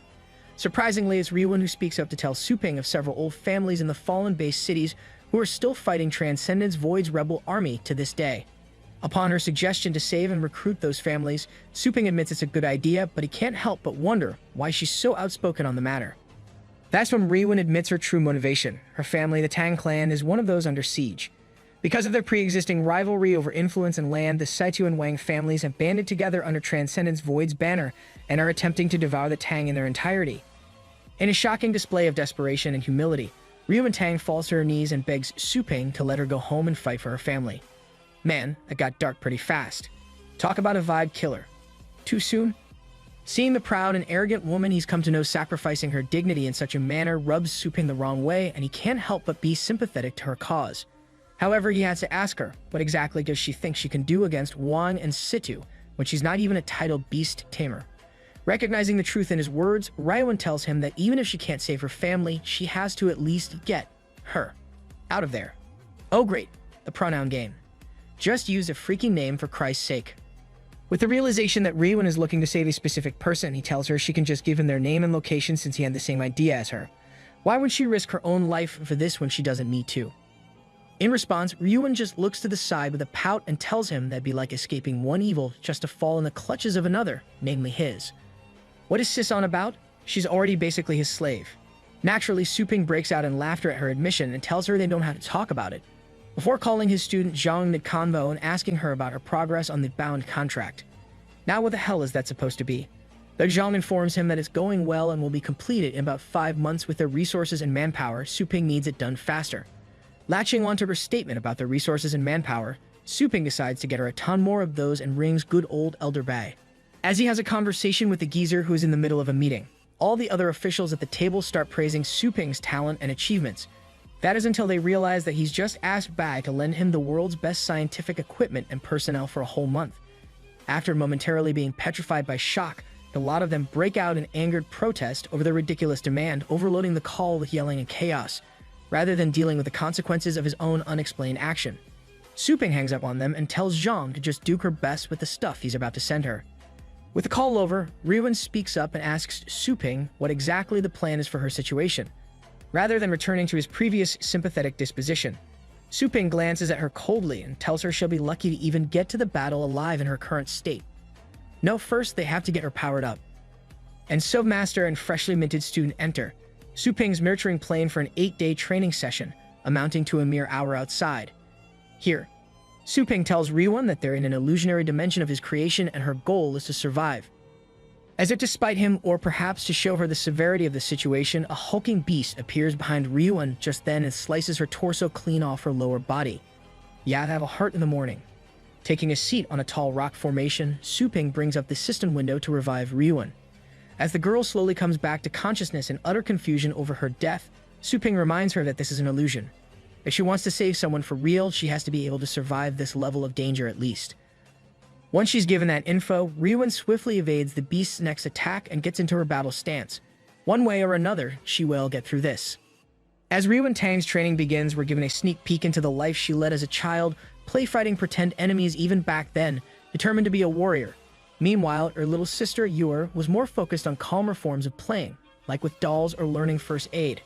Huh. Well, that's new. Kids these days, man. As Yor treats her big sister's scraped knee, she hugs Ryuan and promises to always take care of everyone in the Tang family. A sentiment that can only make her sister smile and feel the same way. Back to the present, Ryuan Tang stands before multiple beasts, bloodied and exhausted but far from broken. As the wolves come her way, she takes to the air, dodging them perfectly and twisting to land on one's back. After jabbing her weapon into the wolf's flesh, she's assaulted by a projectile hail from the second beast, forcing her to activate her stillness of the Vajra defense technique. Despite some of the shards making it through and injuring her further, Ryuan doesn't falter, tightening her grip on her dagger and driving it deeper in, bringing the first wolf to a sudden collapse. As the enraged princess steps off the now corpse, a simple glare full of malice is enough to raise the hackles of the second wolf, which tries to be a hasty retreat. Ryuan is having none of that though and tosses her makeshift dagger into its hind leg, forcing it to crash. Mere moments later, she's on top of the beast, dagger driven into its throat. Please, nobody let Peta see this. As the view of the battlefield zooms out above, it's revealed these wolves are just the latest in a huge series of beasts Su Ping has thrown at her. The man himself is rather impressed, having expected her to be rusty after spending so long as a store worker. Instead, it would seem she never slacked off on keeping up her fighting ability even a little, and now she's even capable of beating 9th tiers thanks to his death training. Impressed with her progress and tenacity, Su Ping decides to give her the last push she needs and summons a fruit from the astral tree. As he allows it to flow into the girl and act as a catalyst for her breakthrough to 9th tier herself, the unconscious Ryuan whimpers her sister's name, still worried about her. All that matters to her right now is getting home and saving that girl. By the time Ryuan finally comes back to the waking world, Su Ping has brought them out of the training realm and boarded Blaziken. The bewildered Ryuan asks him how long she was out, to which he tells her it hasn't been long at all and to sit still. He stresses that they're not in the illusionary realm anymore, so any damage she takes here can't just be waved away by getting a second life. Not caring for such details at the moment, Ryuan asks Su Ping just where they are, to which he informs her that they just departed Longjiang and are heading to her home. Hesitant at first, Ryuan tells him which city they need to go to, Nightfire Base City. While she gives him directions, Su Ping pulls out a golden scroll and in turn, pulls out a sword possessing an incredible aura from said scroll. Because screw physics. Am I right, folks? Just as fast as he brought it out, Su Ping shoves the sword at Ryuan, telling her that he can't just send her into the crucible empty-handed. To Ryuan Tang's utter amazement, the blade is so insanely sharp that simply touching it bypasses her stillness of the Vajra completely and inflicts a small cut. For it to be able to cut straight through the technique she's honed so much, she can only imagine this thing is the same level of legendary tier treasure as her uncle's famed sea god hunting umbrella. Thrown off by how valuable this single blade is and Su Ping just handing it off to her, she goes to ask him if he's sure about this. The all-around good guy that he is, Su Ping loudly tells her that it's just a loan, and he expects the ancient treasure he got from the great Yan True Dragon King back as soon as she's done saving her family. That's nice, I suppose. Su Ping doesn't stop there though, determined to ensure Ryuan's success today. He summons forth Skelly and has his most powerful companion hide within Ryuan's shadow, allowing him to stay with her at all times as a trump card if she gets overwhelmed. And definitely not just to keep his sword safe. Beyond surprised by how helpful Su Ping is being, Ryuan can't help but ask if he's for real, having thought that he hates her family. To that, Su Ping tells her he just never agreed with their survival of the fittest ideology. But now, with a common enemy, he doesn't think it's time for that kind of infighting. No, they need to unite every capable fighter possible under the banner of humanity right now. Having heard that, Ryuan goes into a contemplative mood, at least for a couple of seconds, and then she gets shoved right off Blaziken by her benefactor, who says to travel the rest of the way on her own while he goes to save another city.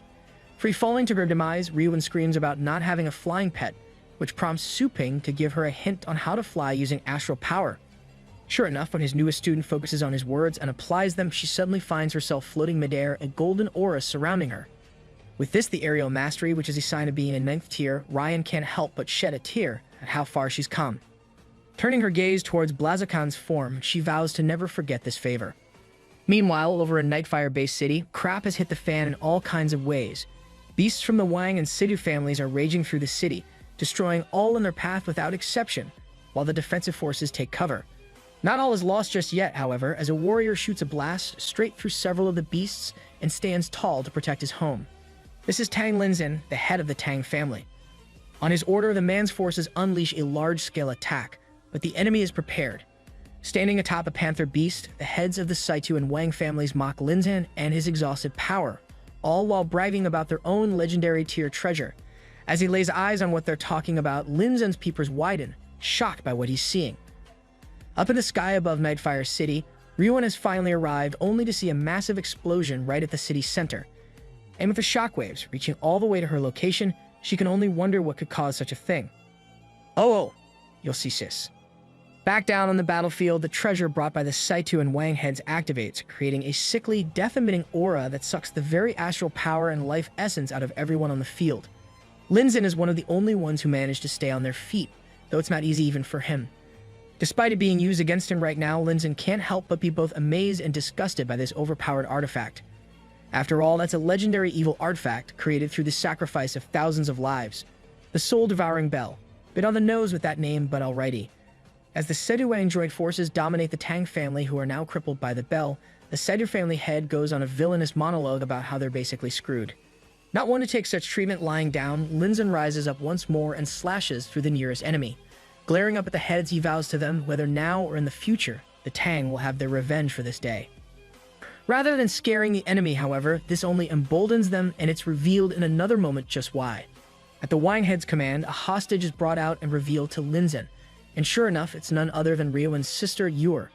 Infuriated by this development and terrified for Yor's safety, Linzan can only watch as Wang holds her by the throat and talks about the Tang family's succession. Everyone knows they have two heiresses, one who's trained in the finer aspects of leadership while the other is a seasoned warrior bred for battle. Their goal here is to make sure the day doesn't come when these two can join forces and ruin the rest of them. Not a shred of humanity or compassion in him, Wang slams Yor against a wall and has the soul-devouring bell suck her life out bit by bit. Wang threatens to let it go all the way unless he's told where the other sister is at once. Throughout all of this, Yor can only think about how her sister must be safe right now and hopes she doesn't come back here. Yeah, so about that. At that precise moment, a golden pillar of light shoots down from the sky, blowing away the enemy forces and freeing Yor. As Wang and Siku struggle back to their feet and demand who the hell did that, the legendary sword from Su Ping embeds itself into the ground. While they rage on, Linzan sits in awe, amazed at how easily the soul-devouring bell has been destroyed. Before Siku's men can act on his demands, a voice hits their ears, followed by a blade slashing their throats. Ryuan Tang descends to the battlefield, legendary sword in hand. Down below, Yor and Linzan are equally amazed and overjoyed by her appearance, the latter realizing that she's reached the supreme tier from her flight capability. Despite hearing this, the Saitu head writes off Ryuan completely, claiming that supreme tier doesn't mean a thing these days. The word you're looking for is power creep, old-timer. Unfortunately for his subordinates, Sidu orders them to capture Ryuan, intent on executing her. The second they get close, however, Ryuan moves too fast for any of them to even see, decimating the enemy forces and leaving them in pieces. As more of the enemy soldiers pour in, the Wine Head is forced to acknowledge how unexpectedly terrifying Ryuan and her weapon are. Meanwhile, the girl in question stands ready to take down more of them and calls out to her uncle that she's leaving Yor's safety to him now that the bell is gone. Determined not to let her down and protect his family, Linzan does exactly as she's asked and crushes his way through enemies toward Yor. Both sick of their enemies and ready to end them, the strongest of the Tang family prepared to finish this farce. One after the other, Ryuan Tang effortlessly lays waste to the enemy forces, taking down one particularly mouthy individual with ease. Infuriated by the staggering loss of their numbers, the Wang and Saitu heads summon forth the personal battle pets. Because that'll totally work. In response, the remaining forces of the Tang clan rally together and run forward with a war cry, determined to protect their young mistress. With a quick move from the fighter at the lead, the Tang forces seem to be in the clear to attack. Unfortunately, this turns out to be a trick, allowing the Minotaur beast to bring its fist crashing down on the Tang clan. Meanwhile, Linzan commands the aerial forces in an attempt to take out the enemy leaders. This too, however, is met with strong opposition as Sidu's horse beast breathes out a poisonous mist, forcing the Tang back. With everyone else occupied because of the mist, the beasts leap up toward Ryuan, intent on launching a surprise attack to finish her in one go.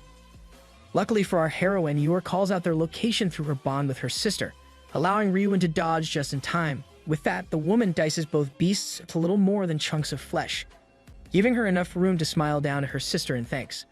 Ah, I spoke too soon. In a moment of horrific ingenuity, the Saitu head uses corpse manipulation to puppet the remains of the beasts and capture Ryuan in a bunch of tentacles. Oh no. Oh, please don't go where I think this will. With Ryuan trapped and unable to defend herself, the Wine Head prepares to end this battle, leaping towards her with his blade ready to lop her head off. As Ryuan closes her eyes in fear and Yor calls out to her in horror, something amazing happens.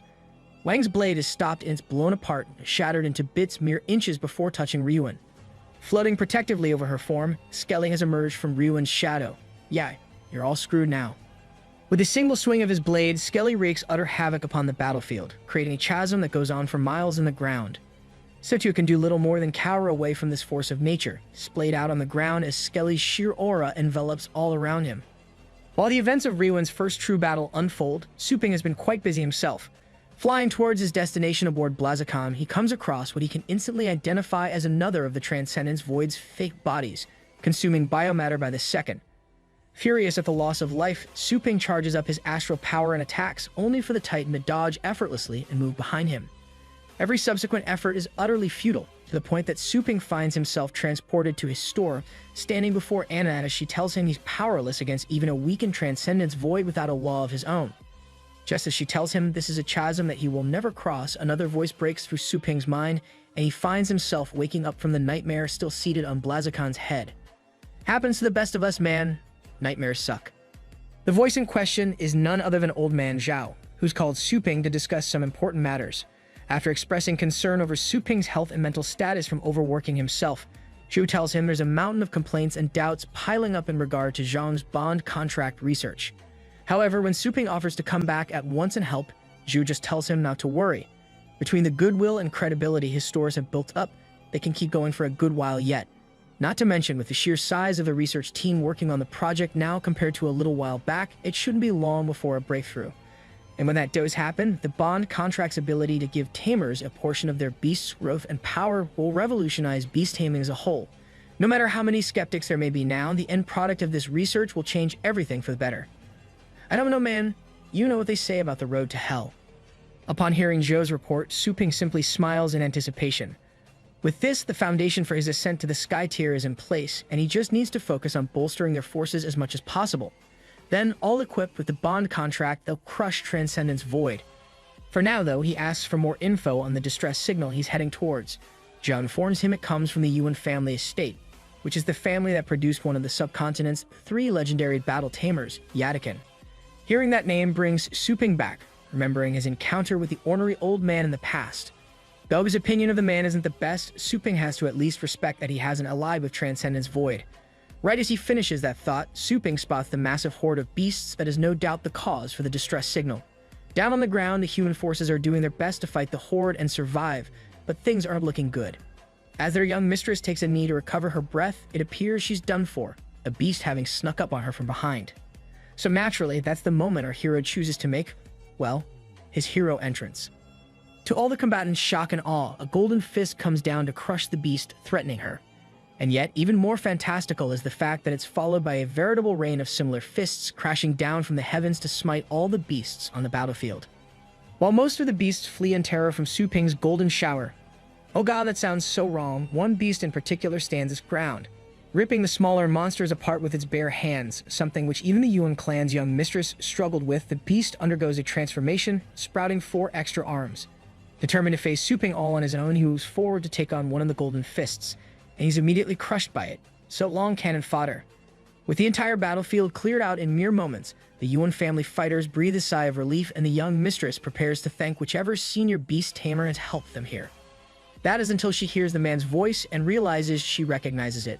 As soon as she lays eyes on Suping, her demeanor does a 180, infuriated at being saved by this man who's given her so much trouble in the past.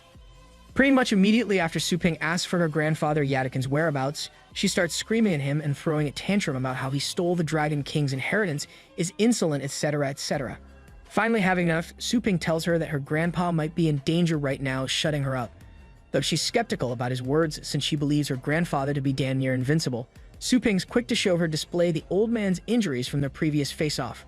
After convincing her that her Gramps isn't a young man anymore, he summons Blaziken to further cement the fact that he can help them. As all of the Yuan clan marvel at the giant dragon, Suping extends a hand to the girl, finally getting her on board. With a final reassurance that he's only here to save people, he gets Yatakin's location from his granddaughter, who is eager to save him. Not long after that, the pair arrive at the base city Yatakin stayed behind to defend, only to find it in complete shambles after only half a day. Then, out of nowhere, a ridiculous amount of beam attacks crashing against Blaziken's side. Despite doing little to no damage, they still rock the ship enough that Suping and the UN Harris are concerned. Realizing that the attacks from the rebels below aren't about to let up anytime soon, Suping makes a decision. Of the 3 seals that the old Dragon King placed on Umbregen's godly evolution, he should be strong enough to handle the unsealing on the first one. Not only is that a step closer to reaching the Sky Tier through the bond contract, but it's also the perfect chance to test Umbregen's power on them. His mind made up, Suping summons forth his Golden Dragon Hound, freezing the rebels in their tracks, and then, as if they weren't already screwed enough, he raises his fist and announces the breaking of the first seal. With the release of the first seal, Umbregeddon now stands proudly before their foes, the strongest he's ever been. Suping himself has to admit that the beast looks more like a true godly dragon than anything he's seen and wonders how strong he is now. He got that god in him now. Over with the pathetic rebels trying to fight them, the leader claims that Umbregeddon's just a lowly mutt and orders his men to blast away. Yeah, he's cooked for sure. As the blasts make contact with Blaziken and Umbregeddon, Suping notes that despite Blaziken being strong enough to be unharmed by them, it'd still be pretty annoying, like kids poking you with something. That's why he automatically brought up his energy shield. However, on the other hand, Umbregeddon is so powerful at this point that he even eclipses Umbregeddon, the blast feeling like little more than tickles or massage pokes. Dude's living the life. Upon seeing the clear superiority of the beast, the rebels try to beat a hasty retreat, infuriating Yadakin's granddaughter. Before she can go after them, though, Suping holds her back and tells her he was just testing out Umbregeddon's defenses so far. Now that he's done, no one's getting away. And so Umbregeddon brings down one massive paw and slams it into the earth. Just like that, from the force of a simple stomp, the earth trembles beneath them, the terrain changing entirely in an instant. While the rebels tremble in fear, Suping realizes that Umbregeddon's Gaia's protection skill has evolved from being purely defensive to usable on any land, acting as a confinement technique. As one would expect from the scumbags that these guys are, the rebels fall to their knees and let their leader beg Suping for their lives. As the man grovels before Suping, the prodigy asks them if they truly believe in their masters, Transcendence Void's law of the jungle regarding the survival of the fittest. If they do, then shouldn't they be prepared to be devoured by someone stronger than them? Surprisingly enough, the leader actually reveals that these idiots aren't even followers of Transcendence Void, but just a bunch of opportunistic scumbags who care about nothing except getting stronger. The waste they've laid to this city was purely to steal all the energy crystals left behind from Transcendence Void's assault. I mean, there's greed, and then there's whatever this is. To the surprise of Yadakin's granddaughter, Suping actually tells the bandits to put down the crystals and stand up, making them think he's accepting their offer to be their master. A mere fraction of a second later, before they can even realize how wrong they are, Umbregeddon has fired a godly dragon's roar, flaying the flesh off their bones faster than they can register their own deaths. Okay, that goes ridiculously hard. Clearly angered by the bandits' actions, Suping gathers up the energy crystals they collected and absorbs them himself without a moment's hesitation.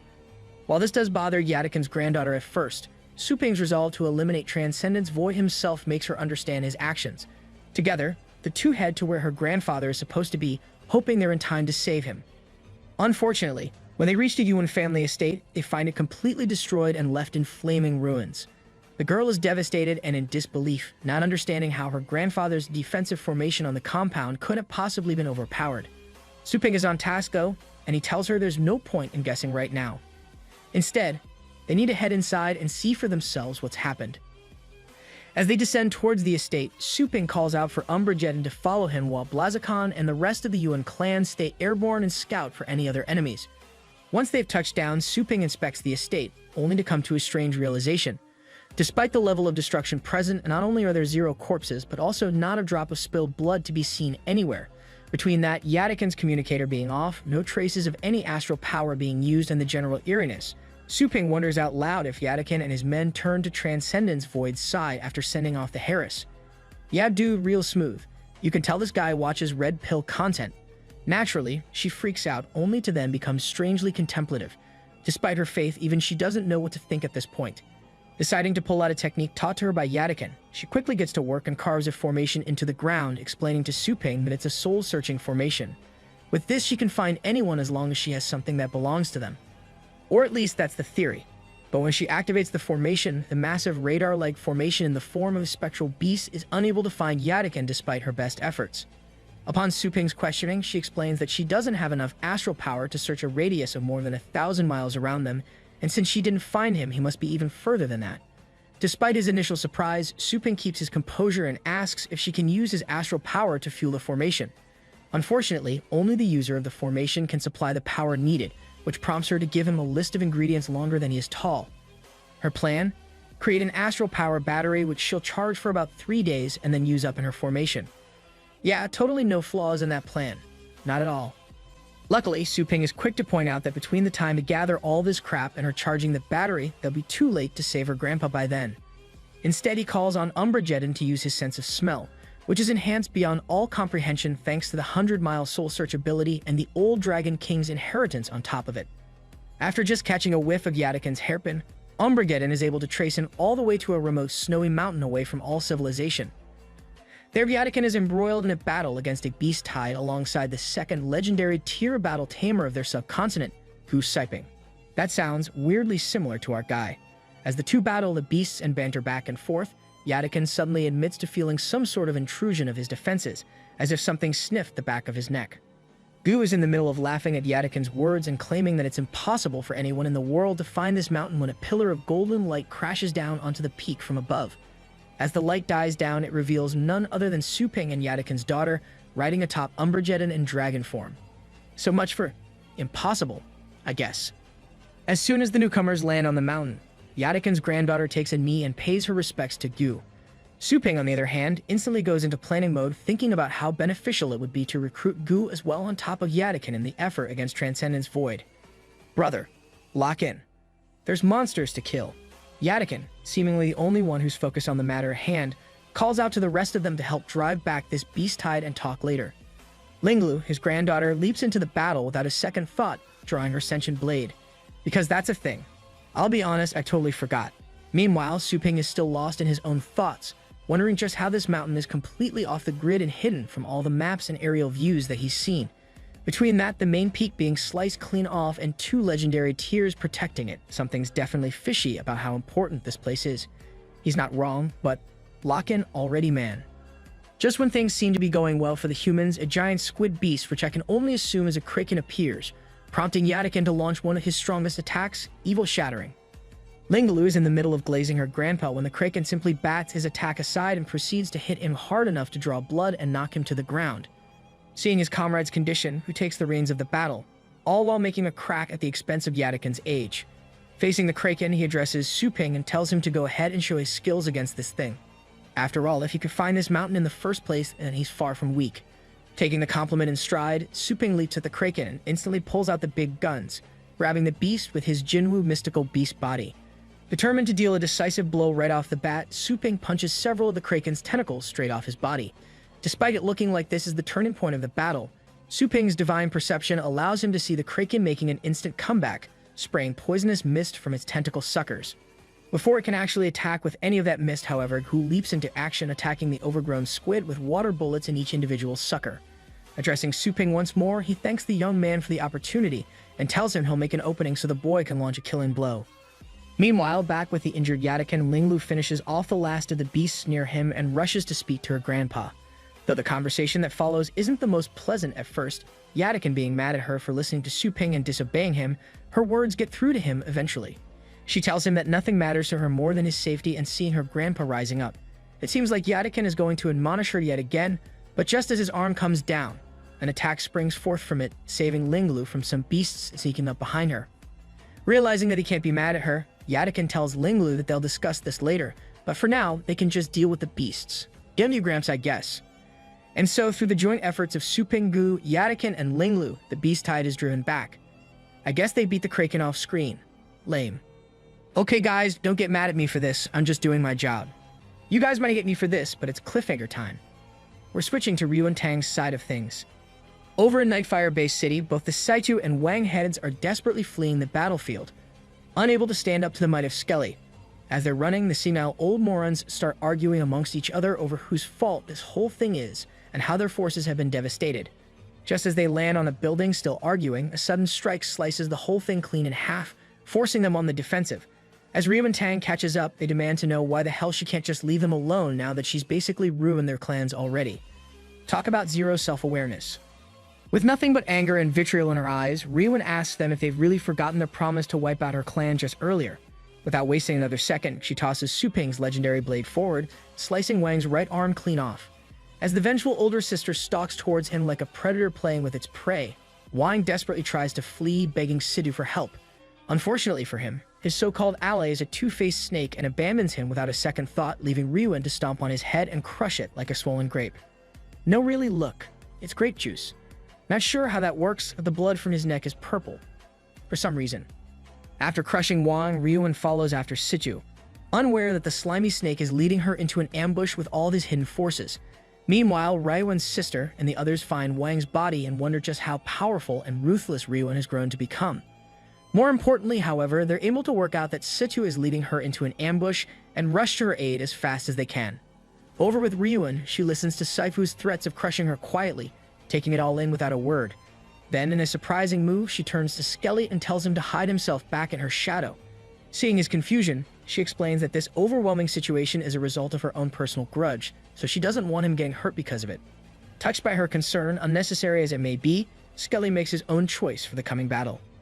Within moments, Ryuan is shocked to find the skeletal mini-beast wrapping itself around her body like some sort of spinal armor. Even stranger to her is that she's suddenly in a blank void, faced with a virtual screen full of techniques. Inside this void, Skelly's avatar frantically points to the square labeled Astral Incarnation Blade, prompting her to click on it. And so out in the physical world, a storm of black and red energy bursts into the sky from where Ryuan was standing a moment ago. As the Sidhu clan finds themselves being pushed back by the sheer wind pressure, the storm suddenly dissipates, revealing the new form of Ryuan Tang. Fused with Skelly for beast possession, her visage is that of a death-bringing Grim Reaper, and a really hot one at that. What, man? You know you were thinking the same thing. In her new form, Ryuan blitzes the Sidhu clan's fighters faster than they can even register her movement, resulting in a scene of absolutely terrifying gore and death.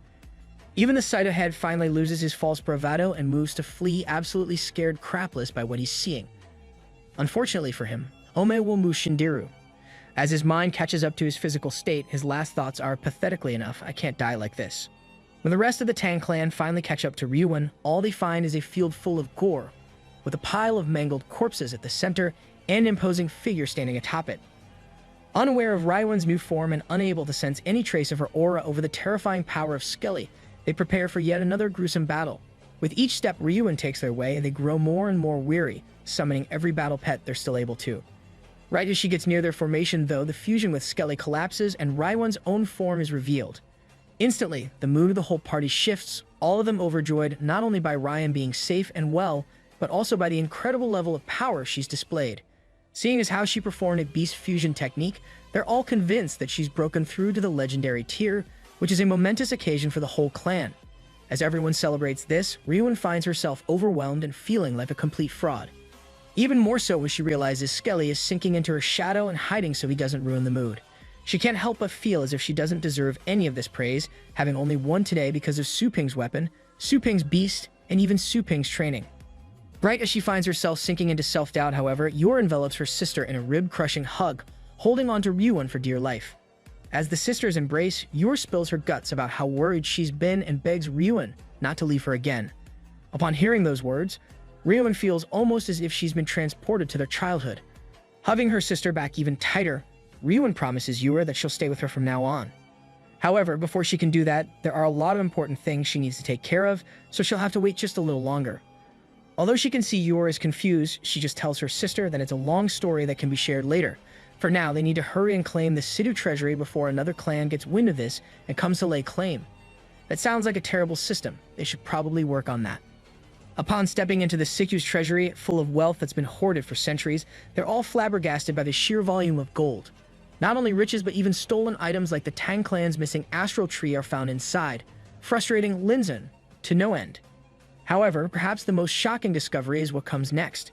As a clan member reveals that he's found a door to a hidden chamber, they rush over and open it, only to find two bound men covered in the marks of torture and in complete darkness. Just who the hell are these guys? Upon entering the hidden room and looking further, the situation is revealed to be far more horrific than what they first believed. It's not just those two men, but dozens of men and women, chained up like beasts and maimed in every way known to man. From severed limbs to gouged out eyes, no form of torture has been spared from these poor souls.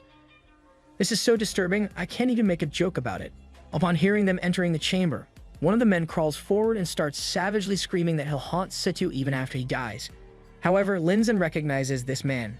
He is none other than the Grand Elder of the Zhuge family, one of the 4 great families of the continent. From there, as both sides recognize each other, the Zhuge clansmen rejoice over finally being saved after so long in their brutal captivity. While Yor heals the Elder's wounds, he explains why the Saitu went so far as to keep their clan imprisoned here on the verge of death, yet never allowing them to truly pass. Their clan possesses the secrets of the technique known as spirit-bound soul beast creation. Linzen instantly recognizes this as a secret method used to create a beast from a tamer's own flesh and blood. Any such beast is indestructible for as long as the tamer remains alive, no matter how much damage it takes. That's ridiculously broken. What the hell? As Yura continues to heal him, the clan elder finds himself enraged at the memory of how Situ ambushed them and caught them off guard with the soul-devouring bell. Not only that, their family head and his son were so ashamed of being tricked by the Saitu that they claimed their own lives, but not before making the others swear not to follow their path. By the time his Zhuge elder is done recounting their tragic tale, the entire clan is ablaze with the flames of righteous fury, ready to raise the Situ clan to ashes even in their crippled states. When Yura's attempts to calm them down fall flat, Ryuan steps forward and silences them with a sudden slam of Su Ping's legendary blade into the ground before them, her astral power flowing all over them and bringing them to heal. With the Zhuge clansmen calmed down, Ryuan reveals that she has already slain their captors and tells them they're free to go outside and check for themselves. But for now, they must calm themselves and allow the Tang family healers to tend to their injuries. Moved by not only her unknowing vengeance for their clan, but her kindness and generosity now, the Zhuge family swear their allegiance to her and her clan for the rest of their days. Off to the side, both Yura and Linzan are equal parts shocked and amazed by Ryuan's achievement.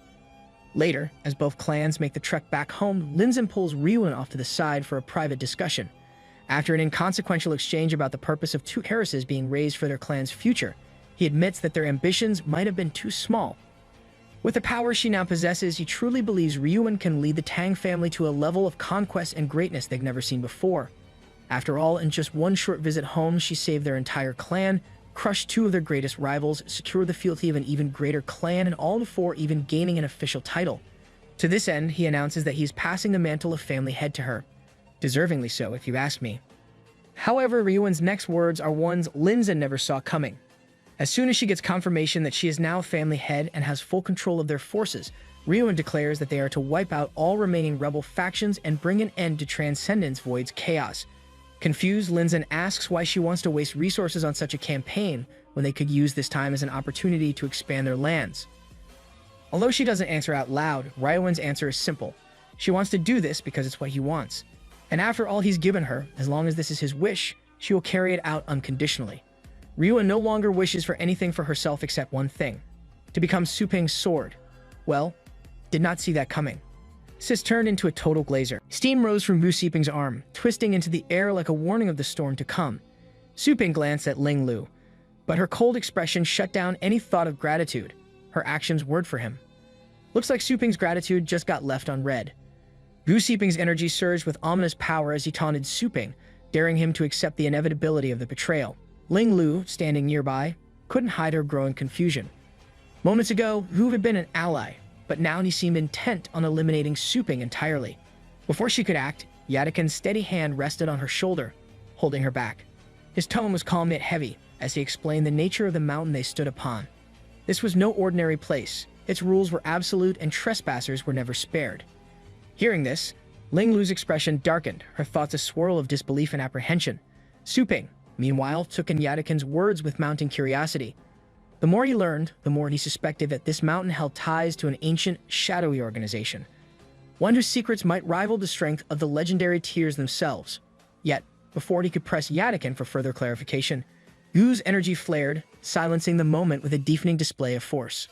In response, Ombrageddon charged forward, placing his immense form between Su Ping and Gu. The beast's unwavering loyalty was evident in every calculated movement, a protective force shielding Su Ping from Gu's unrelenting attack. But Gu's power proved overwhelming as his strike tore through Umbrageddon's defenses with shocking ease. The impact sent ripples across the battlefield, leaving Su Ping momentarily frozen in disbelief. Ling Lu's reaction was visceral as she grasped the sheer magnitude of Gu's strength. His attack carried Void Realm power, force beyond reason. Su Ping's focus narrowed as he analyzed the situation. Umbrageddon's strength should have been enough to match Gu's, Yet his defenses had failed. There was something else at play, something far more dangerous. Su Ping's mind turned to the possibility of the Transcendence Void, a rare and formidable power that could explain Gu's overwhelming ability. With no time to dwell, he braced himself for the next strike. Gu anticipated Su Ping's counterattack, his movements calculated and precise. As Su Ping unleashed his divine demonic fist, its energy roaring forward like an unstoppable tide, Gu countered with his dragon coil kick. The resulting collision shook the battlefield with waves of raw energy, the impact visible in the fractured ground beneath their feet. In the chaos, Su Ping felt a shift deep within. His Jinwu mystical beast body awakened, power surging through his veins. For a moment, he felt invincible, but could he control it? The force of Su Ping's attack sent Gu crashing to the ground. Standing over him, Su Ping's gaze was sharp, his frustration palpable as he criticized Gu's reckless ambition. The battle wasn't just about strength, it was about understanding the consequences of power. Ling Lu, watching the clash unfold, turned to Yadakin with urgency. Her concern was clear as she pleaded with him to intervene, to stop the fight before it escalated further. Yadakin's expression darkened with regret as he admitted the situation was beyond his control. There was nothing he could do to stop what had already begun. Pinned to the ground, Hu's defiance burned brighter than ever. Drawing on a reservoir of strength, he shattered the massive golden fist restraining him. Rising to his feet, his declaration was resolute. Su Ping was an anomaly that had to be eliminated. Once again, the battlefield erupted as blue and golden light clashed with explosive intensity. Su Ping and Gu moved in a violent rhythm, their strikes calculated and precise. Amid the relentless combat, Su Ping's mind wandered briefly to the mountain's deeper significance. What force could keep two legendary tiers bound to this place for so long? As their powers collided, Su Ping's frustration grew. To him, this was more than just a battle. It was a challenge to the complacency of the legendary tiers. While the world suffered beyond these walls, they remained here, seemingly unmoved. Gu's indifference was unyielding as he dismissed Su Ping's accusations, refusing to engage in any discussion beyond their clash. Umbrageddon surged forward once more, his massive jaws snapping shut around Gu in a desperate attempt to end the fight quickly.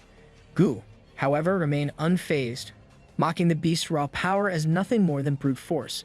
Recognizing the pattern in Gu's movements, Su Ping issued a silent warning through his body language, urging Umbrageddon to retreat and focus on ranged tactics. With precision, Su Ping unleashed a barrage of golden fists, the relentless attack forcing Gu to fall back momentarily. But Gu retaliated with a devastating area of effect strike, the explosion tearing through the battlefield and leaving devastation in its wake. Ling Lu and Yadakin braced themselves as the ground trembled beneath them. Ling Lu's fear deepened as she began to grasp the sheer destructive potential of the clash. Yadakin confirmed her growing dread. Su Ping hadn't yet unleashed his full power. The realization struck Ling Lu like a physical blow. If the two combatants were truly holding back, the full scale of their abilities could destroy an entire base city. Yadakin, steady despite the chaos, explained that Gu's mastery of fusion, a legendary tier beast tamer technique, created an insurmountable gap in their abilities. By fusing with the Nether Aqua Wormling, who wielded water poison abilities and a seamless connection to the Sea King's trident. Ling Lu's thoughts shifted to Su Ping's unexplained restraint. Why hadn't he used fusion himself? Her question was answered when Su Ping revealed the truth. He had only recently reached legendary tier, and his power remained unstable, likely affected by lightning tribulation. Ling Lu turned to her grandfather with a bold request. Despite the tension in the air, her resolve was unshaken as she asked Yadakin to teach Su Ping the fusion technique. Yadakin's horror at the request was immediate. To teach Su Ping such a dangerous ability felt like a betrayal of everything he sought to protect. Teach him fusion? Bro, you're about to create a walking apocalypse. Abilities clashed in the air, the tension growing thicker with every passing moment. The battle raged on as Gu Siping's attack shattered Su Ping's flying fist, a clear display of his dominance. Despite the strength behind Su Ping's techniques, Gu remained confident, mentally dismissing them as inferior to his overwhelming power. To him, these were nothing more than the desperate flailings of a man nearing his end. Ling Lu surprised Yadakin by asking him to teach fusion to Su Ping. Her request left him momentarily stunned. However, her words reached Gu, who immediately accused them of betrayal, his voice laced with fury as he lashed out at the scene before him. Yadakin's attempts to stop Gu were futile as Gu unleashed another powerful attack, breaking through the protective shields surrounding them. Just as the strike closed in on Ling Lu, dragon wings unfurled, shielding her from the incoming blow. The sudden appearance of Blaziken stunned Hu, who paused momentarily as he realized Su Ping was still holding back. Blaziken's presence confirmed the gravity of the situation. Su Ping, however, was already strategizing. While Blaziken had been trained for defense, he considered attempting the fusion technique. Briefly, he hoped Yadakin might cooperate, but the old man's firm stance left no doubt. Yadakin was urging Gu to finish Su Ping. Su Ping's thoughts turned sharp and dry as he acknowledged Yadakin's true intentions. Ling Lu, desperate to shift her grandfather's perspective, tried reasoning with him. Yet Yadakin dismissed her concerns, stating that without Su Ping, his legendary tier strength would return in a few years. Still, even with that assurance, Yadakin admitted he could never surpass Su Ping, and out of gratitude for Ling Lu, refused to finish the job himself. Ling Lu pressed further, raising the question of Transcendent Void.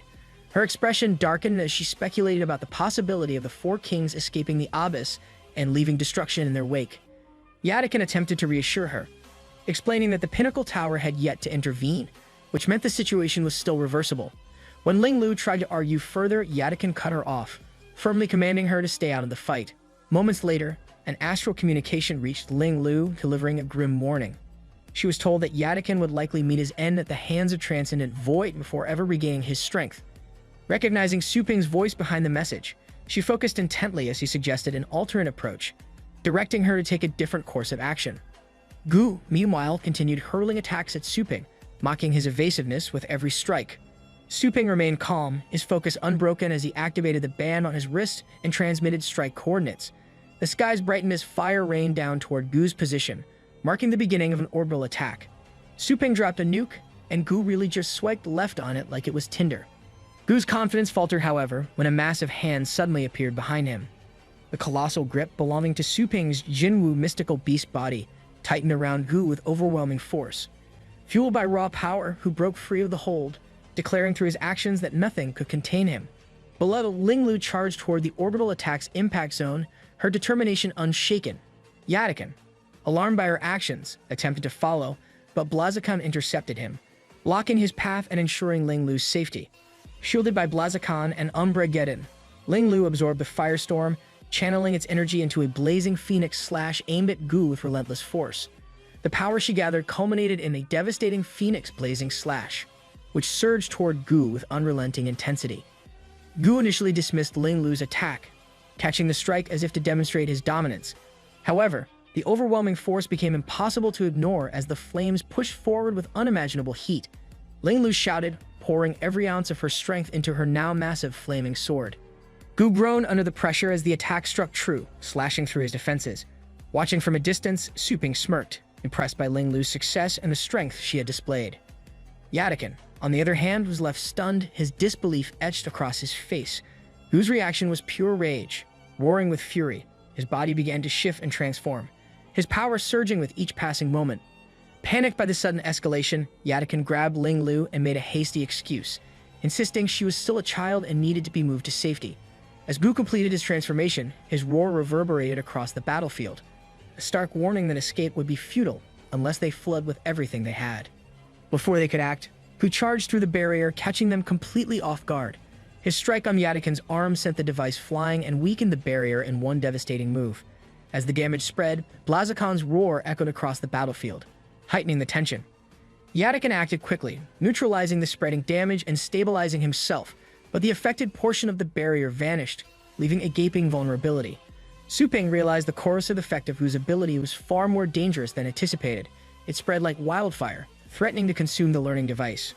Panic set in as the corrosion crept dangerously close to the device, putting their mission at risk. Ling Lu acted with lightning reflexes, cutting off the spread just in time to save the device. Ling Lu grabbed it, her determination burning brighter than the chaos around her.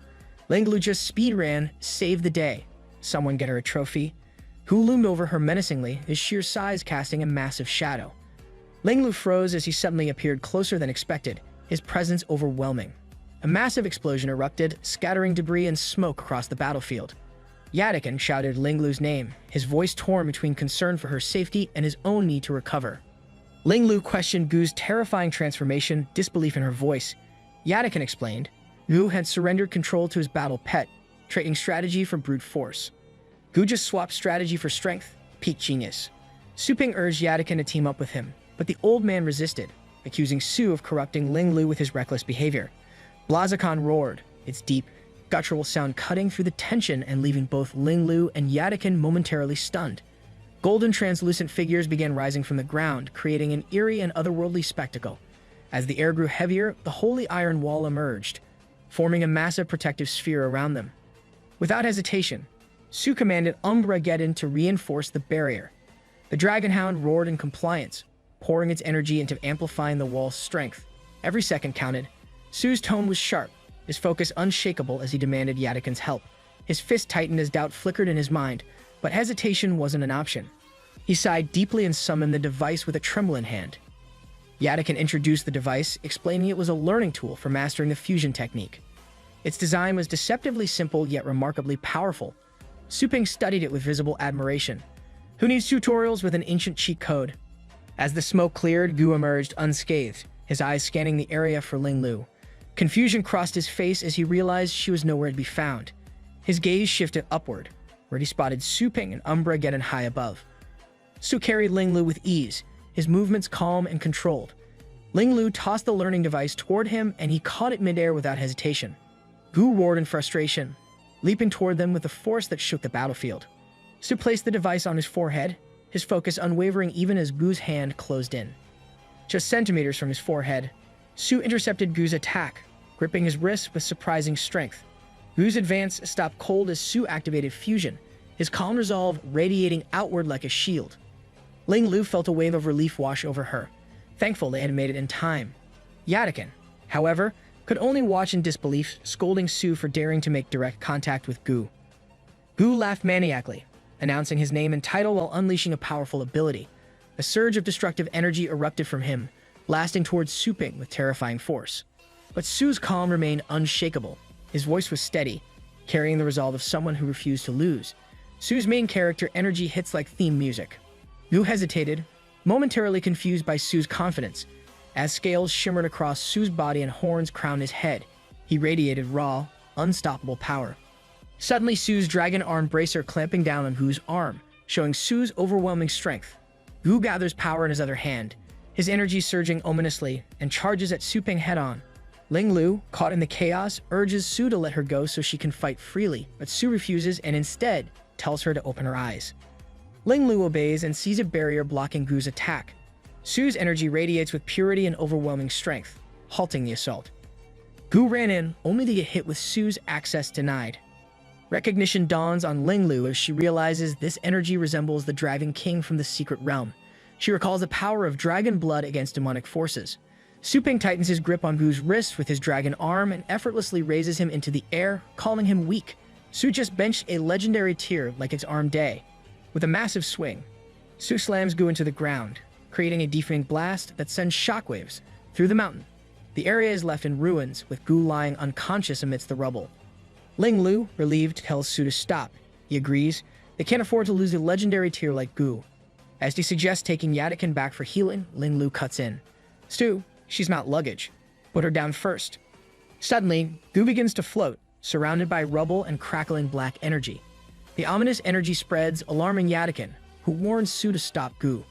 Su senses a drastic change in Gu's power and lets Ling Lu go, instructing her to evacuate the others. Blaziken catches Ling Lu mid-air as Su reveals his intent to test his true combat potential. Gu gathers a massive ball of energy, preparing to strike, while Su powers up, unleashing the full might of his true dragon bloodline. The colossal Jinwu mystical beast body towers over Gu, wings unfurling and a dragon coiled around its arm. Su roars and attacks with unparalleled force, met by Gu's thunderous retaliation. The clash creates a violent explosion, shaking the battlefield. Gusts of wind ripple from the collision as Su shouts his technique, his golden energy expanding in a blinding display. Gu struggles, his black electric energy intensifying as he attempts to gain the upper hand.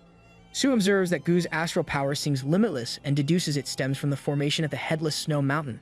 Suddenly, a booming voice condemns Gu for abusing the formation, and red energy crackles through the air. Stu is surprised by the appearance of a new presence, and Yatakan warns him to retreat, explaining that the Pinnacle Tower's last blockade mechanism has activated, endangering everyone nearby.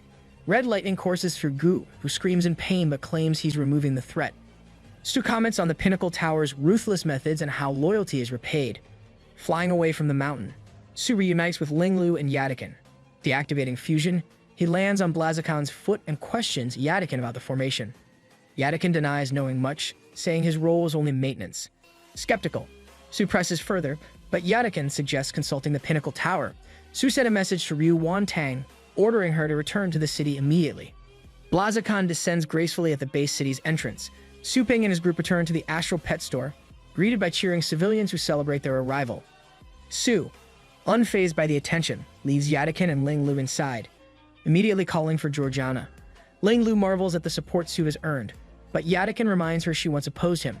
She awkwardly admits she's only here to restore her grandfather's honor. Inside, Qin Du-Wan greets the group with his calm, commanding presence.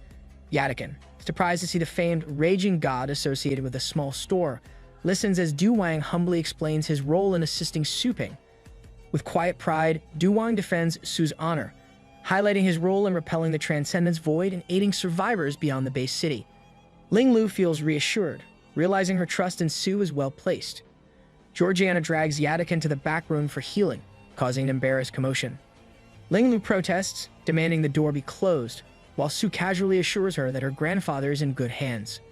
Su Ping, mastering chaos and capitalism like a pro. Du Wang steps forward to assist with training, noting Rylan Tang's absence. Su frowns concern and reflects on the global formation's potential against the Four Kings, doubting the Pinnacle Tower's motives. He resolves to seek answers, suspecting he'll need Skelly's help. Du Wang reassures Su, pointing out how smoothly the store ran during his absence, crediting Raylan for her preparation. He reminds Su that he isn't fighting alone, urging him to rest. The system interface pops up, notifying Su that upgrading the store will unlock nurturing spaces and ease his workload with shadow clones. Su checks his balance and discovers the cost to upgrade is a staggering 1 billion points. After confirming he has enough, Su decides to proceed, marveling at how quickly his store has grown in reputation and profitability since the Transcendence Void incident.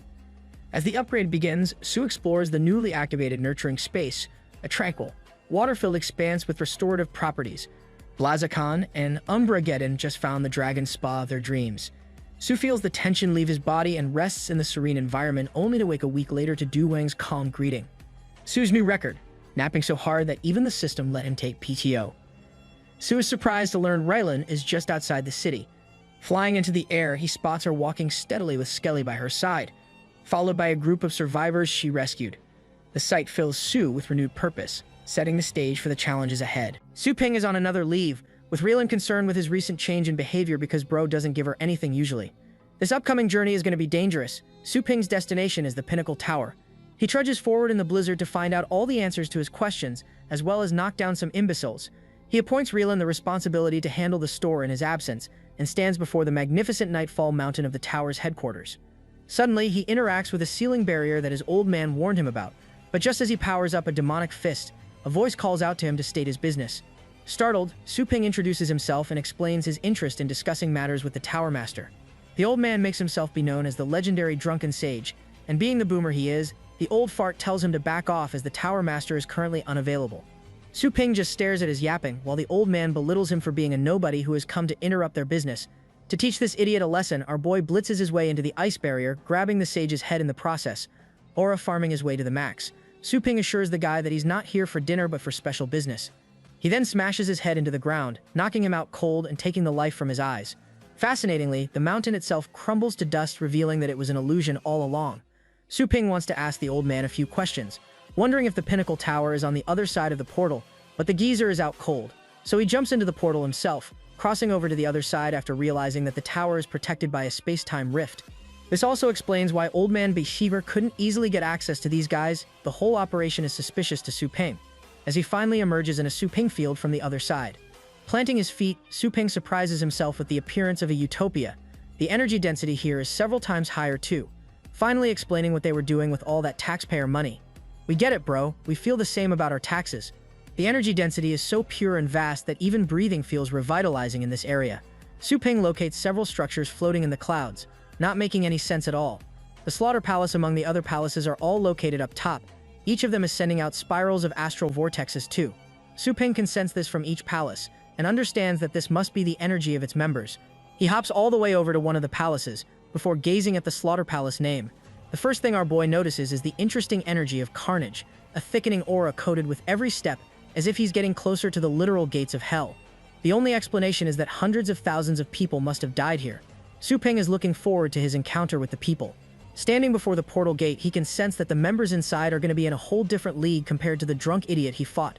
Just to be sure, Su Ping tries to summon his pets, but before he can, he senses an ominous energy coming from inside. A butcher is slaughtering something. Su Ping enters inside and finds himself baffled to discover that this is just a damn kitchen with dozens of chefs working around. Beast tamers are rare people among the population born with exceptional talent. They're strong and swift, being capable of forging contracts with monsters and mythical creatures, using them like Pokemon in battles. The difference between a regular person and a beast tamer is incomparably night and day. One can say that it's like an adult and a toddler. Among beast tamers, there is a class hierarchy of its own. For example, the weakest ones are the lowest grades, and the higher ones are the strongest grades. Most of the tamers are incapable of reaching beyond grade 1 through 6 in their student years. This happens around the age of 20, and by 30, grade 7 is possible. It's actually common for tamers to never even touch the boundaries of grade 8, and only the most gifted of them, those backed by financial and other resources, can even hope to reach grade 9.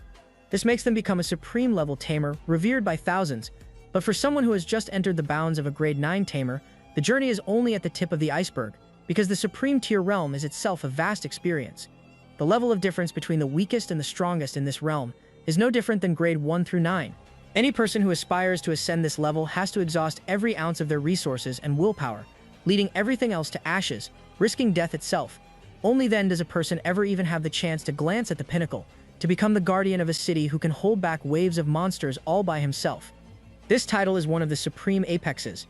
Now all of this mythological knowledge was a thing that people knew before stepping into the tower. But right now, standing as he is in front of these people, Su Ping is literally questioning his eyeballs. The so-called heroes of humanity and the strongest beings in existence are currently walking around trying to become Gordon Ramsay. The dinner's prepared and served to the palace owner. His chief servant reads the description of the dishes to appeal to his master's tastes. Musclehead Mustache gets a whiff of the scent and signals his servant to stop. So the chief servant turns to the chefs and coldly tells them to throw all of these dishes out. The men are at a loss for words, while the palace master, the legendary glutton, shares that he's bored of the meals because he had them once last year. The chefs beg him to try at least a single bite as they'd spent so much effort to perfecting it. But the main servant gives them a look of death and intends to replace the crowd. They have a list of people practically waiting to serve the palace master, and the chefs working in duty are thrown out because of their incompetence. They plead and beg for another chance, refusing to be thrown out of the tower, but the chief servant coldly tells them that they have expired their usage. Being merciful, the servant punishes them by restarting their positions as entry-level servants, because if they can work hard for 5 years, they may have another shot of serving the Lord again. As for the next meal, it needs to be ready in 30 minutes, so he wants the new batch to prepare it using only the best ingredients to serve their Lord. Watching all of this as our boy, the chief servant, notices the newcomer and explains that each newbie is supposed to take a test. But before this lousy loudmouth could yap, Su Ping knocks the blood out of him with a golden fist. Shocked to his senses, the chief servant pants, questioning if that was just a hallucination. The same newbie is nowhere to be seen at the doorstep, while the servant is questioning how someone could express such killing intent inside the pinnacle tower. It doesn't matter to Su Ping, who launches himself to the next tower, the Pleasure Palace and even the Delusion Palace. Even at the Peace Palace, things are the same. The results are several disappointing. Arriving at one of the palaces, he is told to stop. The voice is familiar and recognizable from the time Su Ping activated his lightning formation. This man is the one who sacrificed his very own subordinate without giving two craps about it. The Vice Tower Master of the Void Realm, the ultimate geezer of all. He talks down on our badass protagonist. Su Ping gets straight to the point and calls the entirety of the Pinnacle Tower a damn joke. This gets on the nerves of the old fart who can't fathom how a kid has such audacity.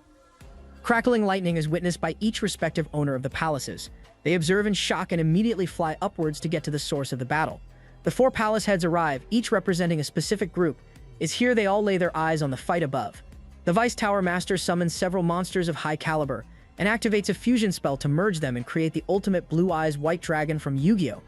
I'm joking, but he does look like a monster card because look at that thing. The combination of his monsters alongside him gives him the confidence to squash the brat that has dared to insult the Pinnacle Tower's image. Su Ping genuinely doesn't give a damn and recommends that they have a little chat about the formation process. At that point, the Vice Master gets further provoked, so he crops up a dimensional portal and summons his Sword of Death. The weapon literally seeps out the souls of the damned, ushering an aura of a literal god of destruction behind this man. The Vice Master roars that it's actually Su Ping who walked into his trap, while the Slaughter Palace Master can't believe that the geezer is actually using the Voidbane Godsword for this battle. It's only an indication that he's going all out. Even the Palace Master of the Delusion Palace is alarmed, being unable to tell a word of what's happening because of the insane pressure. All he could do is pity the boy for messing up badly. The Slaughter Palace Master thinks that the boy must have been forced into this fight, as the Vice Master is literally the second strongest being in the whole world. The fact that some kid is out here trying to challenge this man, even forcing the Vice Master to draw his most powerful weapon, is insane. While these men are theorizing, the baddie in the head of the Pleasure Palace shares that the drunken immortal isn't here. It's her way of suggesting that someone must have defeated the one guarding the Nightfall Mountain. Finally, the Master of the Peace Palace declares their assumption, pointing to Su Ping as the person responsible for it all. Su Ping is currently aura farming with that majestic coat, and decides to show his cards by summoning his greatest monsters too. With the assistance of the godly evolution Dragonhound, Su Ping activates the fusion process, merging with his creations to attain a godlike form of his own. The Master of the Delusion Palace is impressed with the boy's ability to fuse like that, while the Slaughter Master is hating on the kid for no reason. They all think that he's just an amateur in the legendary tier, but the Vice Master has already ascended to the Void Realm, a man who can perform double fusions at will. But that's not all. The scariest powers of the Vice Master come alongside his weapon, a blade that can literally cut through the concept of space, which means Gojo is going to get instant Kit Kat from it. Su Ping knows that he can't get hit by something like that, so he tries to dash away to maintain his own distance. They all think he's running away, berating him for messing with the wrong opponent. The Vice Master's blade continues to sever space, but strangely enough, Su Ping doesn't get why this man has stopped chasing after him. While our boy is too busy looking back, he doesn't even notice a goddamn sphere of void before him. This divine ability is called the Void Bane Slash, and look at the sheer size of that thing. Knowing that he can't dodge an attack of this scale, the Pokemon Master tells Blaziken and Skelly to tap into their full might. With everything they've got, Su Ping retaliates with a divine demonic fist of his own, clashing against the Void Bane Slash. The impact of clash is immense pressure leaking out, even blinding some of the ordinary warriors. The Palace Master of the Slaughterhouse reveals that the Vice Master's blade actually exceeds his own level, reaching literal sky tier, and its main ability is that it never misses upon its strike. The Delusion Master argues that the Vice Master doesn't even need a weapon like that, because for a newbie who can only perform one fusion, challenging a veteran of double fusion is naive. That's exactly the case because our boy is struggling really hard. His body is crippling away from the impact, so he shares a secret of his own. This man is daring to perform a double fusion too, because although Skelly's beast possession looks similar to fusion techniques, the two systems are entirely different. In other words, even if our boy can perform several fusions, Skelly will always latch onto him for an added boast. It's basically like Goku's Kaioken ability, which can be stacked on top of any transformation. Anyway, this new move stuns them all, but Su Ping has another advantage. Fusing with Skelly and selecting the beast possession skill unlocks a whole new level. The spell's impact literally casts a storm over the boundless dimension, stunning the Vice Master with the boy's new evolution. Su Ping blocks the avoidance slash before shattering it to literal pieces. His new look is literally an armored transformation, one that allows him to tap into triple fusion and touch the sky tier itself. With the sphere withering away, fragments of its energy come crashing down to annihilate some of the palaces. Each palace master is stunned with this kid's triple fusion ability, one that could annihilate the Voidbane Sword's attack with a wave of his hand. Now that Su Ping has ascended to the sky tier itself, even the Vice Master is forced to respect him and ask for his name, questioning why a man like him has come for his pinnacle tower. Our boy steps right in his face, refusing to entertain a conversation and stall for time. In that moment, Su Ping creates a Void Sword of his own, and swings his mighty weapon against the old man's body, forcing him to block. The Vice Master succeeds in blocking, refusing to go down so easily. They still have a difference in skill when it comes to sword mastery, which is why the Vice Master easily thwarts our boy back, only for Su Ping to bounce up again for a second strike. He flies full speed, aiming to have round 2 with their clash.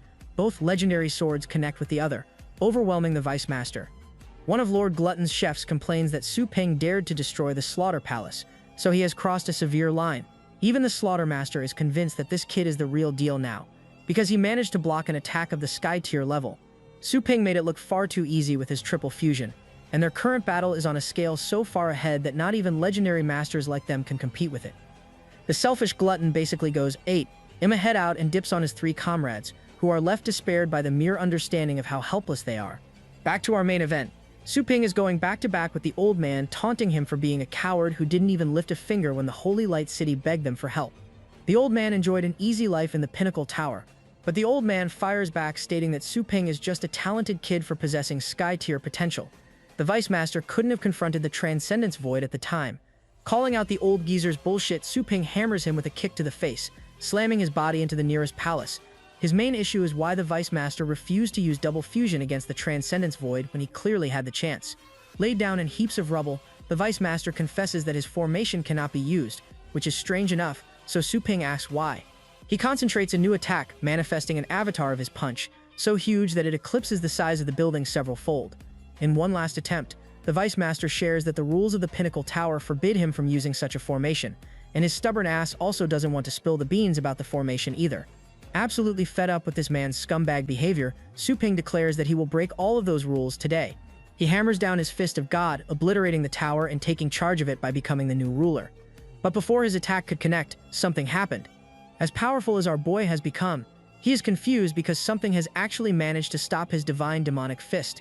There's a person standing in front of the structure, one casually floating in the air, complaining that so much mess has been made in the time he was gone. The Vice Master is shocked to see the strongest being finally come out of his seclusion phase. The poor guy weeps because his precious home has been destroyed. While they're having their polite conversation, our boy's enormous fist hasn't moved an inch. That's how powerful this guy truly is. Despite his triple fusion, Su Ping can't manage to do anything, not even sense any kind of astral power from this new guy. He begs to know about the identity of this old man. So Ji Yuanfeng introduces himself with great esteem, revealing that he's the Tower Master of the Pinnacle Tower. In the next scene, we actually find the legendary Drunken Immortal waking up from his nap after our boy took his ass down in a single hit. The boomer can't even fathom what the hell happened, so a portal opens up just behind him. The Wine Palace Master realizes that not only did the boy break into the Pinnacle Tower, but he also annihilated the Nightfall Mountain, the very symbol of the tower's strength. Refusing to let go of the boy's name, the Wine Master is now in full determination to take down the kid. Speaking of the devil, Su Ping emerges from the portal, briefly glancing at the boomer underneath. Hilariously, all that shit talk went nowhere because the same old fart decided to play dead when the real threat actually showed up again. He watches Su Ping dash away, so it convinces him that the kid must have lost terribly, so now he's running for his own safety. But focusing on our boy himself, he seems to be thinking about what happened a few moments ago. The Vice Master voiced great complaints against the boy who swarmed the tower and attacked everyone, destroying not only the Slaughter Palace but also ruining the others. He even pinned the blame of the Drunken Immortal's death on Su Ping, and finally, accuses the kid for trying to possess the formation himself. The boy's cultivation is chaos incarnate, which means he's a threat that must be eliminated in the eyes of the Vice Master. But in Yuan Feng's eyes, he simply doesn't give a damn and eliminates the demonic fist with the mere swipe of his hand. A literal wave managed to obliterate part of Su Ping's armor too. That's the kind of pressure that this man has. Even with our boy's divine eyes, he couldn't calculate Ji Yuanfeng's moves, which means a godlike being like him can't be beaten so easily. Also, Ji Yuanfeng is so powerful that he knows about the Drunken Immortal lying unconscious outside. He also corrects the Vice Master by revealing that it's actually his own sword that caused most of the damage.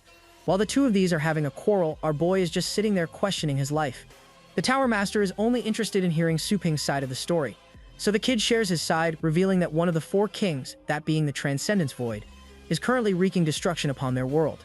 The other three kings could possibly descend on Earth at any given rate, and the people of the Pinnacle Tower simply do nothing about them while the humans fight them to the death. Even though they managed to deal a critical blow to the Transcendence Void, it came at a cost of their own. It's only recently that Su Ping learned about a formation in the far north, brimming with absolute power. Having accepted the reality that the Pinnacle Tower won't do anything, he wants to seize the formation for himself, deciding to handle things his own way. Ji Yuanfeng doesn't feel offended at all, and realizes the boy is interested in the 10 Directions Heaven-Sealing formation. The Vice Master is shell-shocked that his teacher is just casually sharing the name. This is a big hint to Su Ping, so he takes his chances and asks for information from the Tower Master. In response, Yuanfeng swipes his fan, forming a gigantic hologram of two Earths. One of them is the old one, and the tiny one is their present reality. Su Ping doesn't trust where this conversation is headed, but he's ready to entertain it, inquiring how the Earth got small in the first place. The Pinnacle Master reveals that it happened inside the formation, which means the formation is so strong that it literally caused the Earth itself to implode by taking its energy. It's an act so inhumane that Su Ping can't fathom why anyone would do such a thing, but Yuanfeng argues that it's just for survival. Our boy calls out the Tower Master's bullshit for saying something like that, especially when people out there are dying and feeling cramped up in cities for survival, only for the kings to stomp them down. His heinous tone still doesn't offend the Pinnacle Master, who agrees that the planet has seen better days. At the same time, it's nothing compared to constant volcanic eruptions, tsunamis that could wipe the planet, and constant risks of earthquakes even. Those all things are far worse than the present reality, and it's actually this point that stuns Su Ping into a deadlock. The Vice Master shares that the Intergalactic Federation has already abandoned their world because it's a dying planet, so it's a huge reward that they still have a planet to live on. Su Ping doesn't understand all of this philosophical crap, and asks about the Tower Master's refusal to use the formation against any of the kings. Yuanfeng shares that his technique actually requires time to pass over into the creation of a fruit, and that fruit is bound to ripen soon. Any sky-tier warrior who can manage to eat such a fruit immediately ascends to the highest possible realm called the Celestial Tier. Yuan Feng doesn't want to use the fruit right away, while Su Ping is left questioning how easy it is to just surpass every single warrior on the planet by just eating the fruit. Reclaiming his transformation, he questions why the Tower Master would share such an important piece of information with an enemy. But Yuan Feng honestly doesn't care, arguing that many people actually avoid the fruit in fear. Most of them don't even know if it exists, but for him, he's just a guy who is bored of his life and wants a conversational partner. The Tower Master is so willing that he even shares the location to find the formational fruit, revealing that it's at the center point of the 5 tallest mountains. That's all the information that Su Ping needed, so he bailed out of the dimension and is currently now headed for the center point. Our boy finally arrives at the location thanks to the guidance of Chancellor Zhu, and though he has a piece of the fragment from the Tower Master, he still has doubts that all of this could be a huge trap. Then again, why would the Tower Master go through all this trouble when he could have defeated Su Ping in an instant in that dimension? The formation is supposed to be the most dangerous location on Earth, but if our boy can secure that fruit, he can defeat anything that comes his way, even if it's all 4 kings. Arriving inside the portal, Su Ping notices the exit at the end of the tunnel, wondering if the fruit is somehow located there. He flies past the debris, but out of nowhere gets his arm shackled by chains. These chains erupt from the ground. Whatever monster this is, it's trying to play hide-and-seek with our boy. Finding it an inhospitable way to treat someone, Su Ping snaps the chains, freeing himself from the monster's grasp. The chains are one thing, but the monster is the size of the average Godzilla opponent. This thing is called a Nether Chain Fiend. Even though our boy has only just stepped into the formation, he's already being confronted with a monster comparable to the Void Realm levels. At that moment, Skelly emerges from the ground, charging in with a savage slash from his weapon. The slash tries to deal damage to the Chain Fiend, but each hit is actually blocked with the creature's chains.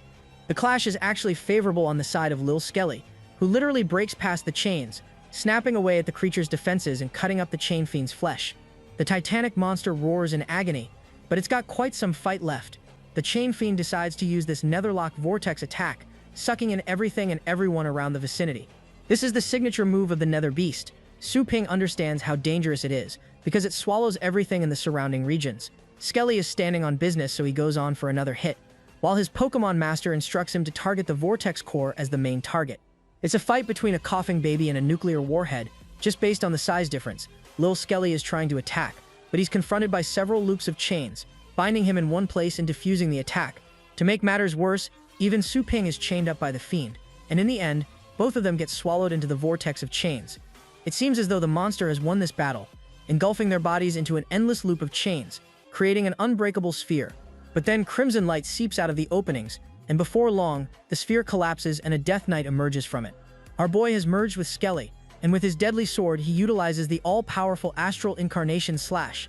This attack actually reminds me of Virgil's Judgment Cut-End ability from Devil May Cry. Anyway, the beast is felled with an epic end. Our boy tells Skelly to keep hiding in the shadows so that he can assist whenever support is needed. The entire domain is filled with dangerous monsters, so Su Ping can't afford to let his guard down even for a moment. Exploring the deeper regions, he goes deep into the exit, only to come out to an open area outside.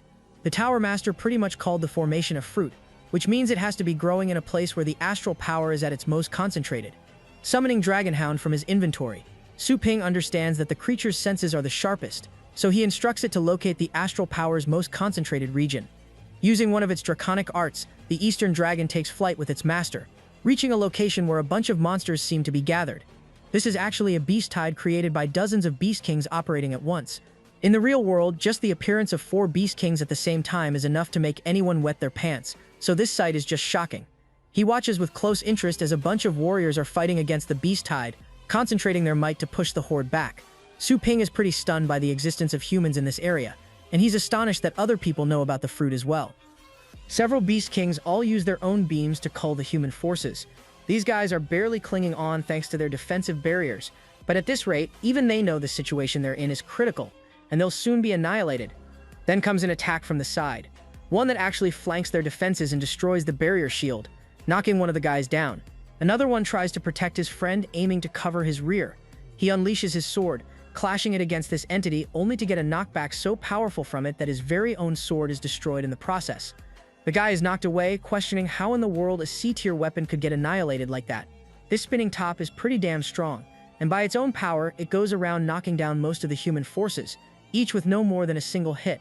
Our boy observes calmly, stunned with these sneaky beast powers.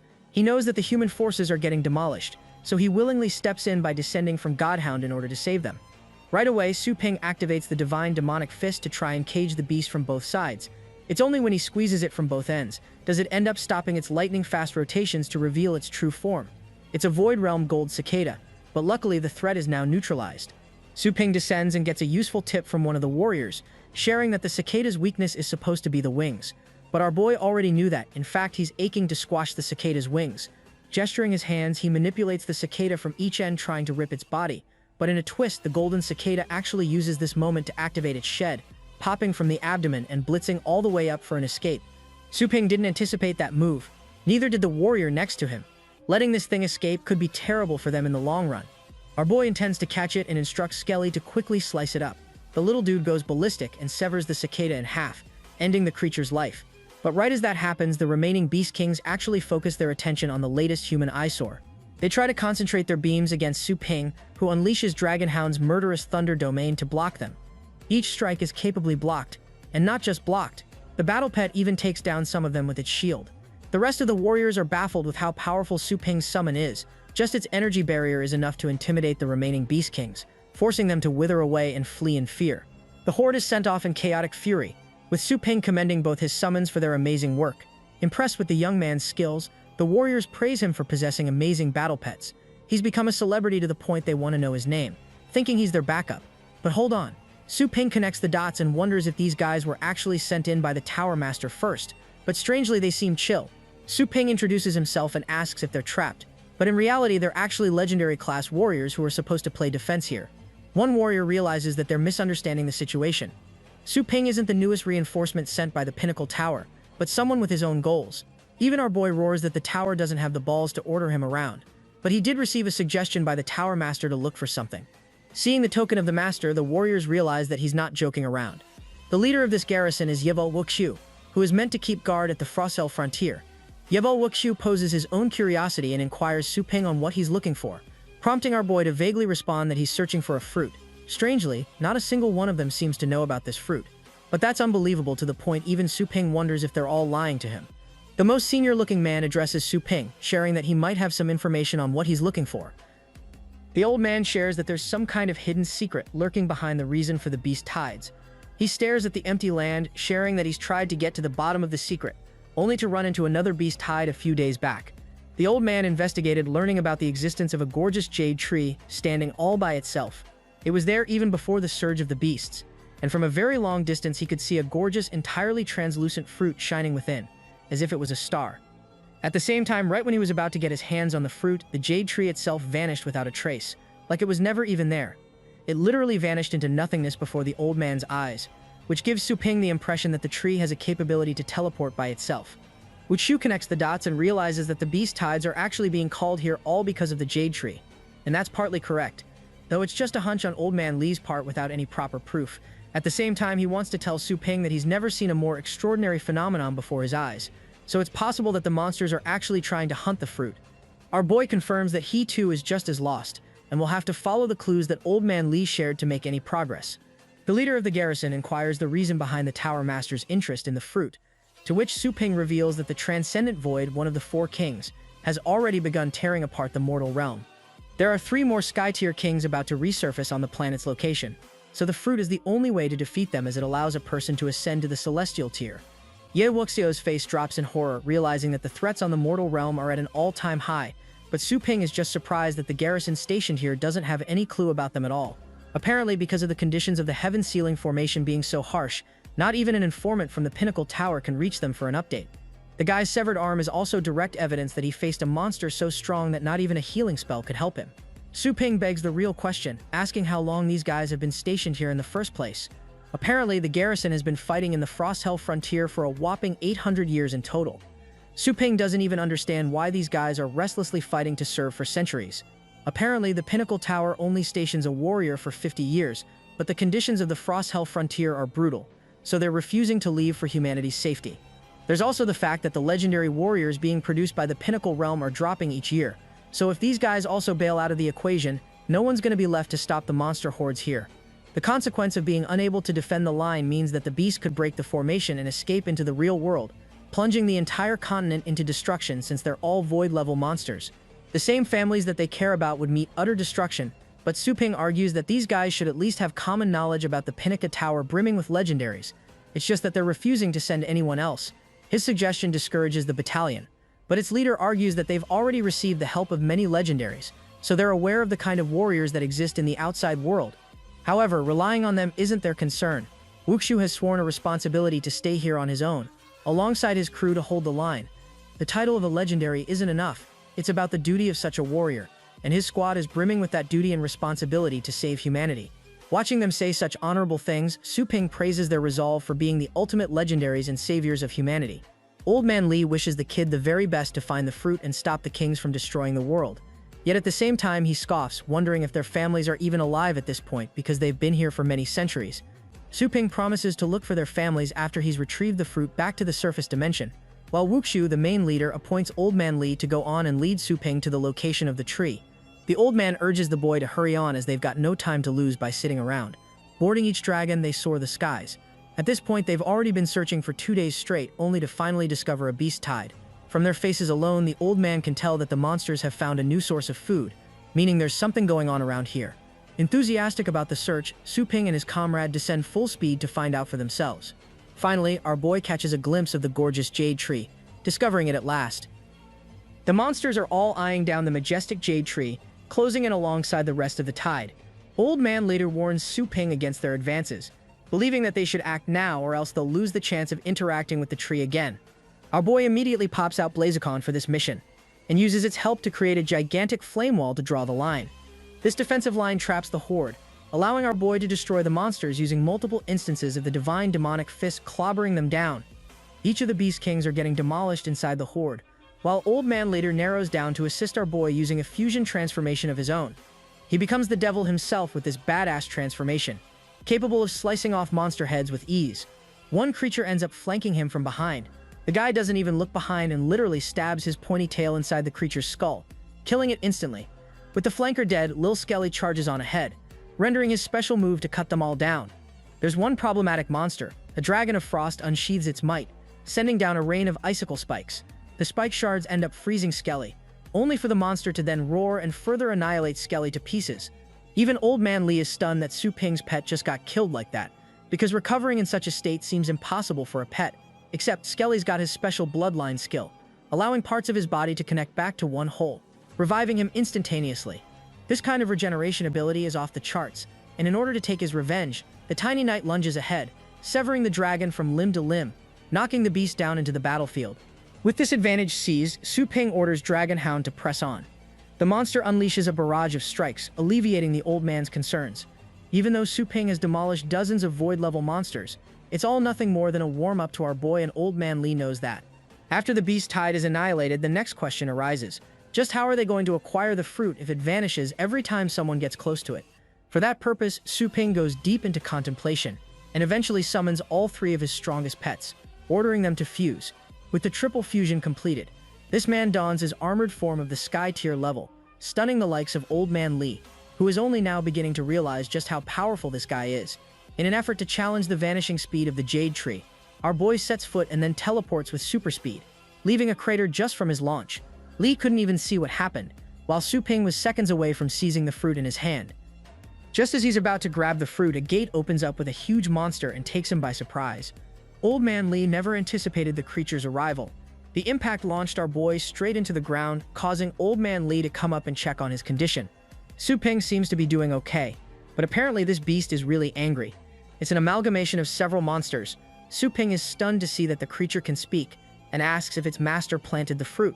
The creature shares its own definition of ownership, confessing that his master took an interest in the fruit, which means it automatically belongs to him. Our boy asks about the identity of this so-called master, but the monster is done having conversations. It uses its enormous mace to smash both humans. Su Ping and Li manage to evade the lethal blow, forcing the monster to use its mace again, smashing repeatedly. The creature's anger is clearly an issue because even Old Man Li can see that it's going crazy with every swing. Su Ping tries to think of something, but the monster literally disappears on him, having not even a single trace of astral power. It actually pops up from above, flanking Su Ping's rear. Our boy barely manages to react in time and takes the heavy impact from the creature. This forces Old Man Li to quickly dive in battle, hoping to help his comrade. But let's be honest, the dude gets one-shotted in an instant. He's barely a bug to this level 1000 boss monster. Su Ping sees Elder Li in a near-death state, but the old man refuses to go down, so he activates a secret move called the Piercing Storm, forcing the monster to be sticking alongside him. The spikes are keeping him busy, allowing Su Ping to flank the monster's rear with a definitive strike. He covers his blade with the undead dragon flame, and then swiftly chops off the monster's head in a single swing. The fight's over. Dismantling the creature's corpse, Li is already celebrating the defeat of the behemoth. But here's the plot twist. This thing curses them upon its death, and from his corpse emerges a new and even more powerful being. This humanoid devil is the Vanguard's master, offended that someone would dare to slay what's his. The old man instantly recognizes this figure as the thousand-eyed demonic beast, the Guardian of the Abyss.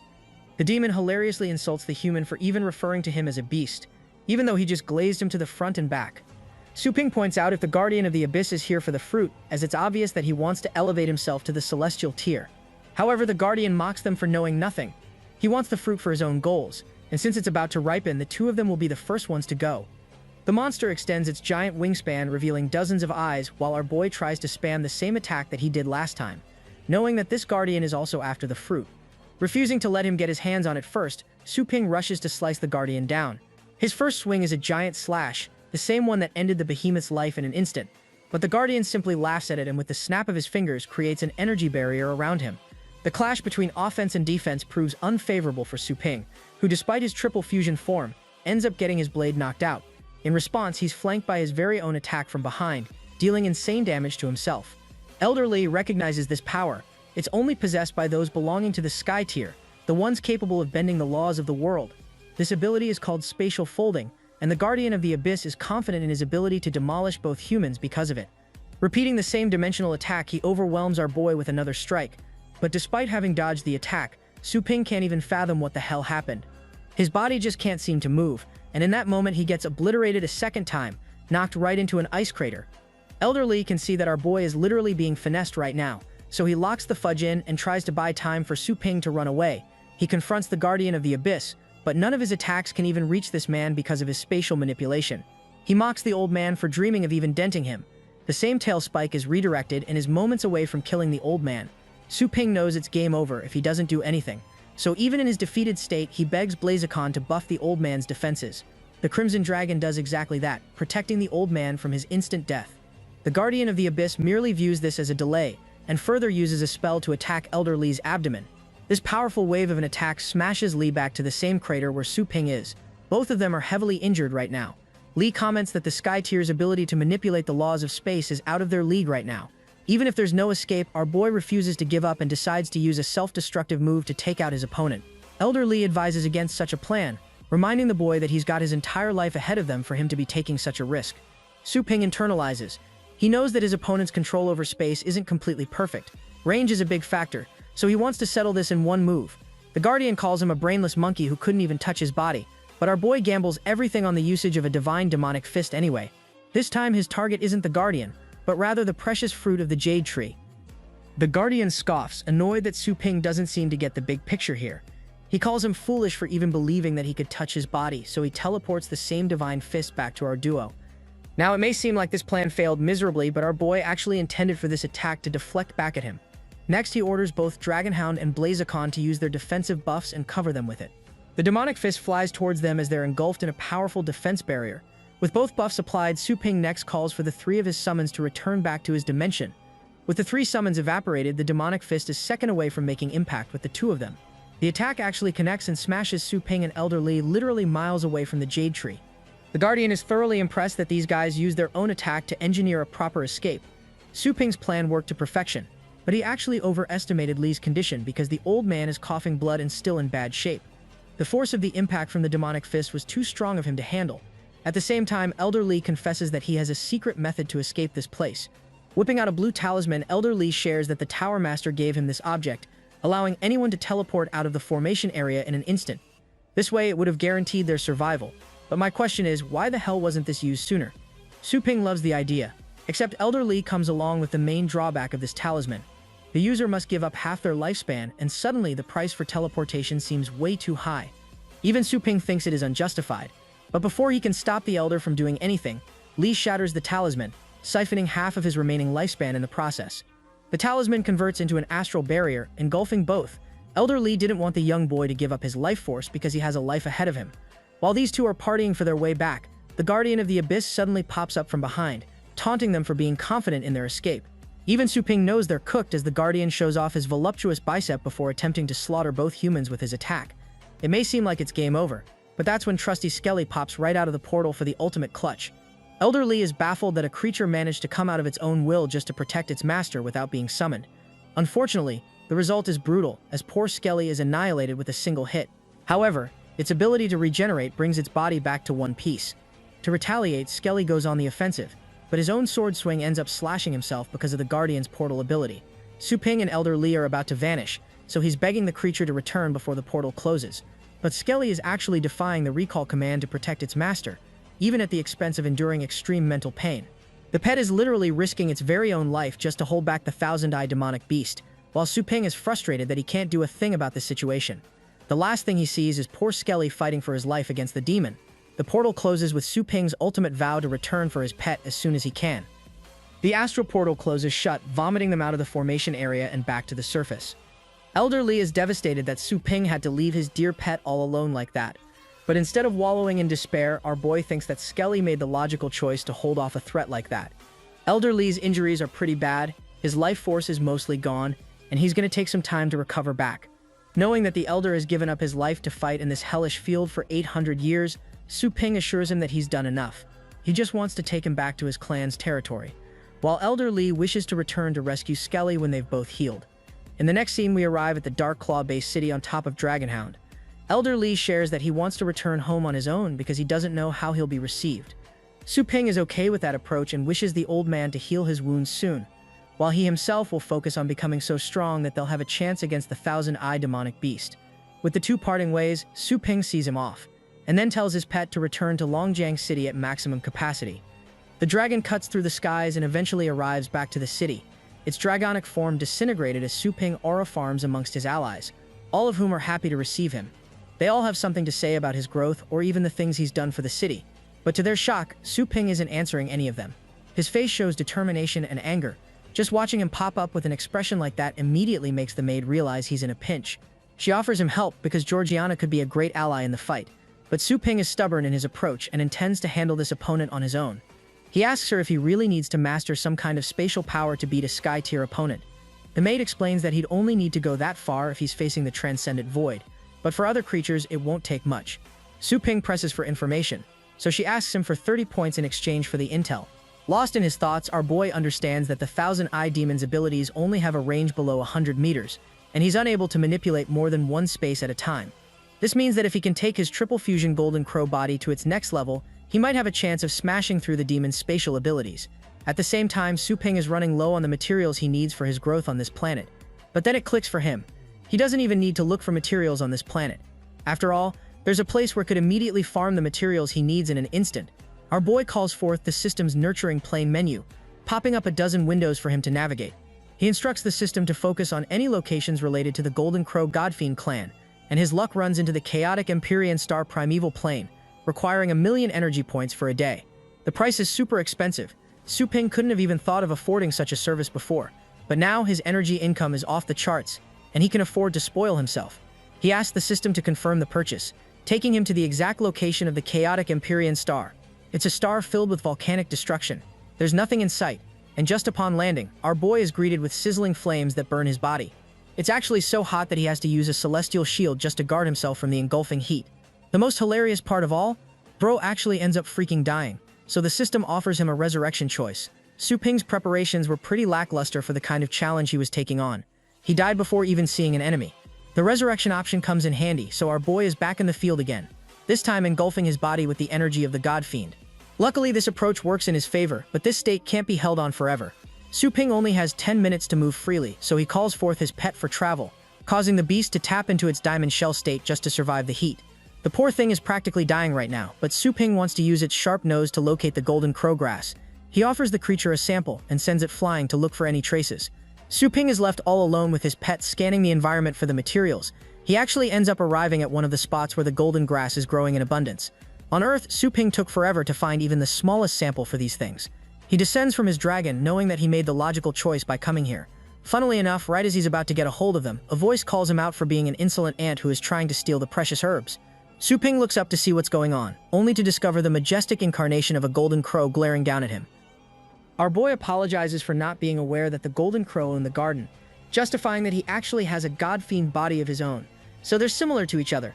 By the way, bro is only communicating thanks to the system installing a language pack. The same golden crow manifests into its humanoid form, calling him out for trying to steal her goods. She even calls his crime one worthy of death. Su Ping actually uses this as an opportunity to strike a deal. He asks her if dying once is enough, to which she actually agrees, questioning how many times he intended on dying in the first place. Accepting his fate, bro literally opens his arms out wide to receive the full blow. The golden crow unleashes her furious flames, engulfing his body in flames and swallowing it whole. Bro is actively burning alive while she talks down on him for being a weakling who got burned in an instant. But that's the neat part. Bro uses his resurrection from the system and instantly aura farms before her again, questioning if she's satisfied with his death. The golden crow is incapable of understanding how anyone could have survived that attack, even taunting him for trying to mock her. Su Ping explains that he has no intention of mocking. He just struck a deal with her and now wants her to honor her side of the promise. But here's the thing. The smart woman actually persuades by saying that she wants him dead, and since he's standing here, it means he's still alive. This time, the golden crow literally creates a mini-sun and strikes down the column of flames upon her opponent. Not even an adult golden crow could survive this attack, and the same goes for our boy. The Imperial Pyre obliterates everything in its path, burning even the molten skin of the land. To the golden crow, she thinks it's quite an honor for a mortal to try and force her to use such a powerful move. But instead of staying down, this man revives once again, almost annoyed that she's wasting time. This time, Su Ping straight up tells her that he can't be killed. Even his opponent is starstruck how anyone could come out of that attack alive. With the knowledge of being unable to kill him, she creates this cube in her hand, intending on using her elders to deal with him instead. This cubicle portal cages our boy in place, and any attempts to break out of it are met with no result. Su Ping demands to know where he's being taken. The golden crow flies with the cube in her claw, taking him to the ancestral island. The place does sound interesting. Su Ping wonders if there are some even more valuable materials there. We finally arrive at the gorgeous ancestral land of the crows, and then into the vicinity of the Council of Elders. The golden crow stoops before her leaders, revealing her name as DQ Young, and paying her utmost respect. The first elder questions what she's brought them, to which DQ Young shares that this man is an outsider and a thief who tried to steal their materials and techniques. Since she is unable to kill him, she wants them to deal with the man. The second elder is pretty damn stunned that not even the Imperial Pyre could deal any damage on the guy, while the third elder shares that it's impossible to withstand their clan's most powerful attack. The fact that this man came out without any scratches is mind-boggling to the elders, but that's when the main head notices the boy's appearance, remarking that he's a descendant of the human celestial sovereign. That's the only reason why not even an attack like the Imperial Pyre could harm him, and because of this newfound discovery, the elders demand Dequang to free the man as he's their guest. Their words stun her for a moment. Clearly she didn't expect things to unravel in such a manner. She ends up freeing our boy, who introduces himself with the goal of seeking materials to reach the third level of the God-Fiend body. The first elder doesn't have any major issues with the boy's request, as they were on good terms with the celestial sovereign himself. The clan's awakening trial will begin tomorrow with the younglings participating, and since Su Ping meets the requirements, he can also join. Passing the test would allow him to receive the materials to reach the adulthood level. Curious about the details of the trial, Su Ping asks for information, so the first elder explains that it's actually divided into 4 stages. The first 3 focus on testing one's strength, spirit, and understanding, but the final stage is a complicated challenge, assessing one's combat ability. Our boy is pretty chill with those conditions, because all he's got to do is pass the test to get what he wants. The following day, Su Ping meets all of the people that are here to spectate the scene of the trial. Some of the people among them are the ones he's going to be facing against, which is a shock to Su Ping, who thought that it was an individual test for materials.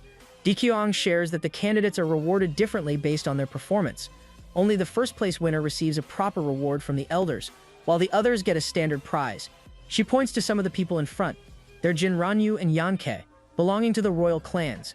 Their own strength is beyond that of an ordinary golden crow, and if Su Ping is looking to obtain the best possible materials, he's going to have to face them handily. Our boy asks about the surname of the third family since she only mentioned 2 of them, so she rizzes him up by revealing that it's actually the D family. She herself belongs to the clan. Regardless of her flexing, Su Ping understands that she's truly powerful, because if the other clans are also on par with her level, that makes them formidable too. One of the elders announces that the awakening trial will commence soon. Each participant is expected to queue up to go inside the portal. Su Ping tells Qian that he's going to be ahead first, while she playfully teases him not to lose in the first round. Each contestant flies up towards the portal to meet the examination grounds. On the other side, the trial grounds lead them to a starting point. Here, the first elder is standing guard, expressing that the first test will be one of strength. The candidates are expected to choose one of the divine stones to grade them from 1 to 10. The goal is to carry these stones back to the finish line, and only by completing this task will they pass.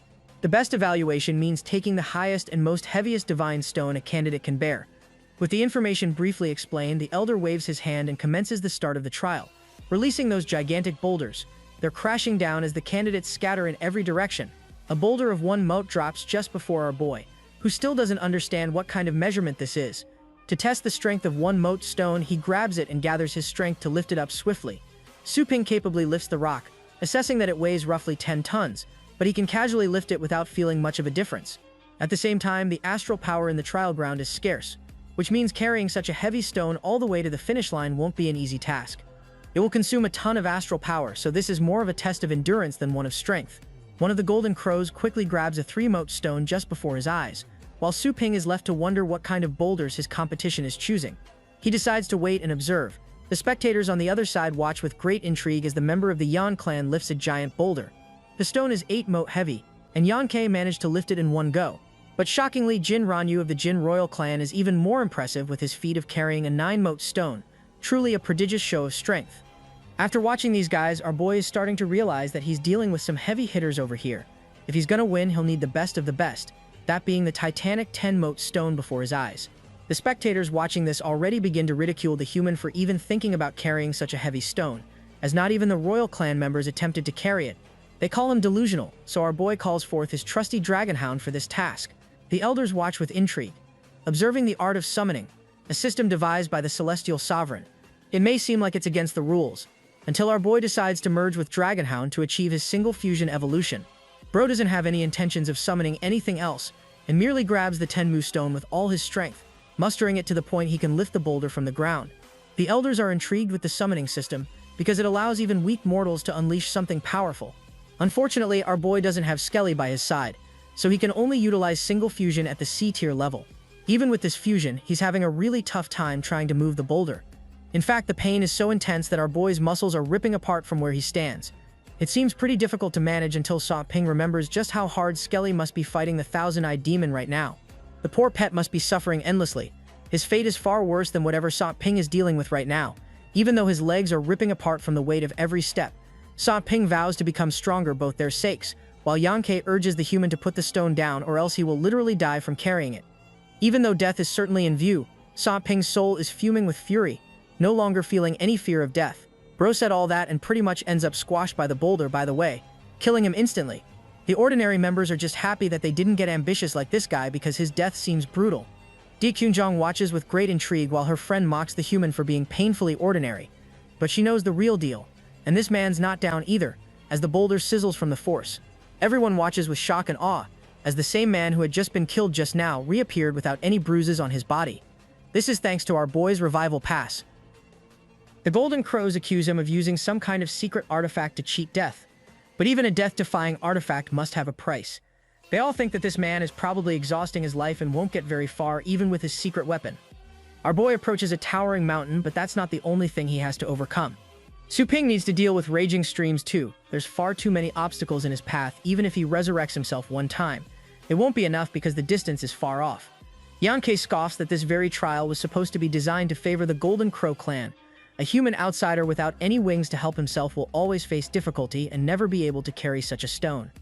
Interestingly, our boy does exactly as they said and sets the stone down. This invites the spectators to start thinking that maybe this man is finally facing reality and giving up. They also wonder why a man with a god-fiend body from their clan is unable to utilize his wings. Right now, he only has the physique of a golden crow, and in order to utilize the clan's full power, he has to level up to 5.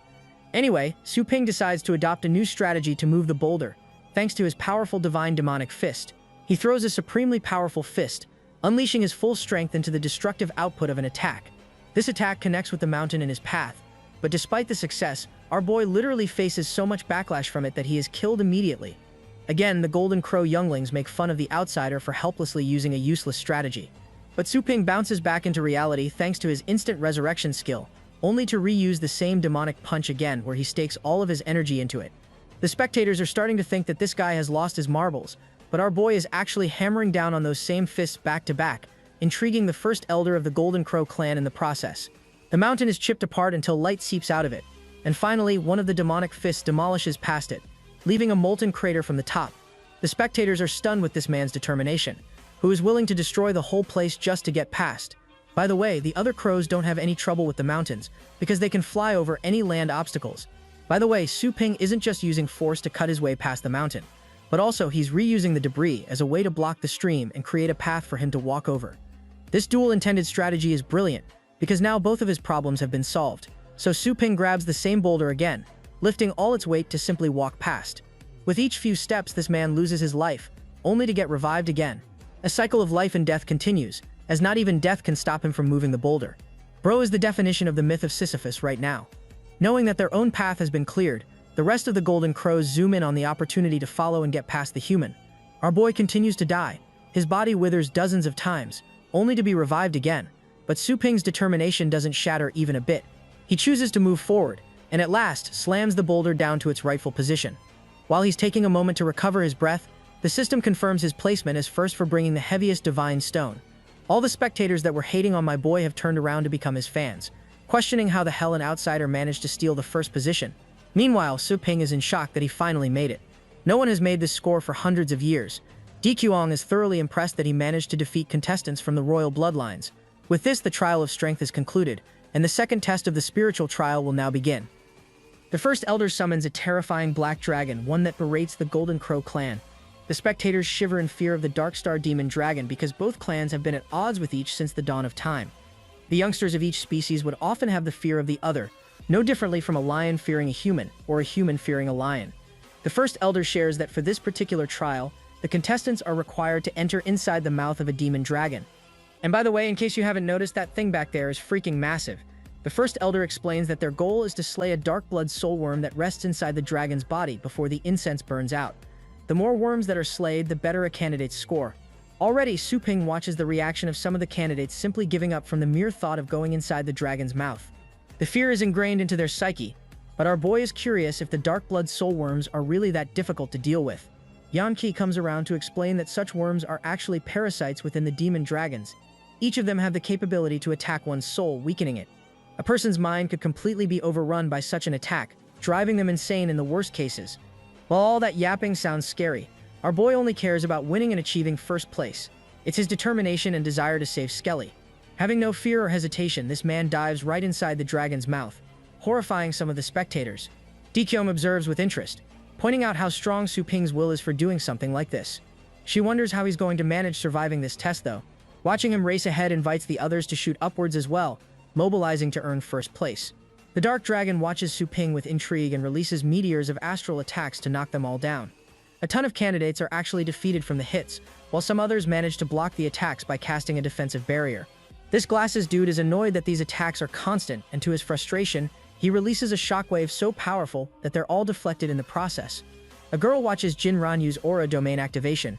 This man is actually holding his own against the attacks thanks to a highly advanced technique of their clan. It's the ability to manifest one's willpower into a physical avatar, a way to utilize one's aura to crush the opponent. Only prodigies can hope to achieve something like that and master the skill. By the way, Su Ping understands just how brutal these demonic attacks are, but he isn't afraid of dying a few more times. For example, Bro is instantly killed after saying that. But not just that, he receives a heavy after effect of his body prickling alive. Despite the pain, Su Ping only remembers the difficult memories he made with little Skelly. Both of them have seen such suffering that this means nothing to our boy. He actually does the impossible by withstanding the demonic attacks without even casting an aura domain. Annoyed with the human's defense, the Dark Dragon releases even more attacks to try and bring him down. Su Ping doesn't understand the concept of an aura domain, but he does have his own abilities that come in handy. For example, the ultimate divine demonic fist, which functions similarly to an aura domain, ends up obliterating a portion of the demonic attacks. Just his sheer aura is denoted by the Dark Dragon. Bro feels like a twink in front of this man's Chad aura. Even the dragon can recognize that this kid is some kind of descendant of the celestial sovereign.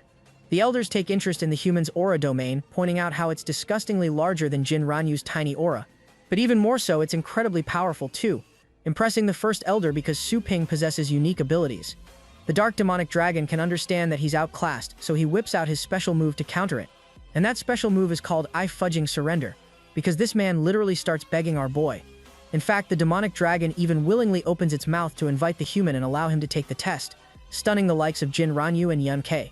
Our boy charges inside, because even though he doesn't understand what this dragon is scheming, his main goal is to kill the soul worms regardless. Super Saiyan Su Ping arrives inside the disgusting mouth of the dragon, only to be confronted by a worm right off the bat. The demonic form is seconds from attacking him, but our boy is sharp on his reflexes and launches a demonic strike firsthand. Interestingly enough, the worm went down in moments. Su Ping is confused how he managed to knock down the creature without even exerting much of his effort.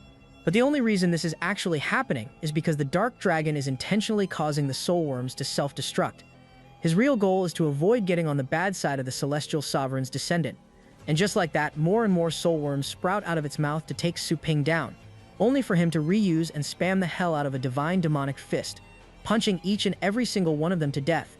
Again, bro is pretty confused why these things are so damn easy to beat, but he's not complaining, and intends to take advantage of the situation fully. Jin Ranyu is watching this in shock and horror, questioning how the hell this man is capable of defeating the soul worms like it's the average weekday for him. Meanwhile, the soul worm on his side is actually so terrifying that it's chewing down on Jin Ranyu's arm. The heavenly rancor of the royal clan refuses to lose to someone who is an outsider to his clan, so he plays it cool and copies our boy's technique by using the demonic fist. Hilariously, his punch doesn't even dent the soul worms, confirming that these things have a crazy defense stat. Speaking of which, the guy is humbled pretty fast when the worm chomps down on his arm. Both the defensive and offensive capabilities of these creatures is no laughing matter. Forced to use his ultimate move, Jin Ranyu activates the Imperial Pyre technique. He uses his aura domain to cast the spell and annihilates the soul worm with his mightiest move.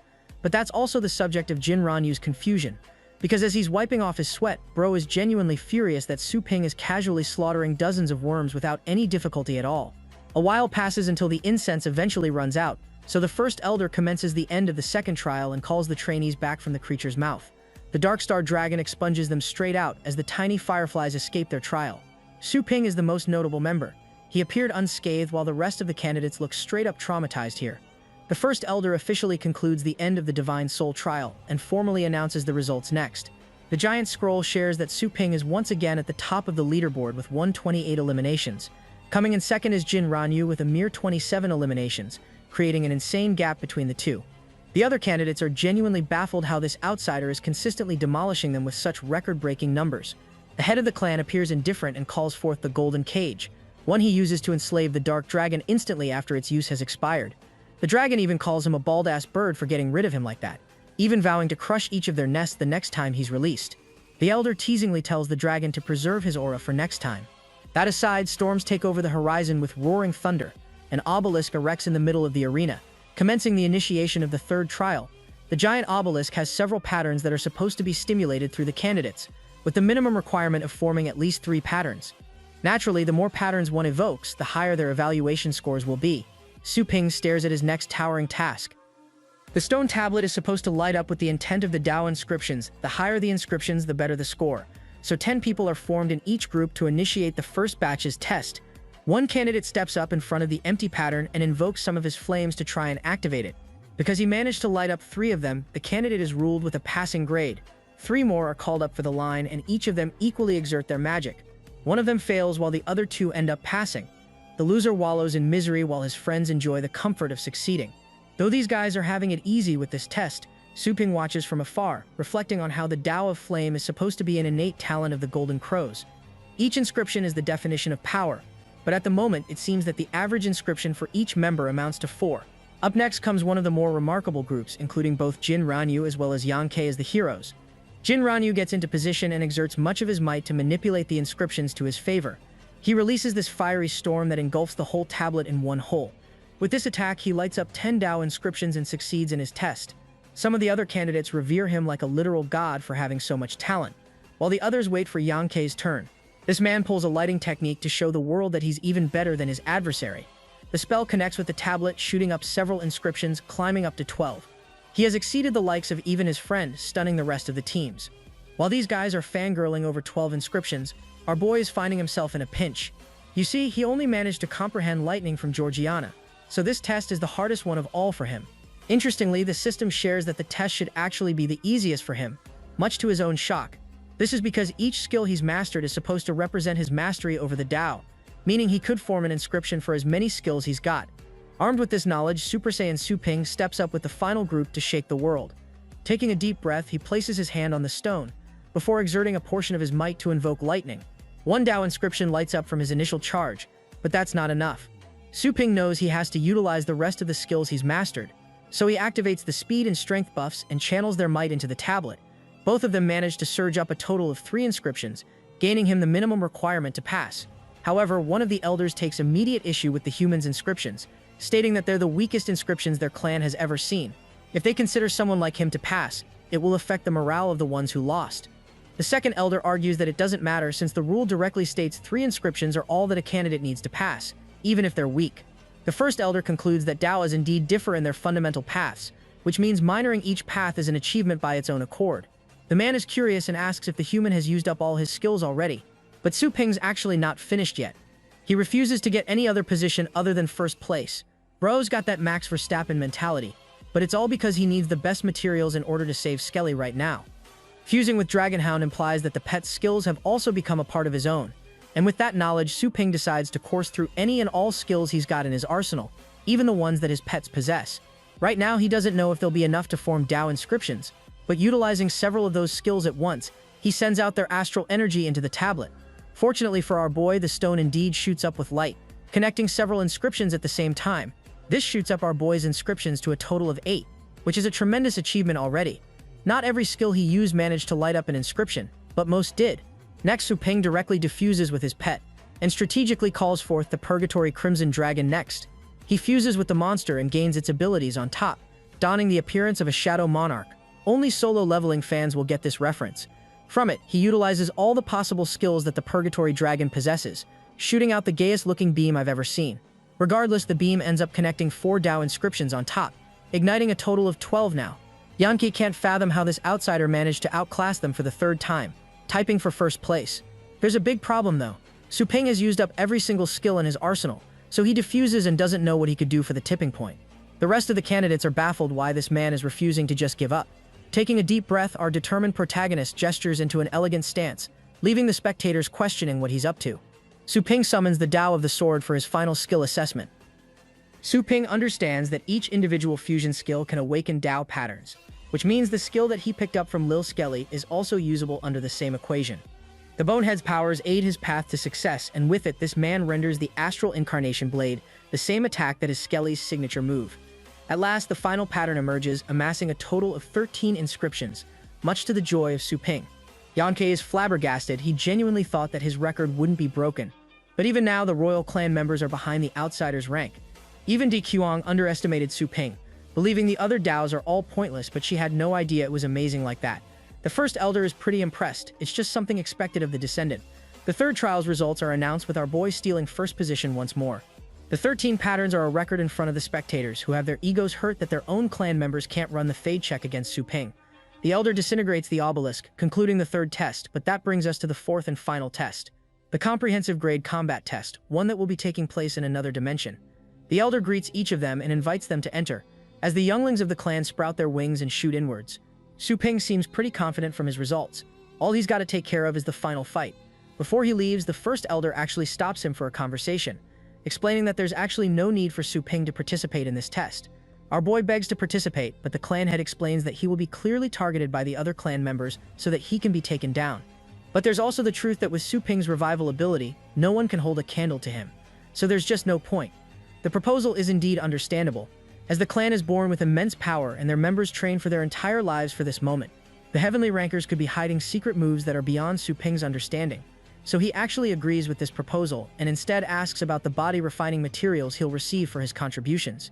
The first elder gestures and explains that the first place candidate is to receive a drop of heaven's blood itself. He summons a spirit of heaven, which brings our boy to a shock, knowing that someone could slaughter heaven itself. This blood is invaluable, and Su Ping understands that he's being handed a tremendous gift. He thanks the elder with supreme gratitude, while the clan head shares that the blood of heaven can actually awaken latent abilities in his body. Since he possesses qualifications for a divine body already, it can further be awakened and refined. Our protagonist doesn't exactly read the terms and agreements section and receive an agonizing shock coursing over him. While he's undergoing the effects right now, the first elder's jaw is left wide open.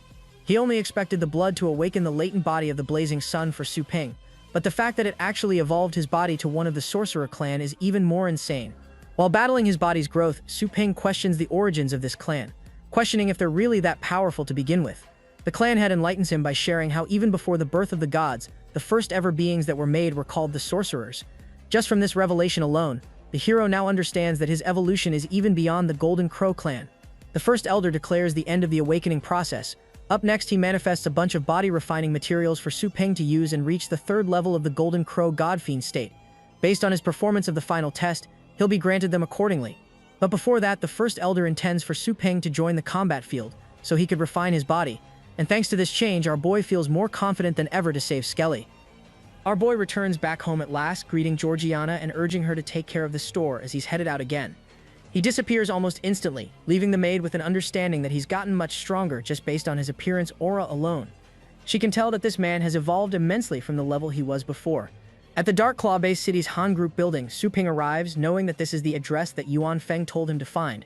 But the big question is why this building is called Han and not Li. Anyway, this man goes inside, introducing himself as a guest of Li Yuanfeng. The name of Li Yuanfeng is actually unrecognizable to the staff lady, baffling Su Ping. But apparently a servant wiping a man's shoes does know about the name. In his shock, he accidentally spills some of the water on top of the man's shoe, earning his anger. The man roars at Jin Song for failing in his duties, and using that same foot, he stomps the poor guy's hand, agonizing him. He towers over Jin Song for having a useless hand, even threatening to get rid of it. Su Ping watches the scene calmly, questioning who this tyrannical bastard is. Apparently, he's supposed to be the young master of the Han family, so our boy steps up and politely confronts the man by sharing that he's got an appointment with the Han family. The young master, arrogant, shares that legendary rankers have appeared all over the city. One of them happened to share the leading name. However, that man fell hundreds of years ago. Not just that, the ranker's family ended up in dust too. However, Jin Song fires back, roaring that the ranker is only missing. His body hasn't been found, so there's no certainty of death. Young Master Han calls it a childish fantasy, arguing that the organization even offered Li's obituary after believing that he died.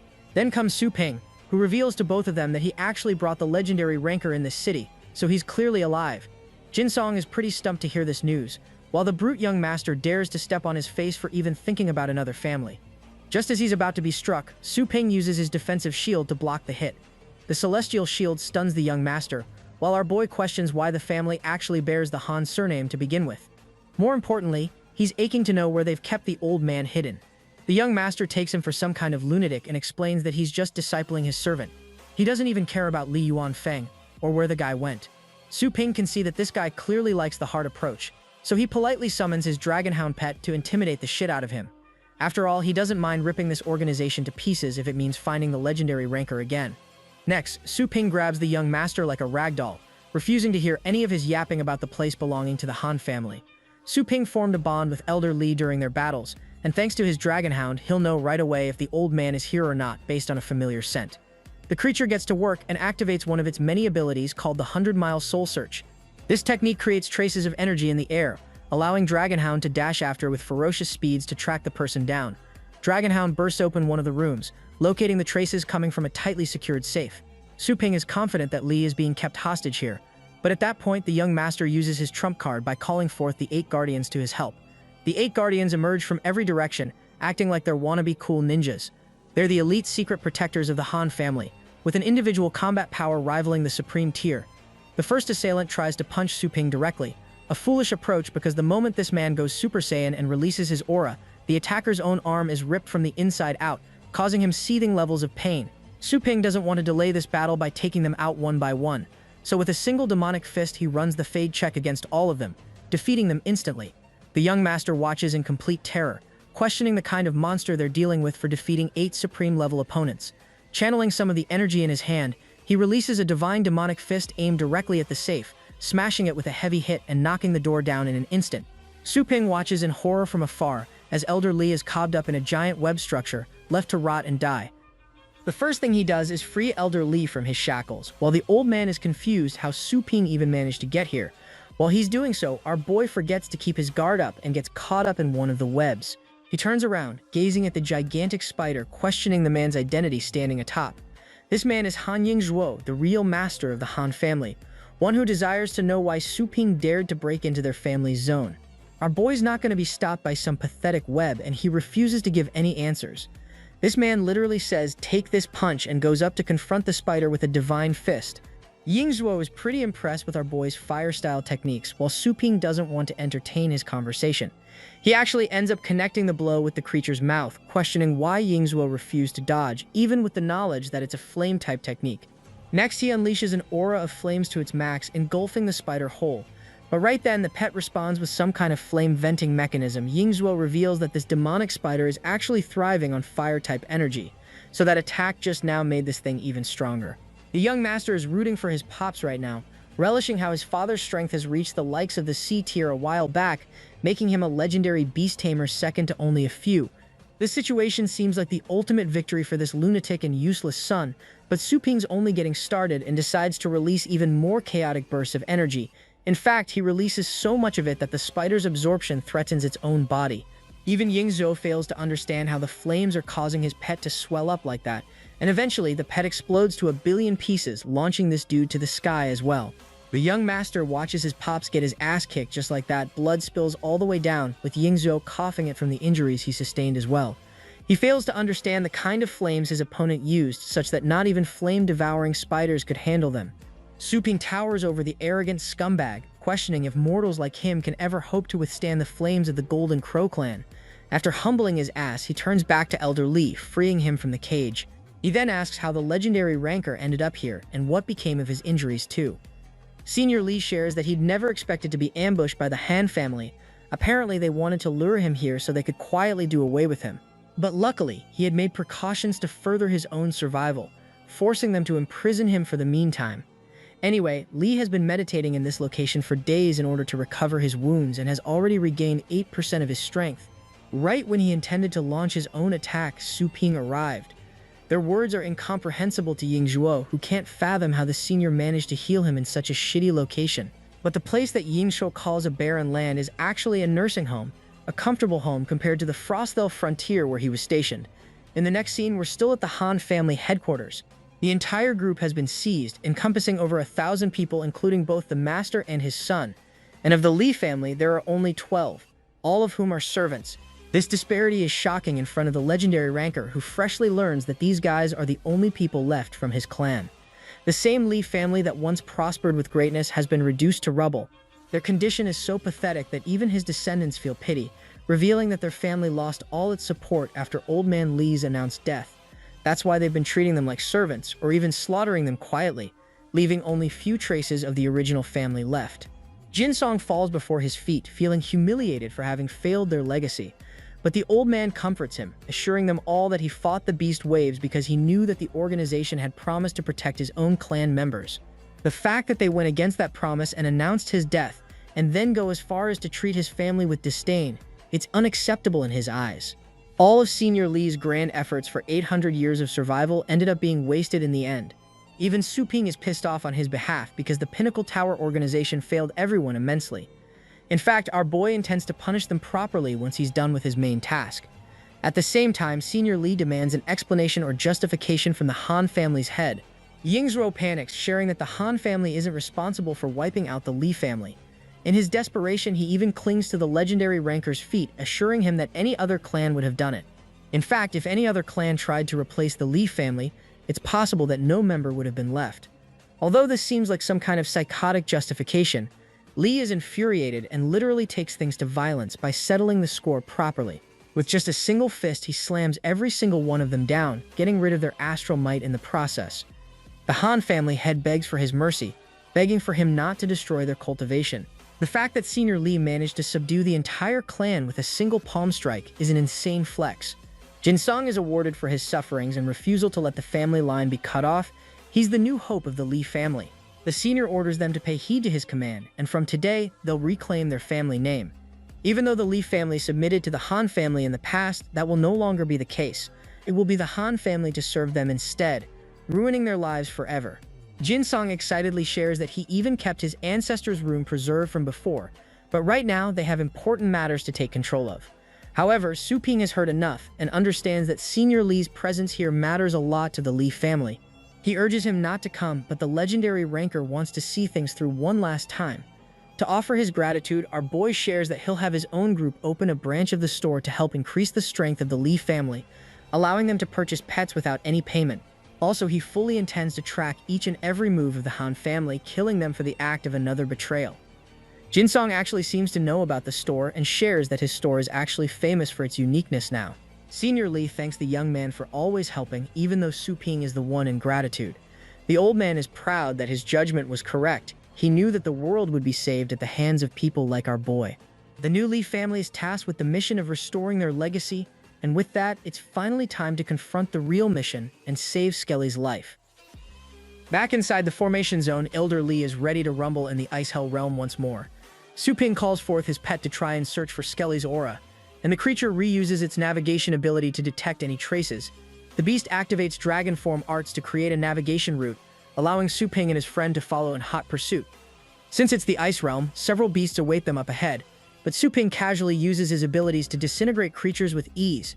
This accomplishment stuns the likes of Warrior Lee, who can't believe how much this man has evolved over the span of a few days. The dragon form is cancelled as the pet takes it to the ground to search properly. Here among the rubble we find Skelly's palm, and using his star-power telekinesis, Su Ping capably retrieves all the way back. He inspects the object up close. It's completely shattered, but they're definitely Skelly's part, meaning the thousand-eyed beast must have tortured the little one a lot. Infuriated, Su Ping stores the part and orders the Godhound to keep heavy on the search.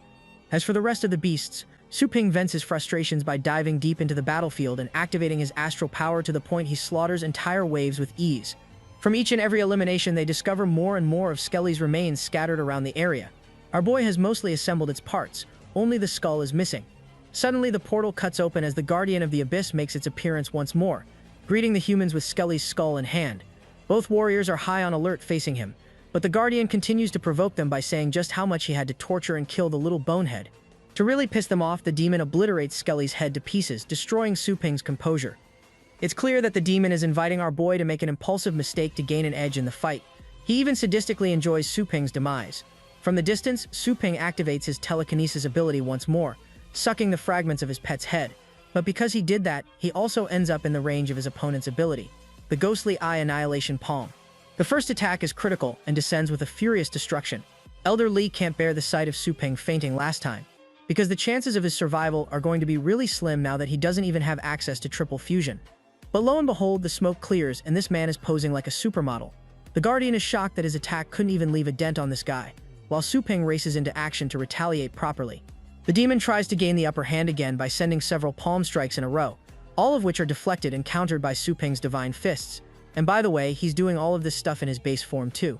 The Guardian can't fathom where he managed to gain such strength and continues to berate him as nothing more than an insect. Su Ping pops up right in front of him, stating that the Guardian's spatial ability no longer means a thing to him. And get this, with a single freaking hit, bro literally turns the demon into red paste, shooting its blood everywhere.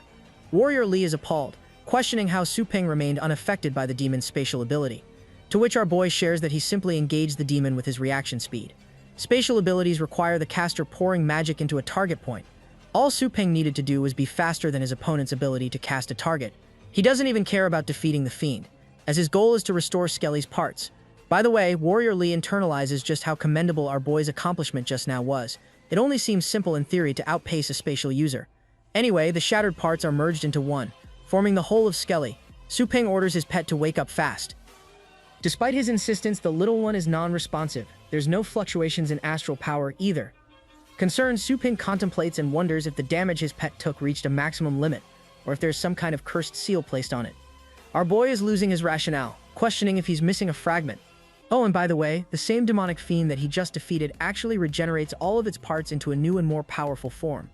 This time it looks like a proper demon, much to the shock of Elder Lee, while Su Ping realizes that this is the real form of the monster. The Kuju-sized beast mocks them for willingly returning to Frosthell just to meet their doom, but our boy is still having a touchy moment with his pet, urging Skelly to wake up as they're both partners in life and death.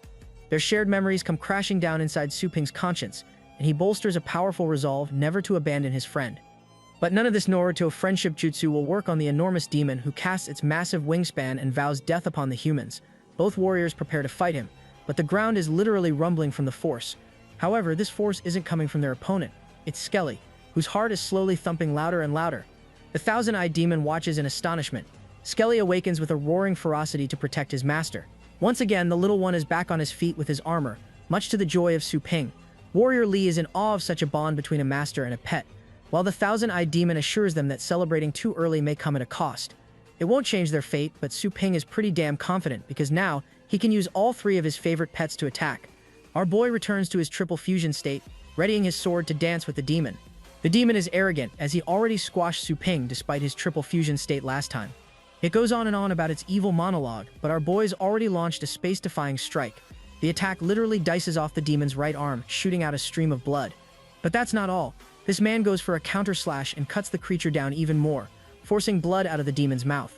The difference in Su Ping's strength from before is compared to night and day, because now he's literally dancing all over the sky field, eclipsing the demon and slashing every single part of its body.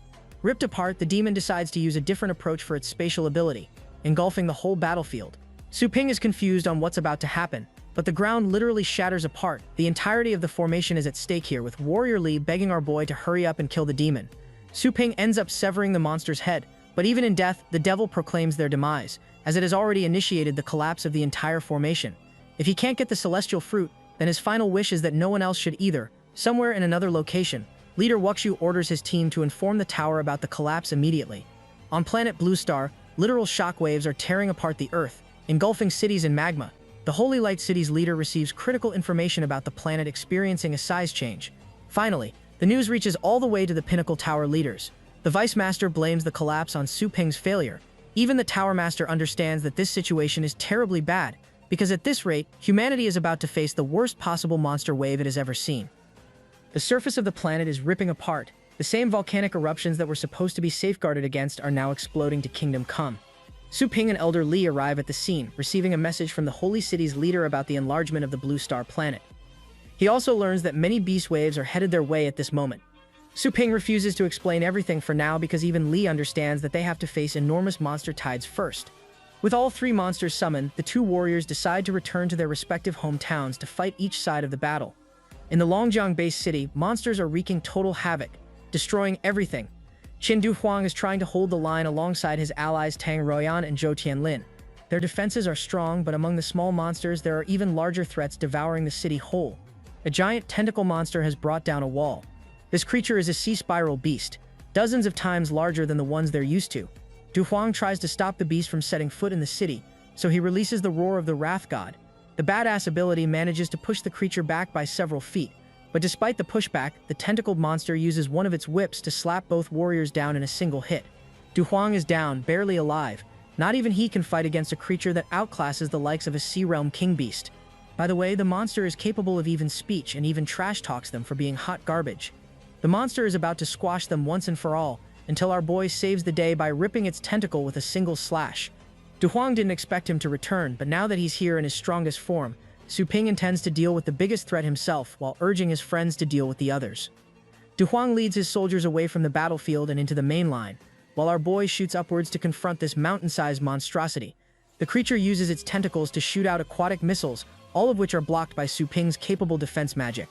Despite his successful defense, the monster roars to strike him, only to get outclassed with Su Ping's incredible reflexes. He has just delivered yet another brutal gash, slaying the monster for good.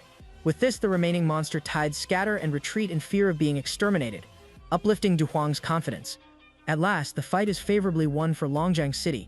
They're all thankful of their boss Su Ping, who single-handedly changed the odds. Despite this, our boy is curious if the Pinnacle Tower ended up sending any form of reinforcements, but to his shock, apparently none of the legendary warriors were sent to their city. Frustrated, he asks if there was any kind of support at all from the Tower organization. Apparently, they received potions and munitions alongside treasury, but all of these things went to the other cities aside from Longjiang. In fact, every city in which our boy opened his branch ended up getting ignored too. Everything points in one direction. This is the work of the snobbish Vice Master targeting them. Anyway, Dazhu shares another order from the Tower Master, who wants the residents of smaller cities to relocate to larger cities for protection. Su Ping asks about the exact coordinates, and learns that Dragon Whale-based city seems to be the concentration point for all.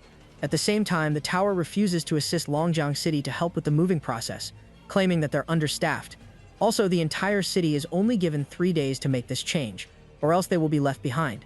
This situation is despairing, because not only do they have a small time period, they don't even have a proper escort team. The people will also have to face beast hordes, while at the same time civilian protection must be prioritized. Everything is looking like a loss in front of Su Ping, who is lost in contemplation, until he decides to say fuck you to the ordres of the Pinnacle Tower. He refuses to move an inch from this location, believing that this is where they'll survive. At the Longjiang base, armed forces are doing their best to mow the enemy lines of approaching monsters. They're cutting them down, but the recon unit has detected an even more powerful beast tide headed this way. With the conditions so unstable, the mayor of the city comes along and argues that the beast tides are attacking this place in response to the other cities being evacuated. With the current situation at hand, Longjiang won't be able to withstand the slaughter. In other words, he's questioning Su Ping's strategy, but the wise deputy master listens calmly. The city boasts tremendously powerful warriors, so there's a chance that it'll survive. Daozun is actively cutting down monsters in his path, roaring at his men to hold the line and deny the entry of each and every monster. The deputy master expresses that there shouldn't be any worries about an enormous beast tide. He's planning on personally taking care of such a threat if it occurs. The mayor is in eternal gratitude.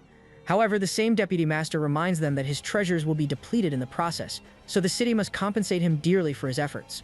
The assistant of the deputy master comes along and asks if he's really willing to put his life on the line for such lowly people.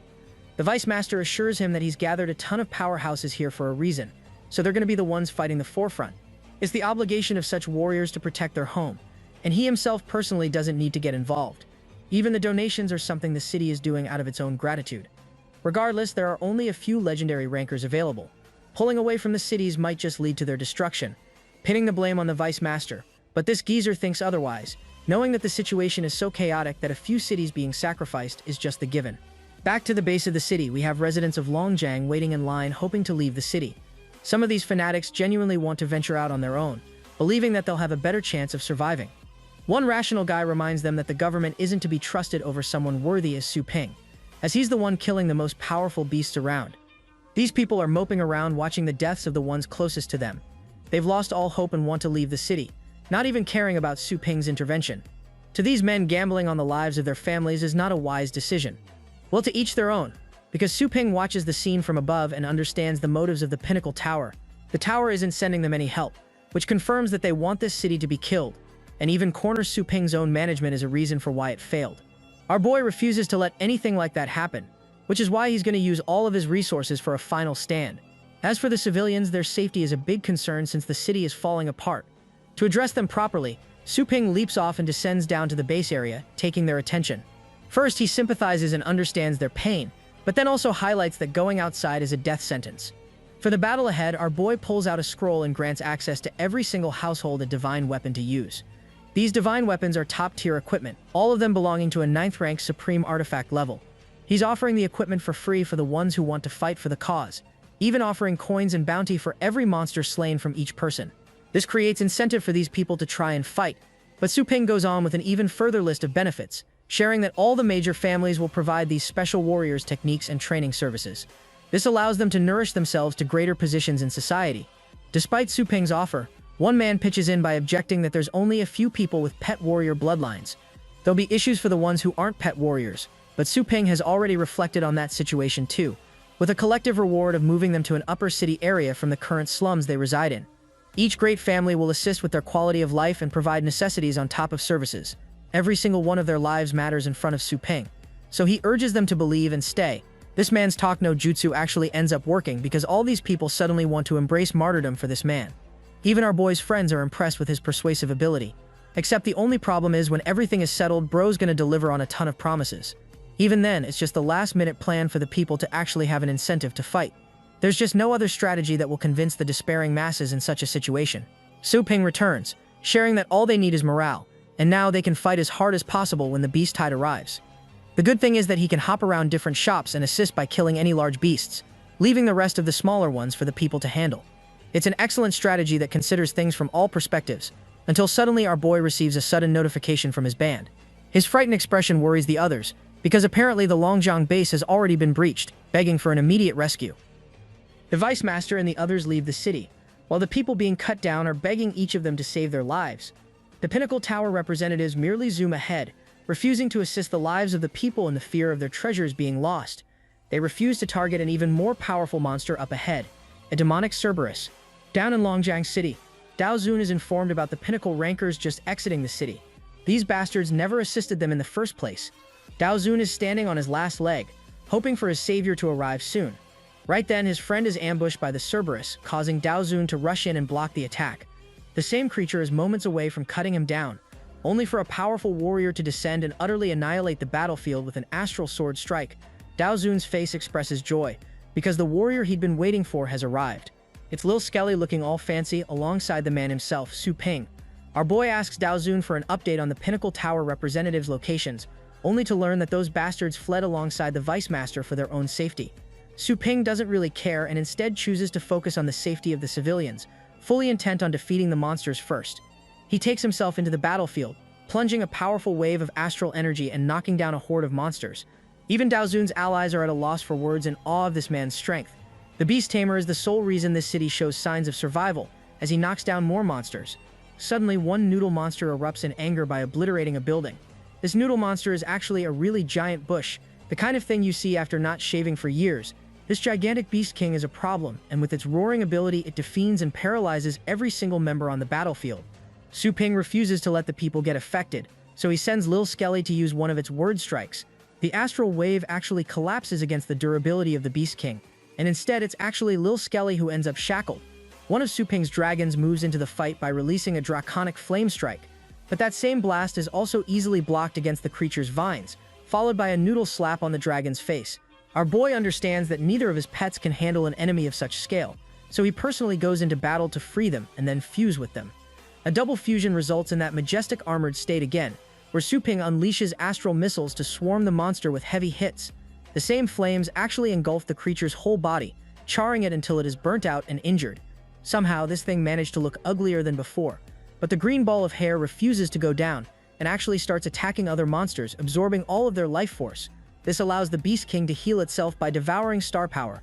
Not even the Emperor's flames are enough to eliminate the threat, so Su Ping propels with a physical stroke, unleashing a demon-suppressing fist on top of it. This attack is far superior than the previous one, engulfing the Beast King's body and incinerating its very flesh.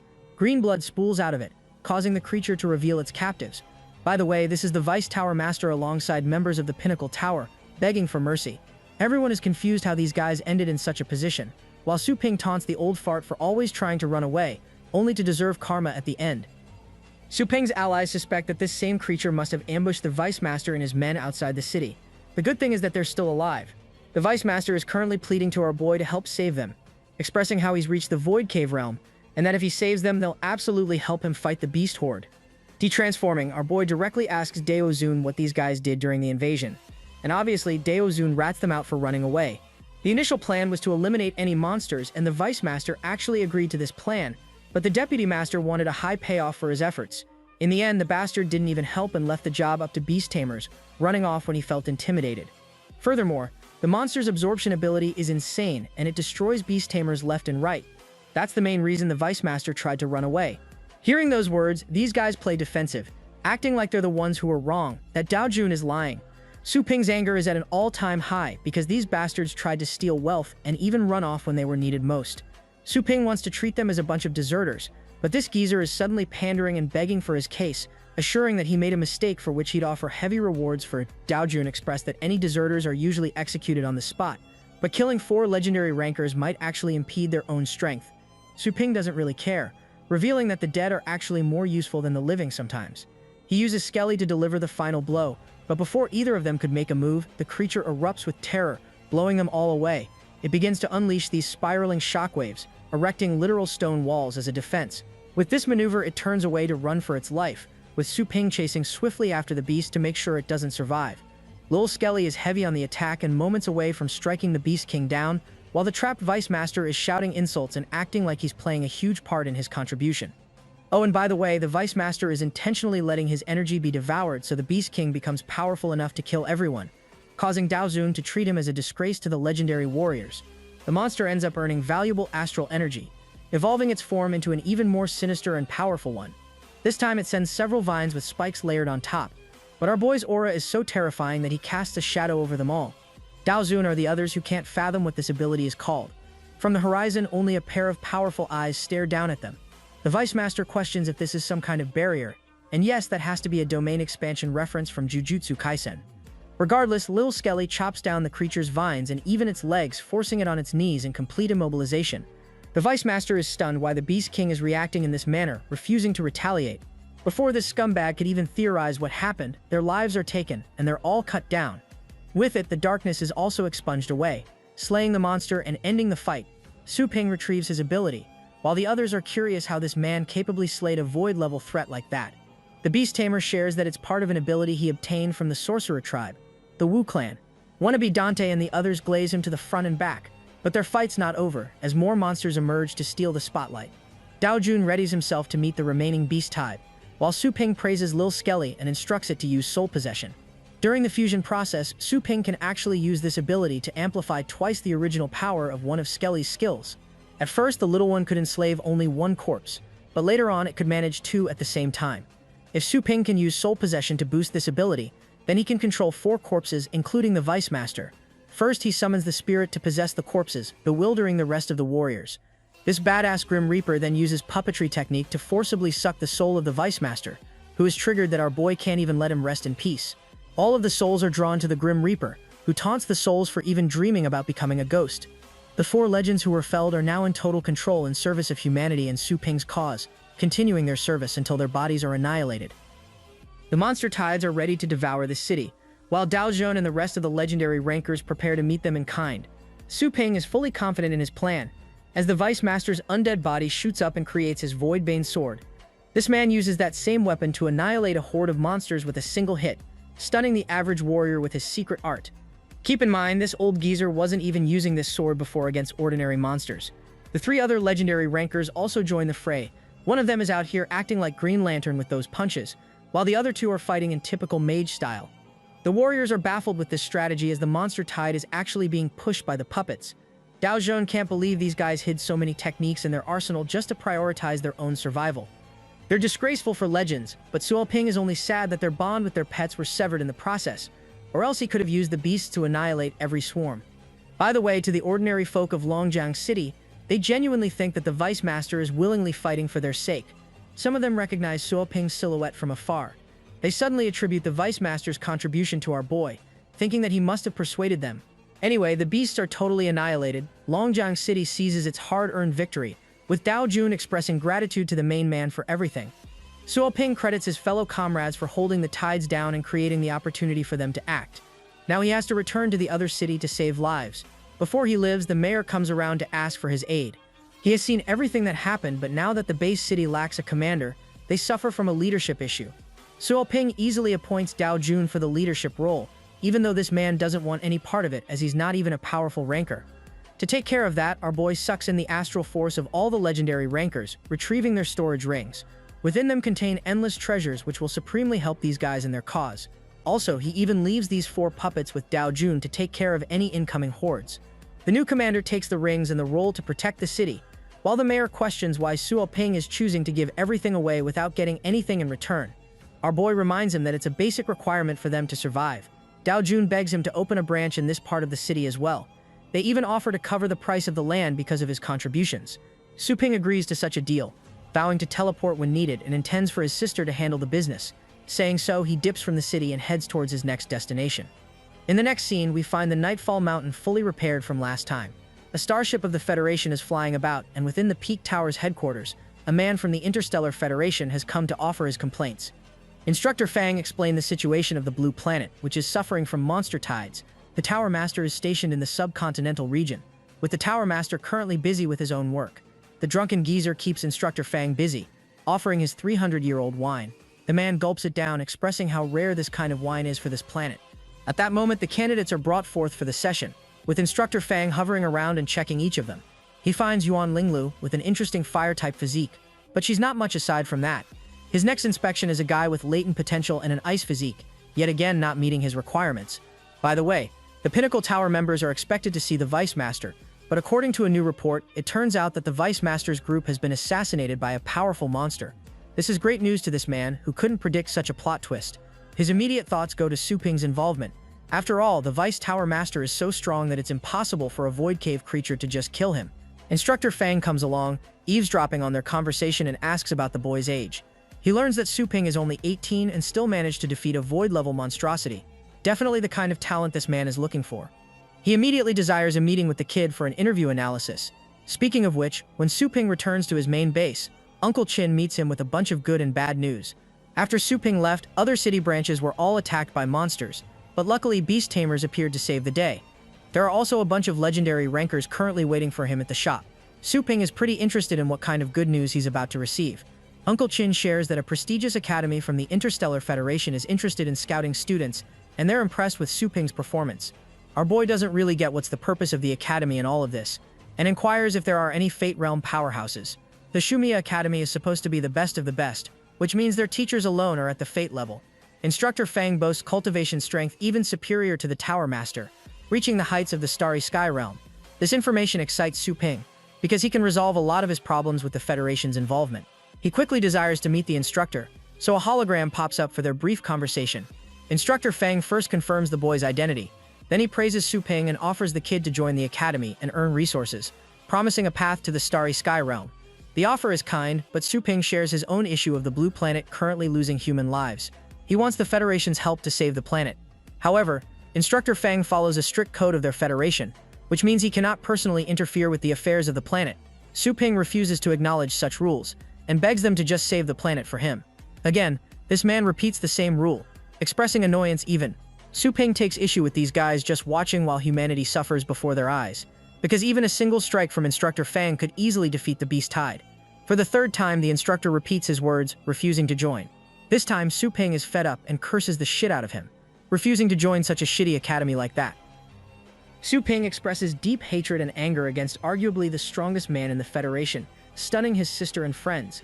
Fang is so powerful even a single wipe from him could destroy entire cities. The call is forcibly cut off by Su Ping, leaving the others confused. Even the members of the Pinnacle Tower can't believe that this kid has the balls to hang up on this instructor. They do their best to control the situation by soothing the instructor, urging him to forgive the child. Fang is disappointed and calls it a backwater planet, settling with the candidates he chose earlier instead. The ship launches itself away from the planet with Ling Lu hopeful for her future, vowing to surpass Su Ping in due time. Back to our trusty planet, Uncle Chin is the one who actually destroyed the device, ending the call so that Su Ping doesn't say anything further. Suddenly, they receive the immediate news of the North Europe region's annihilation, coming as a shock to Su Ping's system.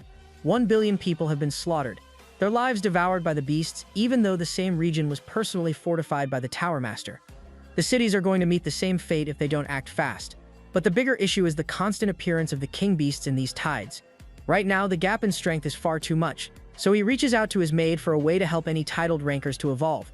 She explains that the legend rank isn't an impossible real, it's actually just the beginner-level cultivation rank for higher beings. She believes that if they can gather a bunch of divine fruits, most of the rankers can experience a jump straight to the legend tier. This fills him up with hope, so he asks for detail, but she thinks it's all a waste of time to explain. The problem is their current planet doesn't have the capacity to create such fruits, but she actually has one of the fruits in her own possession, allowing someone to ascend to legend rank with a huge cost. By ascending to this tier, it basically seals the person's potential forever to be stuck in that realm. In the end, this person won't ever be able to escape the legendary realm. But even with the maid's warnings, Su Ping takes it as a blessing and even asks her for more of them. The goddess is offended by his words, but the reality is the legend rank is something people can't reach anyway, so it's good if the fruit can help them ascend. Plus, he also has ocean-level king beasts in his own shop. The goal is to sell them off so that he can purchase as many fruits. But she doesn't like that deal, and proposes that he offer 1 employee point for 1 Void Cave level beast. It's a pretty insane deal for Su Ping. The system screen pops up with a deal for 40 points. Su Ping is fed up and orders the system to designate the Fallen Land as their location. Both of them step into the Fallen Land through the portal, where the goddess is greeted by her loyal servant. She wants to see the Divine Abyss to select 40 Void Cave level beasts, so he guides them to their location. This place is actually the largest prison within the Fallen Land, holding immensely powerful beasts at the peak of their ranks. Just by walking around, Su Ping can sense their superior combat power compared to all the monsters he's faced. The points he spent are worth this kind of investment, with the goddess ordering her servant to bring out all of them. A culmination of energy concentrates in one location as all the requested behemoths are summoned. Su Ping is forever impressed with the god race's ability to casually suppress such an insane number of Void Cave monsters. He's satisfied with their strength for his goals. Su Ping watches the 40 monsters from the God Realm arrange themselves in the prison. He actually didn't expect them to stop resisting because they're extremely obedient in their current state. The goddess earns her points for the mission, and with the pets ready, it's time for Su Ping to bring in some customers. He tells Elder Li that they've got news with this influx of void beasts. They're on a call right now with Elder Lee confirming more and more monster tides arriving. New king beasts happen to be a part of each of them. The old man desires a few void-level beasts to help their cause too, as is the case with the rest of the cities. Elder Lee arrives in the city, surprising the civilians. He's impressed with the number of customers Su Ping has. One of the men he's speaking to is Captain Wuxu. Both have come here because after the collapse of the formation, the group separated and couldn't face the monster hordes on their own. That's why they're taking refuge here and coincidentally happen to meet them all. With the people gathered, Su Ping steals the limelight on the stage, sharing that the sale for the void beasts is about to begin. He has prepared 40 rings for each beast containment. Just touching them once can allow the customers to sense the aura and infer information about the beast. One person tests this, and the moment he interacts with the ring, the creature's hologram pops up with tremendous aura. Su Ping is interested in confirming the purchase with anyone who is satisfied with the monsters. Some of these freeloaders are scared of the monsters and choose to leave out on the sale. Leader Wuxu comes along, sharing how even the Pinnacle Tower has 2 king beasts at this level. But the fact that this man brought 40 of them is insane. One of the creatures even belongs to the God Realm bloodline, stunning one of the customers. Wuxu notices that one of them is at the peak of Void Cave Realm too. Both of these guys are fanatics ready to pitch any amount for the beast. Su Ping shares the price listed in the information section. It's a whopping 300 million for each one. It's running incredibly cheap right now because these types of monsters are worth way more. Su Ping confirms that he is only adopting this price because of the situation of the blue planet at the moment. His customers are ready to hand him quite the hefty amount if necessary, thanks to their paychecks from the Pinnacle Tower. Wuxu also emphasizes that king beasts are known for being sovereign. He thinks the price is far too generous and free for a man like Su Ping. Our boy reveals his real purpose, which is to use these monsters to defeat the monster hordes. Wuxu takes this responsibility and intends to protect humanity to his dying breath. Excitedly, they resume their pet selection process, and after a while, 32 of the creatures are sold.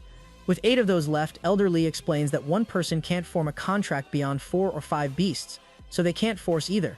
That's when Tianlin, Ruyan, Chairman Zhu, and Uncle Qin all come along to purchase the beasts for their own purposes. Su Ping is fine with that, but first he offers them a bunch of divine fruits, so that they can immediately evolve to legendary rank. There are only 2 fruits, so naturally not all 4 of them can have them. Su Ping does highlight the drawback of using the fruit, emphasizing that they'll be stuck at sea level forever.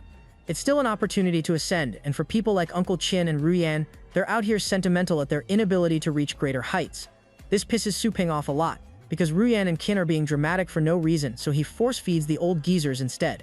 The geezers gobble them down, becoming so powerful their shirt rips off like a Dragon Ball Z character. Their ripped physiques put the youngsters in awe of their powers, while Wuxu and Elder Lee praise Su Ping's endless techniques and treasures. With these guys' ascension, they're happy with what they've got, since they're already old. Su Ping wants the remaining 8 king beasts to go to these clowns, and with that, all of the void beasts are sold out.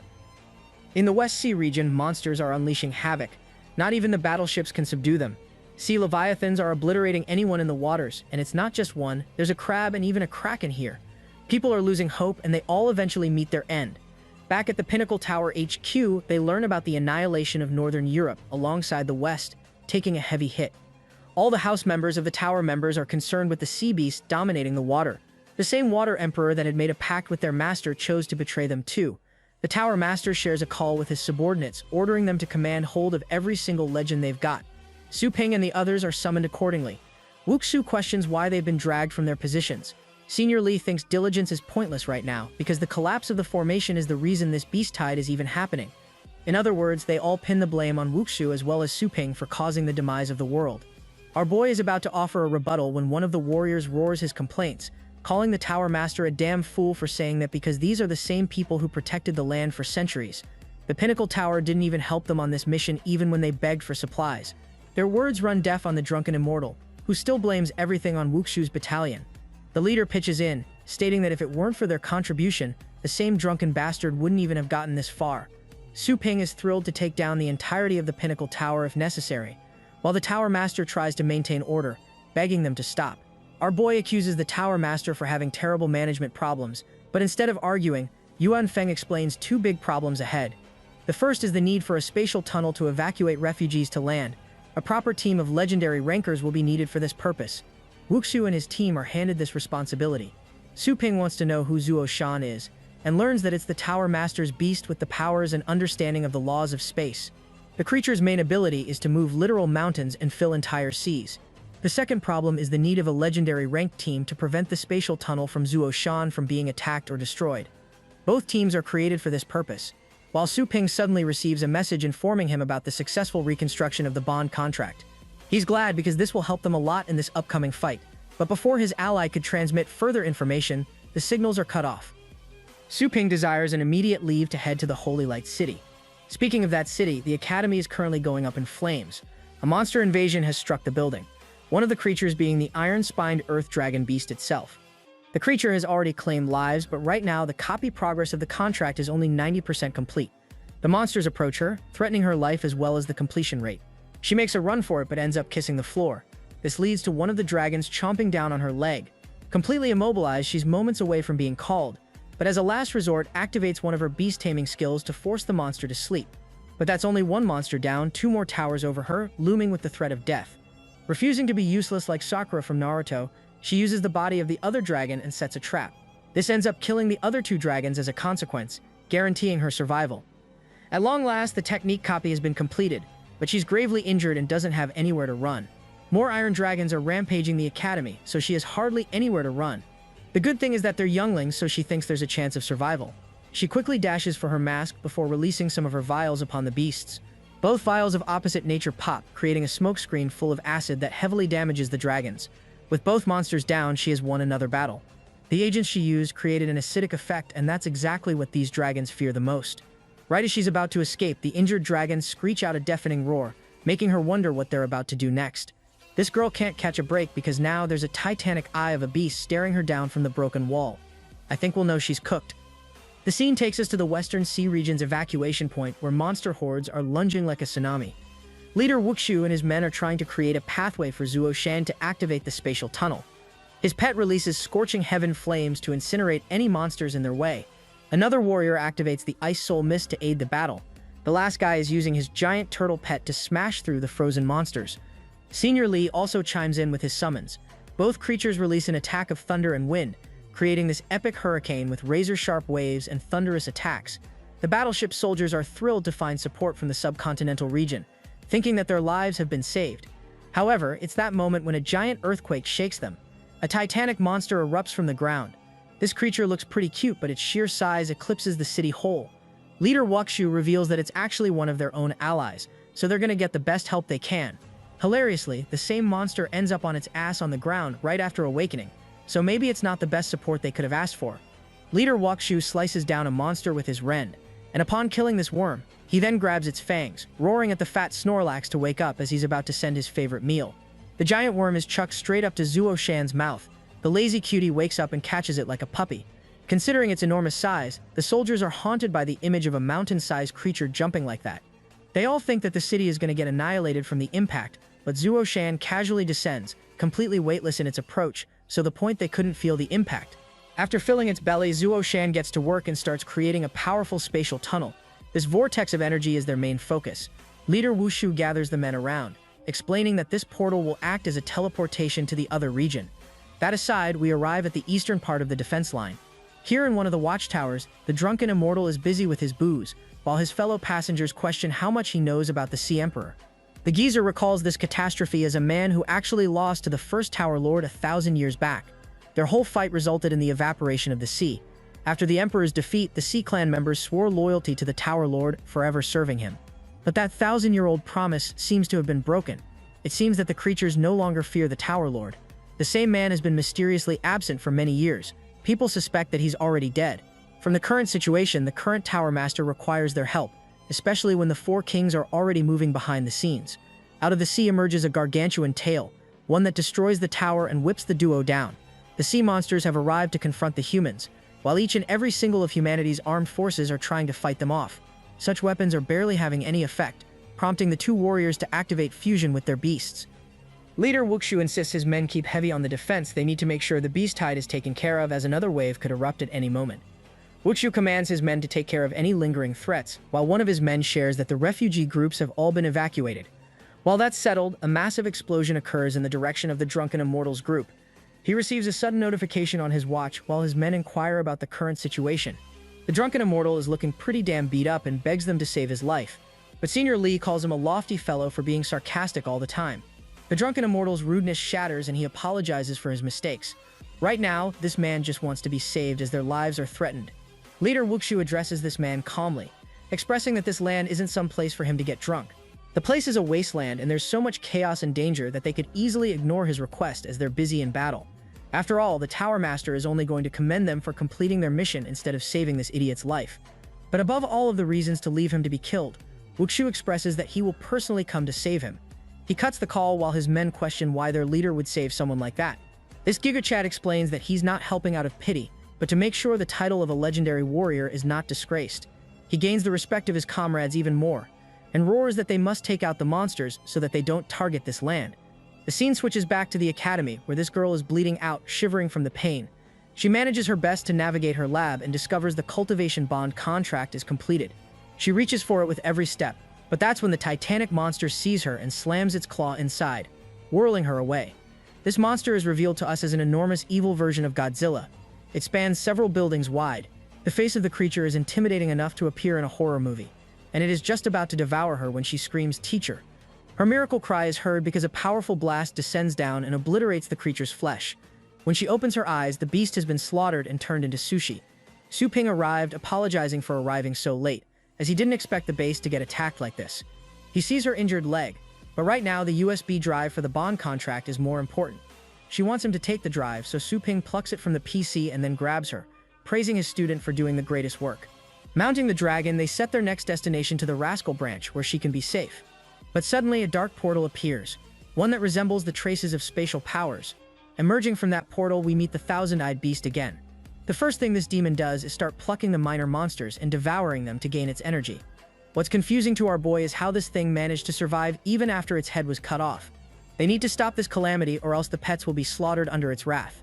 By the way, the Guardian of the Abyss hadn't noticed him until now.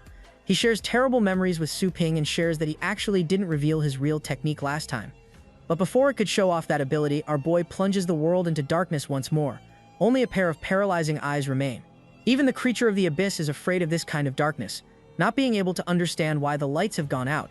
Little Skelly imposingly stands in front of his next victim before annihilating the creature's body. The creature tries to regenerate its body, but instead, none of its limbs are responding to its command. He has been decapitated into a nugget.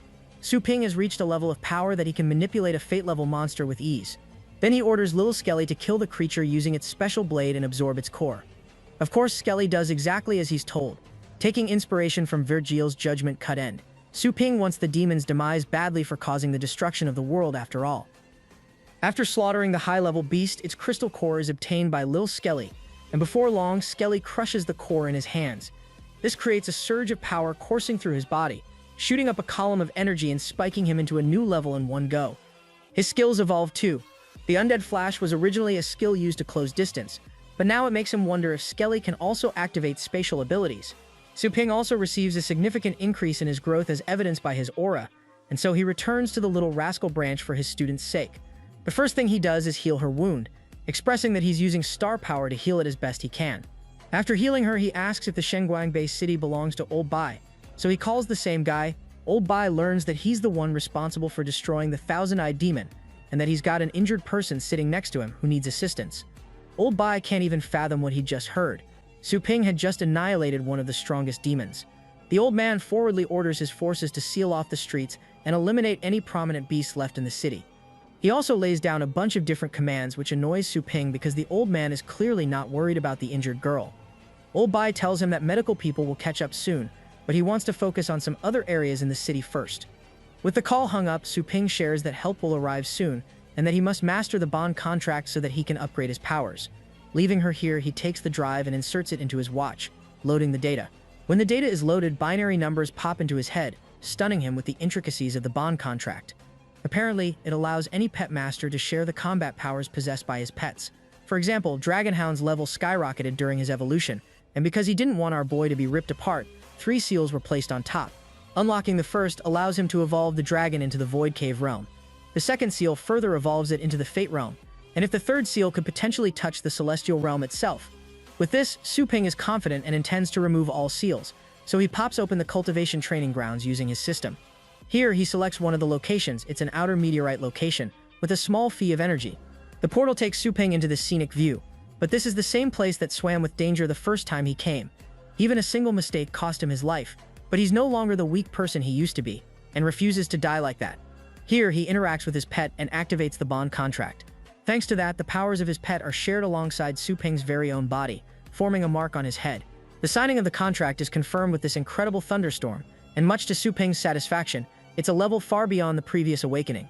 Powered even further beyond, now he wants to remove the second and third seals of his godly pet. Several sealing circles form around the creature's body, and instead of binding it, the magic circles are shattered, completing the pet's evolution. Su Ping celebrates after sensing this insane star power. Just a descent from its wrath literally freaking kills this guy. By the way, he thought he could handle the merged strength, but it was so harsh that Su Ping is panting in fear right now. He's never experienced this kind of power before, so he tries again. The man revives and the man dies. His limbs are ripped apart, his body is turned into a paste of blood, but he tries again and again, consuming all his points. Su Ping has gotten completely exhausted from his attempts. He can't even hold a candle to withstand his pet's power. The only good thing he did is choose a cheap location to revive upon, otherwise he would have been cooked. Getting up, he decides to craft a plan, because clearly not even he expected such a harsh difference in power. So the next time he revives, Su Ping immediately roars the summoning of his divine demonic body, casting a powerful avatar of his aura, blocking the hits. Su Ping is happy that he didn't die, except bro literally evaporates the very next second because it's still too strong. At this point, he's getting tired because not even the Golden Crow body can help him overcome such a gap. Out of sheer stubbornness, Su Ping tries one more time, begging Dragonhound to hold back some of its power. The creature tries its best to only let out droplets of star power. Su Ping finally thinks that he might have a chance to live. Hilariously, this time he doesn't get anything and shouts at his pet for holding back way too much. The creature chooses to follow his advice and relax, only to let out so much strength that it literally fucks this man again. Su Ping is dead, but revives himself immediately, instructing the beast to follow his commands and stop on time. This time, first he tells it to release, and after preparing an attack, he tells it to stop. Dragonhound holds back everything, while Su Ping chucks a gigantic fist at the astral energy, scattering it into tiny droplets of energy. Finally, he can enjoy some of the power. Even receiving droplets of it is causing his body to brim with star power. Since this approach works, Su Ping is going to spam it. A while passes, more like 5 whole days pass with our boy coughing out blood, completely going insane despite absorbing the powers. Su Ping refuses to stay down. He's already absorbed a lot of energy, except for one small problem. It seems like the third seal hasn't even loosened fully just yet. This makes our boy realize that he can't continue absorption, as it would be too much, but he's glad that Dragonhound is looking majestic. After his final death, Su Ping spawns in his room, instantly checking on his pet's stats. He discovers that the beast has already crossed into the mid-fate realm. Unfortunately, he couldn't break the third seal because of his human limitations, but right now Su Ping is brimming with power. His level got boosted just into the Fate Realm itself, an overpowered ability thanks to the bond contract. Now that both of them are in the Fate Realm, he wonders if either of them have formed an understanding of the power laws. Suddenly, he receives a message from leader Wuxu demanding that he come as soon as possible. Sensing trouble, Su Ping shoots out into the skies, hoping to test his newfound powers into battle. The Western Sea District is currently in chaos. Monsters are destroying the human forces, terrorizing the numbers. Leader Wuxu finds himself in the heart of the battle, roaring at his men to hold the line because the moment this line is breached, the rest of the subcontinent will be affected with both sides. Senior Lee is fighting as hard as possible, but the reality is everyone's star power is slowly being depleted. Fusion won't be possible for him. Su Ping is their only hope for now. Baldhead kills another monster, sharing that these creatures are more powerful than the average wave they were facing. But more than that, their numbers just don't end. The fight's in a real pickle. One of the soldiers notices that a vortex up ahead is spawning all of these endless waves of monsters. Destroying it could resolve things, but then comes the boss monster's involvement, who is guarding the portal. This new Sea Emperor is aggressively sending his forces to kill them all. The drunken immortal is impaled while Senior Lee is injured. Leader Wuxu's men are all surrounded, and with only a few people left, they're about to be devoured from every direction. If that wasn't enough, frickin' Megalodon came along and opened its jaw to kill them all. Wuxu thinks this is the end, when Su Ping uses telepathy to order everyone to disperse. Following his command, the group runs off in several directions. As for our boy, he shoots down dozens of divine demonic fists, the ones that hammer the sea monsters from above. The Emperor calls it feudal resistance, spawning an even more endless army of monsters. The drunken immortal despairs because the enemy numbers aren't going down at all.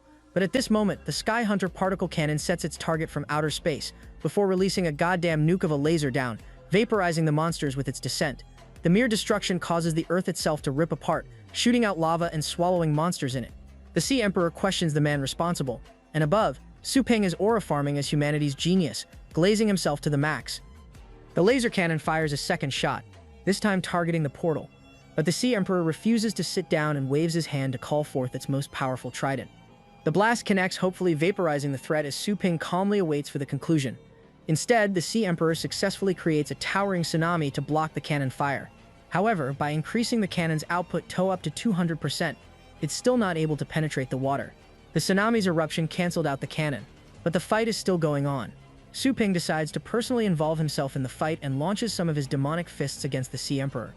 The aquatic tyrant raises its trident, creating an ice shield to block the hits. Each attack actually ends up wasted. Wuxu is baffled that not even Su Ping's offense is able to penetrate through.